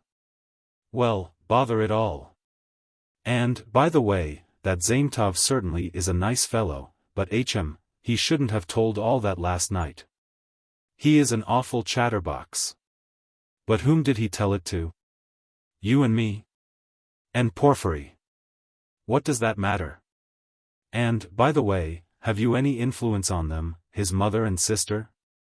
Tell them to be more careful with him today. They'll get on all right. Razumihin answered reluctantly. Why is he so set against this Luzin? A man with money and she doesn't seem to dislike him, and they haven't a farthing, I suppose? But what business is it of yours? Razumihin cried with annoyance. How can I tell whether they've a farthing? Ask them yourself and perhaps you'll find out. Phoo! What an ass you are sometimes. Last night's wine has not gone off yet. Goodbye. Thank your Praskovia Pavlovna from me for my night's lodging. She locked herself in, made no reply to my bonjour through the door. She was up at 7 o'clock, the samovar was taken into her from the kitchen. I was not vouchsafed a personal interview. At 9 o'clock precisely Razumihin reached the lodgings at Bakliev's house. Both ladies were waiting for him with nervous impatience. They had risen at 7 o'clock or earlier. He entered looking as black as night, bowed awkwardly and was at once furious with himself for it. He had reckoned without his host. Pulcheria Alexandrovna fairly rushed at him, seized him by both hands and was almost kissing them. He glanced timidly at Avdotia Romanovna, but her proud countenance wore at that moment an expression of such gratitude and friendliness, such complete and unlooked-for respect, in place of the sneering looks and ill-disguised contempt he had expected, that it threw him into greater confusion than if he had been met with abuse. Fortunately there was a subject for conversation, and he made haste to snatch at it. Hearing that everything was going well and that Rhodia had not yet waked, Pulcheria Alexandrovna declared that she was glad to hear it, because she had something which it was very necessary to talk over beforehand. Then followed an inquiry about breakfast and an invitation to have it with them. They had waited to have it with him. Avdotia Romanovna rang the bell, it was answered by a ragged dirty waiter, and they asked him to bring tea, which was served at last, but in such a dirty and disorderly way that the ladies were ashamed. Razumihin vigorously attacked the lodgings, but, remembering Luzin, stopped in embarrassment and was greatly relieved by Pulcheria Alexandrovna's questions, which showered in a continual stream upon him. He talked for 3/4 of an hour, being constantly interrupted by their questions, and succeeded in describing to them all the most important facts he knew of the last year of Raskolnikov's life, concluding with a circumstantial account of his illness. He omitted, however, many things, which were better omitted, including the scene at the police station with all its consequences. They listened eagerly to his story, and, when he thought he had finished and satisfied his listeners, he found that they considered he had hardly begun. Tell me. What do you think? Excuse me, I still don't know your name. Pulcheria Alexandrovna put in hastily. Dmitri Prokofitch. I should like very much to know, Dmitri Prokofitch, how he looks, on things in general now, that is, how can I explain, what are his likes and dislikes? Is he always so irritable? Tell me, if you can, what are his hopes and, so to say, his dreams? Under what influences is he now? In a word, I should like. Ah, mother, how can he answer all that at once, observed Dunya. Good heavens, I had not expected to find him in the least like this, Dmitri Prokofitch.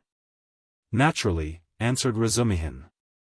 I have no mother, but my uncle comes every year and almost every time he can scarcely recognize me, even in appearance, though he is a clever man. And your 3 years' separation means a great deal. What am I to tell you? I have known Rodion for a year and a half. He is morose, gloomy, proud and haughty, and of late, and perhaps for a long time before, he has been suspicious and fanciful. He has a noble nature and a kind heart. He does not like showing his feelings and would rather do a cruel thing than open his heart freely. Sometimes, though, he is not at all morbid, but simply cold and inhumanly callous. It's as though he were alternating between two characters. Sometimes he is fearfully reserved. He says he is so busy that everything is a hindrance, and yet he lies in bed doing nothing. He doesn't jeer at things, not because he hasn't the wit, but as though he hadn't time to waste on such trifles. He never listens to what is said to him. He is never interested in what interests other people at any given moment. He thinks very highly of himself, and perhaps he is right. Well, what more? I think your arrival will have a most beneficial influence upon him. God grant it may, cried Pulcheria Alexandrovna, distressed by Razumihin's account of her Rhodia. And Razumihin ventured to look more boldly at Avdotia Romanovna at last. He glanced at her often while he was talking, but only for a moment, and looked away again at once. Avdotia Romanovna sat at the table, listening attentively, then got up again and began walking to and fro with her arms folded and her lips compressed, occasionally putting in a question. without stopping her walk. She had the same habit of not listening to what was said. She was wearing a dress of thin dark stuff and she had a white transparent scarf round her neck. Razumihin soon detected signs of extreme poverty in their belongings. Had Avdotya Romanovna been dressed like a queen, he felt that he would not be afraid of her, but perhaps just because she was poorly dressed and that he noticed all the misery of her surroundings. His heart was filled with dread and he began to be afraid of every word he uttered, every gesture he made, which was very trying for a man who already felt diffident. "You've told us a great deal that is interesting about my brother's character, and have told it impartially. I am glad. I thought that you were too uncritically devoted to him," observed Avdotya Romanovna with a smile. "I think you are right that he needs a woman's care," she added thoughtfully. "I didn't say so. But I dare say you are right, only." "What? He loves no one and perhaps he never will," Razumihin declared decisively. "You mean he is not capable of love? Do you know, Avdotya Romanovna, you are awfully like your brother, in everything, indeed." He blurted out suddenly to his own surprise, but remembering at once what he had just before said of her brother, he turned as red as a crab and was overcome with confusion. Avdotya Romanovna couldn't help laughing when she looked at him. "You may both be mistaken about Rodion," Pulcheria Alexandrovna remarked, slightly piqued. "I am not talking of our present difficulty, Dunya. What Pyotr Petrovitch writes in this letter and what you and I have supposed may be mistaken, but you can't imagine, Dmitri Prokofitch, how moody and, so to say, capricious he is. I never could depend on what he would do when he was only 15. And I am sure that he might do something now that nobody else would think of doing. Well, for instance. Do you know how a year and a half ago he astounded me and gave me a shock that nearly killed me, when he had the idea of marrying that girl, what was her name, his landlady's daughter? Did you hear about that affair?" asked Avdotya Romanovna. "Do you suppose," Pulcheria Alexandrovna continued warmly, "do you suppose that my tears, my entreaties, my illness, my possible death from grief, our poverty would have made him pause? No, he would calmly have disregarded all obstacles. And yet it isn't that he doesn't love us. He has never spoken a word of that affair to me," Razumihin answered cautiously. "But I did hear something from Praskovia Pavlovna herself, though she is by no means a gossip. And what I heard certainly was rather strange." "And what did you hear?" both the ladies asked at once. "Well, nothing very special. I only learned that the marriage, which only failed to take place through the girl's death, was not at all to Praskovia Pavlovna's liking. They say, too, the girl was not at all pretty, in fact I am told positively ugly, and such an invalid, and queer. But she seems to have had some good qualities. She must have had some good qualities or it's quite inexplicable.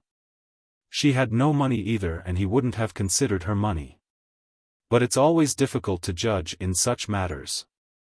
I am sure she was a good girl," Avdotya Romanovna observed briefly. "God forgive me, I simply rejoiced at her death.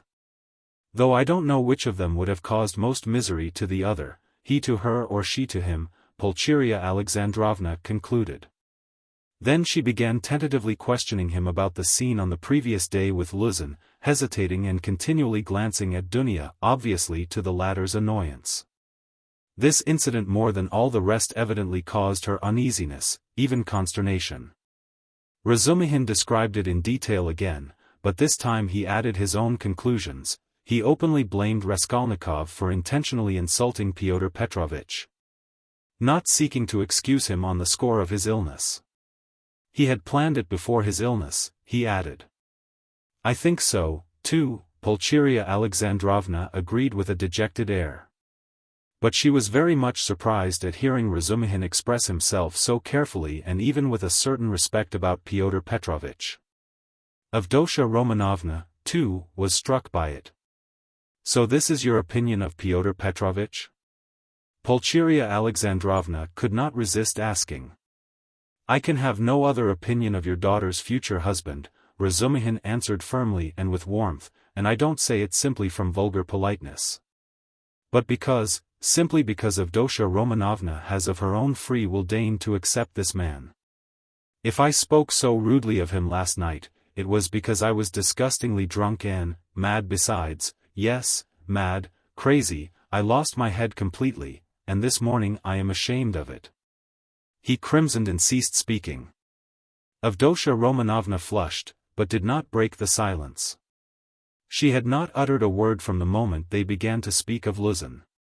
Without her support Pulcheria Alexandrovna obviously did not know what to do. At last, faltering and continually glancing at her daughter, she confessed that she was exceedingly worried by one circumstance. "You see, Dmitri Prokofitch," she began. "I'll be perfectly open with Dmitri Prokofitch, Dunya." "Of course, mother," said Avdotya Romanovna emphatically. "This is what it is," she began in haste, as though the permission to speak of her trouble lifted a weight off her mind. "Very early this morning we got a note from Pyotr Petrovitch in reply to our letter announcing our arrival. He promised to meet us at the station, you know. Instead of that he sent a servant to bring us the address of these lodgings and to show us the way, and he sent a message that he would be here himself this morning. But this morning this note came from him. You'd better read it yourself. There is one point in it which worries me very much, you will soon see what that is, and, tell me your candid opinion, Dmitri Prokofitch. You know Rodia's character better than anyone and no one can advise us better than you can." Dunya, I must tell you, made her decision at once, but I still don't feel sure how to act and I've been waiting for your opinion. Razumihin opened the note which was dated the previous evening and read as follows. Dear Madam, Pulcheria Alexandrovna. I have the honor to inform you that owing to unforeseen obstacles I was rendered unable to meet you at the railway station. I sent a very competent person with the same object in view. I likewise shall be deprived of the honor of an interview with you tomorrow morning by business in the Senate that does not admit of delay. And also that I may not intrude on your family circle while you are meeting your son, and Avdotya Romanovna her brother.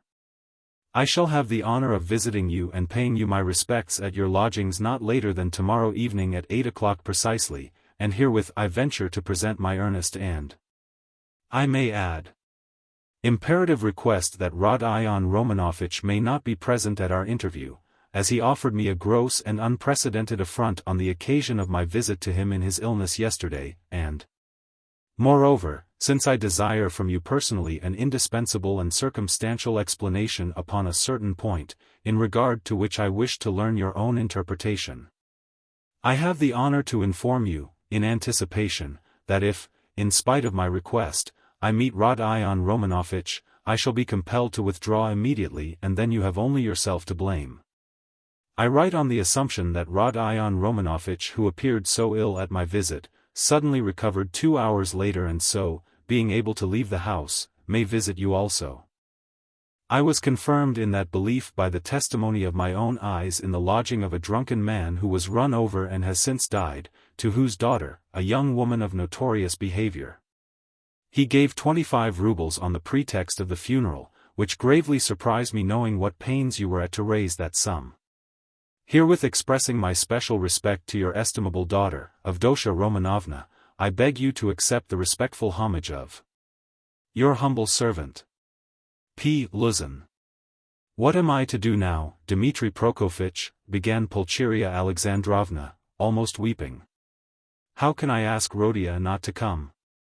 Yesterday he insisted so earnestly on our refusing Pyotr Petrovitch and now we are ordered not to receive Rodia. He will come on purpose if he knows, and, what will happen then? Act on Avdotya Romanovna's decision, Razumihin answered calmly at once. Oh, dear me. She says, goodness knows what she says, she doesn't explain her object. She says that it would be best, at least, not that it would be best, but that it's absolutely necessary that Rodia should make a point of being here at 8 o'clock and that they must meet. I didn't want even to show him the letter, but to prevent him from coming by some stratagem with your help, because he is so irritable. Besides, I don't understand about that drunkard who died and that daughter, and how he could have given the daughter all the money, which cost you such sacrifice, mother," put in Avdotia Romanovna. "He was not himself yesterday," Razumihin said thoughtfully. "If you only knew what he was up to in a restaurant yesterday, though there was sense in it too. He did say something, as we were going home yesterday evening, about a dead man and a girl, but I didn't understand a word. But last night, I myself. The best thing, mother, will be for us to go to him ourselves, and there I assure you we shall see at once what's to be done. Besides, it's getting late, good heavens, it's past 10, she cried, looking at a splendid gold enameled watch which hung round her neck on a thin Venetian chain, and looked entirely out of keeping with the rest of her dress. A present from her fiancé, thought Razumihin. "We must start, Dunya, we must start," her mother cried in a flutter. "He will be thinking we are still angry after yesterday, from our coming so late. Merciful heavens!" While she said this she was hurriedly putting on her hat and mantle. Dunya, too, put on her things. Her gloves, as Razumihin noticed, were not merely shabby but had holes in them, and yet this evident poverty gave the two ladies an air of special dignity, which is always found in people who know how to wear poor clothes. Razumihin looked reverently at Dunya and felt proud of escorting her. The queen who mended her stockings in prison, he thought, must have looked then every inch a queen, and even more a queen than at sumptuous banquets and levees. "My God!" exclaimed Pulcheria Alexandrovna, "little did I think that I should ever fear seeing my son, my darling Rodia. I am afraid, Dmitri Prokofitch," she added, glancing at him timidly. "Don't be afraid, mother," said Dunya, kissing her, "better have faith in him." "Oh, dear, I have faith in him, but I haven't slept all night," exclaimed the poor woman. They came out into the street. "Do you know, Dunya, when I dozed a little this morning I dreamed of Marfa Petrovna. She was all in white, she came up to me, took my hand, and shook her head at me. But so sternly as though she were blaming me. Is that a good omen? Oh, dear me. You don't know, Dmitri Prokofitch, that Marfa Petrovna's dead?" "No, I didn't know. Who is Marfa Petrovna?" "She died suddenly." "And only fancy." "Afterwards, Mama," put in Dunya. "He doesn't know who Marfa Petrovna is." "Ah, you don't know? And I was thinking that you knew all about us." "Forgive me, Dmitri Prokofitch, I don't know what I am thinking about these last few days. I look upon you really as a providence for us, and so I took it for granted that you knew all about us. I look on you as a relation. Don't be angry with me for saying so. Dear me, what's the matter with your right hand? Have you knocked it?" "Yes, I bruised it," muttered Razumihin, overjoyed. "I sometimes speak too much from the heart, so that Dunya finds fault with me. But, dear me, what a cupboard he lives in. I wonder whether he is awake? Does this woman, his landlady, consider it a room? Listen, you say he does not like to show his feelings, so perhaps I shall annoy him with my weaknesses? Do advise me, Dmitri Prokofitch, how am I to treat him? I feel quite distracted, you know. Don't question him too much about anything. If you see him frown, don't ask him too much about his health. He doesn't like that. Ah, Dmitri Prokofitch, how hard it is to be a mother. But here are the stairs. What an awful staircase. Mother, you are quite pale, don't distress yourself, darling," said Dunya, caressing her, then with flashing eyes she added, "He ought to be happy at seeing you. And you are tormenting yourself so. Wait, I'll peep in and see whether he has waked up." The ladies slowly followed Razumihin, who went on before, and when they reached the landlady's door on the 4th story, they noticed that her door was a tiny crack open and that two keen black eyes were watching them from the darkness within. When their eyes met, the door was suddenly shut with such a slam that Pulcheria Alexandrovna almost cried out. Chapter 3. He is well, quite well. Zosimov cried cheerfully as they entered. He had come in 10 minutes earlier and was sitting in the same place as before, on the sofa. Raskolnikov was sitting in the opposite corner, fully dressed and carefully washed and combed, as he had not been for some time past. The room was immediately crowded, yet Nastasia managed to follow the visitors in and stayed to listen. Raskolnikov really was almost well, as compared with his condition the day before, but he was still pale, listless, and somber. He looked like a wounded man or one who has undergone some terrible physical suffering. His brows were knitted, his lips compressed, his eyes feverish. He spoke little and reluctantly, as though performing a duty, and there was a restlessness in his movements. He only wanted a sling on his arm or a bandage on his finger to complete the impression of a man with a painful abscess or a broken arm. The pale, somber face lighted up for a moment when his mother and sister entered, but this only gave it a look of more intense suffering, in place of its listless dejection.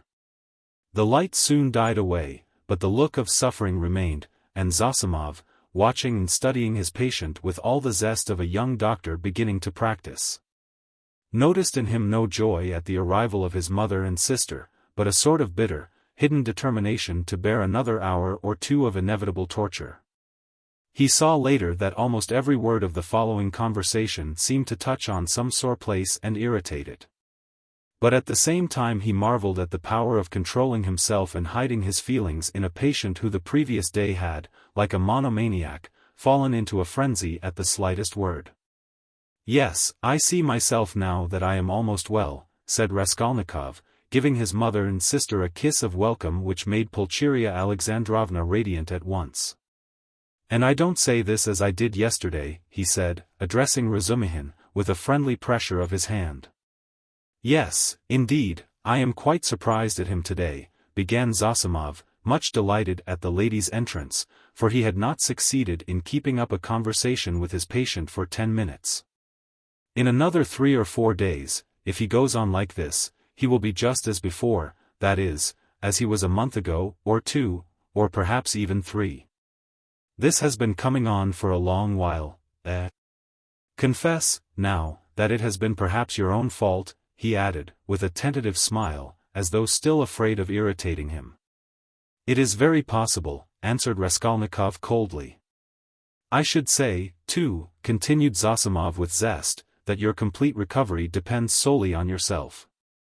Now that one can talk to you, I should like to impress upon you that it is essential to avoid the elementary, so to speak, fundamental causes tending to produce your morbid condition. In that case you will be cured, if not, it will go from bad to worse. These fundamental causes I don't know, but they must be known to you. You are an intelligent man, and must have observed yourself, of course. I fancy the first stage of your derangement coincides with your leaving the university. You must not be left without occupation, and so, work and a definite aim set before you might, I fancy, be very beneficial." Yes, you are perfectly right. I will make haste and return to the university, and then everything will go smoothly." Zosimov, who had begun his sage advice partly to make an effect before the ladies, was certainly somewhat mystified, when, glancing at his patient, he observed unmistakable mockery on his face. This lasted an instant, however. Pulcheria Alexandrovna began at once thanking Zosimov, especially for his visit to their lodging the previous night. "What? He saw you last night?" Raskolnikov asked, as though startled. "Then you have not slept either after your journey?" Rodia, that was only till 2 o'clock. Dunya and I never go to bed before 2 at home." "I don't know how to thank him either," Raskolnikov went on, suddenly frowning and looking down. Setting aside the question of payment, forgive me for referring to it, he turned to Zosimov, "I really don't know what I have done to deserve such special attention from you. I simply don't understand it, and it weighs upon me, indeed, because I don't understand it. I tell you so candidly. Don't be irritated." Zosimov forced himself to laugh. "Assume that you are my first patient. Well, we fellows just beginning to practice love our first patients as if they were our children, and some almost fall in love with them.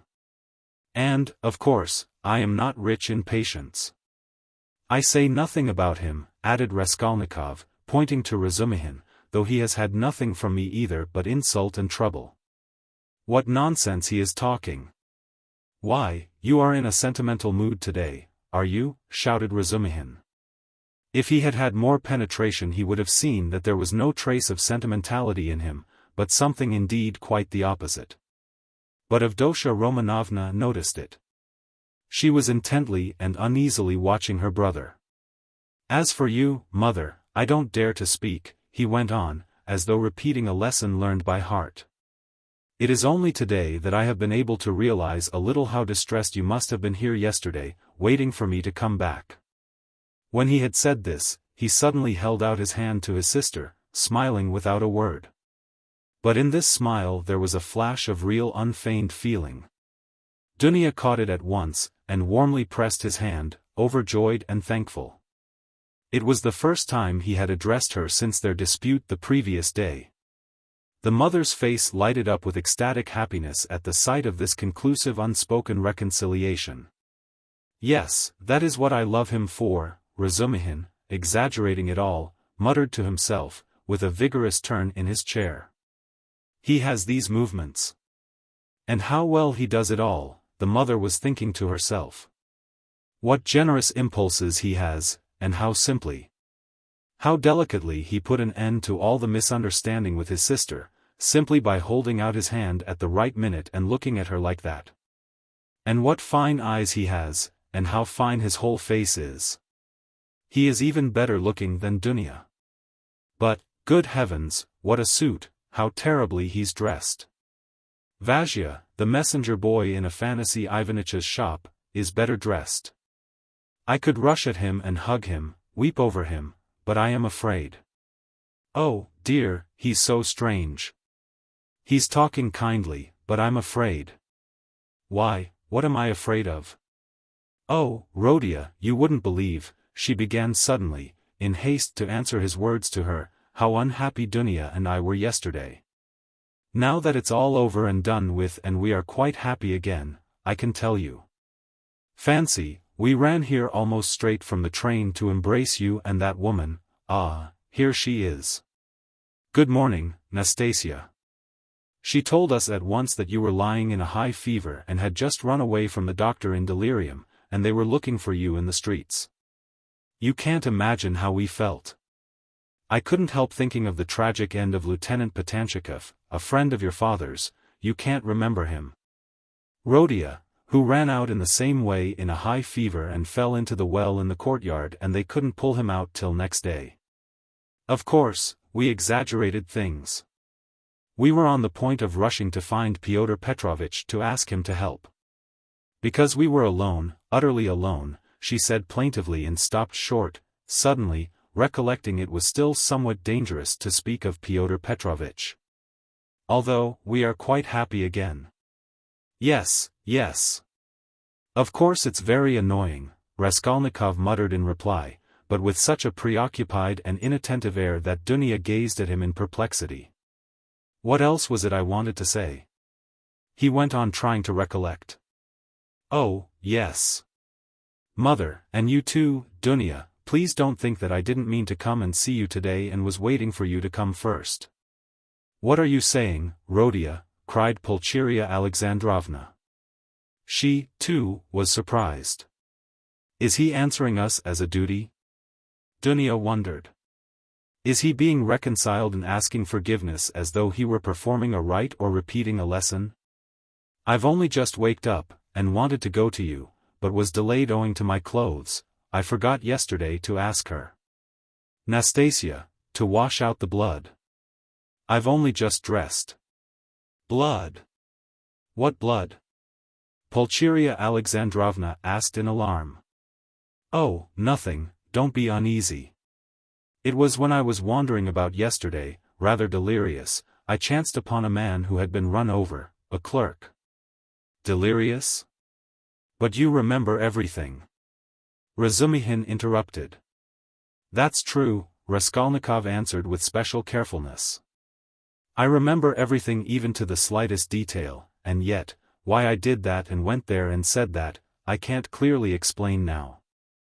A familiar phenomenon, interposed Zosimov, actions are sometimes performed in a masterly and most cunning way. While the direction of the actions is deranged and dependent on various morbid impressions, it's like a dream. Perhaps it's a good thing really that he should think me almost a madman, thought Raskolnikov. Why, people in perfect health act in the same way too, observed Dunya, looking uneasily at Zosimov. There is some truth in your observation, the latter replied. In that sense we are certainly all not infrequently like madmen, but with the slight difference that the deranged are somewhat madder, for we must draw a line. A normal man, it is true, hardly exists. Among dozens, perhaps hundreds of thousands, hardly one is to be met with. At the word madman, carelessly dropped by Zosimov in his chatter on his favorite subject, everyone frowned. Raskolnikov sat seeming not to pay attention, plunged in thought with a strange smile on his pale lips. He was still meditating on something. Well, what about the man who was run over? I interrupted you. Razumihin cried hastily. What? Raskolnikov seemed to wake up. Oh. I got spattered with blood helping to carry him to his lodging. By the way, Mama, I did an unpardonable thing yesterday. I was literally out of my mind. I gave away all the money you sent me, to his wife for the funeral. She's a widow now, in consumption, a poor creature, 3 little children, starving, nothing in the house, there's a daughter. 2, perhaps you'd have given it yourself if you'd seen them. But I had no right to do it, I admit, especially as I knew how you needed the money yourself. To help others one must have the right to do it, or else creves, chiens, si vous n'êtes pas contents. He laughed. That's right, isn't it, Dunya? No, it's not, answered Dunya firmly. Bah! You, too, have ideals, he muttered, looking at her almost with hatred, and smiling sarcastically. I ought to have considered that. Well, that's praiseworthy, and it's better for you, and if you reach a line you won't overstep, you will be unhappy, and if you overstep it, maybe you will be still unhappier. But all that's nonsense, he added irritably, vexed at being carried away. I only meant to say that I beg your forgiveness, Mother, he concluded, shortly and abruptly. That's enough, Rhodia, I am sure that everything you do is very good, said his mother, delighted. Don't be too sure, he answered, twisting his mouth into a smile. A silence followed. There was a certain constraint in all this conversation, and in the silence, and in the reconciliation, and in the forgiveness, and all were feeling it. It is as though they were afraid of me, Raskolnikov was thinking to himself, looking askance at his mother and sister. Pulcheria Alexandrovna was indeed growing more timid the longer she kept silent. Yet in their absence I seemed to love them so much, flashed through his mind. Do you know, Rhodia, Marfa Petrovna is dead, Pulcheria Alexandrovna suddenly blurted out. What Marfa Petrovna? Oh, mercy on us, Marfa Petrovna Svidrigailov. I wrote you so much about her. H. Yes, I remember. So she's dead. Oh, really? He roused himself suddenly, as if waking up. What did she die of? Only imagine, quite suddenly, Pulcheria Alexandrovna answered hurriedly, encouraged by his curiosity. On the very day I was sending you that letter. Would you believe it, that awful man seems to have been the cause of her death. They say he beat her dreadfully. Why, were they on such bad terms? He asked, addressing his sister. Not at all. Quite the contrary indeed. With her, he was always very patient, considerate even. In fact, all those 7 years of their married life he gave way to her, too much so indeed, in many cases. All of a sudden he seems to have lost patience. Then he could not have been so awful if he controlled himself for 7 years? You seem to be defending him, Dunya. No, no, he's an awful man. I can imagine nothing more awful. Dunya answered, almost with a shudder, knitting her brows, and sinking into thought. That had happened in the morning. Pulcheria Alexandrovna went on hurriedly. And directly afterwards she ordered the horses to be harnessed to drive to the town immediately after dinner. She always used to drive to the town in such cases. She ate a very good dinner, I am told. After the beating? That was always her habit, and immediately after dinner, so as not to be late in starting, she went to the bathhouse. You see, she was undergoing some treatment with baths. They have a cold spring there, and she used to bathe in it regularly every day, and no sooner had she got into the water when she suddenly had a stroke. I should think so, said Zosimov. And did he beat her badly? What does that matter, put in Dunya. But I don't know why you want to tell us such gossip, mother, said Raskolnikov irritably, as it were in spite of himself. Ah, my dear, I don't know what to talk about, broke from Pulcheria Alexandrovna. Why, are you all afraid of me? He asked, with a constrained smile. That's certainly true, said Dunya, looking directly and sternly at her brother. Mother was crossing herself with terror as she came up the stairs. His face worked, as though in convulsion. "Ach, what are you saying, Dunya? Don't be angry, please, Rodia." "Why did you say that, Dunya?" Pulcheria Alexandrovna began, overwhelmed. "You see, coming here, I was dreaming all the way, in the train, how we should meet, how we should talk over everything together. And I was so happy, I did not notice the journey. But what am I saying? I am happy now. You should not, Dunya. I am happy now, simply in seeing you, Rodia." "Hush, mother," he muttered in confusion, not looking at her, but pressing her hand. "We shall have time to speak freely of everything." As he said this, he was suddenly overwhelmed with confusion and turned pale. Again that awful sensation he had known of late passed with deadly chill over his soul. Again it became suddenly plain and perceptible to him that he had just told a fearful lie, that he would never now be able to speak freely of everything, that he would never again be able to speak of anything to anyone. The anguish of this thought was such that for a moment he almost forgot himself. He got up from his seat, and not looking at anyone walked towards the door. "What are you about?" cried Razumihin, clutching him by the arm. He sat down again, and began looking about him, in silence. They were all looking at him in perplexity. "But what are you all so dull for?" he shouted, suddenly and quite unexpectedly. "Do say something. What's the use of sitting like this? Come, do speak. Let us talk. We meet together and sit in silence. Come, anything. Thank God, I was afraid the same thing as yesterday was beginning again," said Pulcheria Alexandrovna, crossing herself. "What is the matter, Rodia?" asked Avdotya Romanovna, distrustfully. "Oh, nothing. I remembered something," he answered, and suddenly laughed. "Well, if you remembered something, that's all right."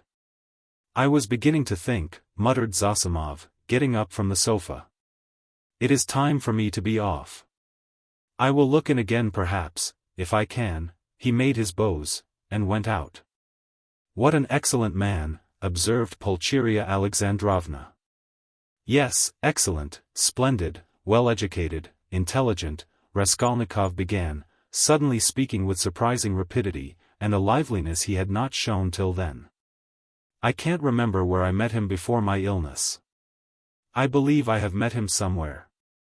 And this is a good man, too," he nodded at Razumihin. "Do you like him, Dunya?" he asked her. And suddenly, for some unknown reason, laughed. "Very much," answered Dunya.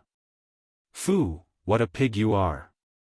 Razumihin protested, blushing in terrible confusion, and he got up from his chair. Pulcheria Alexandrovna smiled faintly, but Raskolnikov laughed aloud. "Where are you off to?" "I must go." "You need not at all. Stay. Zosimov has gone, so you must. Don't go. What's the time? Is it 12 o'clock? What a pretty watch you have got, Dunya.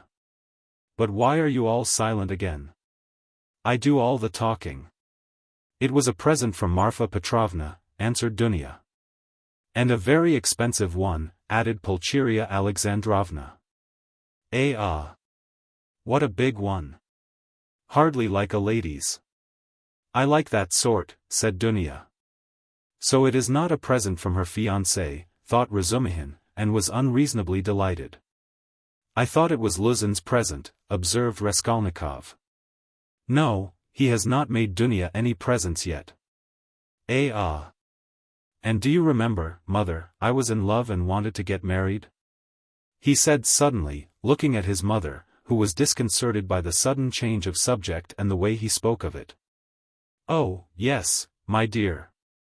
Pulcheria Alexandrovna exchanged glances with Dunya and Razumihin. Yes. What shall I tell you? I don't remember much indeed. She was such a sickly girl, he went on, growing dreamy and looking down again. Quite an invalid. She was fond of giving alms to the poor, and was always dreaming of a nunnery, and once she burst into tears when she began talking to me about it. Yes, I remember. I remember very well. She was an ugly little thing. I really don't know what drew me to her then, I think it was because she was always ill. If she had been lame or hunchback, I believe I should have liked her better still, he smiled dreamily. Yes, it was a sort of spring delirium. No, it was not only spring delirium, said Dunya, with warm feeling. He fixed a strained intent look on his sister, but did not hear or did not understand her words. Then, completely lost in thought, he got up, went up to his mother, kissed her, went back to his place and sat down. You love her even now, said Pulcheria Alexandrovna, touched. Her? Now? Oh, yes. You ask about her? No, that's all now, as it were, in another world, and so long ago. And indeed everything happening here seems somehow far away. He looked attentively at them. You, now. I seem to be looking at you from 1,000 miles away, but, goodness knows why we are talking of that. And what's the use of asking about it? He added with annoyance, and biting his nails, fell into dreamy silence again. What a wretched lodging you have, Rodia. It's like a tomb, said Pulcheria Alexandrovna, suddenly breaking the oppressive silence. I am sure it's quite half through your lodging you have become so melancholy. My lodging, he answered, listlessly. Yes, the lodging had a great deal to do with it. I thought that, too. If only you knew, though, what a strange thing you said just now, mother, he said, laughing strangely.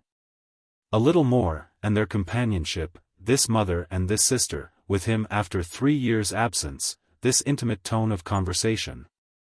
In face of the utter impossibility of really speaking about anything, would have been beyond his power of endurance.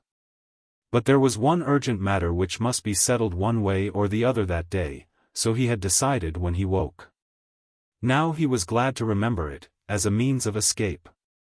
Listen, Dunya, he began, gravely and drily, of course I beg your pardon for yesterday, but I consider it my duty to tell you again that I do not withdraw from my chief point. It is me or Luzin. If I am a scoundrel, you must not be. One is enough. If you marry Luzin, I cease at once to look on you as a sister. Rodia. It is the same as yesterday again, Pulcheria Alexandrovna cried, mournfully. And why do you call yourself a scoundrel? I can't bear it. You said the same yesterday.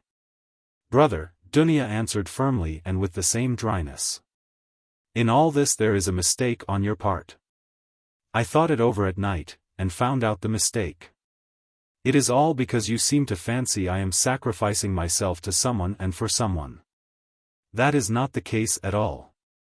I am simply marrying for my own sake, because things are hard for me. Though, of course, I shall be glad if I succeed in being useful to my family. But that is not the chief motive for my decision. She is lying, he thought to himself, biting his nails vindicatively. Proud creature. She won't admit she wants to do it out of charity. Too haughty. Oh, base characters. They even love as though they hate. Oh, how I hate them all. In fact, continued Dunya, I am marrying Pyotr Petrovitch because of two evils I choose the less. I intend to do honestly all he expects of me, so I am not deceiving him. Why did you smile just now? She, too, flushed, and there was a gleam of anger in her eyes. All? He asked, with a malignant grin. Within certain limits. Both the manner and form of Pyotr Petrovitch's courtship showed me at once what he wanted. He may, of course, think too well of himself, but I hope he esteems me, too. Why are you laughing again? And why are you blushing again? You are lying, sister. You are intentionally lying, simply from feminine obstinacy, simply to hold your own against me. You cannot respect Luzin. I have seen him and talked with him. So you are selling yourself for money, and so in any case you are acting basely, and I am glad at least that you can blush for it. It is not true. I am not lying, cried Dunya, losing her composure. I would not marry him if I were not convinced that he esteems me and thinks highly of me. I would not marry him if I were not firmly convinced that I can respect him. Fortunately, I can have convincing proof of it this very day, and such a marriage is not a vileness, as you say. And even if you were right, if I really had determined on a vile action, is it not merciless on your part to speak to me like that? Why do you demand of me a heroism that perhaps you have not either? It is despotism, it is tyranny. If I ruin anyone, it is only myself. I am not committing a murder. Why do you look at me like that? Why are you so pale? Rhodia, darling, what's the matter? Good heavens! You have made him faint, cried Pulcheria Alexandrovna. No, no, nonsense. It's nothing. A little giddiness, not fainting. You have fainting on the brain. Yes, what was I saying? Oh, yes. In what way will you get convincing proof today that you can respect him, and that he esteems you, as you said? I think you said today. Mother, show Rhodia Pyotr Petrovitch's letter, said Dunya. With trembling hands, Pulcheria Alexandrovna gave him the letter. He took it with great interest, but, before opening it, he suddenly looked with a sort of wonder at Dunya. It is strange, he said, slowly, as though struck by a new idea. What am I making such a fuss for? What is it all about? Marry whom you like. He said this as though to himself, but said it aloud, and looked for some time at his sister, as though puzzled. He opened the letter at last, still with the same look of strange wonder on his face. Then, slowly and attentively, he began reading, and read it through twice. Pulcheria Alexandrovna showed marked anxiety, and all indeed expected something particular. What surprises me, he began, after a short pause, handing the letter to his mother, but not addressing anyone in particular, is that he is a businessman, a lawyer. And his conversation is pretentious indeed, and yet he writes such an uneducated letter. They all started. They had expected something quite different. But they all write like that, you know, Razumihin observed, abruptly. Have you read it? Yes. We showed him, Rhodia. We consulted him just now, Pulcheria Alexandrovna began, embarrassed. That's just the jargon of the courts, Razumihin put in.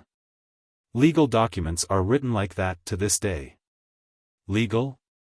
Yes, it's just legal, business language, not so very uneducated, and not quite educated, business language. Pyotr Petrovitch makes no secret of the fact that he had a cheap education, he is proud indeed of having made his own way, Avdotya Romanovna observed, somewhat offended by her brother's tone. Well, if he's proud of it, he has reason, I don't deny it. You seem to be offended, sister, at my making only such a frivolous criticism on the letter, and to think that I speak of such trifling matters on purpose to annoy you. It is quite the contrary. An observation apropos of the style occurred to me that is by no means irrelevant as things stand. There is one expression, blame yourselves, put in very significantly and plainly, and there is besides a threat that he will go away at once if I am present. That threat to go away is equivalent to a threat to abandon you both if you are disobedient, and to abandon you now after summoning you to Petersburg. Well, what do you think? Can one resent such an expression from Luzin, as we should if he pointed to Razumihin, had written it, or Zosimov, or one of us? And no, answered Dunya, with more animation. I saw clearly that it was too naively expressed, and that perhaps he simply has no skill in writing. That is a true criticism, brother. I did not expect, indeed. It is expressed in legal style, and sounds coarser than perhaps he intended. But I must disillusion you a little. There is one expression in the letter, one slander about me, and rather a contemptible one. I gave the money last night to the widow, a woman in consumption, crushed with trouble, and not on the pretext of the funeral, but simply to pay for the funeral. And not to the daughter, a young woman, as he writes, of notorious behavior, whom I saw last night for the first time in my life, but to the widow. In all this I see a too hasty desire to slander me and to raise dissension between us. It is expressed again in legal jargon, that is to say, with a too obvious display of the aim, and with a very naive eagerness. He is a man of intelligence, but to act sensibly, intelligence is not enough. It all shows the man I don't think he has a great esteem for you. I tell you this simply to warn you, because I sincerely wish for your good. Dunya did not reply. Her resolution had been taken. She was only awaiting the evening. Then what is your decision, Rodion? Asked Pulcheria Alexandrovna, who was more uneasy than ever at the sudden, new business-like tone of his talk. What decision? You see, Pyotr Petrovitch writes that you are not to be with us this evening, and that he will go away if you come. So will you come? That, of course, is not for me to decide, but for you first, if you are not offended by such a request, and secondly, by Dunya, if she, too, is not offended. I will do what you think best, he added, drily. Dunya has already decided, and I fully agree with her, Pulcheria Alexandrovna hastened to declare. I decided to ask you, Rodion, to urge you not to fail to be with us at this interview, said Dunya. Will you come? Yes. I will ask you, too, to be with us at 8 o'clock, she said, addressing Razumihin. Mother, I am inviting him, too. Quite right, Dunya. Well, since you have decided, added Pulcheria Alexandrovna, so be it. I shall feel easier myself. I do not like concealment and deception. Better let us have the whole truth. Pyotr Petrovitch may be angry or not, now. Chapter 4. At that moment the door was softly opened, and a young girl walked into the room, looking timidly about her. Everyone turned towards her with surprise and curiosity. At first sight, Raskolnikov did not recognize her. It was Sofya Semyonovna Marmeladov. He had seen her yesterday for the first time, but at such a moment, in such surroundings and in such a dress, that his memory retained a very different image of her. Now she was a modestly and poorly dressed young girl, very young, indeed, almost like a child, with a modest and refined manner, with a candid but somewhat frightened-looking face. She was wearing a very plain indoor dress, and had on a shabby old-fashioned hat, but she still carried a parasol. Unexpectedly finding the room full of people, she was not so much embarrassed as completely overwhelmed with shyness, like a little child. She was even about to retreat. "Oh, it's you," said Raskolnikov, extremely astonished, and he, too, was confused. He at once recollected that his mother and sister knew through Luzin's letter of some young woman of notorious behavior. He had only just been protesting against Luzin's calumny and declaring that he had seen the girl last night for the first time, and suddenly she had walked in. He remembered, too, that he had not protested against the expression of notorious behavior. All this passed vaguely and fleetingly through his brain, but looking at her more intently, he saw that the humiliated creature was so humiliated that he felt suddenly sorry for her. When she made a movement to retreat in terror, it sent a pang to his heart. "I did not expect you," he said, hurriedly, with a look that made her stop. "Please sit down. You come, no doubt, from Katerina Ivanovna. Allow me, not there. Sit here." At Sonya's entrance, Razumihin, who had been sitting on one of Raskolnikov's 3 chairs, close to the door, got up to allow her to enter. Raskolnikov had at first shown her the place on the sofa where Zosimov had been sitting, but feeling that the sofa which served him as a bed, was too familiar a place, he hurriedly motioned her to Razumihin's chair. "You sit here," he said to Razumihin, putting him on the sofa. Sonya sat down, almost shaking with terror, and looked timidly at the 2 ladies. It was evidently almost inconceivable to herself that she could sit down beside them. At the thought of it, she was so frightened that she hurriedly got up again, and in utter confusion addressed Raskolnikov. I have come for 1 minute. Forgive me for disturbing you," she began falteringly. "I come from Katerina Ivanovna, and she had no one to send. Katerina Ivanovna told me to beg you, to be at the service, in the morning, at Mitrofanivsky, and then, to her, to do her the honor. She told me to beg you," Sonya stammered and ceased speaking. "I will try, certainly, most certainly," answered Raskolnikov. He, too, stood up, and he, too, faltered and could not finish his sentence. "Please sit down," he said, suddenly. "I want to talk to you. You are perhaps in a hurry, but please, be so kind, spare me 2 minutes," and he drew up a chair for her. Sonya sat down again, and again timidly she took a hurried, frightened look at the 2 ladies, and dropped her eyes. Raskolnikov's pale face flushed, a shudder passed over him, his eyes glowed. "Mother," he said, firmly and insistently, "this is Sofya Semyonovna Marmeladov, the daughter of that unfortunate Mr. Marmeladov, who was run over yesterday before my eyes, and of whom I was just telling you." Pulcheria Alexandrovna glanced at Sonya, and slightly screwed up her eyes. In spite of her embarrassment before Rodia's urgent and challenging look, she could not deny herself that satisfaction. Dunya gazed gravely and intently into the poor girl's face, and scrutinized her with perplexity. Sonya, hearing herself introduced, tried to raise her eyes again, but was more embarrassed than ever. "I wanted to ask you," said Raskolnikov, hastily, "how things were arranged yesterday. You were not worried by the police, for instance?" "No, that was all right, it was too evident, the cause of death. They did not worry us, only the lodgers are angry." "Why?" "At the body's remaining so long. You see it is hot now. So that, today, they will carry it to the cemetery, into the chapel, until tomorrow." At first Katerina Ivanovna was unwilling, but now she sees herself that it's necessary. "Today, then? She begs you to do us the honor to be in the church tomorrow for the service, and then to be present at the funeral lunch." "She is giving a funeral lunch?" "Yes, just a little.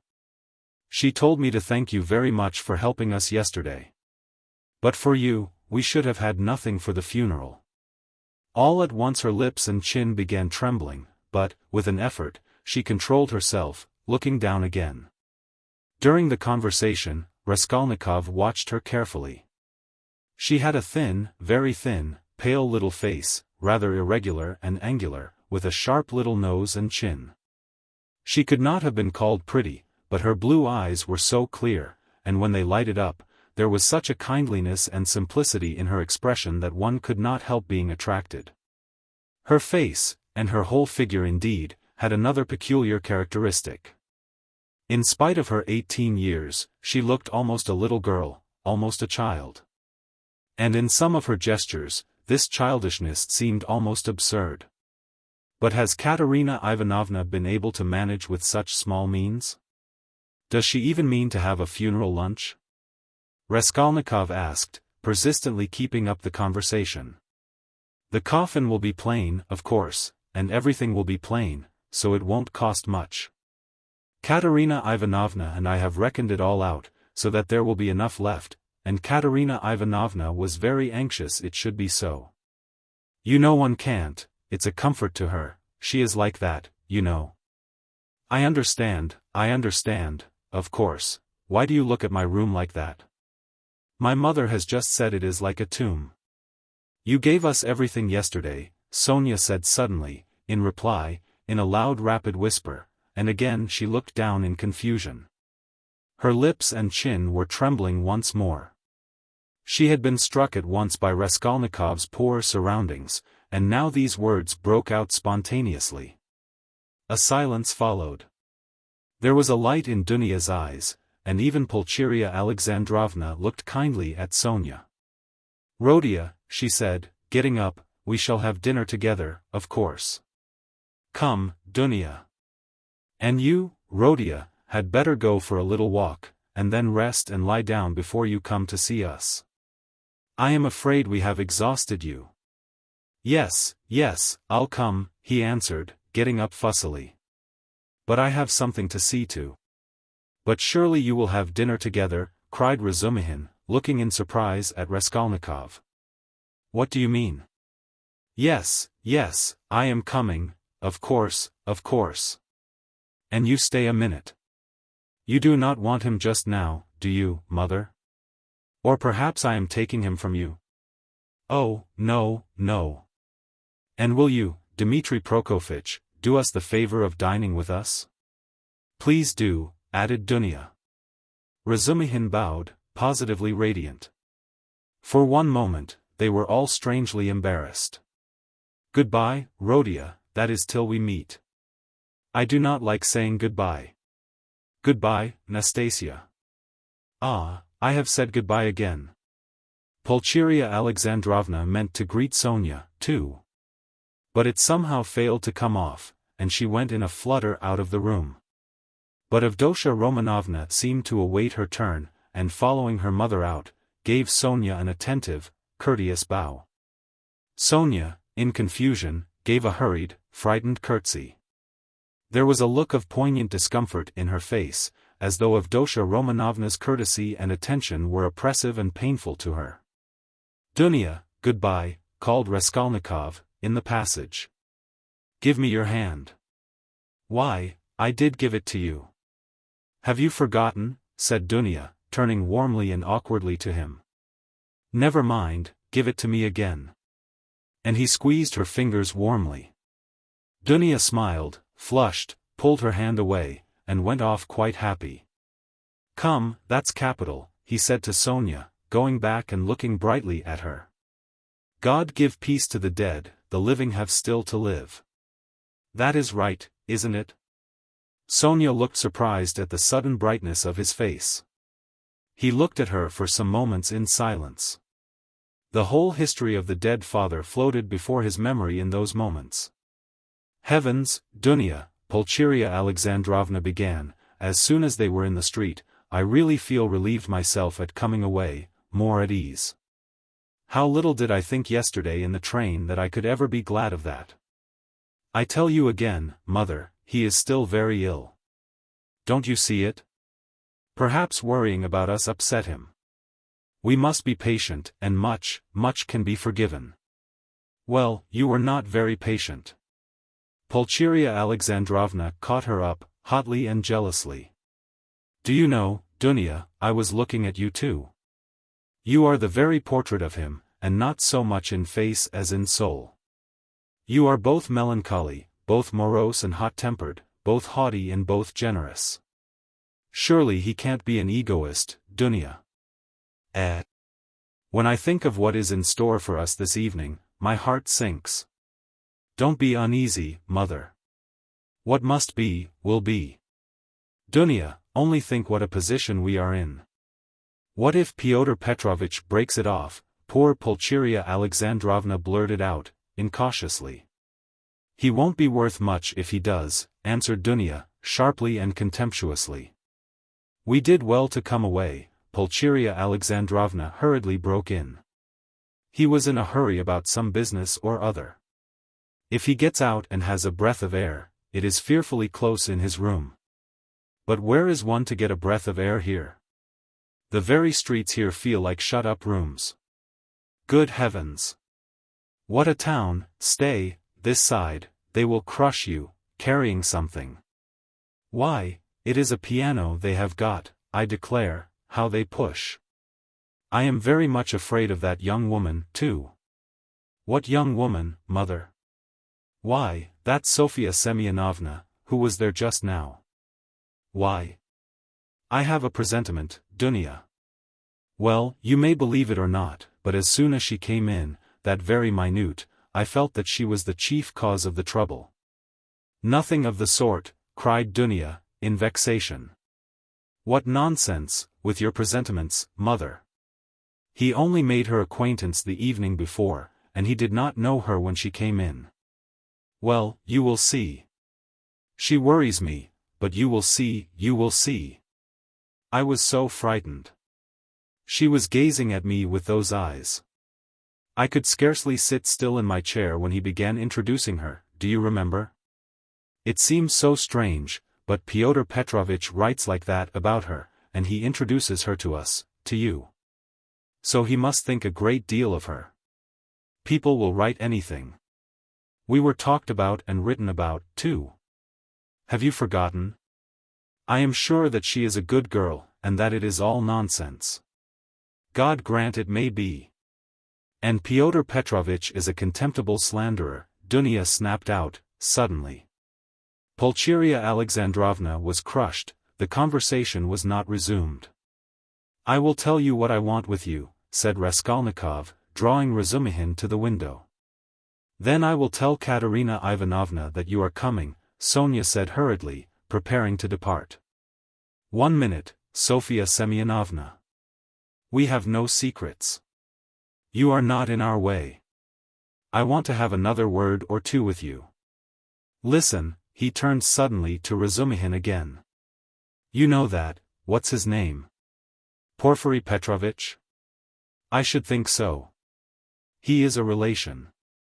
Why, added the latter, with interest. Is not he managing that case, you know, about that murder? You were speaking about it yesterday. Yes, well? Razumihin's eyes opened wide.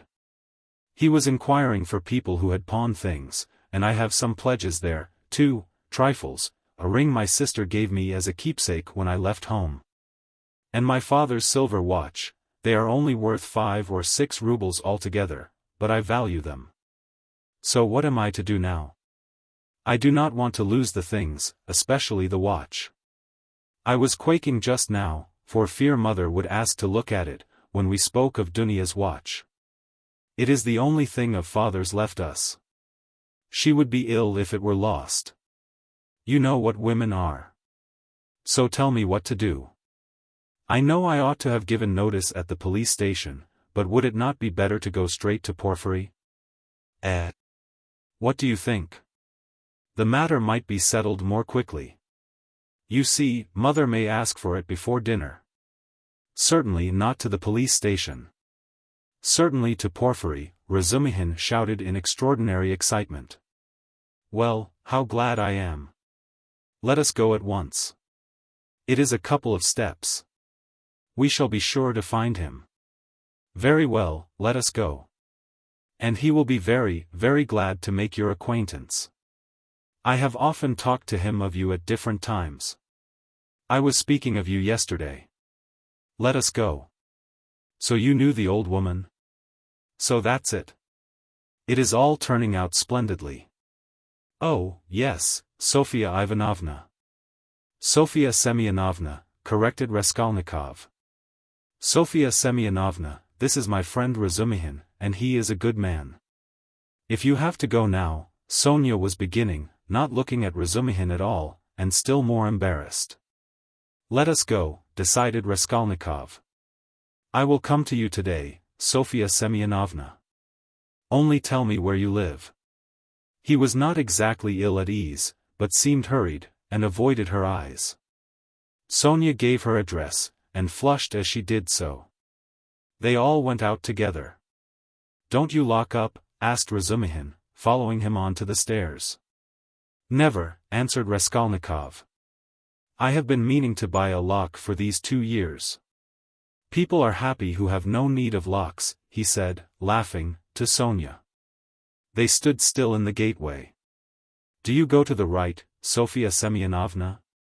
How did you find me, by the way, he added, as though he wanted to say something quite different. He wanted to look at her soft clear eyes, but this was not easy. Why, you gave your address to Polenka yesterday. Polenka? Oh, yes, Polenka, that is the little girl. She is your sister? Did I give her the address? Why, had you forgotten? No, I remember. I had heard my father speak of you, only I did not know your name, and he did not know it. And now I came, and as I had learnt your name, I asked today, where does Mr. Raskolnikov live? I did not know you had only a room too. Goodbye, I will tell Katerina Ivanovna. She was extremely glad to escape at last. She went away looking down, hurrying to get out of sight as soon as possible, to walk the 20 steps to the turning on the right and to be at last alone, and then moving rapidly along. Looking at no one, noticing nothing, to think, to remember, to meditate on every word, every detail.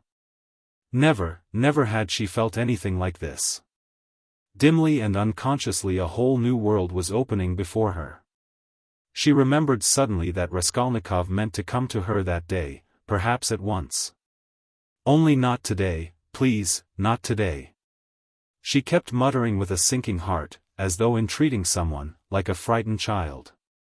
Mercy! To me, to that room, he will see, oh, dear. She was not capable at that instant of noticing an unknown gentleman who was watching her and following at her heels. He had accompanied her from the gateway. At the moment when Razumihin, Raskolnikov, and she stood still at parting on the pavement, this gentleman, who was just passing, started on hearing Sonya's words, and I asked where Mr. Raskolnikov lived. He turned a rapid but attentive look upon all three, especially upon Raskolnikov, to whom Sonya was speaking, then looked back and noted the house. All this was done in an instant as he passed, and trying not to betray his interest, he walked on more slowly as though waiting for something. He was waiting for Sonya. He saw that they were parting, and that Sonya was going home. Home? Where? I've seen that face somewhere, he thought. I must find out. At the turning he crossed over, looked round, and saw Sonya coming the same way, noticing nothing. She turned the corner. He followed her on the other side. After about 50 paces he crossed over again, overtook her and kept 2 or 3 yards behind her. He was a man about 50, rather tall and thickly set, with broad high shoulders which made him look as though he stooped a little. He wore good and fashionable clothes, and looked like a gentleman of position. He carried a handsome cane, which he tapped on the pavement at each step. His gloves were spotless. He had a broad, rather pleasant face with high cheekbones and a fresh color, not often seen in Petersburg. His flaxen hair was still abundant, and only touched here and there with grey, and his thick square beard was even lighter than his hair. His eyes were blue and had a cold and thoughtful look. His lips were crimson. He was a remarkably well-preserved man and looked much younger than his years. When Sonya came out on the canal bank, they were the only 2 persons on the pavement. He observed her dreaminess and preoccupation. On reaching the house where she lodged, Sonya turned in at the gate. He followed her, seeming rather surprised. In the courtyard she turned to the right corner. Bah, muttered the unknown gentleman, and mounted the stairs behind her. Only then Sonya noticed him. She reached the 3rd story, turned down the passage, and rang at number 9. On the door was inscribed in chalk, Kapernaumov, tailor. Bah! The stranger repeated again, wondering at the strange coincidence, and he rang next door, at number 8. The doors were 2 or 3 yards apart. You lodge at Kapernaumev's, he said, looking at Sonya and laughing. He altered a waistcoat for me yesterday. I am staying close here at Madame Reslich's. How odd. Sonya looked at him attentively. We are neighbors, he went on gaily. I only came to town the day before yesterday. Goodbye for the present. Sonya made no reply. The door opened and she slipped in. She felt for some reason ashamed and uneasy. On the way to Porfiry's, Razumihin was obviously excited. That's capital, brother, he repeated several times, and I am glad. I am glad. What are you glad about? Raskolnikov thought to himself. I didn't know that you pledged things at the old woman's, too. And, was it long ago? I mean, was it long since you were there? What a simple-hearted fool he is. When was it? Raskolnikov stopped still to recollect. 2 or 3 days before her death it must have been. But I am not going to redeem the things now, he put in with a sort of hurried and conspicuous solicitude about the things. I've not more than a silver ruble left, after last night's accursed delirium. He laid special emphasis on the delirium. Yes, yes, Razumihin hastened to agree, with what was not clear. Then that's why you were stuck, partly, you know, in your delirium you were continually mentioning some rings or chains. Yes, yes, that's clear, it's all clear now. Hullo! How that idea must have got about among them. Here this man will go to the stake for me, and I find him delighted at having it cleared up why I spoke of rings in my delirium. What a hold the idea must have on all of them. Shall we find him? He asked suddenly. Oh, yes, Razumihin answered quickly. He is a nice fellow, you will see, brother. Rather clumsy, that is to say, he is a man of polished manners, but I mean clumsy in a different sense. He is an intelligent fellow, very much so indeed, but he has his own range of ideas. He is incredulous, skeptical, cynical, he likes to impose on people, or rather to make fun of them. His is the old, circumstantial method. But he understands his work, thoroughly. Last year he cleared up a case of murder in which the police had hardly a clue. He is very, very anxious to make your acquaintance. On what grounds is he so anxious? Oh, it's not exactly, you see, since you've been ill I happen to have mentioned you several times. So, when he heard about you, about your being a law student and not able to finish your studies, he said, what a pity. And so I concluded, from everything together, not only that. Yesterday Zaimtov, you know, Rodia, I talked some nonsense on the way home to you yesterday, when I was drunk. I am afraid, brother, of your exaggerating it, you see. What? That they think I am a madman? Maybe they are right, he said with a constrained smile. Yes, yes. That is, pooh, no. But all that I said, and there was something else too, it was all nonsense, drunken nonsense. But why are you apologizing? I am so sick of it all. Raskolnikov cried with exaggerated irritability. It was partly assumed, however. I know, I understand. Believe me, I understand. One's ashamed to speak of it. If you are ashamed, then don't speak of it. Both were silent. Razumihin was more than ecstatic and Raskolnikov perceived it with repulsion. He was alarmed, too, by what Razumihin had just said about Porfiry. I shall have to pull a long face with him too, he thought, with a beating heart, and he turned white, and do it naturally, too.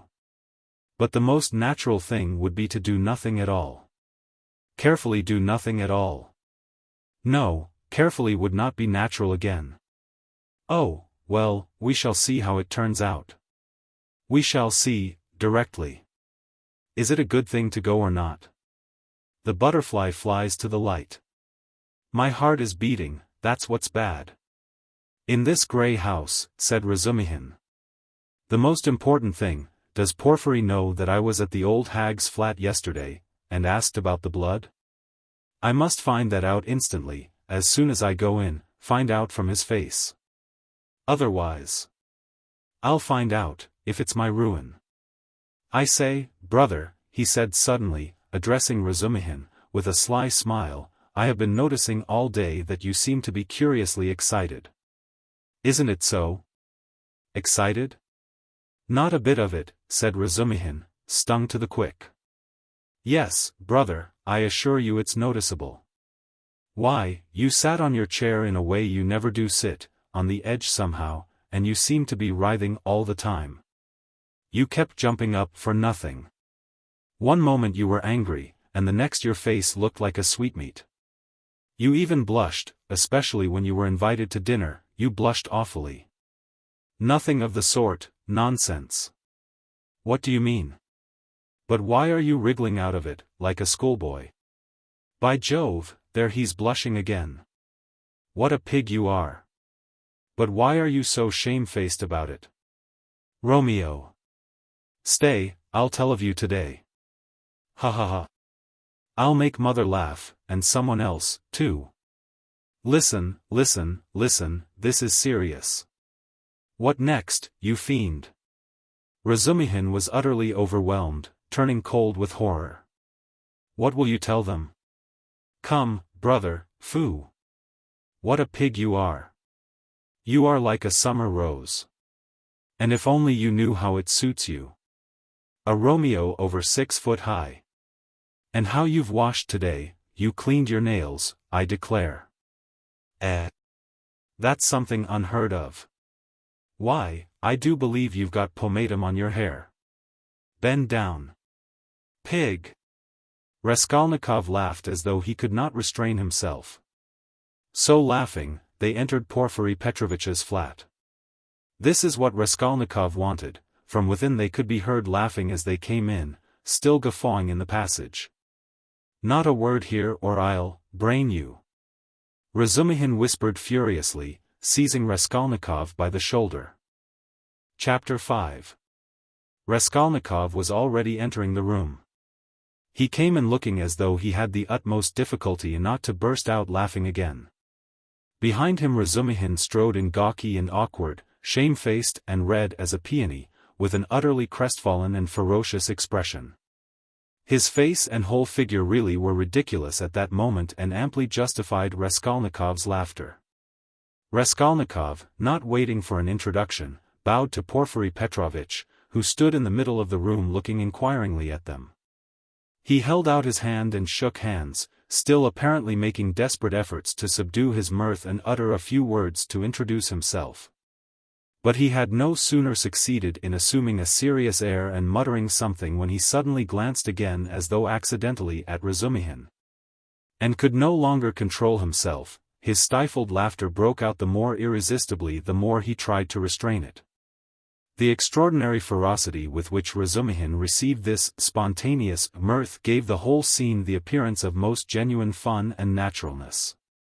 Razumihin strengthened this impression as though on purpose. "Fool!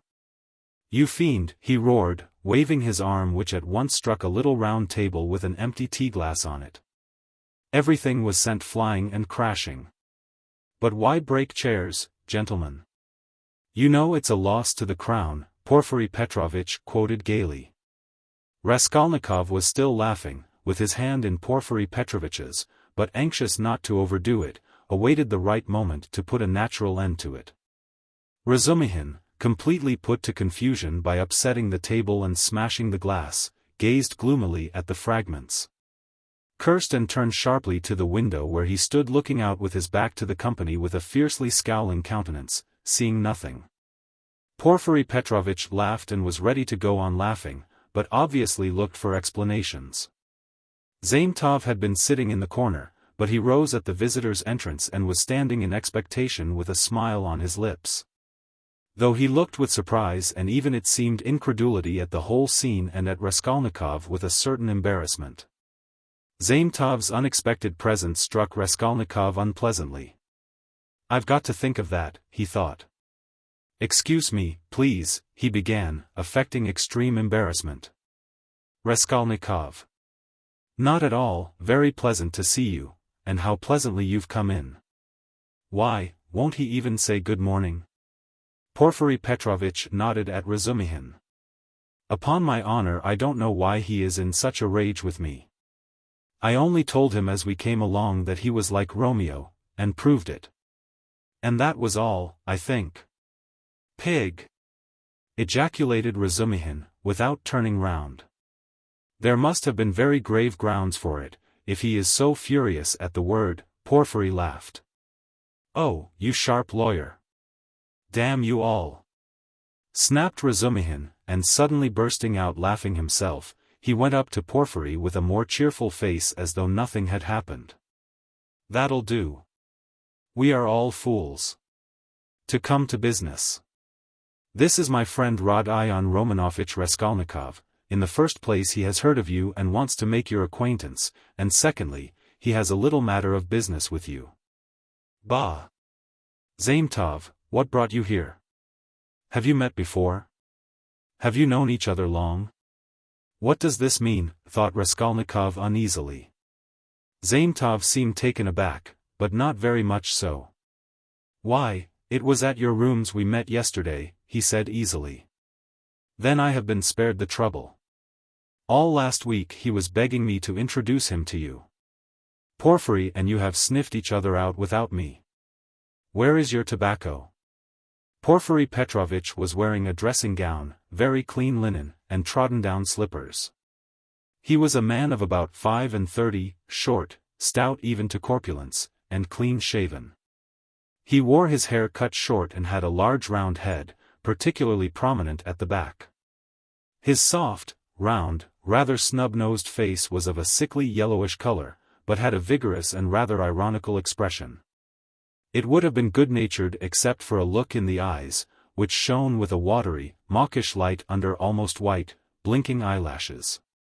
The expression of those eyes was strangely out of keeping with his somewhat womanish figure, and gave it something far more serious than could be guessed at first sight. As soon as Porfiry Petrovitch heard that his visitor had a little matter of business with him, he begged him to sit down on the sofa and sat down himself on the other end. Waiting for him to explain his business, with that careful and over-serious attention which is at once oppressive and embarrassing, especially to a stranger. And especially if what you are discussing is in your opinion of far too little importance for such exceptional solemnity. But in brief and coherent phrases Raskolnikov explained his business clearly and exactly, and was so well satisfied with himself that he even succeeded in taking a good look at Porfiry. Porfiry Petrovitch did not once take his eyes off him. Razumihin, sitting opposite at the same table, listened warmly and impatiently, looking from one to the other every moment with rather excessive interest. Fool, Raskolnikov swore to himself. You have to give information to the police, Porfiry replied, with a most businesslike air, that having learnt of this incident, that is of the murder. You beg to inform the lawyer in charge of the case that such and such things belong to you, and that you desire to redeem them, but they will write to you. That's just the point, that at the present moment, Raskolnikov tried his utmost to feign embarrassment. I am not quite in funds, and even this trifling sum is beyond me. I only wanted, you see, for the present to declare that the things are mine, and that when I have money. That's no matter, answered Porfiry Petrovitch, receiving his explanation of his pecuniary position coldly, but you can, if you prefer, write straight to me, to say that having been informed of the matter, and claiming such and such as your property, you beg.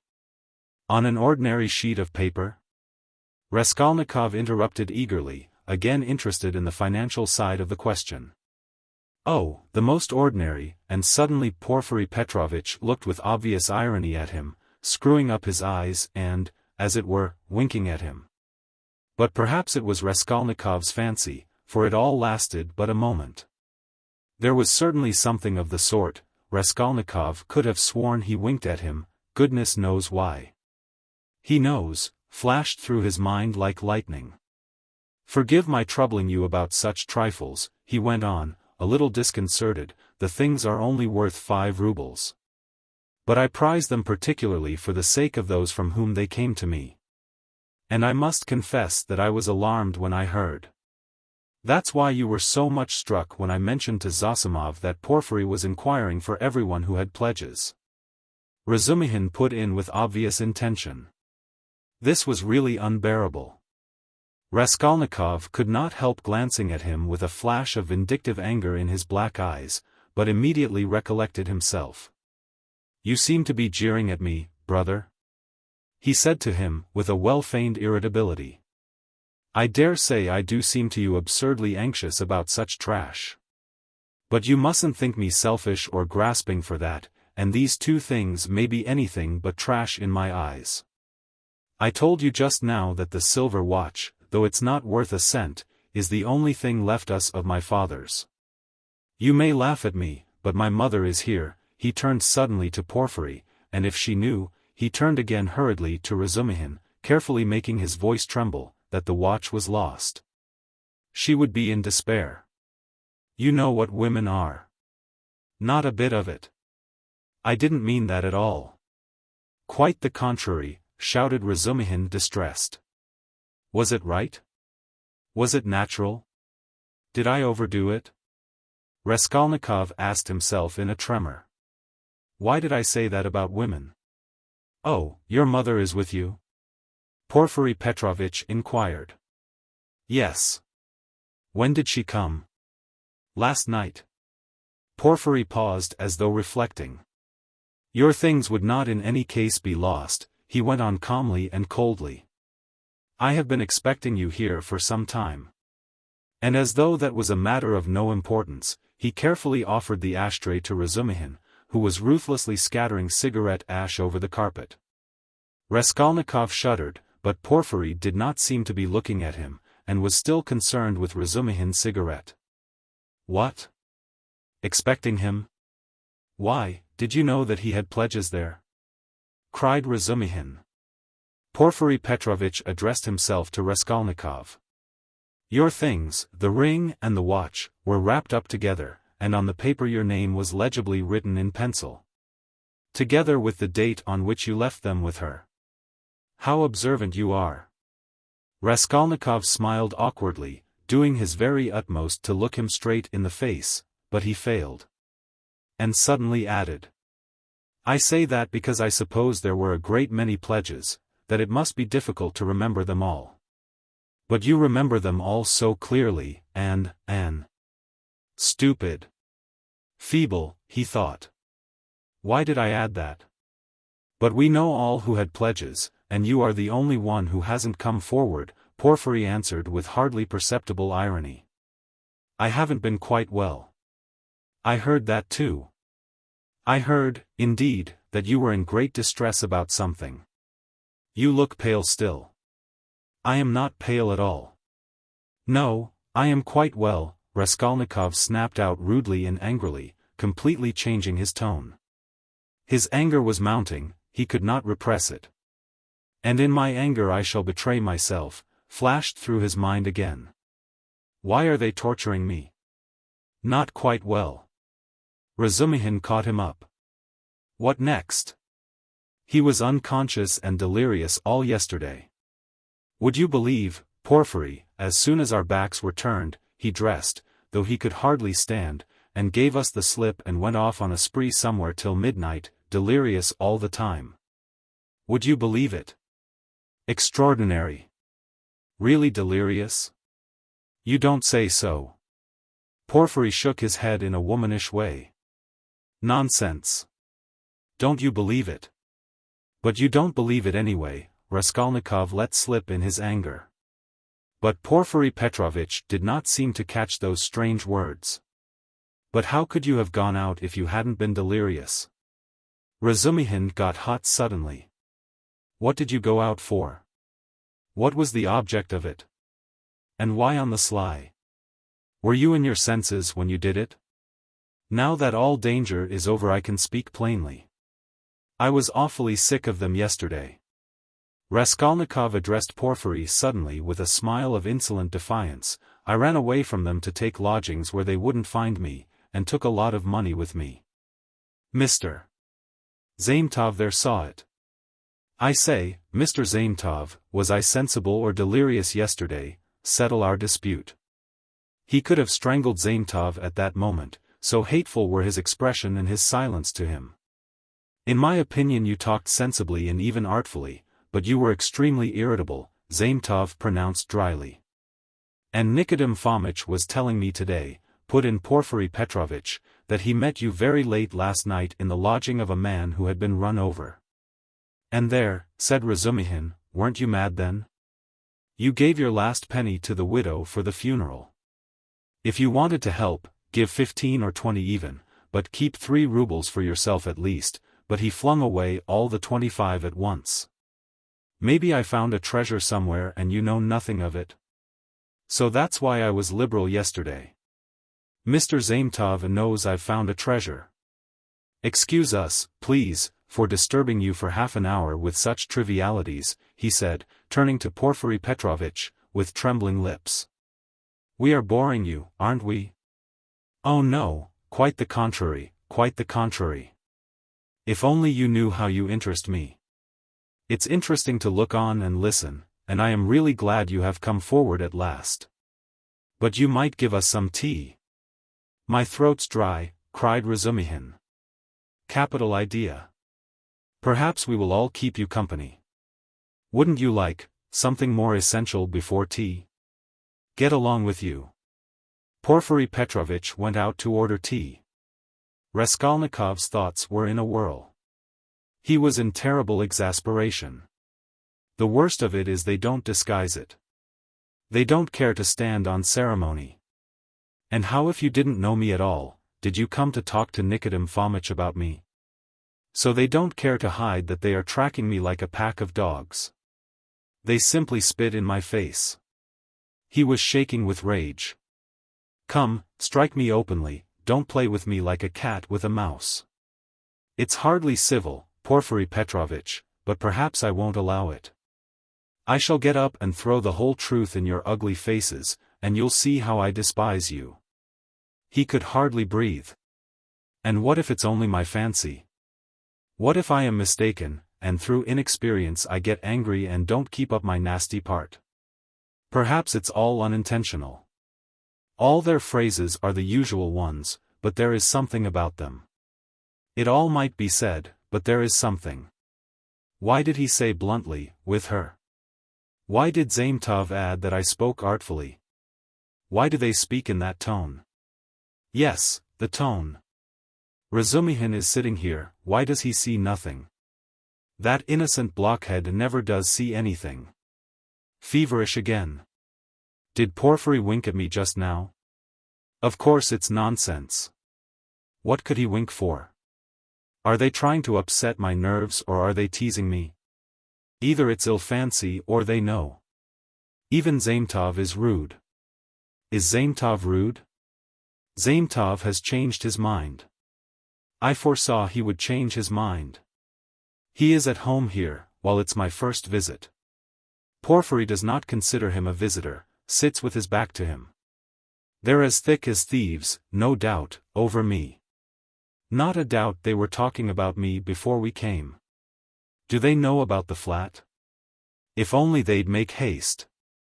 When I said that I ran away to take a flat he let it pass. I put that in cleverly about a flat, it may be of use afterwards. Delirious, indeed, ha ha ha. He knows all about last night. He didn't know of my mother's arrival. The hag had written the date on in pencil. You are wrong, you won't catch me. There are no facts, it's all supposition. You produce facts. The flat even isn't a fact but delirium. I know what to say to them. Do they know about the flat? I won't go without finding out. What did I come for? But my being angry now, maybe is a fact. Fool, how irritable I am. Perhaps that's right, to play the invalid. He is feeling me. He will try to catch me. Why did I come? All this flashed like lightning through his mind. Porfiry Petrovitch returned quickly. He became suddenly more jovial. Your party yesterday, brother, has left my head rather. And I am out of sorts altogether, he began in quite a different tone, laughing to Razumihin. Was it interesting? I left you yesterday at the most interesting point. Who got the best of it? Oh, no one, of course. They got on to everlasting questions, floated off into space. Only fancy, Rhodia, what we got on to yesterday. Whether there is such a thing as crime. I told you that we talked our heads off. What is there strange? It's an everyday social question, Raskolnikov answered casually. The question wasn't put quite like that, observed Porfiry. Not quite, that's true, Razumihin agreed at once, getting warm and hurried as usual. Listen, Rodion, and tell us your opinion, I want to hear it. I was fighting tooth and nail with them and wanted you to help me. I told them you were coming. It began with the socialist doctrine. You know their doctrine. Crime is a protest against the abnormality of the social organization and nothing more, no other cause is admitted. You are wrong there, cried Porfiry Petrovitch. He was noticeably animated and kept laughing as he looked at Razumihin, which made him more excited than ever. Nothing is admitted, Razumihin interrupted with heat. I am not wrong. I'll show you their pamphlets. Everything with them is the influence of environment, and nothing else. Their favorite phrase. From which it follows that, if society is normally organized, all crime will cease at once, since there will be nothing to protest against and all men will become righteous in one instant. Human nature is not taken into account, it is excluded, it's not supposed to exist. They don't recognize that humanity, developing by a historical living process, will become at last a normal society. But they believe that a social system that has come out of some mathematical brain is going to organize all humanity at once and make it just and sinless in an instant. Quicker than any living process. That's why they instinctively dislike history, nothing but ugliness and stupidity in it, and they explain it all as stupidity. That's why they so dislike the living process of life. They don't want a living soul. The living soul demands life, the soul won't obey the rules of mechanics, the soul is an object of suspicion, the soul is retrograde. But what they want, though it smells of death and can be made of India rubber, at least is not alive, has no will, is servile and won't revolt. And it comes in the end to their reducing everything to the building of walls and the planning of rooms and passages in a phalanstery. The phalanstery is ready, indeed, but your human nature is not ready for the phalanstery, it wants life, it hasn't completed its vital process, it's too soon for the graveyard. You can't skip over nature by logic. Logic presupposes 3 possibilities, but there are millions. Cut away a million, and reduce it all to the question of comfort. That's the easiest solution of the problem. It's seductively clear and you mustn't think about it. That's the great thing, you mustn't think. The whole secret of life in 2 pages of print. Now he is off, beating the drum. Catch hold of him, do, laughed Porfiry. Can you imagine, he turned to Raskolnikov, 6 people holding forth like that last night, in one room, with punch as a preliminary. No, brother, you are wrong, environment accounts for a great deal in crime, I can assure you of that. Oh, I know it does, but just tell me, a man of 40 violates a child of 10. Was it environment drove him to it? Well, strictly speaking, it did, Porfiry observed with noteworthy gravity. A crime of that nature may be very well ascribed to the influence of environment. Razumihin was almost in a frenzy. Oh, if you like, he roared. I'll prove to you that your white eyelashes may very well be ascribed to the church of Ivan the Great's being 250 feet high, and I will prove it clearly, exactly, progressively. And even with a liberal tendency. I undertake to. Will you bet on it? Done. Let's hear, please, how he will prove it. He is always humbugging, confound him, cried Razumihin, jumping up and gesticulating. What's the use of talking to you? He does all that on purpose. You don't know him, Rodion. He took their side yesterday, simply to make fools of them. And the things he said yesterday. And they were delighted. He can keep it up for a fortnight together. Last year he persuaded us that he was going into a monastery. He stuck to it for 2 months. Not long ago he took it into his head to declare he was going to get married, that he had everything ready for the wedding. He ordered new clothes indeed. We all began to congratulate him. There was no bride, nothing, all pure fantasy. Ah, you are wrong. I got the clothes before. It was the new clothes in fact that made me think of taking you in. Are you such a good dissembler? Raskolnikov asked carelessly. You wouldn't have supposed it, eh? Wait a bit, I shall take you in, too. Ha ha ha. No, I'll tell you the truth. All these questions about crime, environment, children, recall to my mind an article of yours which interested me at the time. On crime, or something of the sort, I forget the title. I read it with pleasure 2 months ago in the Periodical Review. My article? In the Periodical Review? Raskolnikov asked in astonishment. I certainly did write an article upon a book 6 months ago when I left the university, but I sent it to the Weekly Review. But it came out in the periodical. And the Weekly Review ceased to exist, so that's why it wasn't printed at the time. That's true. But when it ceased to exist, the Weekly Review was amalgamated with the periodical, and so your article appeared 2 months ago in the latter. Didn't you know? Raskolnikov had not known. Why, you might get some money out of them for the article. What a strange person you are. You lead such a solitary life that you know nothing of matters that concern you directly. It's a fact, I assure you. Bravo, Rodion. I knew nothing about it either, cried Razumihin. I'll run today to the reading room and ask for the number. 2 months ago. What was the date? It doesn't matter though, I will find it. Think of not telling us. How did you find out that the article was mine? It's only signed with an initial. I only learned it by chance, the other day. Through the editor, I know him. I was very much interested. I analyzed, if I remember, the psychology of a criminal before and after the crime. Yes, and you maintained that the perpetration of a crime is always accompanied by illness. Very, very original, but it was not that part of your article that interested me so much. But an idea at the end of the article which I regret to say you merely suggested without working it out clearly. There is, if you recollect, a suggestion that there are certain persons who can, that is, not precisely are able to, but have a perfect right to commit breaches of morality and crimes. And that the law is not for them. Raskolnikov smiled at the exaggerated and intentional distortion of his idea. What?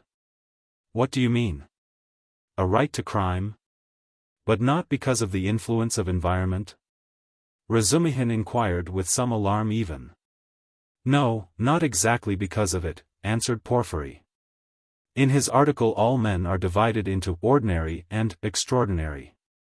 Ordinary men have to live in submission, have no right to transgress the law, because, don't you see, they are ordinary.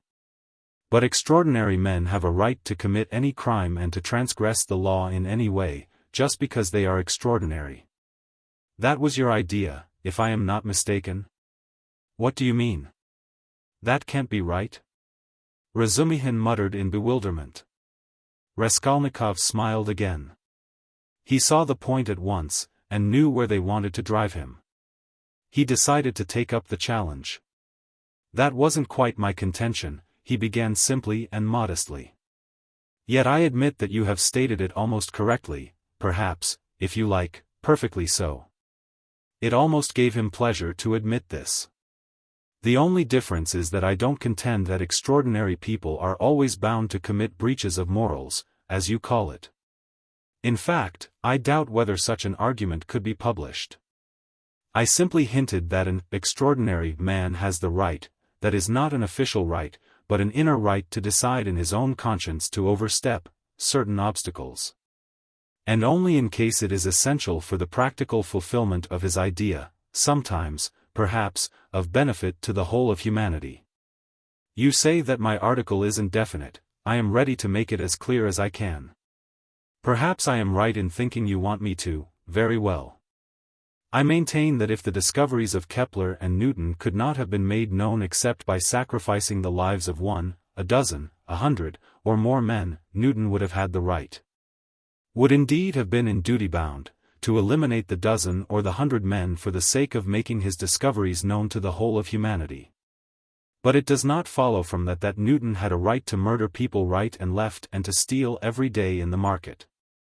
Then, I maintain in my article that all, legislators and leaders of men, such as Lycurgus, Solon, Muhammad, Napoleon, and so on, were all without exception criminals. From the very fact that, making a new law, they transgressed the ancient one, handed down from their ancestors and held sacred by the people, and they did not stop short at bloodshed either. If that bloodshed, often of innocent persons fighting bravely in defense of ancient law, were of use to their cause. It's remarkable, in fact, that the majority, indeed, of these benefactors and leaders of humanity were guilty of terrible carnage. In short, I maintain that all great men or even men a little out of the common, that is to say capable of giving some new word, must from their very nature be criminals, more or less, of course. Otherwise it's hard for them to get out of the common rut. And to remain in the common rut is what they can't submit to, from their very nature again, and to my mind they ought not, indeed, to submit to it. You see that there is nothing particularly new in all that. The same thing has been printed and read 1,000 times before. As for my division of people into ordinary and extraordinary, I acknowledge that it's somewhat arbitrary, but I don't insist upon exact numbers. I only believe in my leading idea that men are in general divided by a law of nature into 2 categories, inferior, ordinary, that is, so to say, material that serves only to reproduce its kind. And men who have the gift or the talent to utter a new word. There are, of course, innumerable subdivisions, but the distinguishing features of both categories are fairly well marked. The first category, generally speaking, are men conservative in temperament and law-abiding. They live under control and love to be controlled.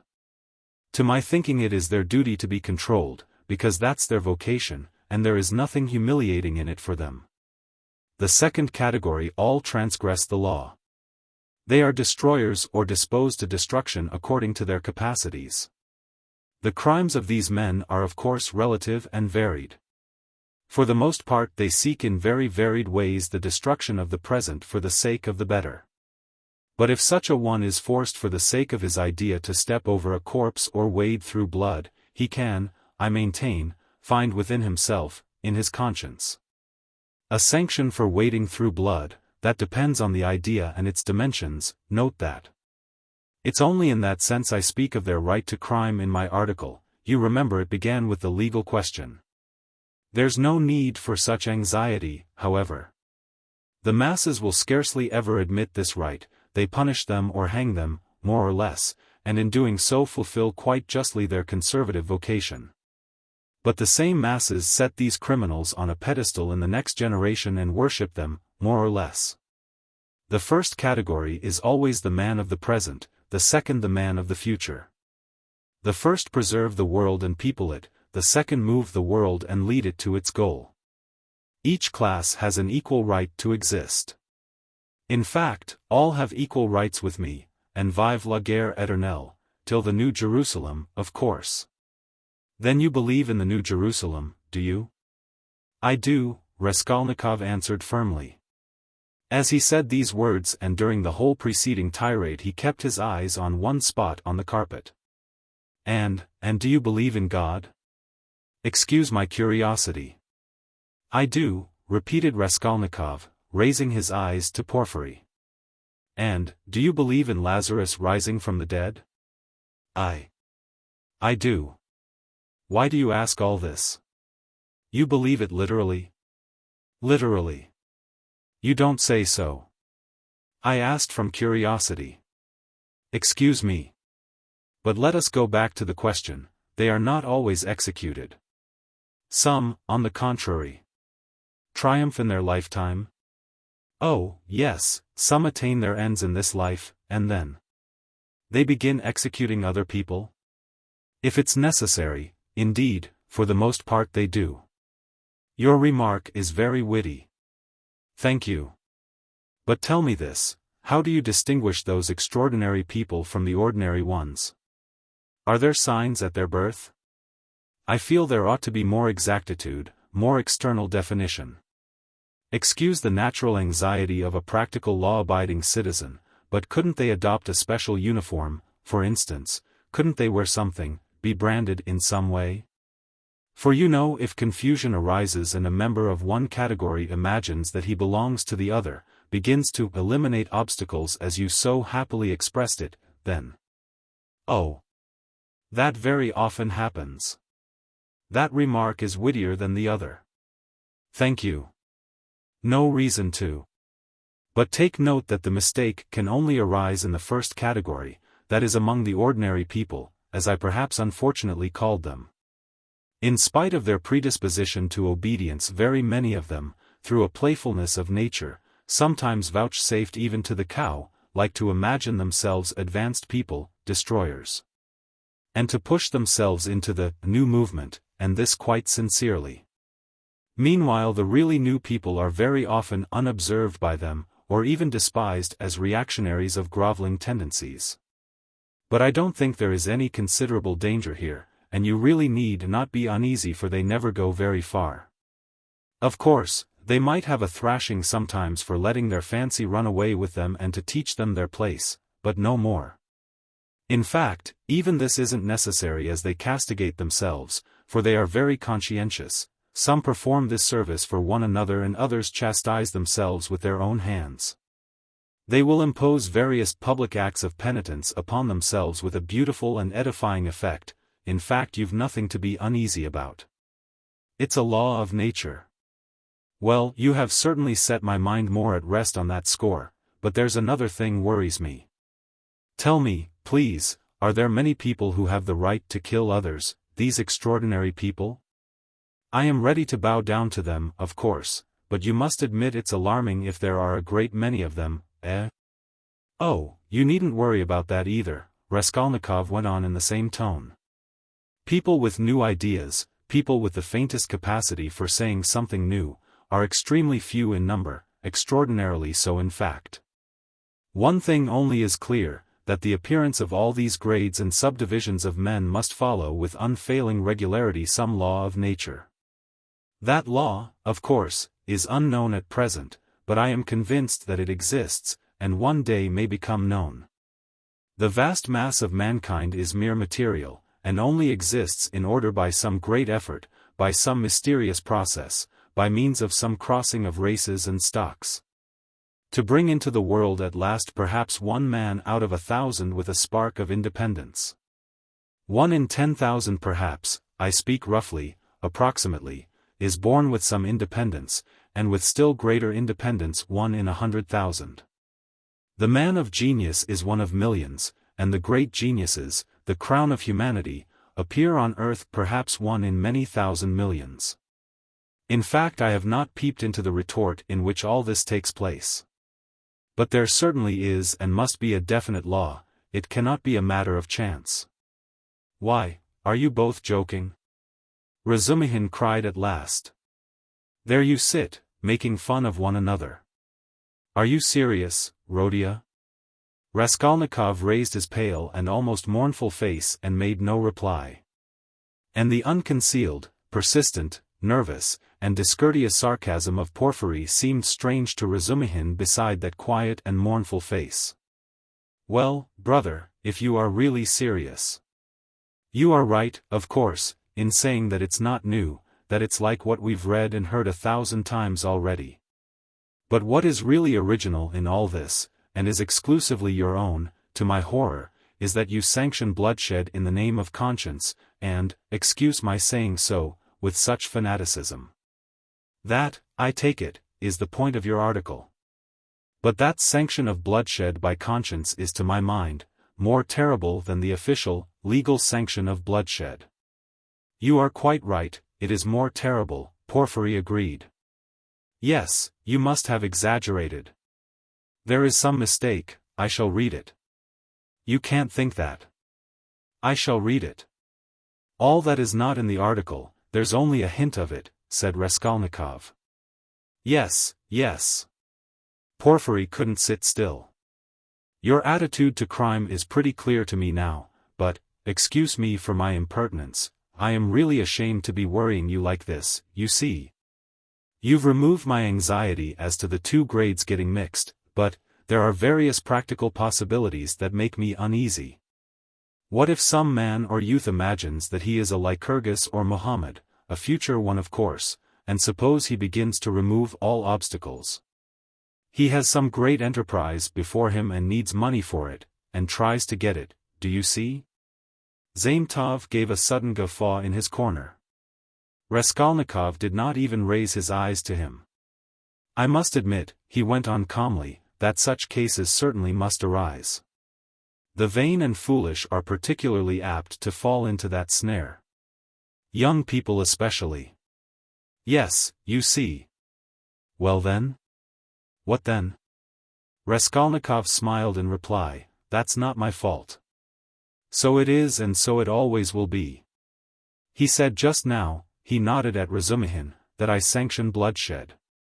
Society is too well protected by prisons, banishment, criminal investigators, penal servitude.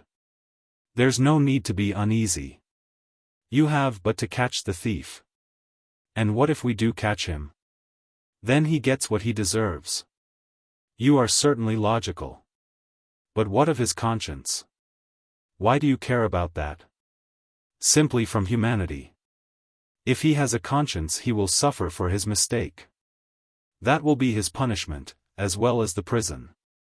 But the real geniuses, asked Razumihin frowning, those who have the right to murder? Oughtn't they to suffer at all even for the blood they've shed? Why the word ought? It's not a matter of permission or prohibition. He will suffer if he is sorry for his victim. Pain and suffering are always inevitable for a large intelligence and a deep heart. The really great men must, I think, have great sadness on earth, he added dreamily, not in the tone of the conversation. He raised his eyes, looked earnestly at them all, smiled, and took his cap. He was too quiet by comparison with his manner at his entrance, and he felt this. Everyone got up. Well, you may abuse me, be angry with me if you like, Porfiry Petrovitch began again, but I can't resist. Allow me one little question, I know I am troubling you. There is just one little notion I want to express, simply that I may not forget it. Very good, tell me your little notion. Raskolnikov stood waiting, pale and grave before him. Well, you see. I really don't know how to express it properly. It's a playful, psychological idea. When you were writing your article, surely you couldn't have helped, fancying yourself, just a little, an extraordinary man, uttering a new word in your sense. That's so, isn't it? Quite possibly, Raskolnikov answered contemptuously. Razumihin made a movement. And, if so, could you bring yourself in case of worldly difficulties and hardship or for some service to humanity, to overstep obstacles? For instance, to rob and murder? And again he winked with his left eye, and laughed noiselessly just as before. If I did I certainly should not tell you, Raskolnikov answered with defiant and haughty contempt. No, I was only interested on account of your article, from a literary point of view. Phoo! How obvious and insolent that is. Raskolnikov thought with repulsion. Allow me to observe, he answered dryly, that I don't consider myself a Mohammed or a Napoleon, nor any personage of that kind, and not being one of them I cannot tell you how I should act. Oh, come, don't we all think ourselves Napoleons now in Russia? Porfiry Petrovitch said with alarming familiarity. Something peculiar betrayed itself in the very intonation of his voice. Perhaps it was one of these future Napoleons who did for Alyona Ivanovna last week? Zametov blurted out from the corner.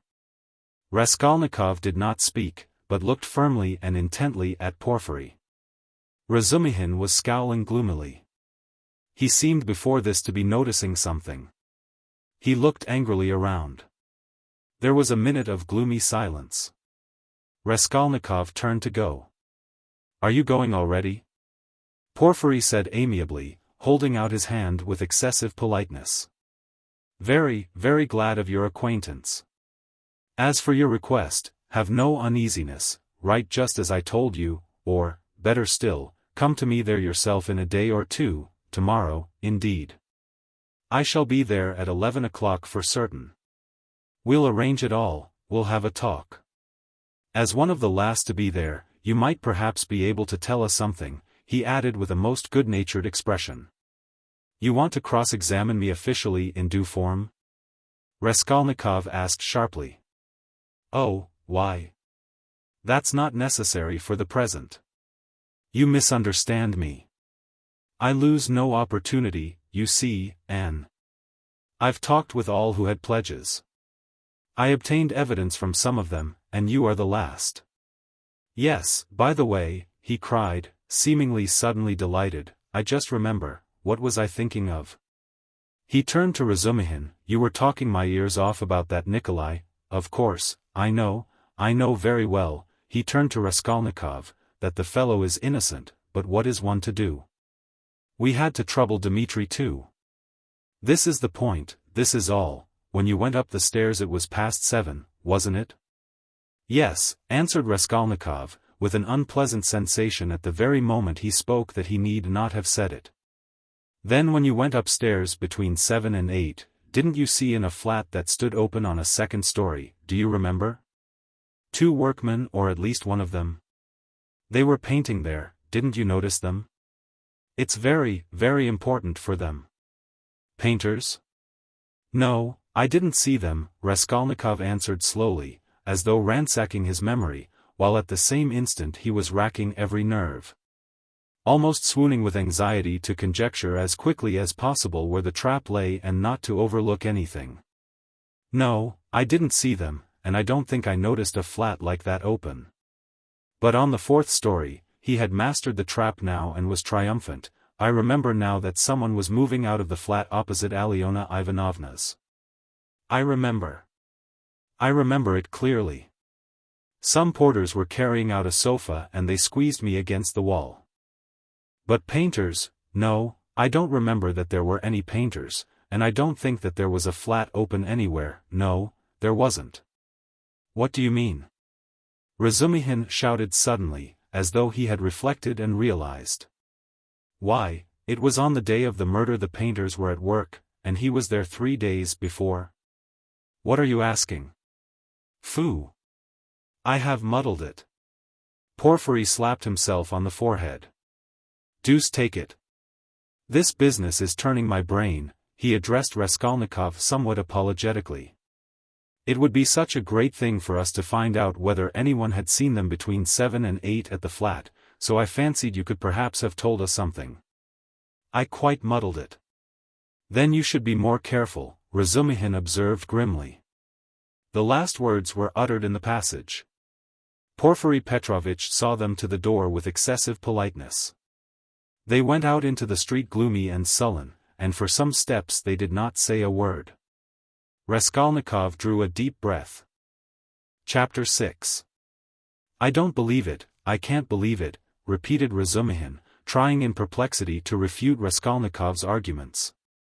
They were by now approaching Bakliev's lodgings, where Pulcheria Alexandrovna and Dunya had been expecting them a long while.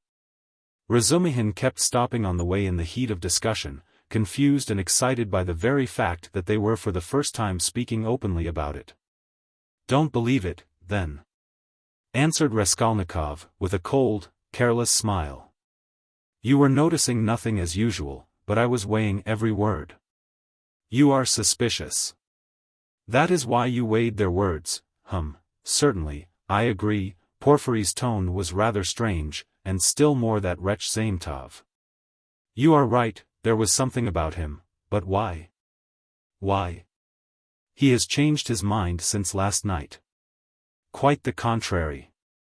If they had that brainless idea, they would do their utmost to hide it, and conceal their cards, so as to catch you afterwards.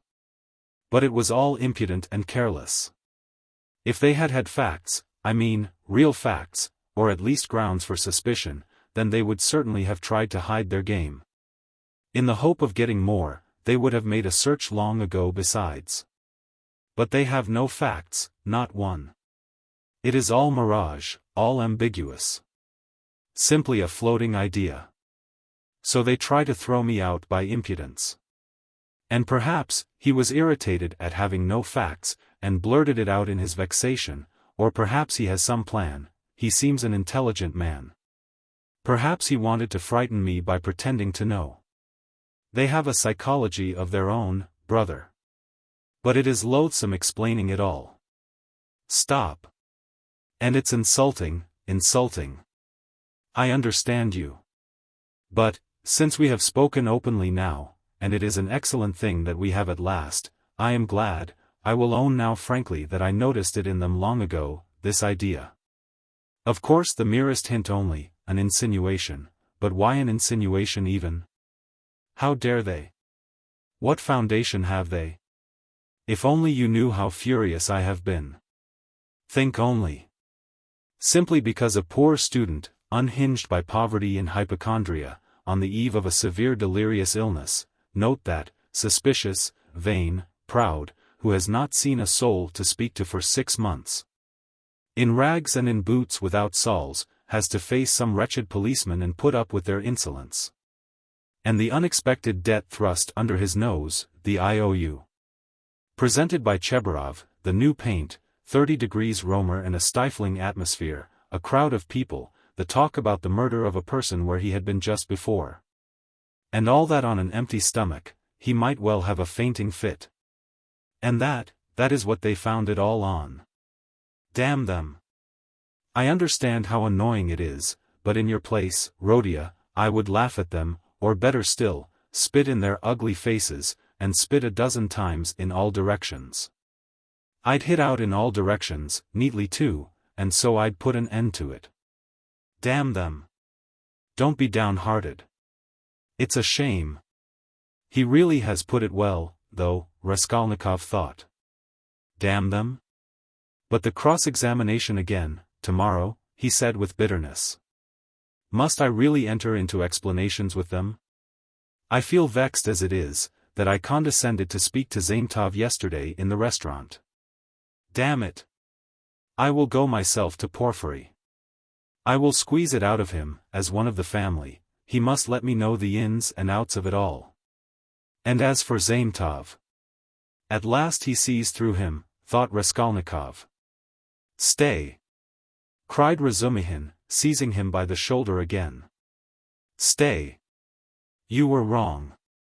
I have thought it out. You are wrong. How was that a trap? You say that the question about the workmen was a trap.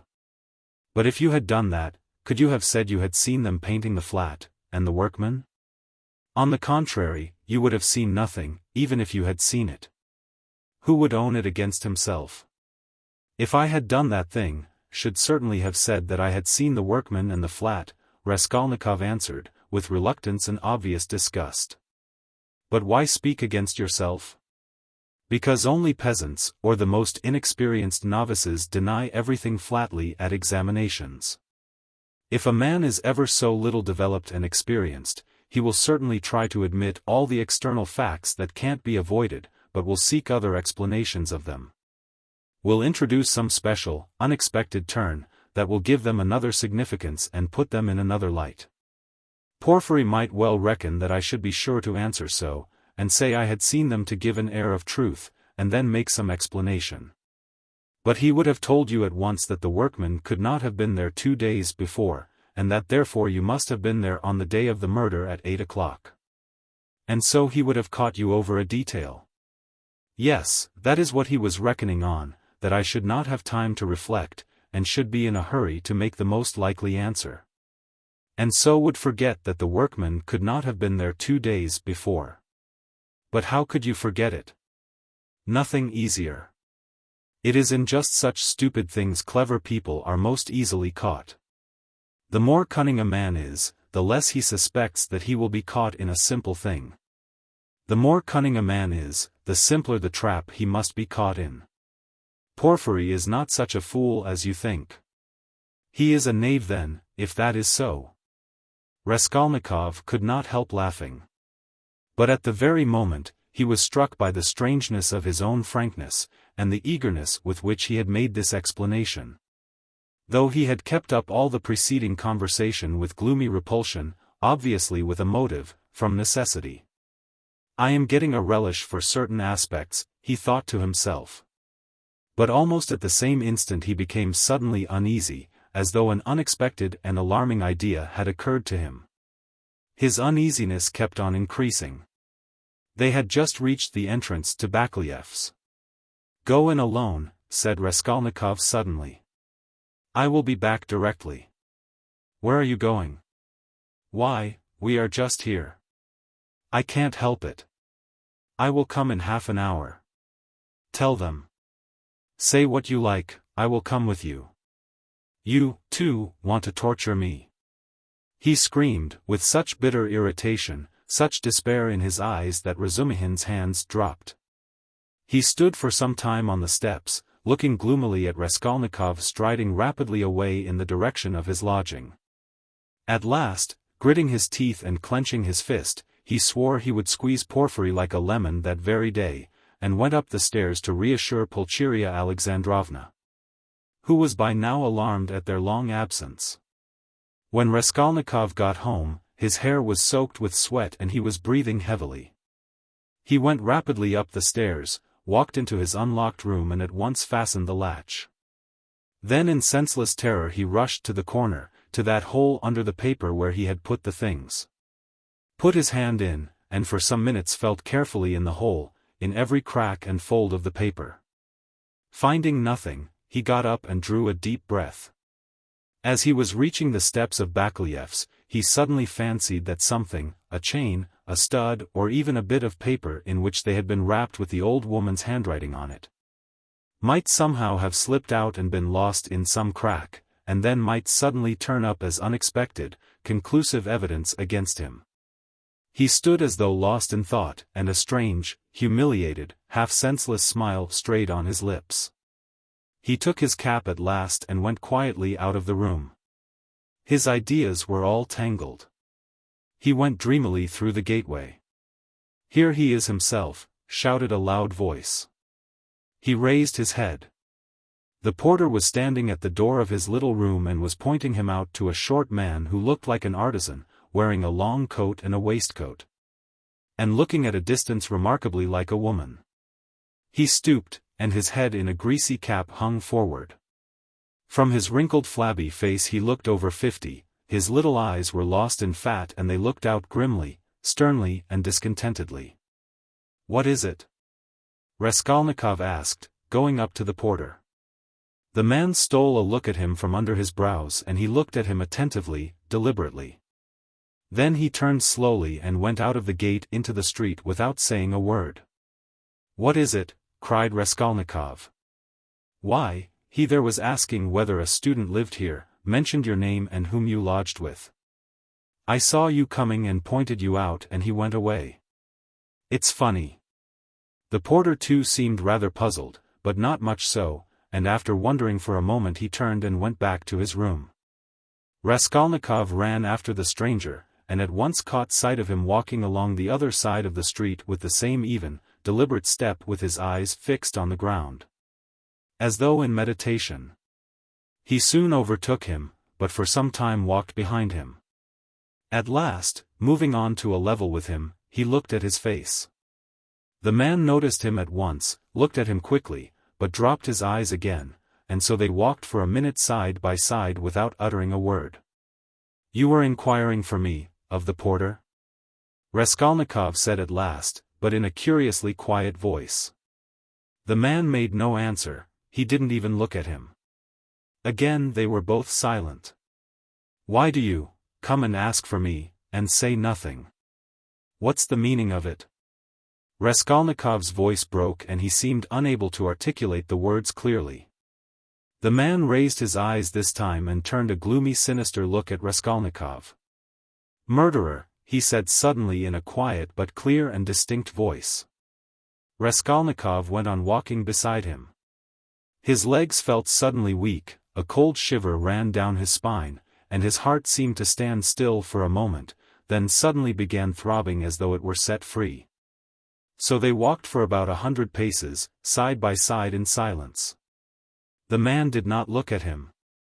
"What do you mean, what is? Who is a murderer?" muttered Raskolnikov hardly audibly. "You are a murderer," the man answered still more articulately and emphatically, with a smile of triumphant hatred, and again he looked straight into Raskolnikov's pale face and stricken eyes. They had just reached the crossroads. The man turned to the left without looking behind him. Raskolnikov remained standing, gazing after him. He saw him turn round 50 paces away and look back at him still standing there. Raskolnikov could not see clearly, but he fancied that he was again smiling the same smile of cold hatred and triumph. With slow faltering steps, with shaking knees, Raskolnikov made his way back to his little garret, feeling chilled all over. He took off his cap and put it on the table, and for 10 minutes he stood without moving. Then he sank exhausted on the sofa and with a weak moan of pain he stretched himself on it. So he lay for half an hour. He thought of nothing. Some thoughts or fragments of thoughts, some images without order or coherence floated before his mind, faces of people he had seen in his childhood or met somewhere once, whom he would never have recalled, the belfry of the church at V, the billiard table in a restaurant and some officers playing billiards, the smell of cigars in some underground tobacco shop. A tavern room, a back staircase quite dark, all sloppy with dirty water and strewn with eggshells, and the Sunday bells floating in from somewhere. The images followed one another, whirling like a hurricane. Some of them he liked and tried to clutch at, but they faded, and all the while there was an oppression within him, but it was not overwhelming, sometimes it was even pleasant. The slight shivering still persisted, but that too was an almost pleasant sensation. He heard the hurried footsteps of Razumihin. He closed his eyes and pretended to be asleep. Razumihin opened the door and stood for some time in the doorway as though hesitating, then he stepped softly into the room and went cautiously to the sofa. Raskolnikov heard Nastasia's whisper. "Don't disturb him. Let him sleep. He can have his dinner later." "Quite so," answered Razumihin. Both withdrew carefully and closed the door. Another half-hour passed. Raskolnikov opened his eyes, turned on his back again, clasping his hands behind his head. "Who is he? Who is that man who sprang out of the earth? Where was he, what did he see? He has seen it all, that's clear. Where was he then? And from where did he see? Why has he only now sprung out of the earth? And how could he see? Is it possible?" Continued Raskolnikov, turning cold and shivering, "and the jewel case Nikolai found behind the door, was that possible? A clue? You miss an infinitesimal line and you can build it into a pyramid of evidence. A fly flew by and saw it. Is it possible?" He felt with sudden loathing how weak, how physically weak he had become. "I ought to have known it," he thought with a bitter smile. "And how dared I, knowing myself, knowing how I should be, take up an axe and shed blood? I ought to have known beforehand. Ah, but I did know," he whispered in despair. At times he came to a standstill at some thought. No, those men are not made so. The real master to whom all is permitted storms to loan, makes a massacre in Paris, forgets an army in Egypt, wastes 500,000 men in the Moscow expedition and gets off with a jest at Vilna. And altars are set up to him after his death, and so all is permitted. No, such people, it seems, are not of flesh but of bronze. One sudden irrelevant idea almost made him laugh. Napoleon, the pyramids, Waterloo, and a wretched skinny old woman, a pawnbroker with a red trunk under her bed. It's a nice hash for Porfiry Petrovitch to digest. How can they digest it? It's too inartistic. A Napoleon creep under an old woman's bed. Ugh, how loathsome. At moments he felt he was raving. He sank into a state of feverish excitement. The old woman is of no consequence, he thought, hotly and incoherently. The old woman was a mistake perhaps, but she is not what matters. The old woman was only an illness. I was in a hurry to overstep. I didn't kill a human being, but a principle. I killed the principle, but I didn't overstep. I stopped on this side. I was only capable of killing. And it seems I wasn't even capable of that. Principle? Why was that fool Razumihin abusing the socialists? They are industrious, commercial people, the happiness of all is their case. No, life is only given to me once and I shall never have it again. I don't want to wait for the happiness of all. I want to live myself, or else better not live at all. I simply couldn't pass by my mother starving, keeping my ruble in my pocket while I waited for the happiness of all. I am putting my little brick into the happiness of all and so my heart is at peace. Haha. Why have you let me slip? I only live once, I too want. Eck, I am an aesthetic louse and nothing more, he added suddenly, laughing like a madman. Yes, I am certainly a louse, he went on, clutching at the idea, gloating over it and playing with it with vindictive pleasure. In the first place, because I can reason that I am one, and secondly, because for a month past I have been troubling benevolent Providence, calling it to witness that not for my own fleshly lusts did I undertake it, but with a grand and noble object, haha. Thirdly, because I aimed at carrying it out as justly as possible, weighing, measuring and calculating. Of all the lice I picked out the most useless one and proposed to take from her only as much as I needed for the first step, no more nor less, so the rest would have gone to a monastery. According to her will, haha. And what shows that I am utterly a louse, he added, grinding his teeth, is that I am perhaps viler and more loathsome than the louse I killed. And I felt beforehand that I should tell myself so after killing her. Can anything be compared with the horror of that? The vulgarity. The abjectness. I understand the prophet with his saber. On his steed, Allah commands and trembling, creation must obey. The prophet is right. He is right when he sets a battery across the street and blows up the innocent and the guilty without deigning to explain. It's for you to obey, trembling creation, and not to have desires. For that's not for you. I shall never, never forgive the old woman.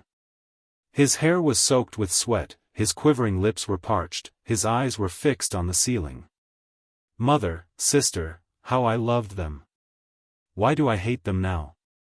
Yes, I hate them, I feel a physical hatred for them, I can't bear them near me. I went up to my mother and kissed her, I remember. To embrace her and think if she only knew, shall I tell her then? That's just what I might do. She must be the same as I am, he added, straining himself to think, as it were struggling with delirium. Ah, how I hate the old woman now. I feel I should kill her again if she came to life. Poor Lizaveta. Why did she come in? It's strange though, why is it I scarcely ever think of her, as though I hadn't killed her? Lizaveta. Sonya. Poor gentle things, with gentle eyes. Dear women. Why don't they weep? Why don't they moan? They give up everything, their eyes are soft and gentle. Sonya, Sonya. Gentle Sonya. He lost consciousness. It seemed strange to him that he didn't remember how he got into the street. It was late evening. The twilight had fallen and the full moon was shining more and more brightly. But there was a peculiar breathlessness in the air. There were crowds of people in the street, workmen and business people were making their way home, other people had come out for a walk. There was a smell of mortar, dust and stagnant water. Raskolnikov walked along, mournful and anxious. He was distinctly aware of having come out with a purpose, of having to do something in a hurry, but what it was he had forgotten. Suddenly he stood still and saw a man standing on the other side of the street, beckoning to him. He crossed over to him, but at once the man turned and walked away with his head hanging, as though he had made no sign to him. Stay, did he really beckon? Raskolnikov wondered, but he tried to overtake him. When he was within 10 paces he recognized him and was frightened. It was the same man with stooping shoulders in the long coat. Raskolnikov followed him at a distance, his heart was beating. They went down a turning, the man still did not look round. Does he know I am following him? Thought Raskolnikov. The man went into the gateway of a big house. Raskolnikov hastened to the gate and looked in to see whether he would look round and sign to him. In the courtyard the man did turn round and again seemed to beckon him. Raskolnikov at once followed him into the yard, but the man was gone. He must have gone up the first staircase. Raskolnikov rushed after him. He heard slow measured steps 2 flights above. The staircase seemed strangely familiar. He reached the window on the first floor. The moon shone through the panes with a melancholy and mysterious light. Then he reached the second floor. Bah! This is the flat where the painters were at work, but how was it he did not recognize it at once? The steps of the man above had died away. So he must have stopped or hidden somewhere. He reached the 3rd story. Should he go on? There was a stillness that was dreadful. But he went on. The sound of his own footsteps scared and frightened him. How dark it was. The man must be hiding in some corner here. Ah! The flat was standing wide open. He hesitated and went in. It was very dark and empty in the passage, as though everything had been removed. He crept on tiptoe into the parlor which was flooded with moonlight. Everything there was as before, the chairs, the looking-glass, the yellow sofa and the pictures in the frames. A huge, round, copper-red moon looked in at the windows. It's the moon that makes it so still, weaving some mystery, thought Raskolnikov. He stood and waited a long while, and the more silent the moonlight, the more violently his heart beat, till it was painful. And still the same hush. Suddenly he heard a momentary sharp crack like the snapping of a splinter and all was still again. A fly flew up suddenly and struck the window pane with a plaintive buzz. At that moment he noticed in the corner between the window and the little cupboard something like a cloak hanging on the wall. Why is that cloak here? He thought, it wasn't there before. He went up to it quietly and felt that there was someone hiding behind it. He cautiously moved the cloak and saw, sitting on a chair in the corner, the old woman bent double so that he couldn't see her face, but it was she. He stood over her. She is afraid, he thought. He stealthily took the axe from the noose and struck her one blow, then another on the skull. But strange to say she did not stir, as though she were made of wood. He was frightened, bent down nearer and tried to look at her, but she, too, bent her head lower. He bent right down to the ground and peeped up into her face from below. He peeped and turned cold with horror. The old woman was sitting and laughing, shaking with noiseless laughter, doing her utmost that he should not hear it. Suddenly he fancied that the door from the bedroom was opened a little and that there was laughter and whispering within. He was overcome with frenzy and he began hitting the old woman on the head with all his force. But at every blow of the axe the laughter and whispering from the bedroom grew louder and the old woman was simply shaking with mirth. He was rushing away, but the passage was full of people. The doors of the flats stood open and on the landing, on the stairs and everywhere below there were people, rows of heads, all looking, but huddled together in silence and expectation. Something gripped his heart, his legs were rooted to the spot, they would not move. He tried to scream and woke up. He drew a deep breath, but his dream seemed strangely to persist. His door was flung open and a man whom he had never seen stood in the doorway watching him intently. Raskolnikov had hardly opened his eyes and he instantly closed them again. He lay on his back without stirring. Is it still a dream? He wondered and again raised his eyelids hardly perceptibly. The stranger was standing in the same place, still watching him. He stepped cautiously into the room, carefully closing the door after him, went up to the table, paused a moment, still keeping his eyes on Raskolnikov, and noiselessly seated himself on the chair by the sofa. He put his hat on the floor beside him and leaned his hands on his cane and his chin on his hands. It was evident that he was prepared to wait indefinitely. As far as Raskolnikov could make out from his stolen glances, he was a man no longer young, stout, with a full, fair, almost whitish beard. 10 minutes passed. It was still light, but beginning to get dusk. There was complete stillness in the room. Not a sound came from the stairs.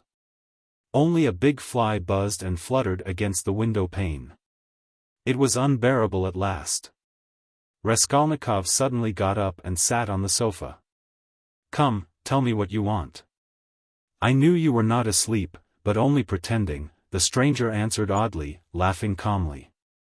"Arkady Ivanovich Svidrigailov, allow me to introduce myself." Chapter 4. Chapter 1. Can this be still a dream? Raskolnikov thought once more. He looked carefully and suspiciously at the unexpected visitor. Svidrigailov. What nonsense! It can't be, he said at last aloud in bewilderment. His visitor did not seem at all surprised at this exclamation. "I've come to you for 2 reasons.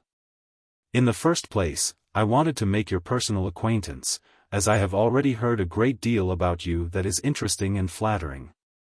Secondly, I cherish the hope that you may not refuse to assist me in a matter directly concerning the welfare of your sister, Avdotia Romanovna.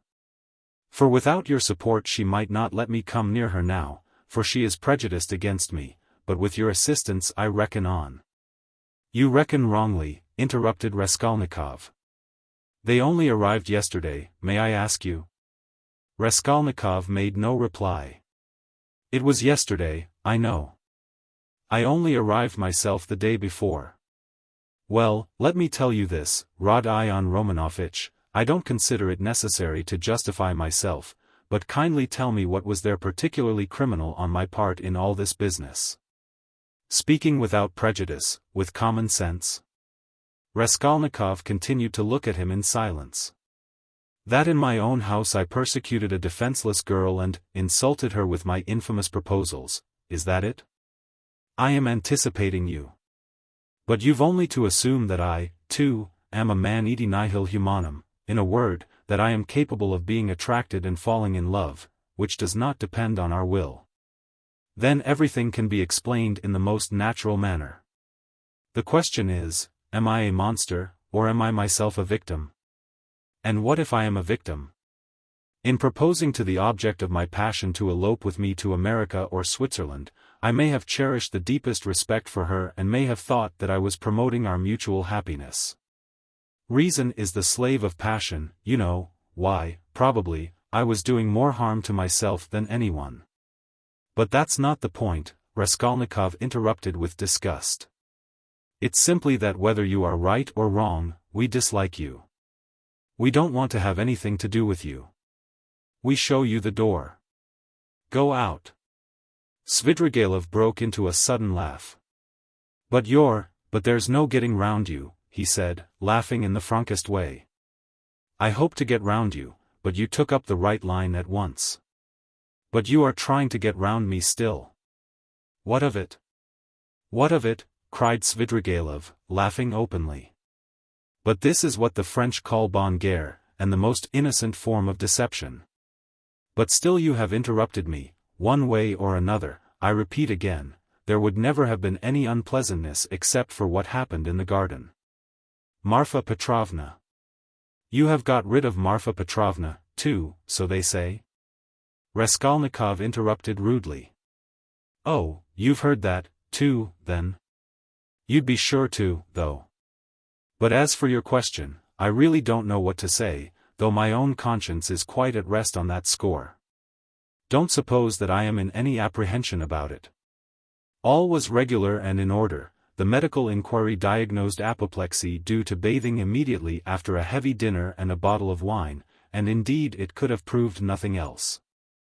But I'll tell you what I have been thinking to myself of late, on my way here in the train, especially, didn't I contribute to all that calamity, morally, in a way?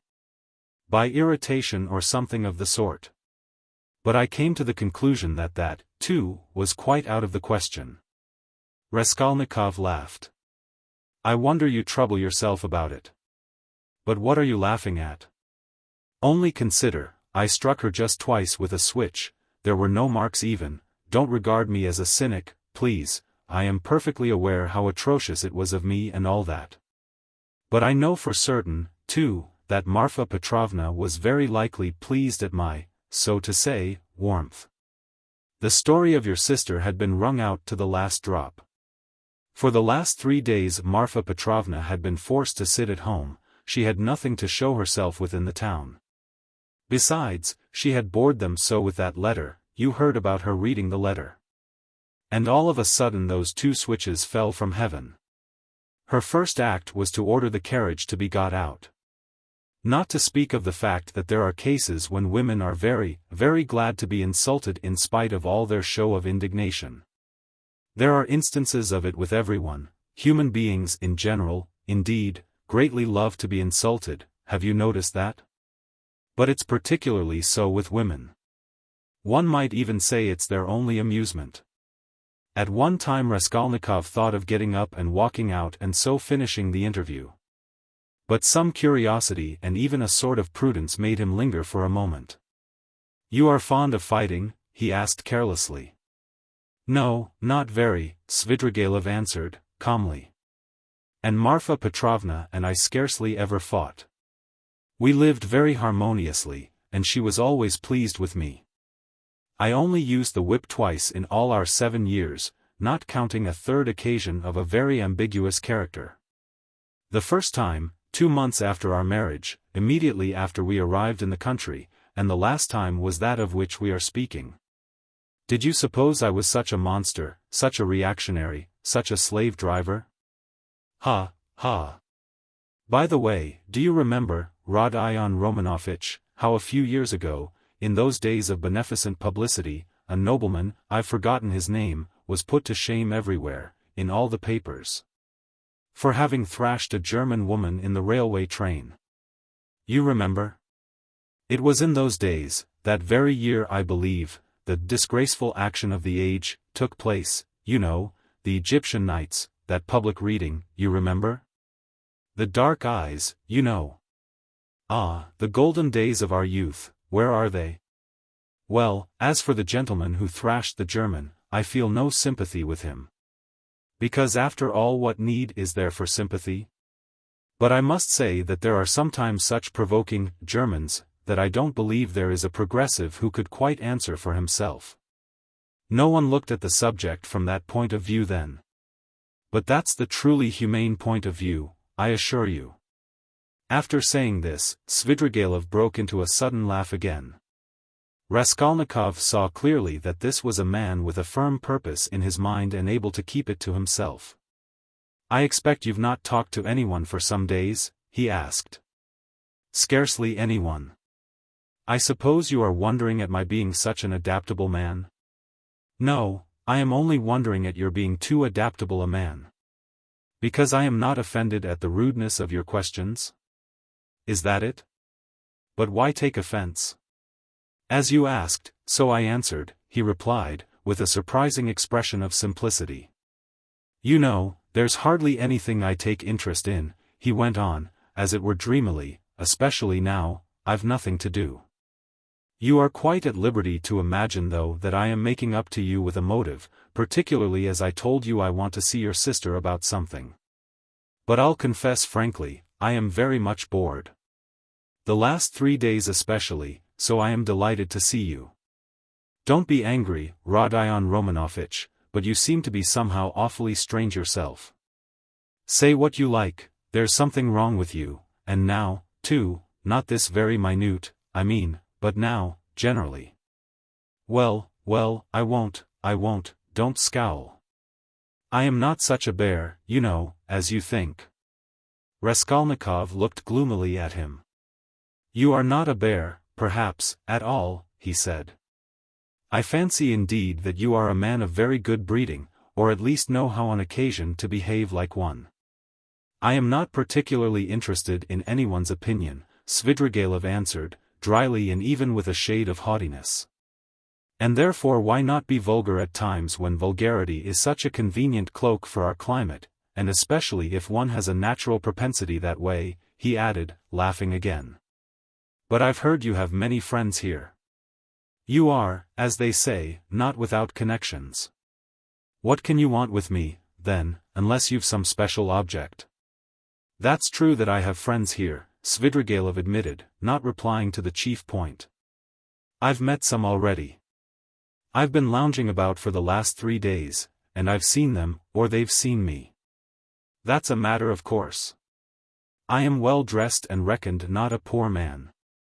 The emancipation of the serfs hasn't affected me, my property consists chiefly of forests and water meadows. The revenue has not fallen off. But I am not going to see them, I was sick of them long ago. I've been here 3 days and have called on no one. What a town it is. How has it come into existence among us, tell me that. A town of officials and students of all sorts. Yes, there's a great deal I didn't notice when I was here 8 years ago, kicking up my heels. My only hope now is in anatomy, by Jove, it is. Anatomy? But as for these clubs, dusauts, parades, or progress, indeed, maybe, well, all that can go on without me, he went on, again without noticing the question. Besides, who wants to be a card sharper? Why, have you been a card sharper then? How could I help being? There was a regular set of us, men of the best society, 8 years ago. We had a fine time. And all men of breeding, you know, poets, men of property. And indeed, as a rule in our Russian society the best manners are found among those who've been thrashed, have you noticed that? I've deteriorated in the country. But I did get into prison for debt, through a low Greek who came from Nezan. Then Marfa Petrovna turned up. She bargained with him and bought me off for 30,000 silver pieces, I owed 70,000. We were united in lawful wedlock and she bore me off into the country like a treasure. You know she was 5 years older than I. She was very fond of me. For 7 years I never left the country. And, take note, that all my life she held a document over me, the IOU. For 30,000 rubles, so if I were to elect to be restive about anything I should be trapped at once. And she would have done it. Women find nothing incompatible in that. If it hadn't been for that, would you have given her the slip? I don't know what to say. It was scarcely the document restrained me. I didn't want to go anywhere else. Marfa Petrovna herself invited me to go abroad, seeing I was bored, but I've been abroad before, and always felt sick there. For no reason, but the sunrise, the Bay of Naples, the sea, you look at them and it makes you sad. What's most revolting is that one is really sad. No, it's better at home. Here at least one blames others for everything and excuses oneself. I should have gone perhaps on an expedition to the North Pole, because je lu vin mauvais and hate drinking, and there's nothing left but wine. I have tried it. But, I say, I've been told Berg is going up in a great balloon next Sunday from the Yusupov garden and will take up passengers at a fee. Is it true? Why, would you go up? No, oh, no, muttered Svidrigailov, really seeming to be deep in thought. What does he mean? Is he in earnest? Raskolnikov wondered. No, the document didn't restrain me, Svidrigailov went on, meditatively. It was my own doing, not leaving the country, and nearly a year ago Marfa Petrovna gave me back the document on my name day and made me a present of a considerable sum of money, too. She had a fortune, you know. You see how I trust you, Arkady Ivanovitch, that was actually her expression. You don't believe she used it? But do you know I managed the estate quite decently, they know me in the neighborhood. I ordered books, too. Marfa Petrovna at first approved, but afterwards she was afraid of my overstudying. You seem to be missing Marfa Petrovna very much? Missing her? Perhaps. Really, perhaps I am. And, by the way, do you believe in ghosts? What ghosts? Why, ordinary ghosts. Do you believe in them? Perhaps not, pour vous plaire. I wouldn't say no exactly. Do you see them, then? Svidrigailov looked at him rather oddly. Marfa Petrovna is pleased to visit me, he said, twisting his mouth into a strange smile. How do you mean, she is pleased to visit you? She has been 3 times. I saw her first on the very day of the funeral, an hour after she was buried. It was the day before I left to come here. The second time was the day before yesterday, at daybreak, on the journey at the station of Malaya Vishera, and the third time was 2 hours ago in the room where I am staying. I was alone. Were you awake? Quite awake. I was wide awake every time. She comes, speaks to me for a minute and goes out at the door, always at the door. I can almost hear her. What made me think that something of the sort must be happening to you? Raskolnikov said suddenly. At the same moment he was surprised at having said it. He was much excited. What? Did you think so? Svidrigailov asked in astonishment. Did you really? Didn't I say that there was something in common between us, eh?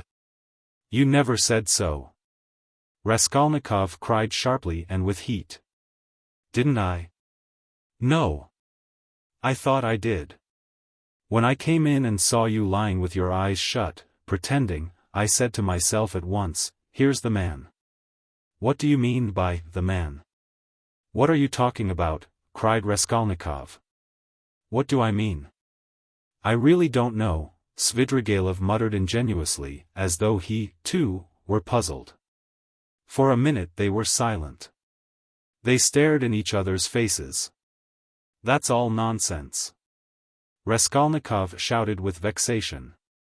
What does she say when she comes to you? She. Would you believe it, she talks of the silliest trifles and, man is a strange creature, it makes me angry. The first time she came in, I was tired, you know, the funeral service, the funeral ceremony, the lunch afterwards. At last I was left alone in my study. I lighted a cigar and began to think. She came in at the door.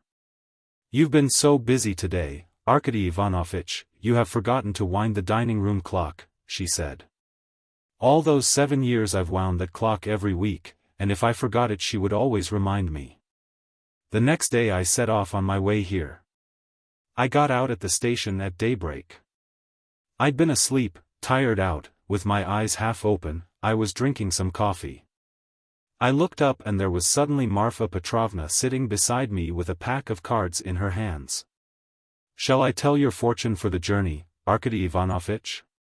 She was a great hand at telling fortunes. I shall never forgive myself for not asking her to.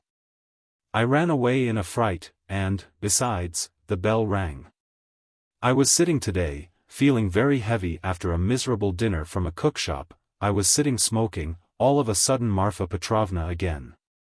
She came in very smart in a new green silk dress with a long train. Good day, Arkady Ivanovitch. How do you like my dress? Aniska can't make like this.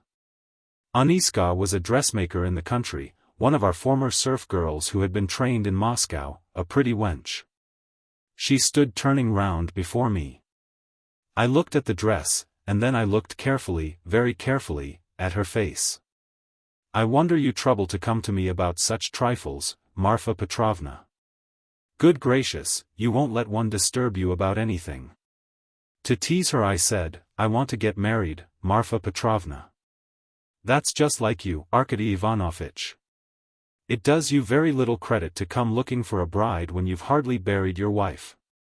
And if you could make a good choice, at least, but I know it won't be for your happiness or hers, you will only be a laughingstock to all good people. Then she went out and her train seemed to rustle. Isn't it nonsense, eh? But perhaps you are telling lies? Raskolnikov put in. I rarely lie, answered Svidrigailov thoughtfully, apparently not noticing the rudeness of the question. And in the past, have you ever seen ghosts before? Why yes, I have seen them, but only once in my life, 6 years ago. I had a serf, Filka, just after his burial I called out forgetting, Filka, my pipe. He came in and went to the cupboard where my pipes were.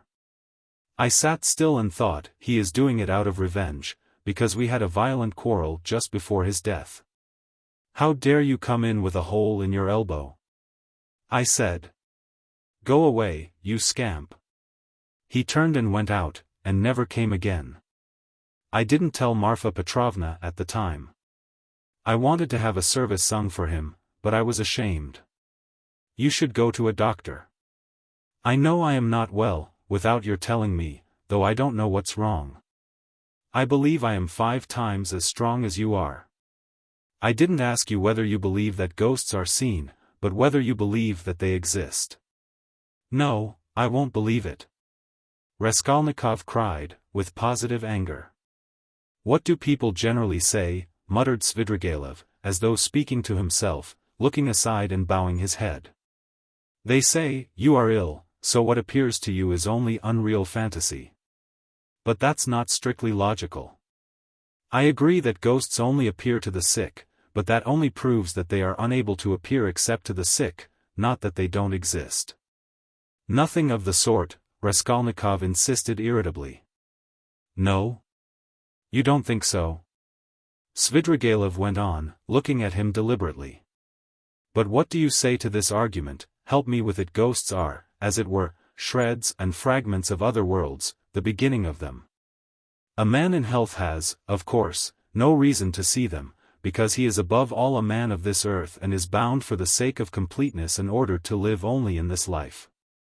But as soon as one is ill, as soon as the normal earthly order of the organism is broken, one begins to realize the possibility of another world. And the more seriously ill one is, the closer becomes one's contact with that other world, so that as soon as the man dies he steps straight into that world. I thought of that long ago. If you believe in a future life, you could believe in that, too. I don't believe in a future life, said Raskolnikov. Svidrigailov sat lost in thought. And what if there are only spiders there, or something of that sort, he said suddenly. He is a madman, thought Raskolnikov. We always imagine eternity as something beyond our conception, something vast, vast. But why must it be vast? Instead of all that, what if it's one little room, like a bathhouse in the country, black and grimy and spiders in every corner, and that's all eternity is? I sometimes fancy it like that. Can it be you can imagine nothing juster and more comforting than that? Raskolnikov cried, with a feeling of anguish. Juster? And how can we tell? Perhaps that is just, and do you know it's what I would certainly have made it, answered Svidrigailov, with a vague smile. This horrible answer sent a cold chill through Raskolnikov. Svidrigailov raised his head, looked at him, and suddenly began laughing. Only think, he cried, half an hour ago we had never seen each other, we regarded each other as enemies, there is a matter unsettled between us. We've thrown it aside, and away we've gone into the abstract. Wasn't I right in saying that we were birds of a feather? Kindly allow me, Raskolnikov went on irritably, to ask you to explain why you have honored me with your visit, and I am in a hurry, I have no time to waste. I want to go out. By all means, by all means. Your sister, Avdotya Romanovna, is going to be married to Mr. Luzin, Pyotr Petrovitch? Can you refrain from any question about my sister and from mentioning her name? I can't understand how you dare utter her name in my presence, if you really are Svidrigailov. Why, but I've come here to speak about her, how can I avoid mentioning her? Very good, speak, but make haste. I am sure that you must have formed your own opinion of this Mr. Luzin, who is a connection of mine through my wife, if you have only seen him for half an hour, or heard any facts about him. He is no match for Avdotya Romanovna. I believe Avdotya Romanovna is sacrificing herself generously and imprudently for the sake of her family. I fancied from all I had heard of you that you would be very glad if the match could be broken off without the sacrifice of worldly advantages. Now I know you personally, I am convinced of it. All this is very naive, excuse me, I should have said impudent on your part, said Raskolnikov. You mean to say that I am seeking my own ends? Don't be uneasy, Rodion Romanovich, if I were working for my own advantage, I would not have spoken out so directly. I am not quite a fool. I will confess something psychologically curious about that. Just now, defending my love for Avdotya Romanovna, I said I was myself the victim. Well, let me tell you that I've no feeling of love now, not the slightest, so that I wonder myself indeed, for I really did feel something. Through idleness and depravity, Raskolnikov put in. I certainly am idle and depraved, but your sister has such qualities that even I could not help being impressed by them. But that's all nonsense, as I see myself now. Have you seen that long? I began to be aware of it before, but was only perfectly sure of it the day before yesterday, almost at the moment I arrived in Petersburg. I still fancied in Moscow, though, that I was coming to try to get Avdotya Romanovna's hand and to cut out Mr. Luzin. Excuse me for interrupting you. Kindly be brief, and come to the object of your visit. I am in a hurry, I want to go out. With the greatest pleasure. On arriving here and determining on a certain journey, I should like to make some necessary preliminary arrangements. I left my children with an aunt, they are well provided for. And they have no need of me personally. And a nice father I should make, too. I have taken nothing but what Marfa Petrovna gave me a year ago. That's enough for me. Excuse me, I am just coming to the point. Before the journey which may come off, I want to settle Mr. Luzin, too. It's not that I detest him so much, but it was through him I quarreled with Marfa Petrovna when I learned that she had dished up this marriage. I want now to see Avdotya Romanovna through your mediation, and if you like in your presence, to explain to her that in the first place she will never gain anything but harm from Mr. Luzin. Then, begging her pardon for all past unpleasantness, to make her a present of 10,000 rubles and so assist the rupture with Mr. Luzin, a rupture to which I believe she is herself not disinclined, if she could see the way to it. You are certainly mad, cried Raskolnikov, not so much angered as astonished. How dare you talk like that? I knew you would scream at me, but in the first place, though I am not rich, this 10,000 rubles is perfectly free, I have absolutely no need for it. If Avdotya Romanovna does not accept it, I shall waste it in some more foolish way. That's the first thing. Secondly, my conscience is perfectly easy, I make the offer with no ulterior motive. You may not believe it, but in the end Avdotya Romanovna and you will know. The point is, that I did actually cause your sister, whom I greatly respect, some trouble and unpleasantness, and so, sincerely regretting it, I want, not to compensate. Not to repay her for the unpleasantness, but simply to do something to her advantage, to show that I am not, after all, privileged to do nothing but harm. If there were a millionth fraction of self-interest in my offer, should not have made it so openly. And I should not have offered her 10,000 only, when 5 weeks ago I offered her more. Besides, I may, perhaps, very soon marry a young lady. And that alone ought to prevent suspicion of any design on Avdotya Romanovna. In conclusion, let me say that in marrying Mr. Luzin, she is taking money just the same, only from another man. Don't be angry, Rodion Romanovich, think it over coolly and quietly. Svidrigailov himself was exceedingly cool and quiet as he was saying this. I beg you to say no more, said Raskolnikov. In any case this is unpardonable impertinence. Not in the least. Then a man may do nothing but harm to his neighbor in this world, and is prevented from doing the tiniest bit of good by trivial conventional formalities. That's absurd. If I died, for instance, and left that sum to your sister in my will, surely she wouldn't refuse it? Very likely she would. Oh, no, indeed. However, if you refuse it, so be it, though 10,000 rubles is a capital thing to have on occasion. In any case, I beg you to repeat what I have said to Avdotya Romanovna. No, I won't. In that case, Rodion Romanovich, I shall be obliged to try and see her myself and worry her by doing so. And if I do tell her, will you not try to see her?